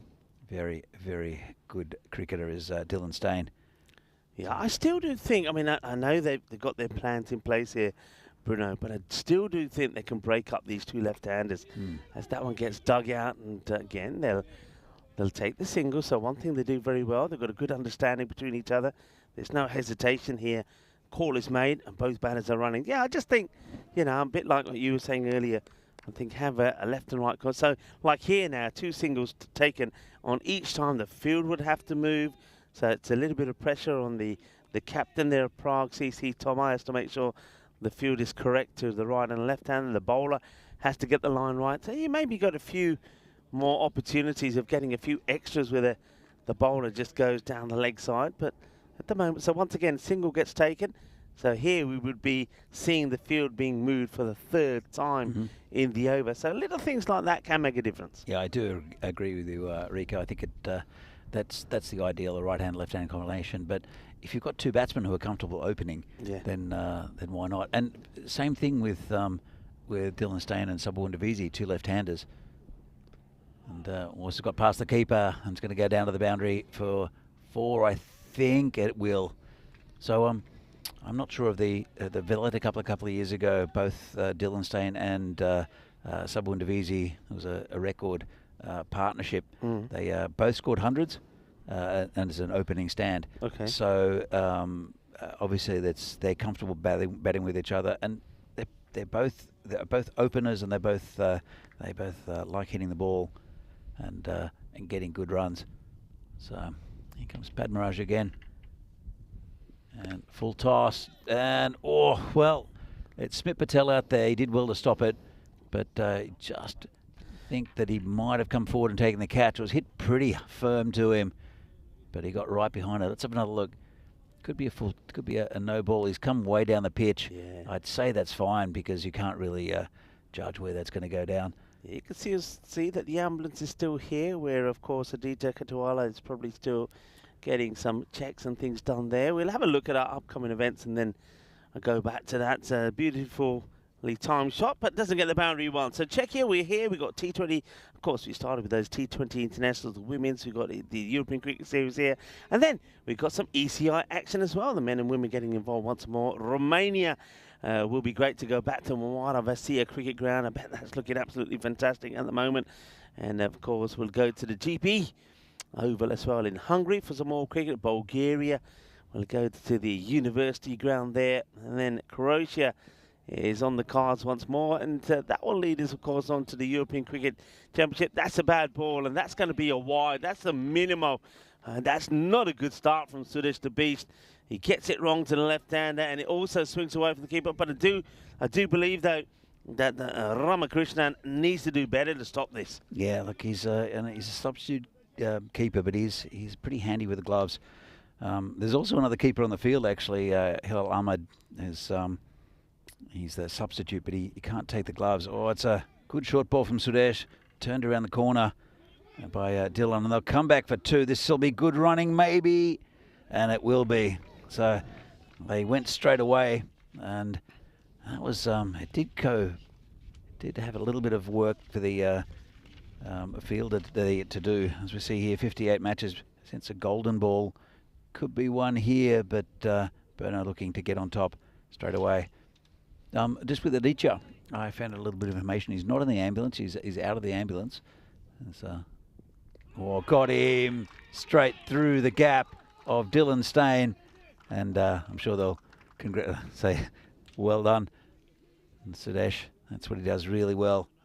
Just bowls at the stumps and bowls pretty quick. And here we go. Look at this comeback. That's an amazing delivery. It really is. The movement on that, sensational ball. I mean, we saw Naveen was getting the ball to swing away from the left-handers. So you see Sudesh, he's a complete opposite. He gets it to come in. It goes. You can see that he's drawn Dylan out to play the shot. Dylan's come forward. Then he's get that ball to come back in. It's well bowled, clever bowling. And, it's the Beast again that picks up the wicket, still showing that he's got the class and the talent that it takes to, still be a top player here on the European Cricket Network. So Dylan Stain will go for 8 of 5 deliveries. It's 15 for 1. Yeah, fantastic delivery. And a really good batsman to come in. It's the captain for Bruno, is Noor Kandai. And it's a breakthrough early for PCC, 15 for 1. So going back to Aditya, it wasn't the back of the helmet. What it was just underneath the behind the grill, just behind the ear, and the grill was pushed onto his ear. And it's a nice shot to start with, and it's got through the field. It's going to run all the way for 4. Well, disappointing then. It's Padmaraju who let it go through. Let's have another look at this. So it's well timed there by Noor, and then straight through the fielder, and then couldn't catch up to it on this fast outfield. Yeah, Maraju needs to do better there, and he knows it. Holds his head. He's given away to probably the batters would have taken the 1 if he stops it, but he's given 3 extra runs away. comes Sudesh again, and a nice shot fielded there in sort of that fly slip area. So what's happened is he hit the grill, and the grill pushed back onto his ear, and his ear is puffed up a bit like a boxer's ear or like a wrestler's cauliflower ear, I think. And there's a little cut as well. And so that's the reason why he came off. He had a check. Everything's fine. There's no concussion. But as Sudesh comes in again, beautiful delivery.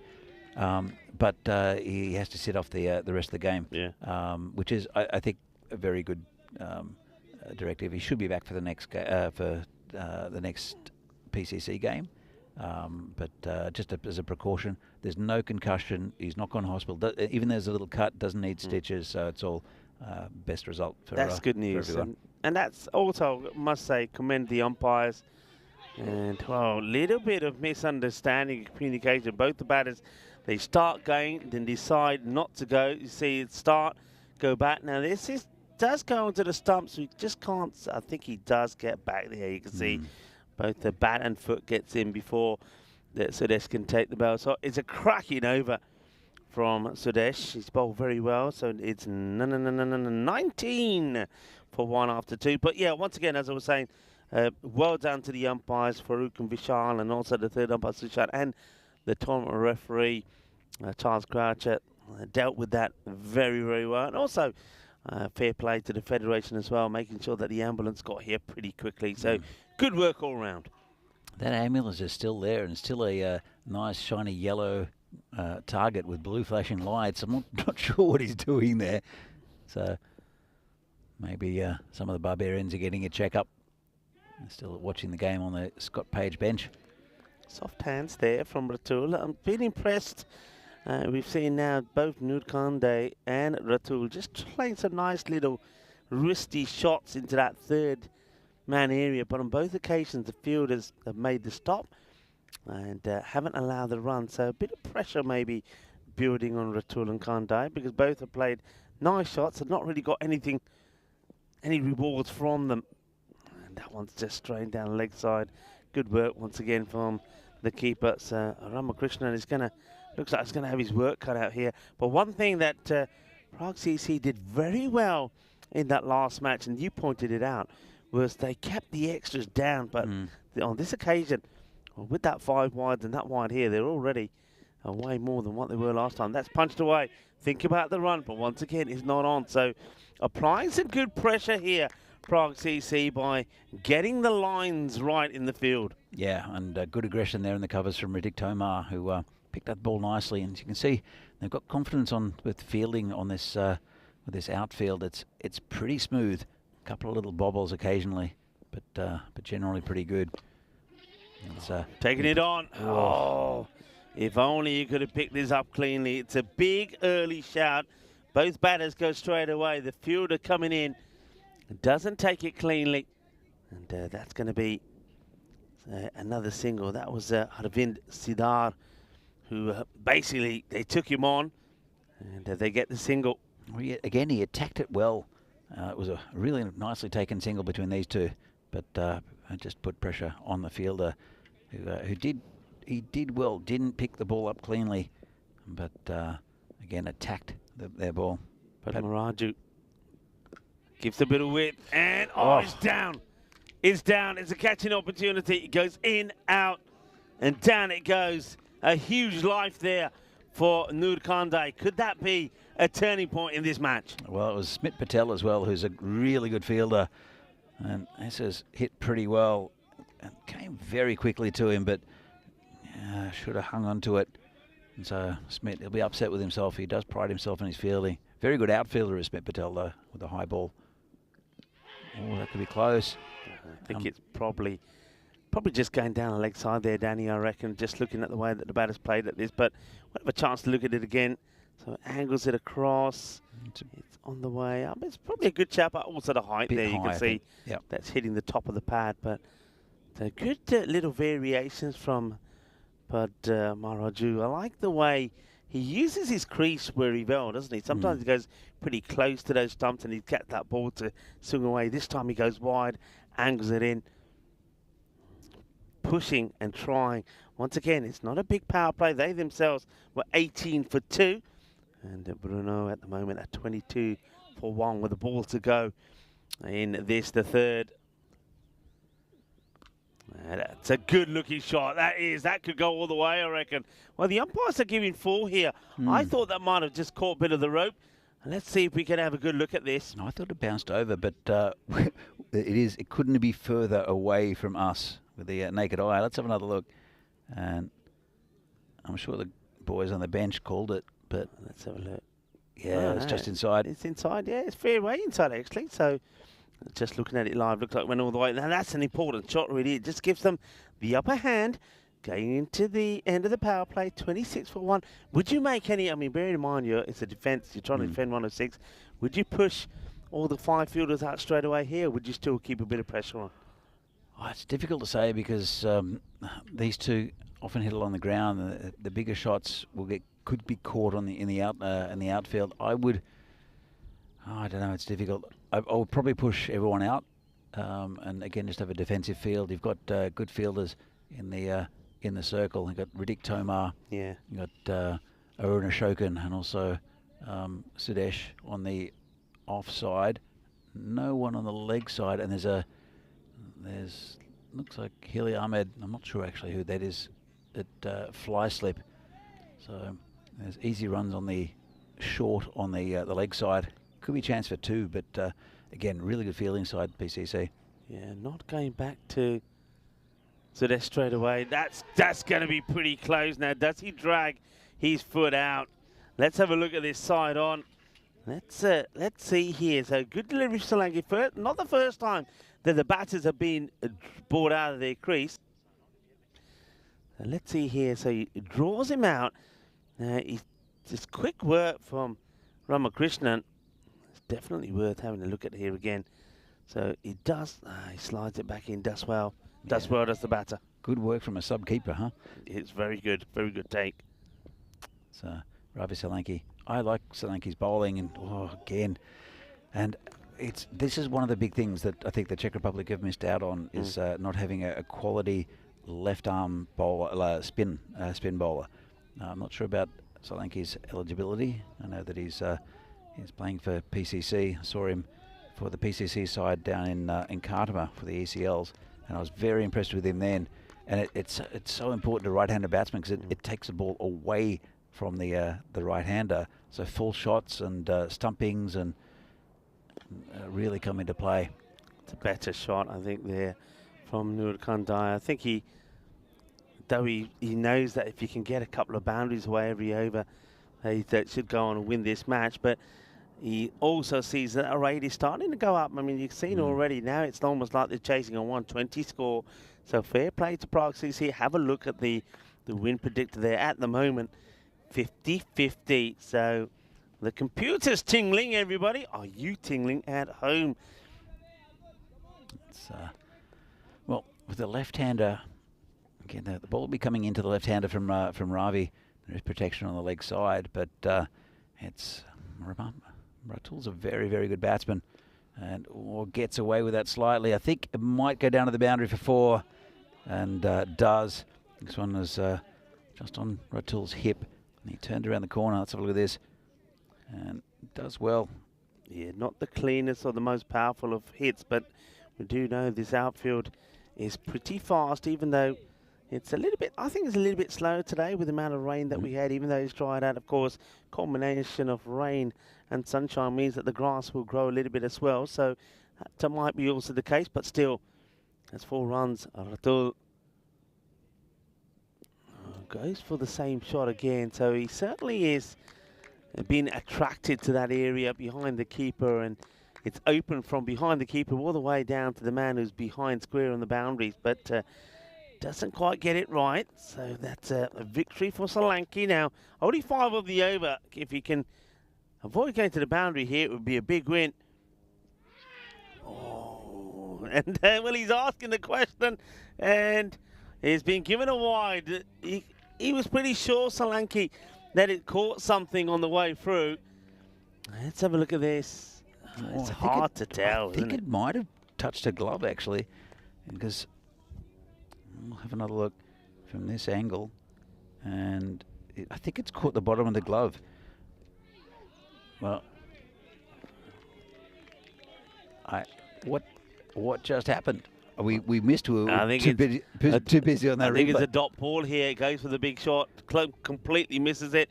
So that's why he's disappointed. Of course he's disappointed because after hitting a boundary, he went for the sweep again, missed it. He did get a wide, which, well, we thought he may have even got a bit of touch on it. And then it's another dot ball. So that rate climbing Prague CC, fighting hard and very hard. Solanki, that's a good over. Only 6 off that. The one before there from Naveen Padmaraju, only the 7 came off that one. 32 for 1 at the end of 4. Prague CC at this stage with 30 for 2. Very, very close. And that'll be the skipper, Riddick Tomar. The tank, he'll come in and bowl. He bowled pretty well against Barbarians. And he's you can tell he's been concentrating on bowling Yorkers because he picked up a couple of wickets like that. Bowled a different proposition against these two.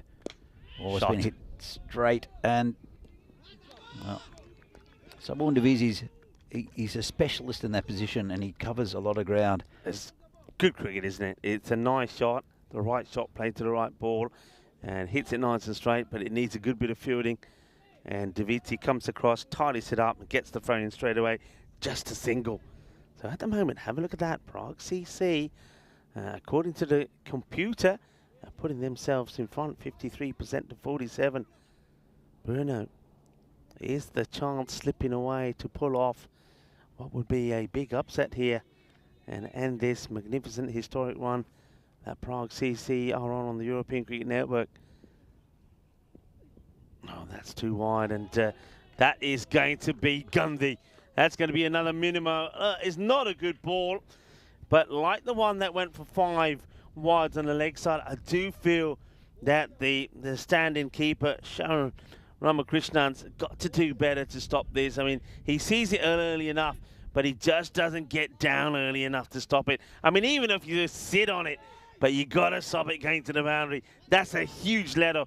That's a big sigh of relief for Bruno. Yeah, that's just 3-5 runs, isn't it? It's but it did bounce in front of Ramakrishnan and does better that time. Called a wide again, and Riddick not getting it right to the left-hander. Yeah, well, he's getting it left to the left-hander, if that makes any sense. Yeah, it's a tight call, but I suppose the umpires, they've been pretty. One thing they've been pretty consistent on that. I mean, if it's there or thereabout, they're calling it a wide. So they're going with the batters. And that one has been lofted, and that will go all the way. Bolle,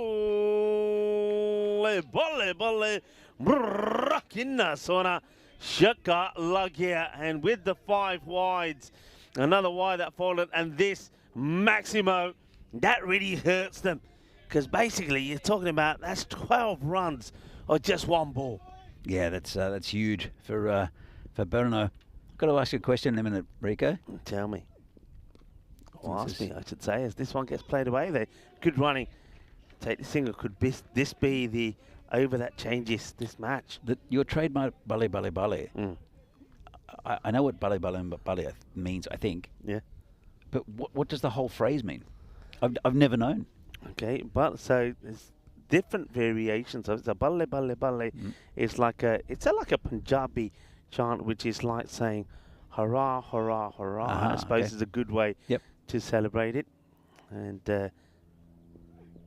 that's Gandhi. It's another. Oh, this time it's a sensational stop from Krishnan, because if there's any that he probably had no right to stop, it's probably this one. So Riddick Tomar, what's happened to him? Is it just pressure? He's completely wrong. That was a little bit high as well. I mean, that was a little bit high. They call the wide. I'd be interested to see the height on this. I mean, this was pretty high. I mean, yeah, that's pretty high for me, you know. I wonder if not a bad call, but they've gone with it. Wants to take it. Yeah, and Shaba again, another celebratory chant. Shaka Lagia, 6 runs. Okay. So yeah, it's just a It's a number of celebratory chants. Yeah, no, it's I like it. And I've heard it for so many years, and I've never known what it means. But thank you for that. It's all right. Well, there'll be a few shabas and balles from Bruno if they can get a victory. Well, from either team who wins this match, because it's a really tight contest. And look how quickly the percentages change. Just remember, just a few balls ago, before the start of this over from Thomas, it was PCC that were putting themselves in front, 53% to 47, and then that 5 wides, the big 6, and more issues in this over from Thomas, which has gone for 17 with a ball to go. Now has Bruno 65% to 35. Need a wicket here, and they need one pretty quickly. And that ain't going to help. Oh, Thomas, he's hurting the side so much here. And the problem here with something like this is, when it happens to the captain, then the rest of the team start to get a little bit flat. I reckon you're going to have to go with Sudesh right away. The next over for me, I think Sudesh has to bowl it, the beast, get him back in and get it another tight over in. The 50 comes up here now. There's still a couple of good bowling options looking at the lineup, as we see, because Riddick's a good bowler for both PCC and the Czech national team. Just to get it so wrong, I think that's a right-handed, left-handed combination, but still, really, it's not been great. As we see here, upcoming events, we're in Czechia until the end of June. Then from July 1st in Romania, then Hungary, Bulgaria, and Croatia will be interesting. And then Italy in Rome with the Meltel Shield. And then the Valletta Cup in Malta. That's a T20Is for women in Malta. That'll be until the end of, towards the end of August. Looking forward to that. That's what's coming in the next couple of months. Yeah, be looking forward to seeing these squads, actually, that will come out for the Meltel Shield as well. I think there'll be some top players coming together there. And that will happen in Rome. That's a lovely shot. That's going to be 6 runs, and that will just take a little bit of pressure off as the captain, Kande, goes big down the ground. Solanke does get pulled back for his second. Fair play, his first only went for 6, but then the first ball off his second doubles the score he's gone for. Down the ground, lovely hit. Doesn't try and hit it too hard, relies on his timing and feels that he's going to get the 6, and he gets it. Well, so probably a few worried PCC supporters around. But I'll tell you what, though, the rest of the supporters around the Czech Republic who are now Bruno fans will be loving this. And it's still very, very tight. It's tight. One team will have to be stronger together. Who will it be? Will Bruno continue to stay on top here as the win predictor is predicting? Or will the champions dig deep and find a way to come back into this? I mean, it's a group stage match. So you could say that for somebody like Prague CC, if you are going to lose a match, that this is probably the one to lose when it's not an eliminator. You still would, they still will qualify for the next stages. So if you're going to lose one, you'd rather lose this one and not lose something like a quarterfinal or a semi-final where you can be knocked out of the tournament. But still, it's been a spectacular record, which could be coming to an end here. Well, what it'll do is it'll lift the veil of invincibility that PCC have mounted up over the last 3 years, and well, 2 and a bit years, I guess. So it'll tell other teams in this competition that they are beatable if they lose this game, and it's still an if. It's very, very tight at this stage. Yeah, it's one of those where we've seen it a number of times today, haven't we? Where one wicket falls and one brings another. We've seen a couple of bowlers with chances to take hat-tricks, I think maybe on 3 or 4 occasions, and that's what Prague CC need to do here, and need to get a breakthrough. This partnership is just starting to build, and they need to find a way to bring it to an end. Can Solanke be the one to do it? And he, once again, a really good delivery. Goes really wide here. Look how wide he goes. Look how he jumps across there and really gets this angled in, draws the batter out again. But fair play to the batters. They haven't given up their crease. They've managed to get back all the time. Solanke looking to finish his over well, and He gets whipped away. It's over the square. And once it gets over with you, there's not too many that have been chased down. And once again, it's a neat, clever shot played here by Nur Kande. And it gets it over that man. He knows he's in the infield. And then the rest, well, is down to this outfield. There's going to be 4 more. So once again, boundary at the end of the over. 2 boundaries in that one. Takes a little bit more of that pressure off. They need him to go at around about 10.5 here. End of the 6 over is 65 for 1. Yeah, good end of the over for Bruno. And well, as I said, they've got lots of bowling options. You can look at Ko Meta, the off spinner, Aaron Ashokan as well as an off spinner.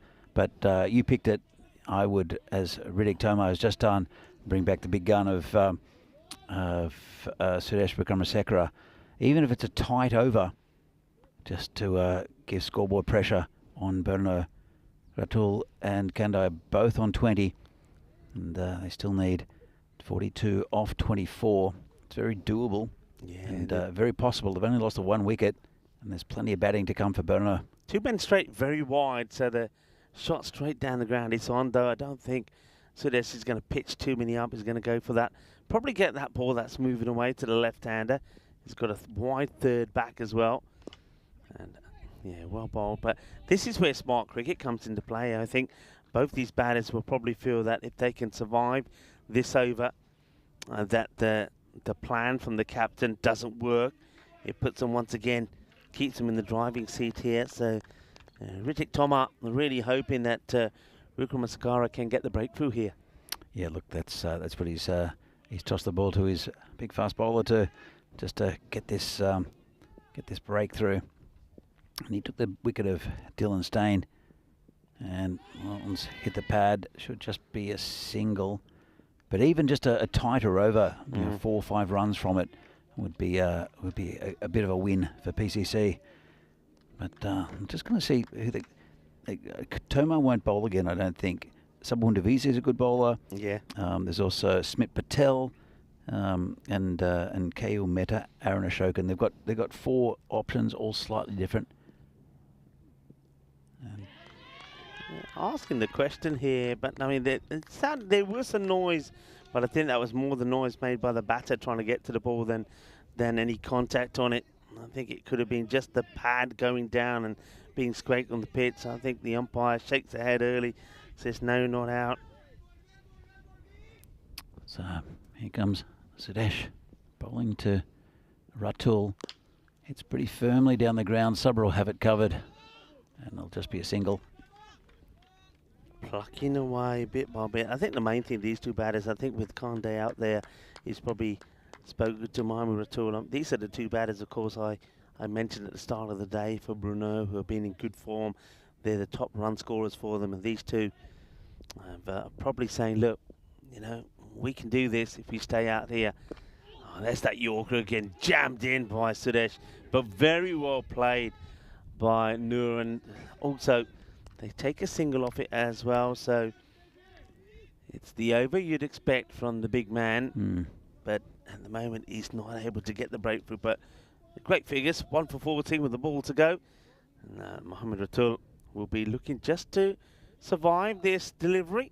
I mean, the over, it's only worth 3 so far, but if you're going to have to take a hit, you take it here, and you'd feel that you can get that acceleration in again a bit later on. Well, he doesn't see it that way. He tries to work this way. Very interesting shot, really. Trying to play a shot that is inside, up wide line on the offside, and he's trying to somehow play this down on the leg side. It's not going to work. And, well, this is what we're going to see tomorrow. We're not going to see the Prague CC in action tomorrow, so they'll have time to have a bit of a rest. But Bruno, we're going to see them first up against the Barbarians.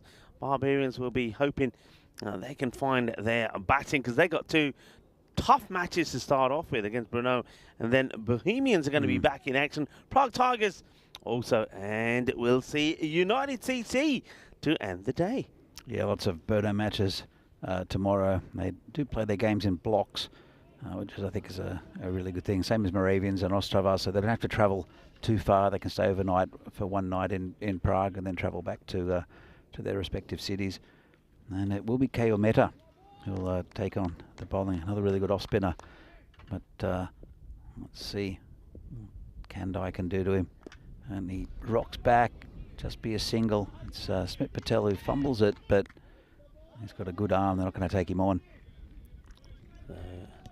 Meta, can he get some sort of things happening now? I mean, at the moment, of course, remember, Kande was dropped there by Smith Patel. It wasn't the easy of chances, but Smith Patel, it's a very, very good fielder. We know that. So, and he's gone on and put another 18 runs on the board since then in this steady yet decent partnership. But just look at that, with those last couple of overs being tight, PCC now getting themselves back into almost a sort of 50-50 sort of mark. That's nicely played. And in the gap, it's going to be 4 runs. It's a really good shot. Well, Mohamed Rutul has just got the habit. Every time the pressure comes on, he comes up with a good shot. And that is a really nice shot because it's all about getting that in the gap. It's placed to perfection in between the player that's at long on and mid-wicket. Very good shot. Yeah, very good shot. Oh, a bit of movement from the batter. And just plays it into the covers. Just be a single. Good running between these two as well. And it's a fantastic partnership here. It's just looks like a well-measured run chase. Yeah. But that's now creeping to 13 and over. It's they'll want to try to get as many runs as they can in the next over and a bit. Just don't leave it too much for the final, because that could be very tight. Goes for it and gets it. That's a lovely shot. Beautifully hit out of the middle. And now it's Nur Kande, the captain's turn to release some of the pressure and gets the big shot in. So, yeah, you said it. The rate's starting to go up. And right on cue after that tidy over from Sudesh that just went for 4. We've had a 6 and a 4 in this one. So 12 of this over so far with 2 balls to go. And you just get the feeling that maybe the batters are targeting Meta here. Another boundary would certainly bring the rate down. It gives a bit of width. Now, what's the umpire feel about this one? Thinks about it, but decides it's okay. Close call this time. Game in favour of the bowler. Yeah, it's. I think it's fine. Yeah, I think it's fine. That's a good decision. And KO, can he hold it together? Well, it's a little bit short. Go straight to the fielder. Just be a single. And pretty good end to the over for KO Meta. It's 13. They need about 13 and over, so that was bang on for Bruno. But this is a big over. The 9th also happens in the 9th, doesn't it? Yeah. Doesn't it, Rico? We always say it all happens in the 9th, so this is where Prague CC could put themselves in the driving seat going into the last, or you lose your way. But one thing that I think is very important here is Bruno have to, you know, these two have done so well, but they've got to realise one thing. They have got plenty of batting to come. So at some point, I think they needed to really take a bit of a gamble. Maybe they've left it to this over, and it's the captain who comes back, and he gets worked away. But, oh, that's going to be 4. Oh, that is a huge moment. Now, I don't know if this is a bit of a Tortuga here or whether the fielder is just rooted to the ground and doesn't move. Let's have a look at it. I reckon that's not the best of fielding. I think that might be a run out there, actually. Shakan, it's gone past him. It's 4 runs. I'm very surprised, though, that Ritik Toma has come back. That's not Arun. I'm just trying to figure out who it is. Might be Solanki. But because Arun's a pretty imposing figure in covers. It was interesting that Ritik would bring himself back on. They'll take a single. Yeah, it's a brave move. He went for... It's not the fact that he went for 19. It was the number of wides, the issues that he had. Now, this is where it could go nasty because it's against a left-hander that he struggled. So, Rutul on strike. Toma, the captain, has gone for 24. And let's see how he goes here. They're needing 20 in 10. 2 a ball.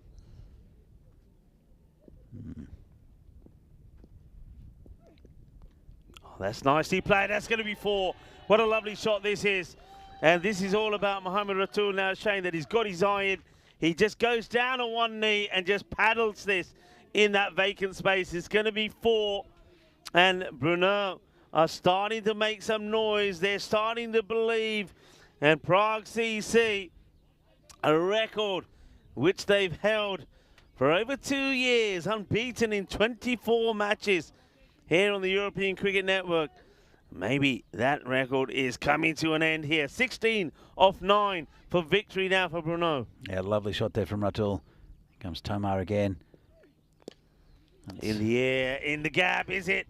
Yeah, he gets past the field. It's the same man again. And we might get a chance to see who he is here. I've seen his number now. Smit Patel. It's Smit Patel, who's had a bit. I don't think that Smit Patel who was there last time round. I think the fielder who was there has been moved, and Smit Patel has taken his position. So he's not able to fare any better. So that's another boundary. 12 of 8. Goes for it, up in the air. It's dropped into space. They're all shouting 2. They're taking on the arm. In comes the throw. Oh. They will get 2. Only a direct hit, I think, here could have seen the wicket go down. So they're working hard. They're hustling. They don't want to take a big score required into the last. And that means 10 now of 7. There'll be some, but how many required of the last over? What an innings this has been.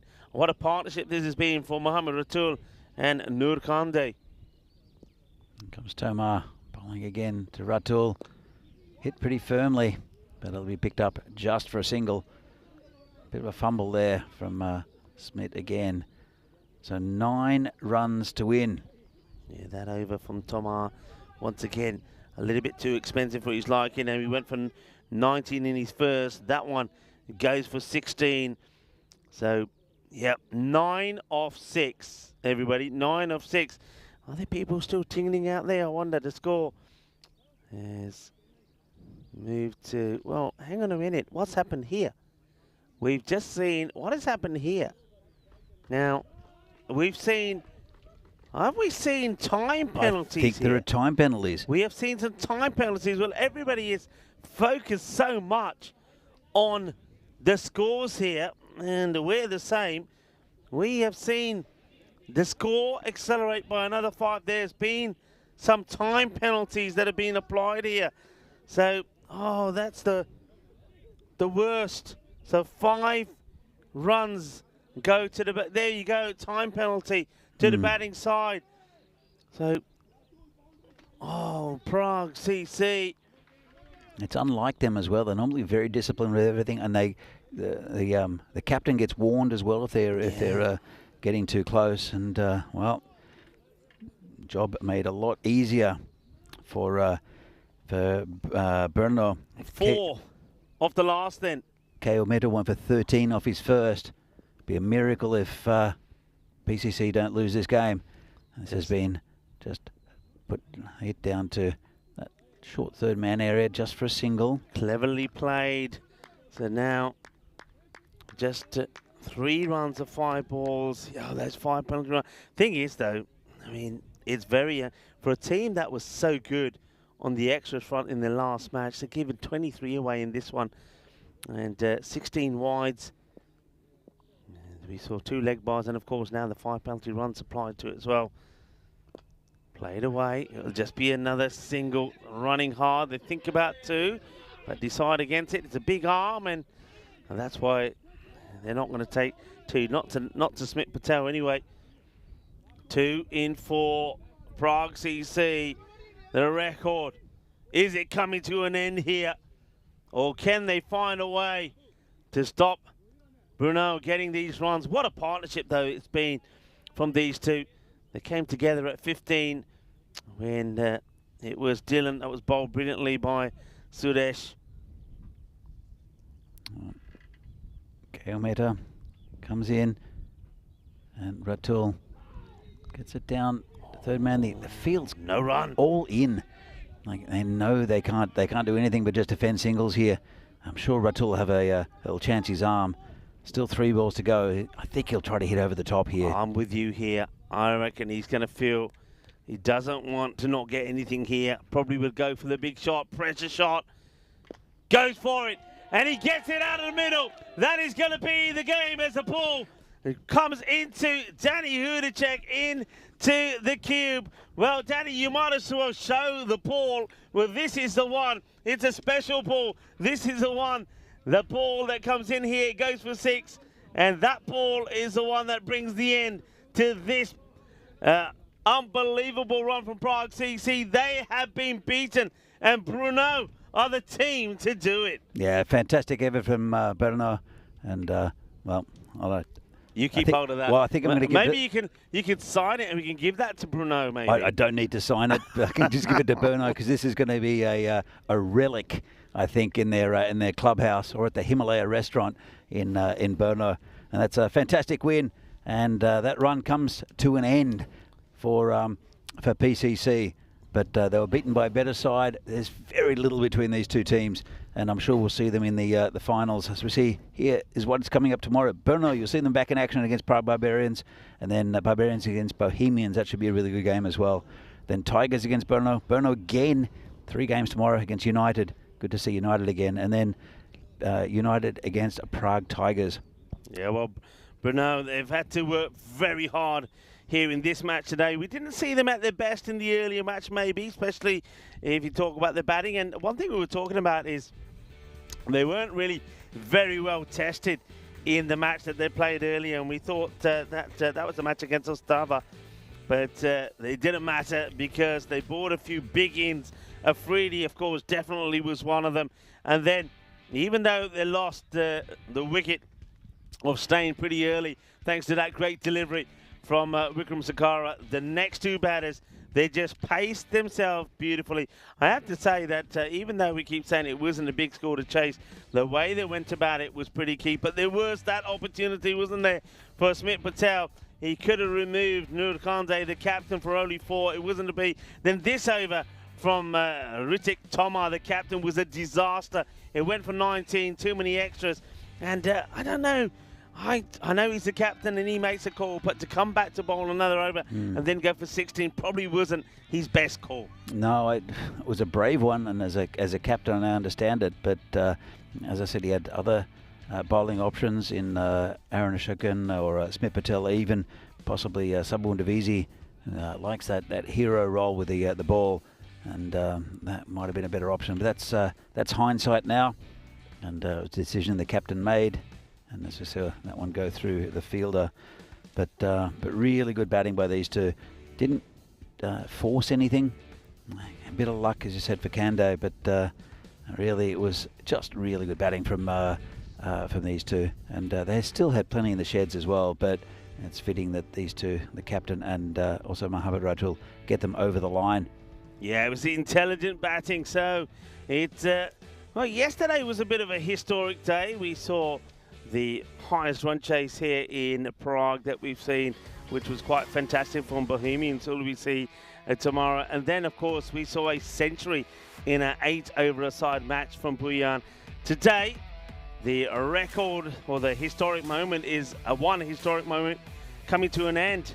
The run of 24 wins on the spin from Prague CC is over. They bought the 24 came up when they beat the Prague Barbarians in match number 29. But in this match number 30, it is Bruno. They get the win. And thanks to a very good partnership there from Ratul and Kande.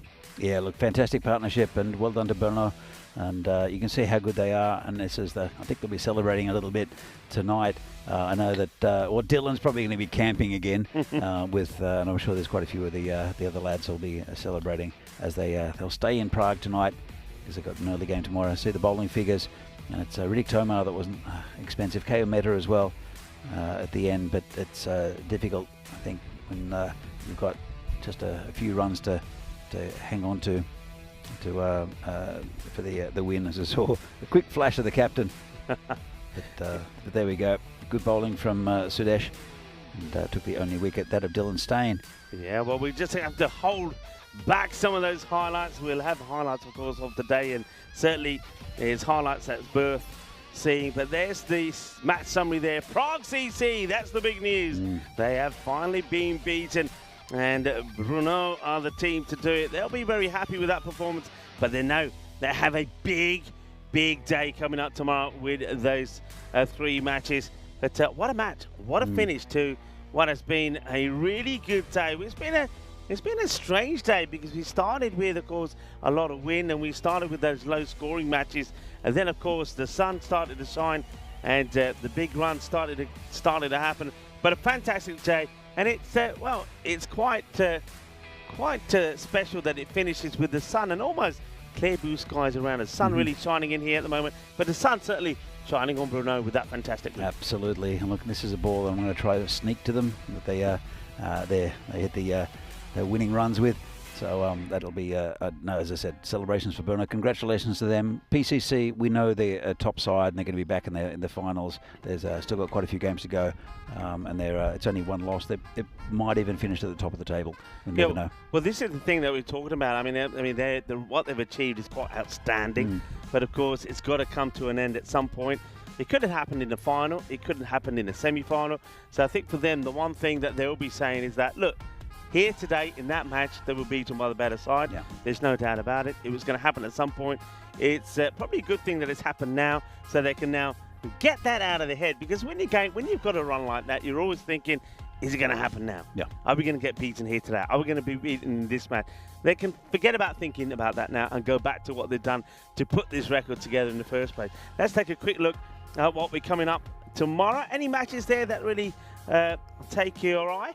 Oh, look, Barbarians, Bohemians, we're going to see one game, and the first two games, I'm looking forward to that. Barbarians are smarting after that loss to PCC, but they're two very important games for Barbarians and difficult ones. I think that'll be fun. And the last game between United and Tigers, two very spirited sides with a similar history, I guess, and that'll be a great game to finish the day 7.